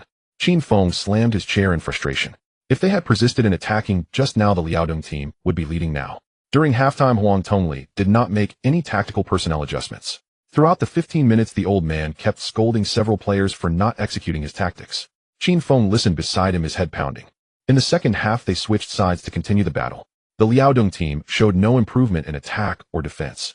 Thanks to the youthful stamina of these players, they managed to equalize with a header from the tall striker Fong Li as the match approached its end. 1-1. In the sixth round of the match, the Liaodong team ended with a draw. A match that should have been won ended in a draw, leaving Qin Feng feeling gloomy. As he exited the stadium, he glanced back at Huang Tongli. The old man was still scolding the players incessantly. Meanwhile, in the general manager's office at the Binching Tianda training base, Wang Ku turned off the television. He picked up the phone. Hello, just like this, let Qin Feng relax his vigilance. In the next 3 rounds, including the FA Cup match, the Liaodong team will face Lao's Rongqing Wunyo 3 times in a row. At that time, let's deal with Qin Feng and his Liaodong team in one blow. In the evening at 5:30 p.m., the bus of the Liaodong team drove through the afterglow of the setting sun. Behind the vehicle, the light gradually faded below the horizon. In front of the bus, there was only darkness. Qin Feng sat in the passenger seat, staring at the jagged trees rushing past the window, his brow furrowed. In today's match, the Liaodong team managed to draw against the league leaders Tianjin TDA thanks to the substitute youth squad. Yet he felt no joy. He even lacked the mood to open the system and check the rewards. The atmosphere on the bus was equally dreary. Most of the young players stared blankly out the window, allowing the darkness to gradually consume them. The only light came from the cigarette, but at Huang Tongli's lips. Waving his hand to disperse the drifting smoke, Qin Feng coughed, feeling even more irritated. He forced himself to suppress the urge to have a heart-to-heart with Huang Tongli in front of the players and looked out the window instead. They should have won the match. The young players of the Liaodong team were just like most young footballers in Long Country during this period. They were spirited, passionate, and devoted to football. But later, Qin Feng sighed heavily. Huang Tongli's coaching philosophy, or rather the overall coaching philosophy of Long Country, was inadequate. They did not allow players to express themselves and forbade anyone from challenging the coach's authority, even when that authority was wrong. What could be done? Huang Tongli, who came from a background as a defender, had undeniable achievements with the Liaodong team. This season, the Liaodong team had only lost 1 match in the first 6 rounds, and he deserved credit for that. It was difficult for Qin Feng to let go of the old man. Moreover, finding a new coach wouldn't be something that could be resolved quickly. Qin Feng had just been so angry that he even thought about coaching himself. No coaching certificate. No problem, he could always find someone to forge one. But after calming down a bit, Qin Feng dismissed that idea. Coaching. It wasn't that simple. Did he really think that by relying on the system and being familiar with future tactics, he could lead the team to victory? That was too naive. Qin Feng was confident, but he was never arrogant. He decided to go back and talk to Shang Yin along with Huang Tongli, hoping for some change. Collecting his thoughts, Qin Feng steadied himself and gazed out the window. The night deepened. At some point, a light rain began to fall. Pulling down the car window, the damp, crisp air hit Qin Feng's face, causing a slight sting. The next morning, Liaodong team's training base. As far as the eye could see, the training ground was a patch of withered yellow. But perhaps due to the light rain last night, there were a few new sprouts breaking through the yellow grass. A flurry of hurried footsteps approached. Qin Feng leaned on a cane, pulling along Shang Yin, who wore a baseball cap, towards the farthest patch of grass. Yesterday, he had talked with the old coach Shang Yin for half the night. Shang Yin's thoughts were aligned with Qin Feng's. A good coach wouldn't be found so easily. They decided to give Huang Tongli another chance. On the distant grass, Huang Tongli was conducting training with all the players of the Liaodong team. The foreign players that Qin Feng brought back, including Modrić and Ibrahimović, were also among them. This was their first training session with the whole team. Little Messi had yet to integrate into the Liaodong team's youth training system over the past couple of days. Sharpening the knife doesn't delay the work of chopping wood. He was busy selecting a residence with his family and interviewing private tutors. Of course, all of this was done with the assistance of the Liaodong team staff. Qin Feng leaned on his cane, raising his eyebrows as he walked ahead. Shooting training was in progress on the field. 2 goalkeepers guarded the goal. On both sides of the goal, assistant coaches were passing the ball at a 45-degree angle close to the ground. Liaodong team players lined up, running and shooting. The training seemed to be going smoothly. Most players had good footwork and showed precision in their shots. The football kept flying into the goal. However, the 2 goalkeepers in front of the goal were not pushovers. Many shots were turned away by their joint efforts. Standing at the sidelines, Qin Feng and Shang Yin did not rush to speak, but paused to watch. It was Modric's turn to shoot. With his golden hair and melancholic gaze, Modrić was utterly focused on the training ground. He ran towards the rolling football, took a few steps, raised his leg, and struck the ball with the outside of his right foot. With a bang, the football curved in shape and exploded into the goal. Not bad. Qin Feng secretly clenched his fist. Next up was Grosso. This kind of shooting practice was child's play for someone who had played as a forward. A low drive shot sent the football flying into the bottom corner of the goal. Next was Pepe. Pepe's shot had great power, but the angle was too straightforward. The football was parried high and hit a bird's nest atop a tree. The crowd erupted in good-natured laughter. Finally, it was Ibrahimovic's turn. Qin Feng squinted. This guy's shooting skills were remarkable. With a strong imagination, he might just surprise everyone. Indeed, Defoncien did not disappoint Qin Feng. Facing the football rolling in at an angle, Ibrahimović let it pass with his left foot, then swiftly pulled back with his right foot and flicked the ball with his heel. The two goalkeepers in front were deceived by the left foot he raised first. The football sailed over their heads and gently descended into the net. So beautiful. The timing, power, and angle of the shot were all perfect. Qin Feng couldn't help but applaud. If this goal had happened in a match, it would have been a contender for the Puskas Award. The other players also gasped in amazement. Ibrahimović arrogantly spread his arms, enjoying his moment of glory. Just then, Ibrahimović, who told you to shoot like that? Huang Tongli roared to halt the training. I just said no fancy tricks. With Zhang Wen's translation, Ibrahimovic's expression turned cold. He gritted his teeth and glared at Huang Tongli, his lips moving slightly. In the end, he shot a fierce glare at Qin Feng on the sidelines without saying a word and sulked to the back of the line. Training continued. The earlier camaraderie vanished. All the players fell silent, and their shooting actions began to falter, watching the footballs flying all over the place. Qin Feng's face turned red with anger. Huang Tongli was no longer worth keeping. If this continued, the promising talents of the Liaodong team would rot away. The future stars he brought back would also rot away. The Liaodong team would be finished. The more he thought about it, the angrier Qin Feng became, clenching his teeth. Change the coach. The coach must be changed. He had originally thought about talking to Huang Tongli, hoping the old man could change. But was that even possible? Even if he could change, no one could wait that long. Stop for a moment. Qin Feng gritted his teeth to call off the training, ignoring the old coach Zhang Yin's advice, and shouted at Huang Tongli in front of the players. 15 minutes later, Huang Tongli left the Liaodong training base.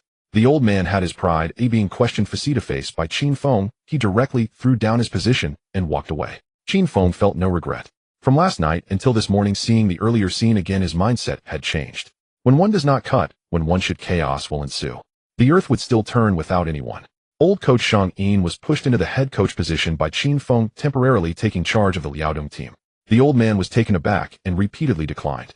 Only when Qin Feng said it was a temporary transition did he reluctantly agree. He also reassured Ibrahimović, this stubborn donkey.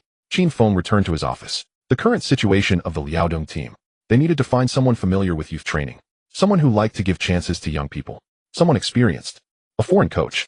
As soon as the thought crossed his mind, Qin Feng's brow furrowed. Such people were coveted by all teams. Oh, where could he find one? He couldn't possibly poach Wenger, could he? Or maybe drag Liaodong Rekisak over. Wait. Liaodong.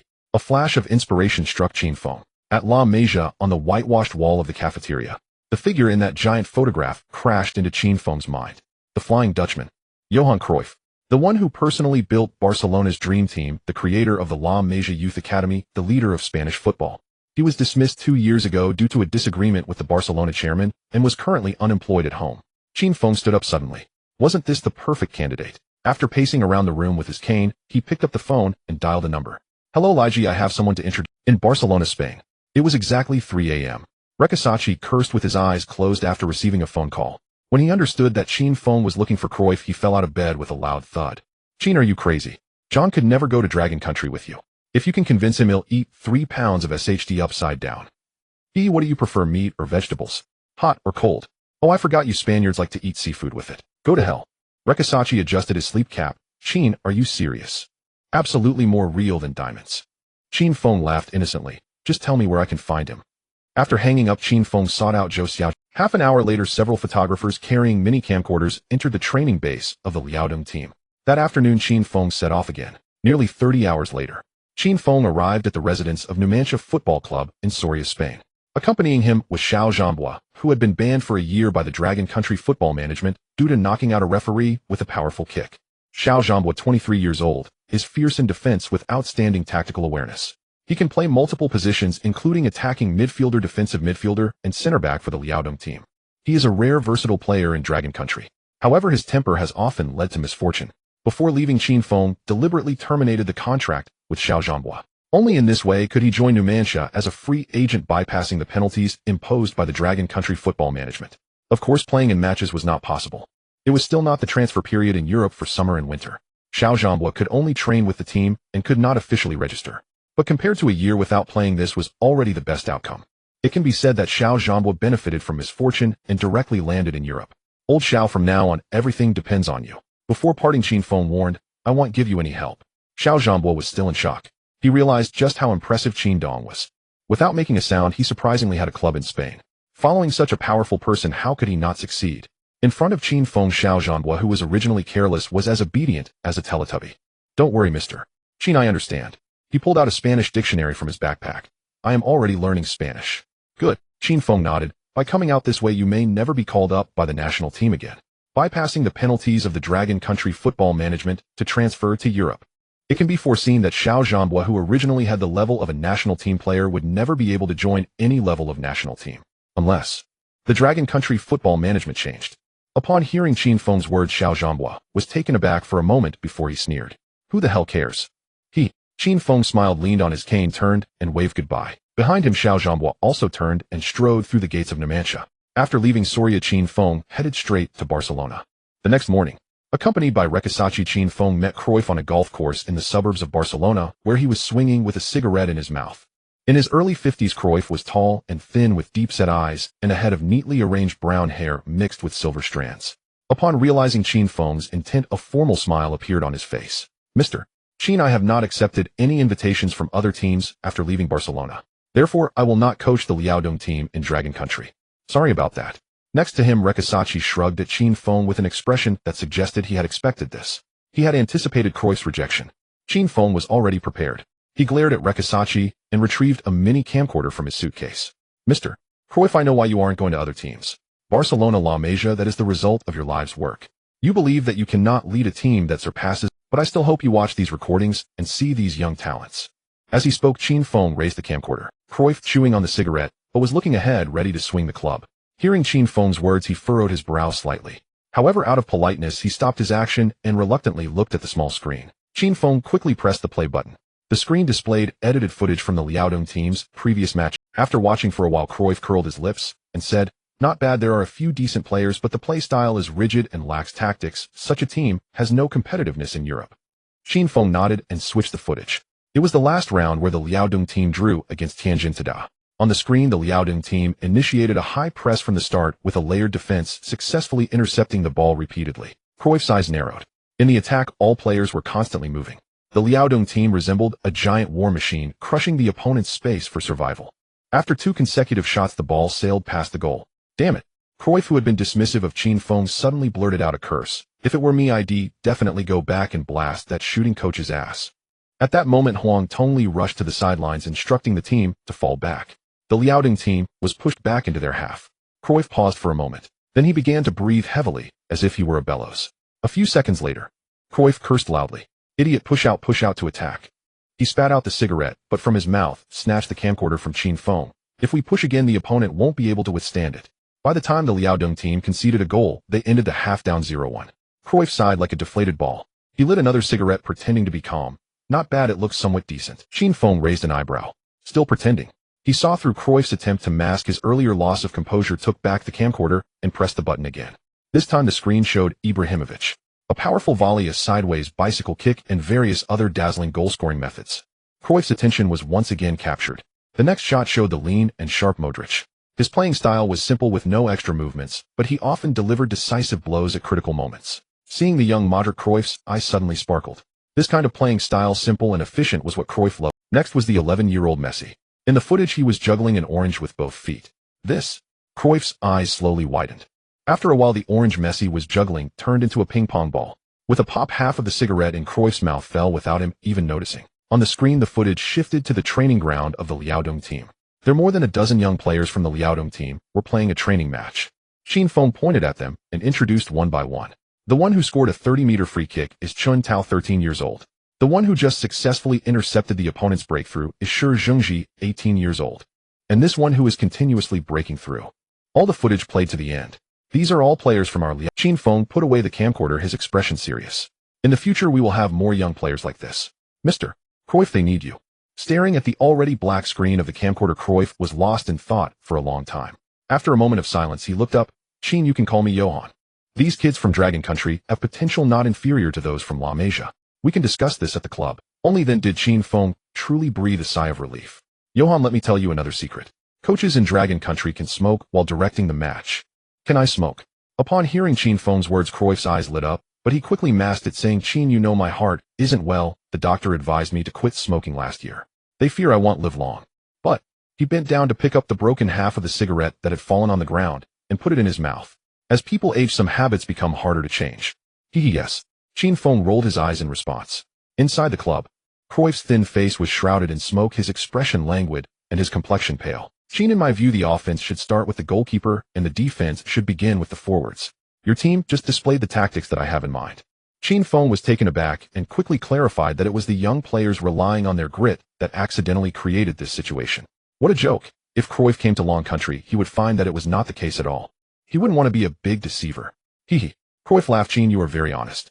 Of course I know they just stumbled, but this indirectly proves that your players have the potential to play a great game. Qin Feng's honesty earned Cruyff. The old man began to elaborate on his tactical philosophy. Total offense and defense, creating ultimate control over the ball and the game using active and reasonable movement for both attack and defense. Compared to this era, Cruyff's football philosophy is undoubtedly advanced. Rekasaki beside them couldn't get a word in. Qin Feng, on the other hand, listened with great interest, occasionally adding a comment that instantly made Cruyff's eyes shine. There's no way. The system has detailed introductions about how Cruyff's tactical philosophy was developed by Guardiola and how Barcelona became the universe team. Qin Feng could see further than anyone else. At first it was Cruyff speaking with Qin Feng occasionally interjecting. But gradually Qin Feng's contributions became more frequent with novel ideas and tactics emerging. Cruyff's mind struggled to keep up. From initially being able to chat for a few minutes, he eventually became a complete listener. As for Rekasaki, he watched Qin Feng in astonishment, mouth agape, unable to utter a word. The two grew increasingly excited in their conversation. Cruyff was thoroughly impressed by Qin Feng. He never expected that this young man from Long Country would have such profound insights into football, and that his tactical philosophy would align so closely with his own. Qin, you have truly surprised me. If I had met you 5 years earlier, the world would tremble beneath my feet. Cruyff's face was flushed, reaching for the cigarette case, only to find it empty. Let's go, we've talked enough. He stood up and patted Qin Feng's shoulder, saying, Qin, remember to bring my ticket when you return. Sure. Cruyff agreed. Qin Feng, using his cane, stood up. As well, great John, I promise you won't regret it. However, about the salary, we might. He suddenly remembered that he was too focused on how to impress Cruyff. Qin Feng then recalled whether the funds he had were sufficient to pay this old man's salary. Hearing Qin Feng's words, Cruyff chuckled in disbelief. Qin, money is a good thing, one cannot live without it, but living isn't just about money. He walked up to Qin Feng, looking him in the eye, and said seriously, Qin, in some sense, I might be a person who will be remembered for generations. I hope that going to Long Country with you won't ruin my reputation. As he said this, the 3 prominent lines on Cruyff's forehead were tightly furrowed, and his cheeks slightly trembled. Qin Feng smiled. The old man was clearly excited about facing a new challenge. Don't worry, John, when you arrive in Long Country, you will be amazed. Really, truly more real than diamonds.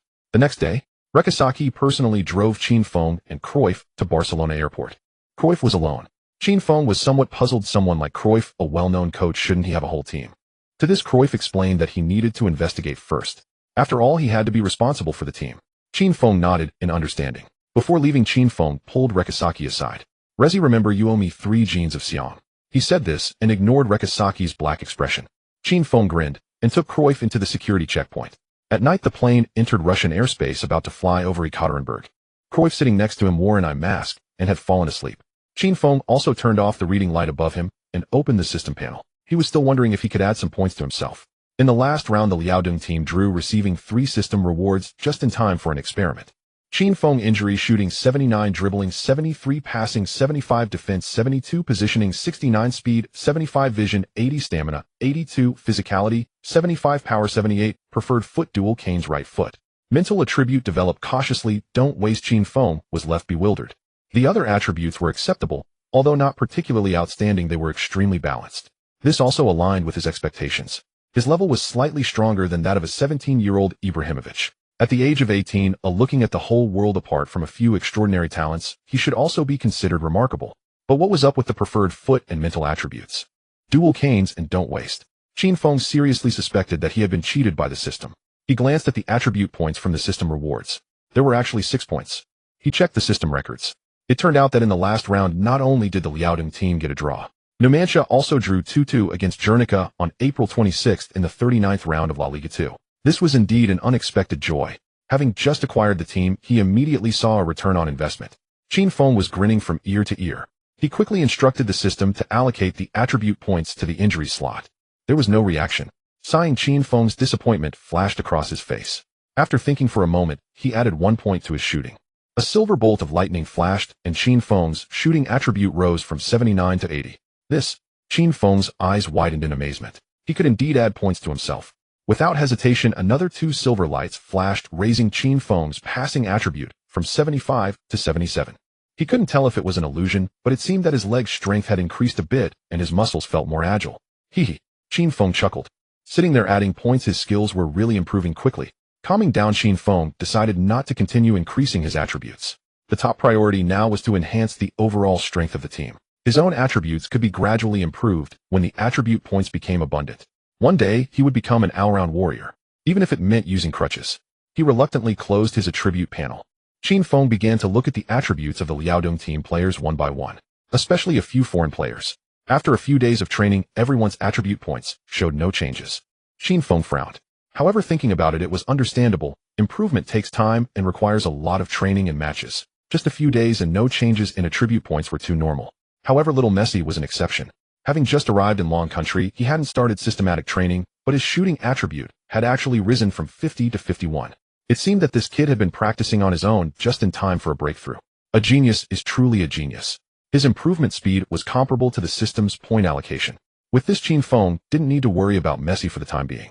With Cruyff around, this kid's growth rate would surely accelerate. As for the current Liaodong team, Ibrahimovic's shooting ability was sufficient. Grosso on the left flank was unmatched in both offense and defense in Xiaobi. As for Pepe, he had been frequently running over to Zhou Xiaochun lately, always gesturing. Qin Feng noticed that this kid's stamina had actually increased from 68 to 69. It seemed he had learned some remarkable skills. Pepe could wait. After considering for a few seconds, Qin Feng allocated the remaining 3 attribute points to Modric's passing attribute. Modric's passing attribute rose from 75 to 78. This passing ability should be sufficient to play a rotational role in a mid-tier team in the top 5 leagues. In Long Country's Jiabi League, he would definitely be among the best. Looking at the attribute points that had returned to 0, Qin Feng was quite troubled. 6 attribute points just vanished. Not enough at all.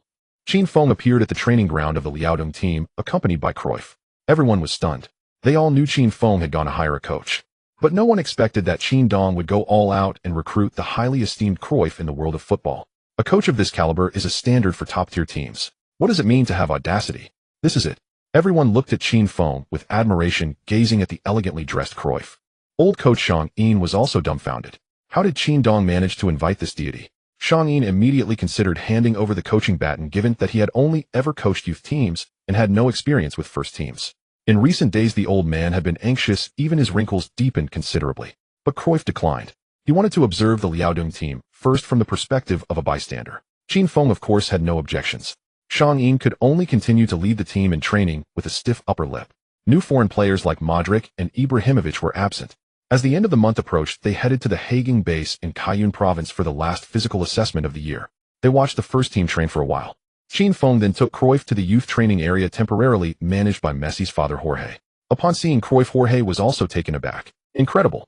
Qin Dong actually hired Cruyff. Jorge's gaze towards Qin Feng held a bit more respect. By the side of the youth training ground, Cruyff lingered for a long while.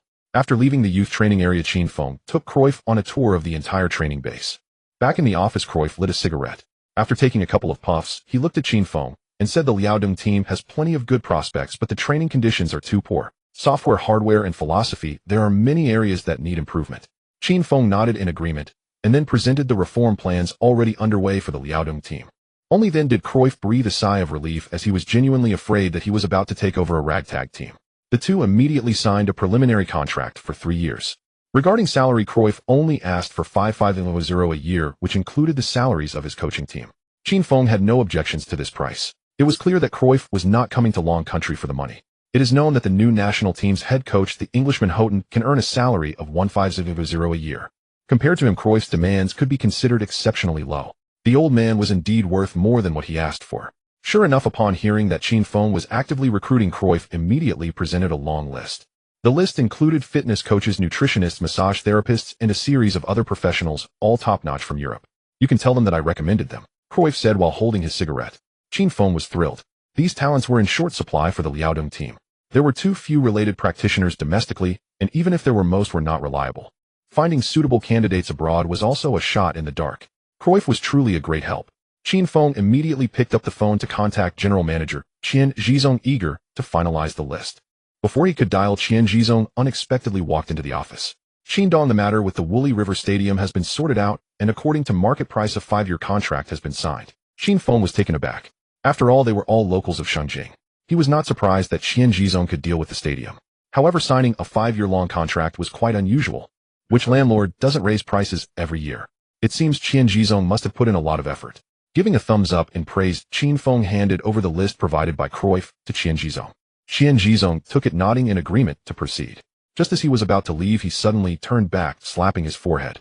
Qin Dong, look at my brain, I almost forgot. It's still about the stadium. After signing the contract, I took the liberty to contact the media, and have already released the news of the Liaodong team's return to the Woolly River home ground. New tickets are also being printed urgently. Qin Feng nodded in approval. Qian Zhizong was doing a good job covering all bases and thinking ahead. He was a competent general manager. But there's one more thing. Qian Zhizong said Woolly River Stadium can accommodate 6,000 people. With such a rushed change of home ground, will the attendance in the match 3 days later look too poor? This was indeed a problem. Qin Feng frowned in contemplation. The Liaodong team was ending their days of being dependent on others. It would be their first return to the Shangjing Woolly River home ground. If there were too few fans on site, it would become a laughingstock and would not be beneficial for the team's image. After thinking for a moment, Qin Feng made a decision. Give away tickets. Qian Zhizong quickly echoed, that's right, I was thinking the same. Send some to the Liaodong Football Management Department, a portion to the Sports Committee, and the leaders of the Sports Academy must not be left out, the rest can be sold. Hearing Qian Zhizong's words, Qin Feng's eyes widened. No tickets for this match will be sold, they will all be given away. And who said tickets would be given to leaders? The root of a team is the fans. For our Liaodong team's first home match, we will give away tickets in appreciation to the fans. What? This time it was Qian Zhizong's turn to be dumbfounded. Not a single ticket will be sold, all given away. Qian Zhizong was left in a daze. Currently, the official price for a Jiabi ticket is 30 yuan each uniformly across the country. Even if only half the Woolly River Stadium is filled, that would still be 3,000 people. Doing the math, that amounts to 9,000 long coins lost. This Qin Dong's generosity is too grand. Moreover, if tickets are not given to the leaders, what is the significance of giving them away? Giving tickets to fans. Who are the fans? How to give them? Do fans really write the words fan on their These questions were all on Qian Zhizong's mind. He threw them all at Qin Feng. Explaining the full giveaway of tickets is easy. You have to spend money to make money. To earn, you must first learn to spend. Qian Zhizong understood this principle immediately. As for how to give tickets to fans, that shouldn't be hard. Qin Feng stood up with his cane, appearing confident. 2 approaches can be taken. You go find that old fan Rossi whom we met at the airport. He has a great reputation among the Liaodong province fans. Have him help contact the heads of fan associations in 14 cities across the province and explain our idea of giving tickets as a token of appreciation to the fans. Remember, tickets must be personally delivered by our people to the fans without going through any official organizations. After finishing, Qin Feng took a sip of water and continued also.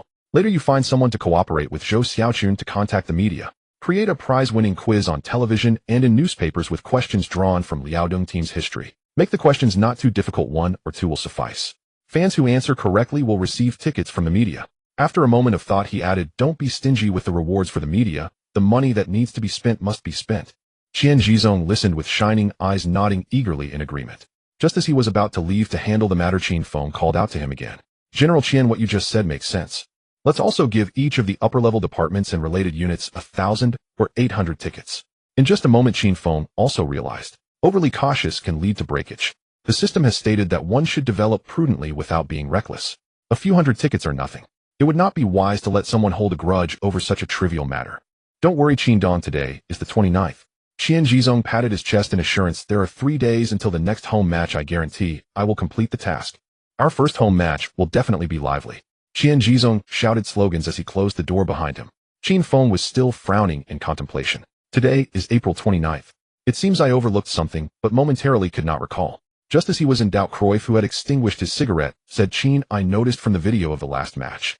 The Liaodong team lacks depth in players, and there is a significant gap in strength among the players. We need to find ways to strengthen the team. Upon hearing this, Qin Feng suddenly slapped Cruyff's thigh. How could I forget this point? It is already the 29th. If I don't hurry, it will be too late. There was no time for further explanation. Qin Feng rushed out. There are two young long country players. If I don't bring them over today, they will end up in someone else's pot. It's time for the player recruitment segment. Don't worry, things will definitely progress quickly.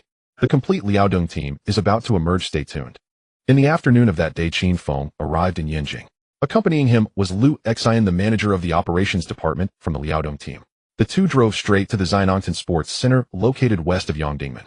To the south of the sports center is the residence of the amateur team, the Yinjing Weikuei Football Club. Inside the players' dormitory, Qin Feng found the target of his visit. The midfielder of the Yinjing Weikuei team, Zhao Jia. Zhao Jia, 18 years old. With excellent left-footed skills and strong set-piece capabilities, he is one of the future stars of Goan. The system indicated that he would join Munich 1860 in the future, but due to injuries to his left knee's cruciate ligament and meniscus, he missed most of the season and was unable to perform at his expected level. Nevertheless, Zhao Jia still performed well on the international stage. He successfully made it into the best lineup of the 2004 Asian Cup. In the previous round, the Liaodong team drew at home, exposing several issues. Among them, what concerned Qin Feng the most was the insufficient dribbling and attacking capabilities of the wingers. As long as Zhao Jia joins and combines with Grosso on the left flank, the left side of the Liaodong team will become the most terrifying attack line in Longhua. This was revealed to Qin Feng through the system prompt. Tomorrow on April 30th, Yinjing Goan will reach a verbal agreement to fully acquire Yinjing. This was also the reason he rushed to Yinjing. Zhao Jia, with his short hair, did not exhibit the youthful exuberance of a young man, and instead he appeared mature and composed. Hearing about Qin Feng's intentions, he frowned and pondered. Director Qin, the news about Goan acquiring us has spread throughout the team. Your timing for seeking me puts me in a difficult position. This statement was essentially a polite refusal to Qin Feng, as he was about to join the A-League team, Yinjing Goan. No one would choose to go to a lower-tier League B team at such a critical moment. Hearing Zhao Jia's words, Qin Feng was not surprised. Such rumors spread the fastest. It would be abnormal if Zhao Jia didn't know the team was about to be acquired. Qin Feng had already prepared for this. He'll say just one thing: think about it, and see if it's more genuine than diamonds. Yinjing Goan is indeed an A-League team, but the midfield is filled with talent, and the positions of the foreign players Gangbos Andres and Cassiano are unshakable. If you go there, you might not even get to play. Seeing Zhao Jia lost in thought, Qin Feng continued, at 18, this is the time when you need to play a lot to improve. Once you arrive at Liaodong, the starting left-winger position will be yours. Upon hearing this, Zhao Jia's eyes lit up. He stood up and began to pace around the room. At this moment, Qin Feng fueled the fire further. Don't think that just because you are talented, joining Goan will guarantee your success. What about Gao Hongba? And what about Chao Jiandong? What about Gao Feng and Xia Feng? They were so strong, yet they ended up being transferred. Are you better than them? Jia, if you follow me to Liaodong, you'll at least avoid 40 years of detours. Zhao Jia compromised. Qin Feng was right. Compared to sitting on the bench at Goan, he preferred to play at Liaodong. At 18 years old, Zhao Jia had yet to enter Longhua's professional league. The purpose of playing football was very pure. It was to continuously improve and bring glory to the country. Qin Feng offered him some encouragement on this. As for the latter, as long as you persist, there will come a day. Leaving the Xianongtan, Qin Feng and his companions went to Zhao Jia's home. Zhao Jia's parents were reasonable people. When Qin Feng promised to include Zhao Jia's starting position in the contract, they raised no further objections. Zhao Jia officially joined the Liaodong team. The people from Yinjing were generous. That evening, Zhao Jia insisted on treating Qin Feng to dinner. He settled Zhao Jia before Yinjing Goan's arrival. Qin Feng was also happy to deepen his relationship with his players. They went to a small hot pot restaurant that wasn't well known. To his surprise, from the quality of the meat to the seasonings, everything was excellent, which was beyond Qin Feng's expectations. Halfway through the meal, Zhao Jia received a phone call. After saying a few words, he covered the microphone and quietly asked, "Director Qin, a friend of mine is coming. What do you think?" "Go ahead," Qin Feng casually replied. "After all, you're the one treating." Zhao Jia chuckled and provided the restaurant's address over the phone. In less than half an hour, the glass door of the restaurant swung open and the wind chime on the door jingled. Qin Feng turned his head in response. A tall, sturdy figure entered with a square face and medium-length black hair, slightly curly. It was none other than Yang Cheng, the forward of Yinjing Goan. This future U16 coach of Longhua and the first to play in the top 5 leagues overseas. At this time, he was just a handsome young man in his early 20s. It turned out that the friend Zhao Jia mentioned was Yang Cheng. It made sense since both came from Yinjing Weikuei, making them schoolmates. Being both from Yinjing, it was quite normal for them to have interactions. Yang Cheng's brows were tightly furrowed and his face was filled with worry. Upon seeing Qin Feng and Lu Xian, he finally revealed a polite smile. Zhao Jia noticed that Yang Cheng was not in a good mood and asked in a Beijing accent, Who made my brother upset? Yang Cheng chuckled at the question. Recently his contract was about to expire, and he was anxious about whether to renew it with going. If he stayed with the pressure from several foreign players, he wouldn't get to play many matches in a year. In your 20s, not having matches to play is fatal for a player. If he didn't stay, where could he go? Hearing this, Zhao Jia was taken aback and turned to look at Qin Feng. If one sheep is herded, 2 sheep are also released. Why don't you, Director Qin, sign Yang Ge? Qin Feng had been listening quietly for a long time. Yang Cheng's situation was completely different from Zhao Jia's. With the current transfer policy of the Liaodong Football Administration, he simply couldn't bring Yang Cheng to Liaodong. The reason is simple. Liaodong players cannot transfer freely. Besides that foolish draft meeting, there is an even more stringent restriction. That is, after a Liaodong professional player's contract expires with a club, the original club still holds a 30-month claim to the player. This means that without the original club's permission for 30 months, you cannot go anywhere. What does this imply? 30 months is 2.5 years. As long as a player dares to defy the arrangements, what awaits him is a long 2.5 years of being benched. How many 2.5 years are there in a player's career? Therefore, during this period, clubs hold an absolute advantageous position over players. Contracts with players are signed annually. In short, if the club tells you to go east, you better not go west. Otherwise, prepare to die. Qin Feng sighed inwardly. The current situation is, even if Yang Cheng himself agreed to come to Liaodong, as long as Yin Jinggoen did not release him, even if Yang Cheng's contract expired, he would not be able to join any Liaodong team for 2.5 years. How infuriating. This regulation has ruined countless young players in Liaodong. But fortunately, to smoothly introduce other players from Liaodong teams, Qin Feng was well prepared. He just didn't know if Yang Cheng would be willing.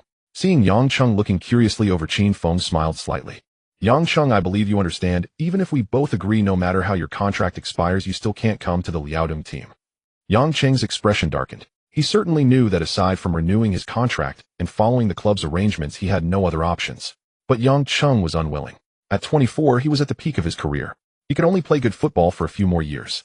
If he couldn't make a name for himself now, he would be finished. He had always felt dissatisfied. Clearly, he wasn't worse than those foreign players. Why couldn't he get on the field? Thinking of this, Yang Cheng looked up at Qin Feng. Director Qin, since you say this, you must have a way, right? Did an opportunity just present itself? Qin Feng smiled innocently. It's difficult, very difficult. Hearing that Qin Feng said it was difficult rather than impossible, Yang Cheng's eyes brightened. Director Qin, we're all men, let's be straightforward. I, Yang Cheng, am always clear about my grudges. Oh, I see. Qin Feng smiled even more happily.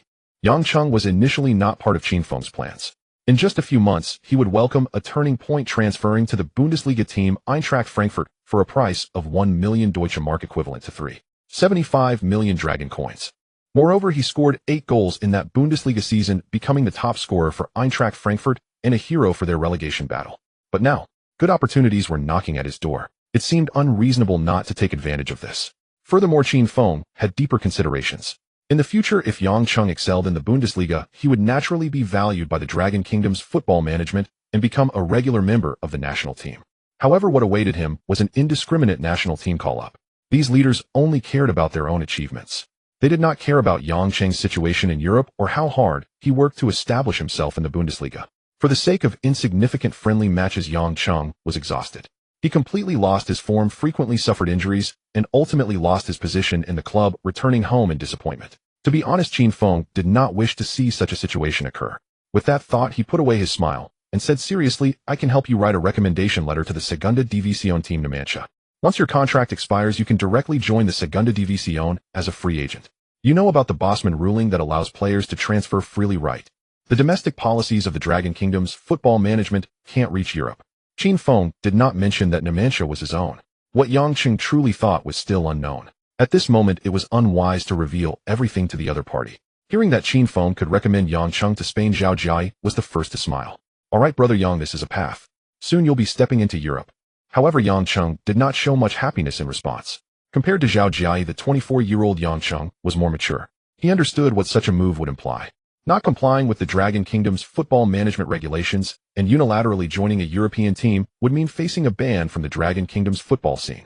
His lifelong dream of representing the Dragon Kingdom in the World Cup would be shattered. Yang Cheng lowered his head in thought, unable to make a decision for a moment. Qin Feng did not say much more. Everyone had their own aspirations, and a forced decision would not yield sweet results. Unlike Zhao Jia, Yang Cheng had been rolling in the Dragon Kingdom League for 5 years. He understood everything. Sigh. His inability to play was not just due to the foreign players. Yang Cheng sighed lightly, staring blankly at the hot pot. The broth in the hot pot bubbled and splashed. The four at the table fell silent together. After a while, Yang Chung gritted his teeth. Chairman Qin, I want to play in Europe, but I also want to represent my country. Is there a good solution? Qin Feng scoffed and shook his head. To represent the country meant wanting to join the national team. At this time, what was there to join in the national team? Winning was due to the leadership, losing was the fault of the players. Only a fool would want to join. But he could not say this to Yang Chung. After all, it was not wrong to be patriotic, and it was even less wrong to love Dragon Kingdom football. Seeing Qin Feng's complete refusal, Yang Chung fell silent again. For more than 5 minutes, he suddenly slammed the table, done him going to Spain. After saying that, he looked at Qin Feng. Chairman Qin, please take care of this. Qin Feng was taken aback, not expecting Yang Chung to choose to go abroad in the end. You don't want to join the national team anymore. Of course I do. When it came to his dream, Yang Cheng's eyebrows stood up and his eyes gleamed with determination. But if I delay any longer, I will be finished. I've made up my mind. I'm going to Europe to hone my skills. As long as I stand out enough, the country will eventually remember me. Qin Feng's eyes widened suddenly. This is what today's Dragon Kingdom players are like. This is what our true good players from the Dragon Kingdom are like. Even knowing the road ahead is dark, they still harbor a heart for their country. If this group were to fall, Dragon Kingdom football would truly be finished. All right, Yang Chung, you can go home and prepare your things. Qin Feng said loudly, I guarantee that at the latest by the day after tomorrow, you will receive a training invitation from Numancia in Spain. In the end, Qin Feng still indirectly protected Yang Chung. Hopefully his future path can go further. Qin Feng drank the bitter tea in his cup and sighed gently. That night, Qin Feng took Liu Xian and left Yanjing overnight, heading to Tianjin. In the car, Liu Xian worriedly asked Chairman Qin, if news of you helping Yang Chung gets out, it will offend people. Qin Feng remained silent. He understood the logic. Helping Yang Chung meant creating enmity with the Yanjing going. The Dragon Kingdom football scene was that small and news would always spread. However, just thinking about Yang Chung, a future top scorer in the Bundesliga, not being able to be a starter in the Dragon Kingdom League, and finally being frequently called up, becoming a person neither in the national team nor the club, Qin Feng felt a heaviness in his heart. In such an environment, let alone a few months, even staying one more day was torment. Offending going. While having already taken Zhao Jia away, he had already offended them. It wouldn't hurt to indirectly protect Yang Chung this time. At least he felt no guilt about doing this. He owed no one. In the future, Yang Chung might still go to the Bundesliga. He could still be that top scorer for Eintracht Frankfurt. Or perhaps, who knows? Qin Feng and Liu Xian arrived in Tianjin late at night. The next morning, the two arrived at the Dragon Kingdom Locomotive Football Club. This team, affiliated with the Ministry of Railways, was facing disbandment. Qin Feng spent 5,000 Dragon coins to take away the 17-year-old rising star, Su Bo, from the locomotive team. This young dynamo, who would score against Argentina in the 2001 World Youth Championship, officially joined the Liaodong team. Qin Feng had long considered this. The incredibly fast and skilled Su Bo was the perfect choice for the right midfielder of the Liaodong team. He had secured the left and right wingers for Liaodong. Qin Feng hurried back to Binqing. First, he visited his mother Feng Min, and then left some money for the elderly neighbor who had been helping to take care of her. That night, Qin Feng appeared at Tianda Group. In that small restaurant again, Wang Qianlin was dining. Chairman Wang, I'm here. Qin Feng smiled innocently. Unlike their first meeting, Wang Qianlin welcomed him with a beaming smile. Qin Feng, tonight's dinner has chive pockets. Did you come because of the smell? Hee hee. Qin Feng laughed as he sat down, placing his cane aside. I'm not in a hurry to eat the pockets. I have something to discuss. Wang Qianlin was not surprised and gestured for Qin Feng to speak. Chairman Wang, I want Sun Jihai from Tianda and also He Zhang. Qin Feng could hardly resist the aroma of the chive pockets on the table and grabbed one, taking a big bite. Since you, Chairman Wang, are planning to withdraw from the game, consider this a favor for me. Upon hearing this, Wang Qianlin, who had been chatting casually, dropped his jaw in shock. Stop talking nonsense. If there's something serious, say it. Don't waste my time eating. Wang Qianlin was almost ready to call security. Sun Jihai and Zhang Anhua, one a right back, and the other a center back. They were the unshakable defensive mainstays of Tianda. Now Qin Feng was requesting both of them. Was he joking? Qin Feng remained unmoved. He put down his chopsticks and looked at Wang Qianlin seriously. Wang Qianlin was taken aback. This kid wasn't joking, was he? He also put away his playful demeanor and stared into Qin Feng's eyes. A chill suddenly filled the small restaurant. The nearby waiter couldn't help but shiver. At that moment, Wang Qianlin waved his hand at her. The young girl felt like she had been pardoned and hurried out. Qin Feng. Turning back, Wang Qianlin squinted his eyes. Are you serious? TCH. Qin Feng scoffed and replied slowly, of course, it's true, more real than diamonds. As he leaned slightly forward, pursing his lips and speaking in a low voice, let's not even mention that Sun Jihai and Zhang Anhua are outstanding players and exactly what the Liaodong team is missing. I will mention one thing. Previously, Wang Ke always made things difficult for me. One good turn deserves another. This time I'll make him suffer. Let him feel the pain. The aura of Qin Feng stunned Wang Qianlin. After a moment, Wang Qianlin chuckled softly. I won't pay you, nor will I give you a share of the Swedish investment for free. After all this fuss, you were just waiting for me here, weren't you? It's really hard to repay a debt of gratitude. He shook his head and continued, but aren't you thinking too simply? Yes, their contract is about to expire. But even so, they are not free agents, and don't pretend you don't know that. Qin Feng shrugged and pouted. Of course. I know. If you know, why are you still rambling here? Wang Qianlin widened his eyes. Qin Feng chuckled. Have you heard of exporting and then importing? Exporting and then importing. Wang Qianlin was taken aback. But he quickly reacted. Qin Feng, are you saying? Exactly. Qin Feng continued. Let them transfer to Europe as free agents, and then I'll rent them back. Wang Qianlin fell silent. He put down his chopsticks and stared at Qin Feng as if trying to read something from his face. Qin Feng maintained a serious expression. After a long while, Qin Feng, do you know what this means? Wang Qianlin's voice turned cold. If you do this, you are challenging the authority of the foot management department. Since ancient times, the common people do not fight against the officials. Think it over. Have you never heard of accumulating grain to delay the kingship? Wang Qianlin advised earnestly. Qin Feng naturally understood that this was for his own good. But it's not a matter of enemies not meeting. Would Wang Ku and the foot management department let him go without crossing the line? What about the injustices faced by the Liaodong team in the previous 2 rounds? Weakening the enemy is strengthening oneself. Qin Feng understood this principle. After pondering for a few seconds, he quietly said, Director Wang, I appreciate your goodwill. Oh, just tell me straight, will you help or not? Wang Qianlin's face darkened, slightly frowning. After a few minutes of contemplation, Qin Feng, I will repay this favor. At the end of May, when Sun Jihai and Zhang Anhua's contracts expire, I will have them report to Shengjing. But I have to warn you, playing cleverness is fine once or twice, but not 3 times. Do you remember what I said in Sweden? Your Liaodong team has no friends. Hearing Wang Qianlin's words, Qin Feng pondered for a few seconds, then stood up with a smile. Who says I have no friends? Aren't you one of them? Supporting himself with a cane, he left. Thanks, Director Wang. The door of the small restaurant closed. Am not your friend. Ooh, I'm your 6th uncle. Wang Qianlin muttered discontentedly, picking up the chive box in front of him and taking a bite. The things he usually loved to eat didn't taste good at this moment. He sighed lightly and put down his chopsticks. That kid Qin Feng was too much like himself when he was young. Both are the type that won't turn back until they hit a wall. He couldn't help but think he needed to find a way to protect him. He had to step back. Dragon Country football still needs young people like Qin Feng. As Qin Feng walked out of the Tianda group, he was unaware that he had gained another 6th uncle. He rushed back to Shengjing overnight.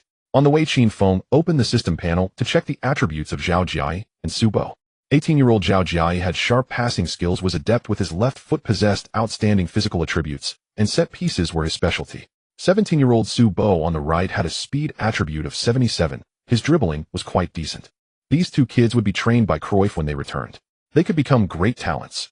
As for Sun Jihai and Zhang Anhua, whom he had just asked Wang Qianlin for, Qin Feng wasn't simply trying to annoy Wang Ku. Sun Jihai, at 21, could be said to be one of the best right backs in Dragon Country during this period. In the future, he would transfer to the Premier League, repeatedly pulling off miraculous saves, earning a spot in the English Football Hall of Fame, and being called the Chinese Sun by proud British fans. This summer transfer window, he will be moving to the English League One team Crystal Palace along with Fan Zi from Shenhua. After spending 10 months abroad, he returned to Binching, becoming a key player in his old club's relegation battle. Such players in terms of skills and character were the ones Qin Feng admired the most. As for Zhang Anhua, the mainstay of both the Tianda team and the national team, his defense was fierce, interceptions decisive, and he had good heading ability. On the sidelines, Zhang Anhua, nicknamed Haizi, was the most enthusiastic. When Qin Feng was at Tianda, Zhang Anhua often helped this younger brother of his. This was also the reason Qin Feng called Zhang Anhua Brother He. From the system, he learned that Zhang Anhua had already secured a stable position at Grimsby in the English League One. Just as Grimsby was about to officially sign Zhang Anhua, the foot management department of Dragon Country issued a crazy ban on foreign transfers. It was clear to understand from the name. In 2001, the foot management department of Dragon Country prohibited players from transferring to overseas teams, fully focusing on the 2002 World Cup. It was famously said to reduce the chances of injuries for national players, keeping them ready for the national team's coach Milu. What difference is this from the Qing dynasty's closed-door policy? As a result, many strong players from Dragon Country's football dreams of going abroad were shattered, becoming victims of the foot management department's ban on foreign transfers. Zhang Anhua was one of them. Until October 2001, the Dragon Country national team qualified for the 2002 Korea-Japan World Cup. The farce of the ban on foreign transfers was immediately terminated. But what use was that? Dragon Country football seemed to have won, yet lost much more. It became the sacrifice for some people's gamble on political achievements. Sitting in the car, Qin Feng furrowed his brows. Yangcheng Zhao Jiai Chu Bo Sun Jihai Zhang Anhua. and many other players who truly loved Dragon Country football and did not sink into the darkness. These people must be protected. Perhaps in the future Dragon Country football will rely on them. Qin Feng understood that once the matter of exporting and then importing fermented, if the players followed him to the Liaodong team, they might never receive a call-up from the national team again. That might be fine. Without these people, I want to see what tricks you can pull. If it's rotten, let it rot completely. There will always be a day of rebuilding. The next morning, Qin Feng appeared at the training ground of the Liaodong team. Cruyff, dressed in the Liaodong team training uniform, sat on the sidelines with a tactical notebook in hand. He still hadn't officially taken over the coaching position of the Liaodong team. Training on the field was still being overseen by the old coach Zhang Yin. Qin Feng felt helpless about this. He had planned to hold a press conference to formally introduce Cruyff as the coach of the Liaodong team. This would greatly enhance the fame of the Liaodong team and the upcoming home game revenue. But looking at the situation, the press conference he wanted to hold would have to wait. Qin Feng slowly approached, leaning on his cane. Cruyff had a cigarette in his mouth, his eyes occasionally scanning the training field while jotting down notes in the tactical book. Due to his intense focus, he didn't notice Qin Feng's arrival. Peering from behind Cruyff, the tactical book, filled with red and blue pencil lines, was covered with notes. Circles with player initials were filled with lines in various positions. After watching for a while, Qin Feng suddenly realized the old man was drawing tactical diagrams. After thinking for a moment, Qin Feng chose not to disturb him and carefully stepped away. In the afternoon, Zlatan Ibrahimović and others returned from their physical fitness retest. Everything went surprisingly smoothly. This relieved Qin Feng, who had been worried that Wang Ku would cause trouble.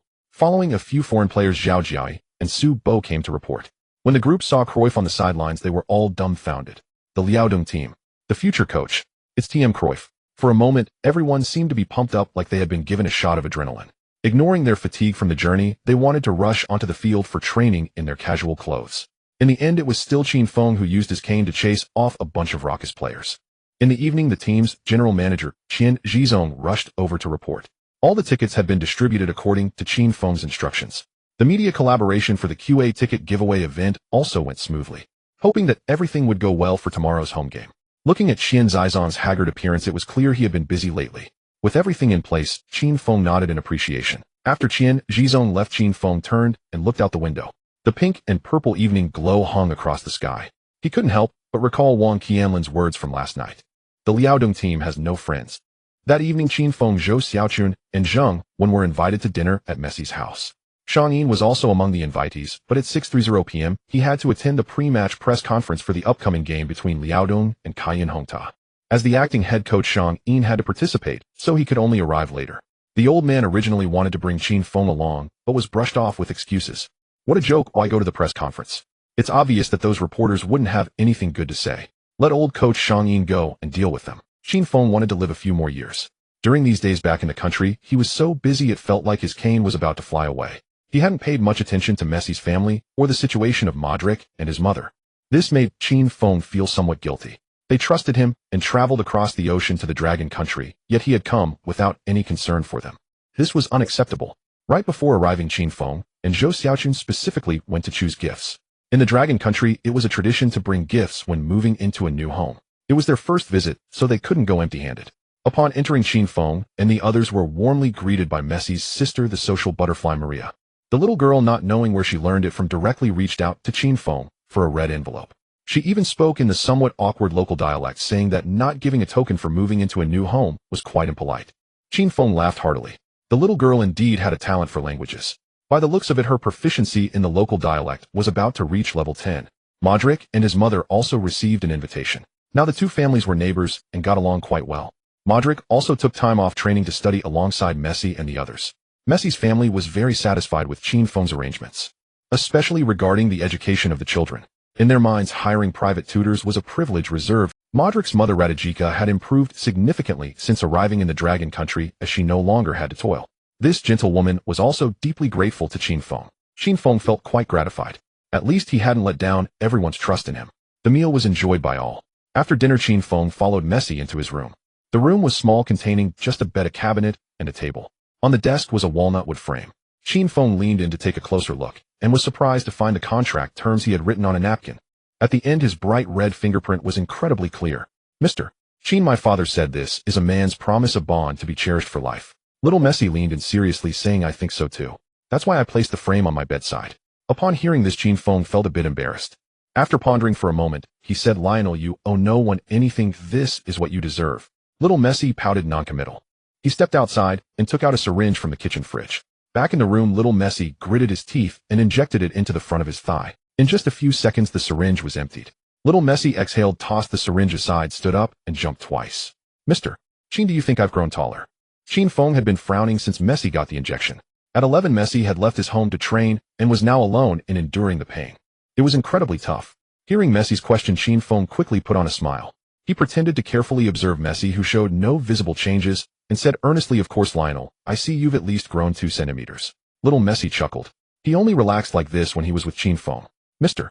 Qin, Antonella hasn't replied to me yet. Can you teach me how to write those romantic lines?" Sure."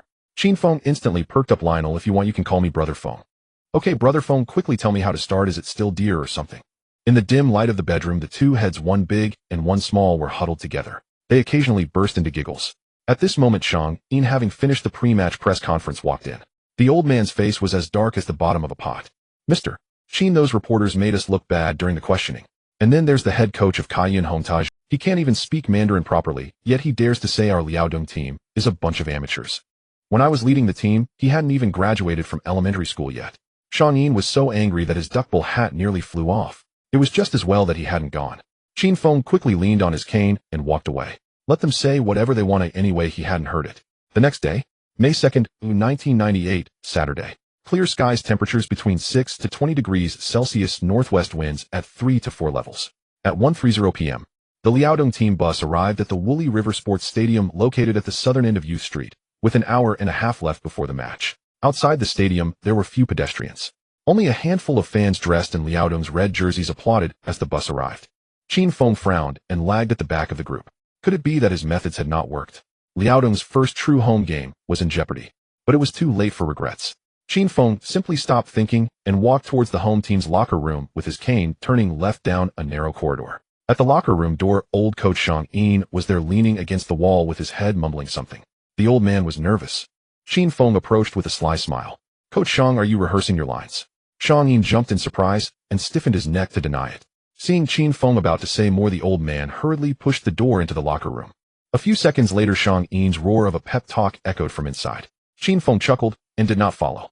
Most of the Liaodong team members had been trained by Shang Yin, so he wasn't worried about anyone being disobedient. If he went in, it would only make Shang Yin more nervous. Besides, Qin Feng wasn't exactly at ease himself.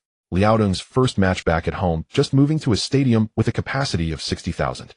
How the team would perform, what the attendance would be at the first home game, everything was uncertain. Like everyone else, Qin Feng was equally anxious. Qin Feng quietly stood outside. The pep talk continued for over 10 minutes without an end.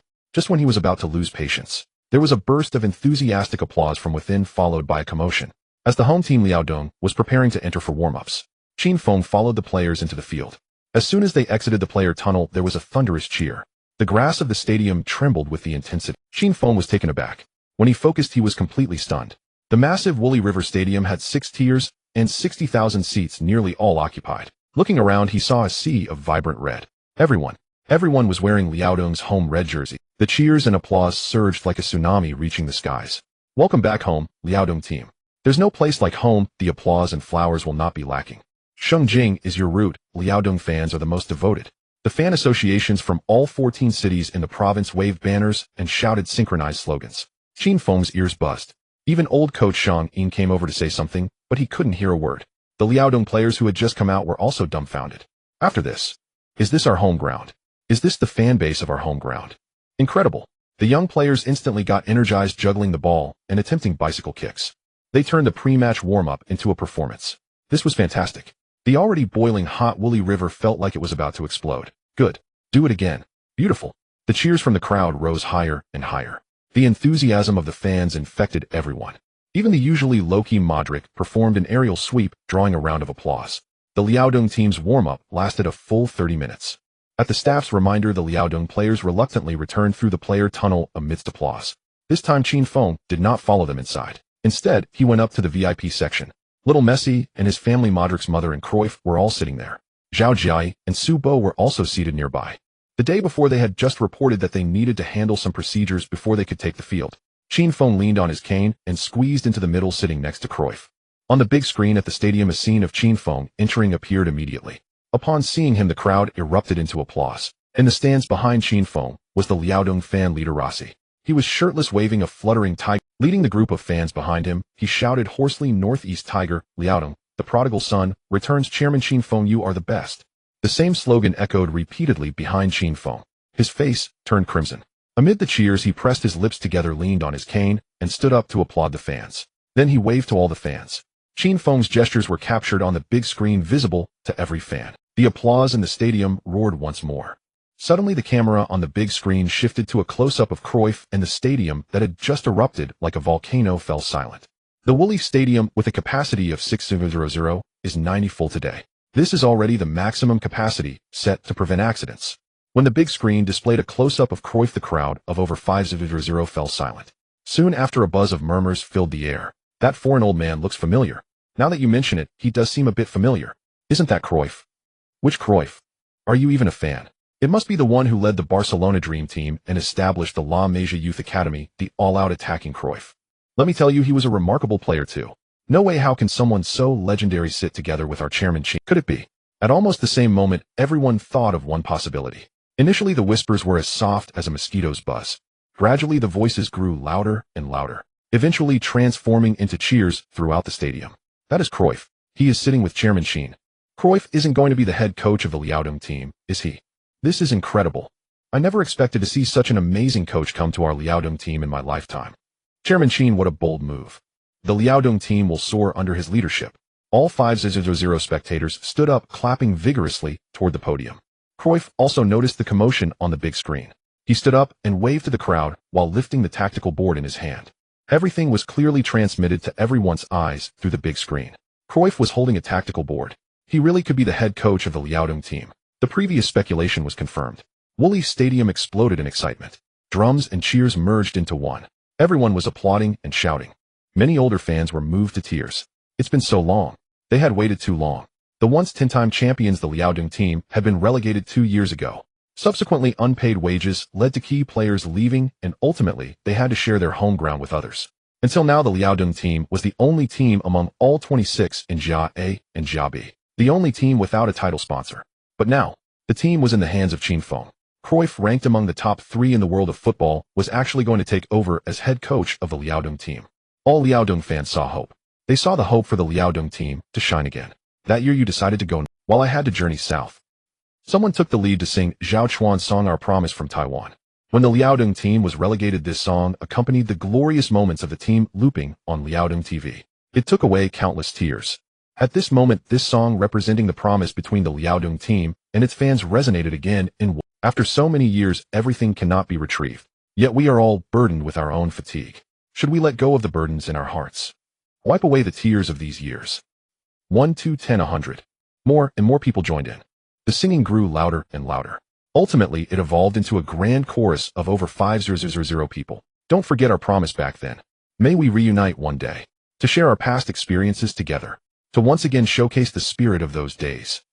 Tears streamed down everyone's faces. They stood on their seats and in the aisles. Their eyes wide, faces flushed, shouting passionately. Qin Feng, leaning on his cane, suddenly stood up. Beside him, Cruyff, Little Messi, Zhao Jai Su Bo. Those who could understand and those who couldn't. Those who could sing and those who couldn't.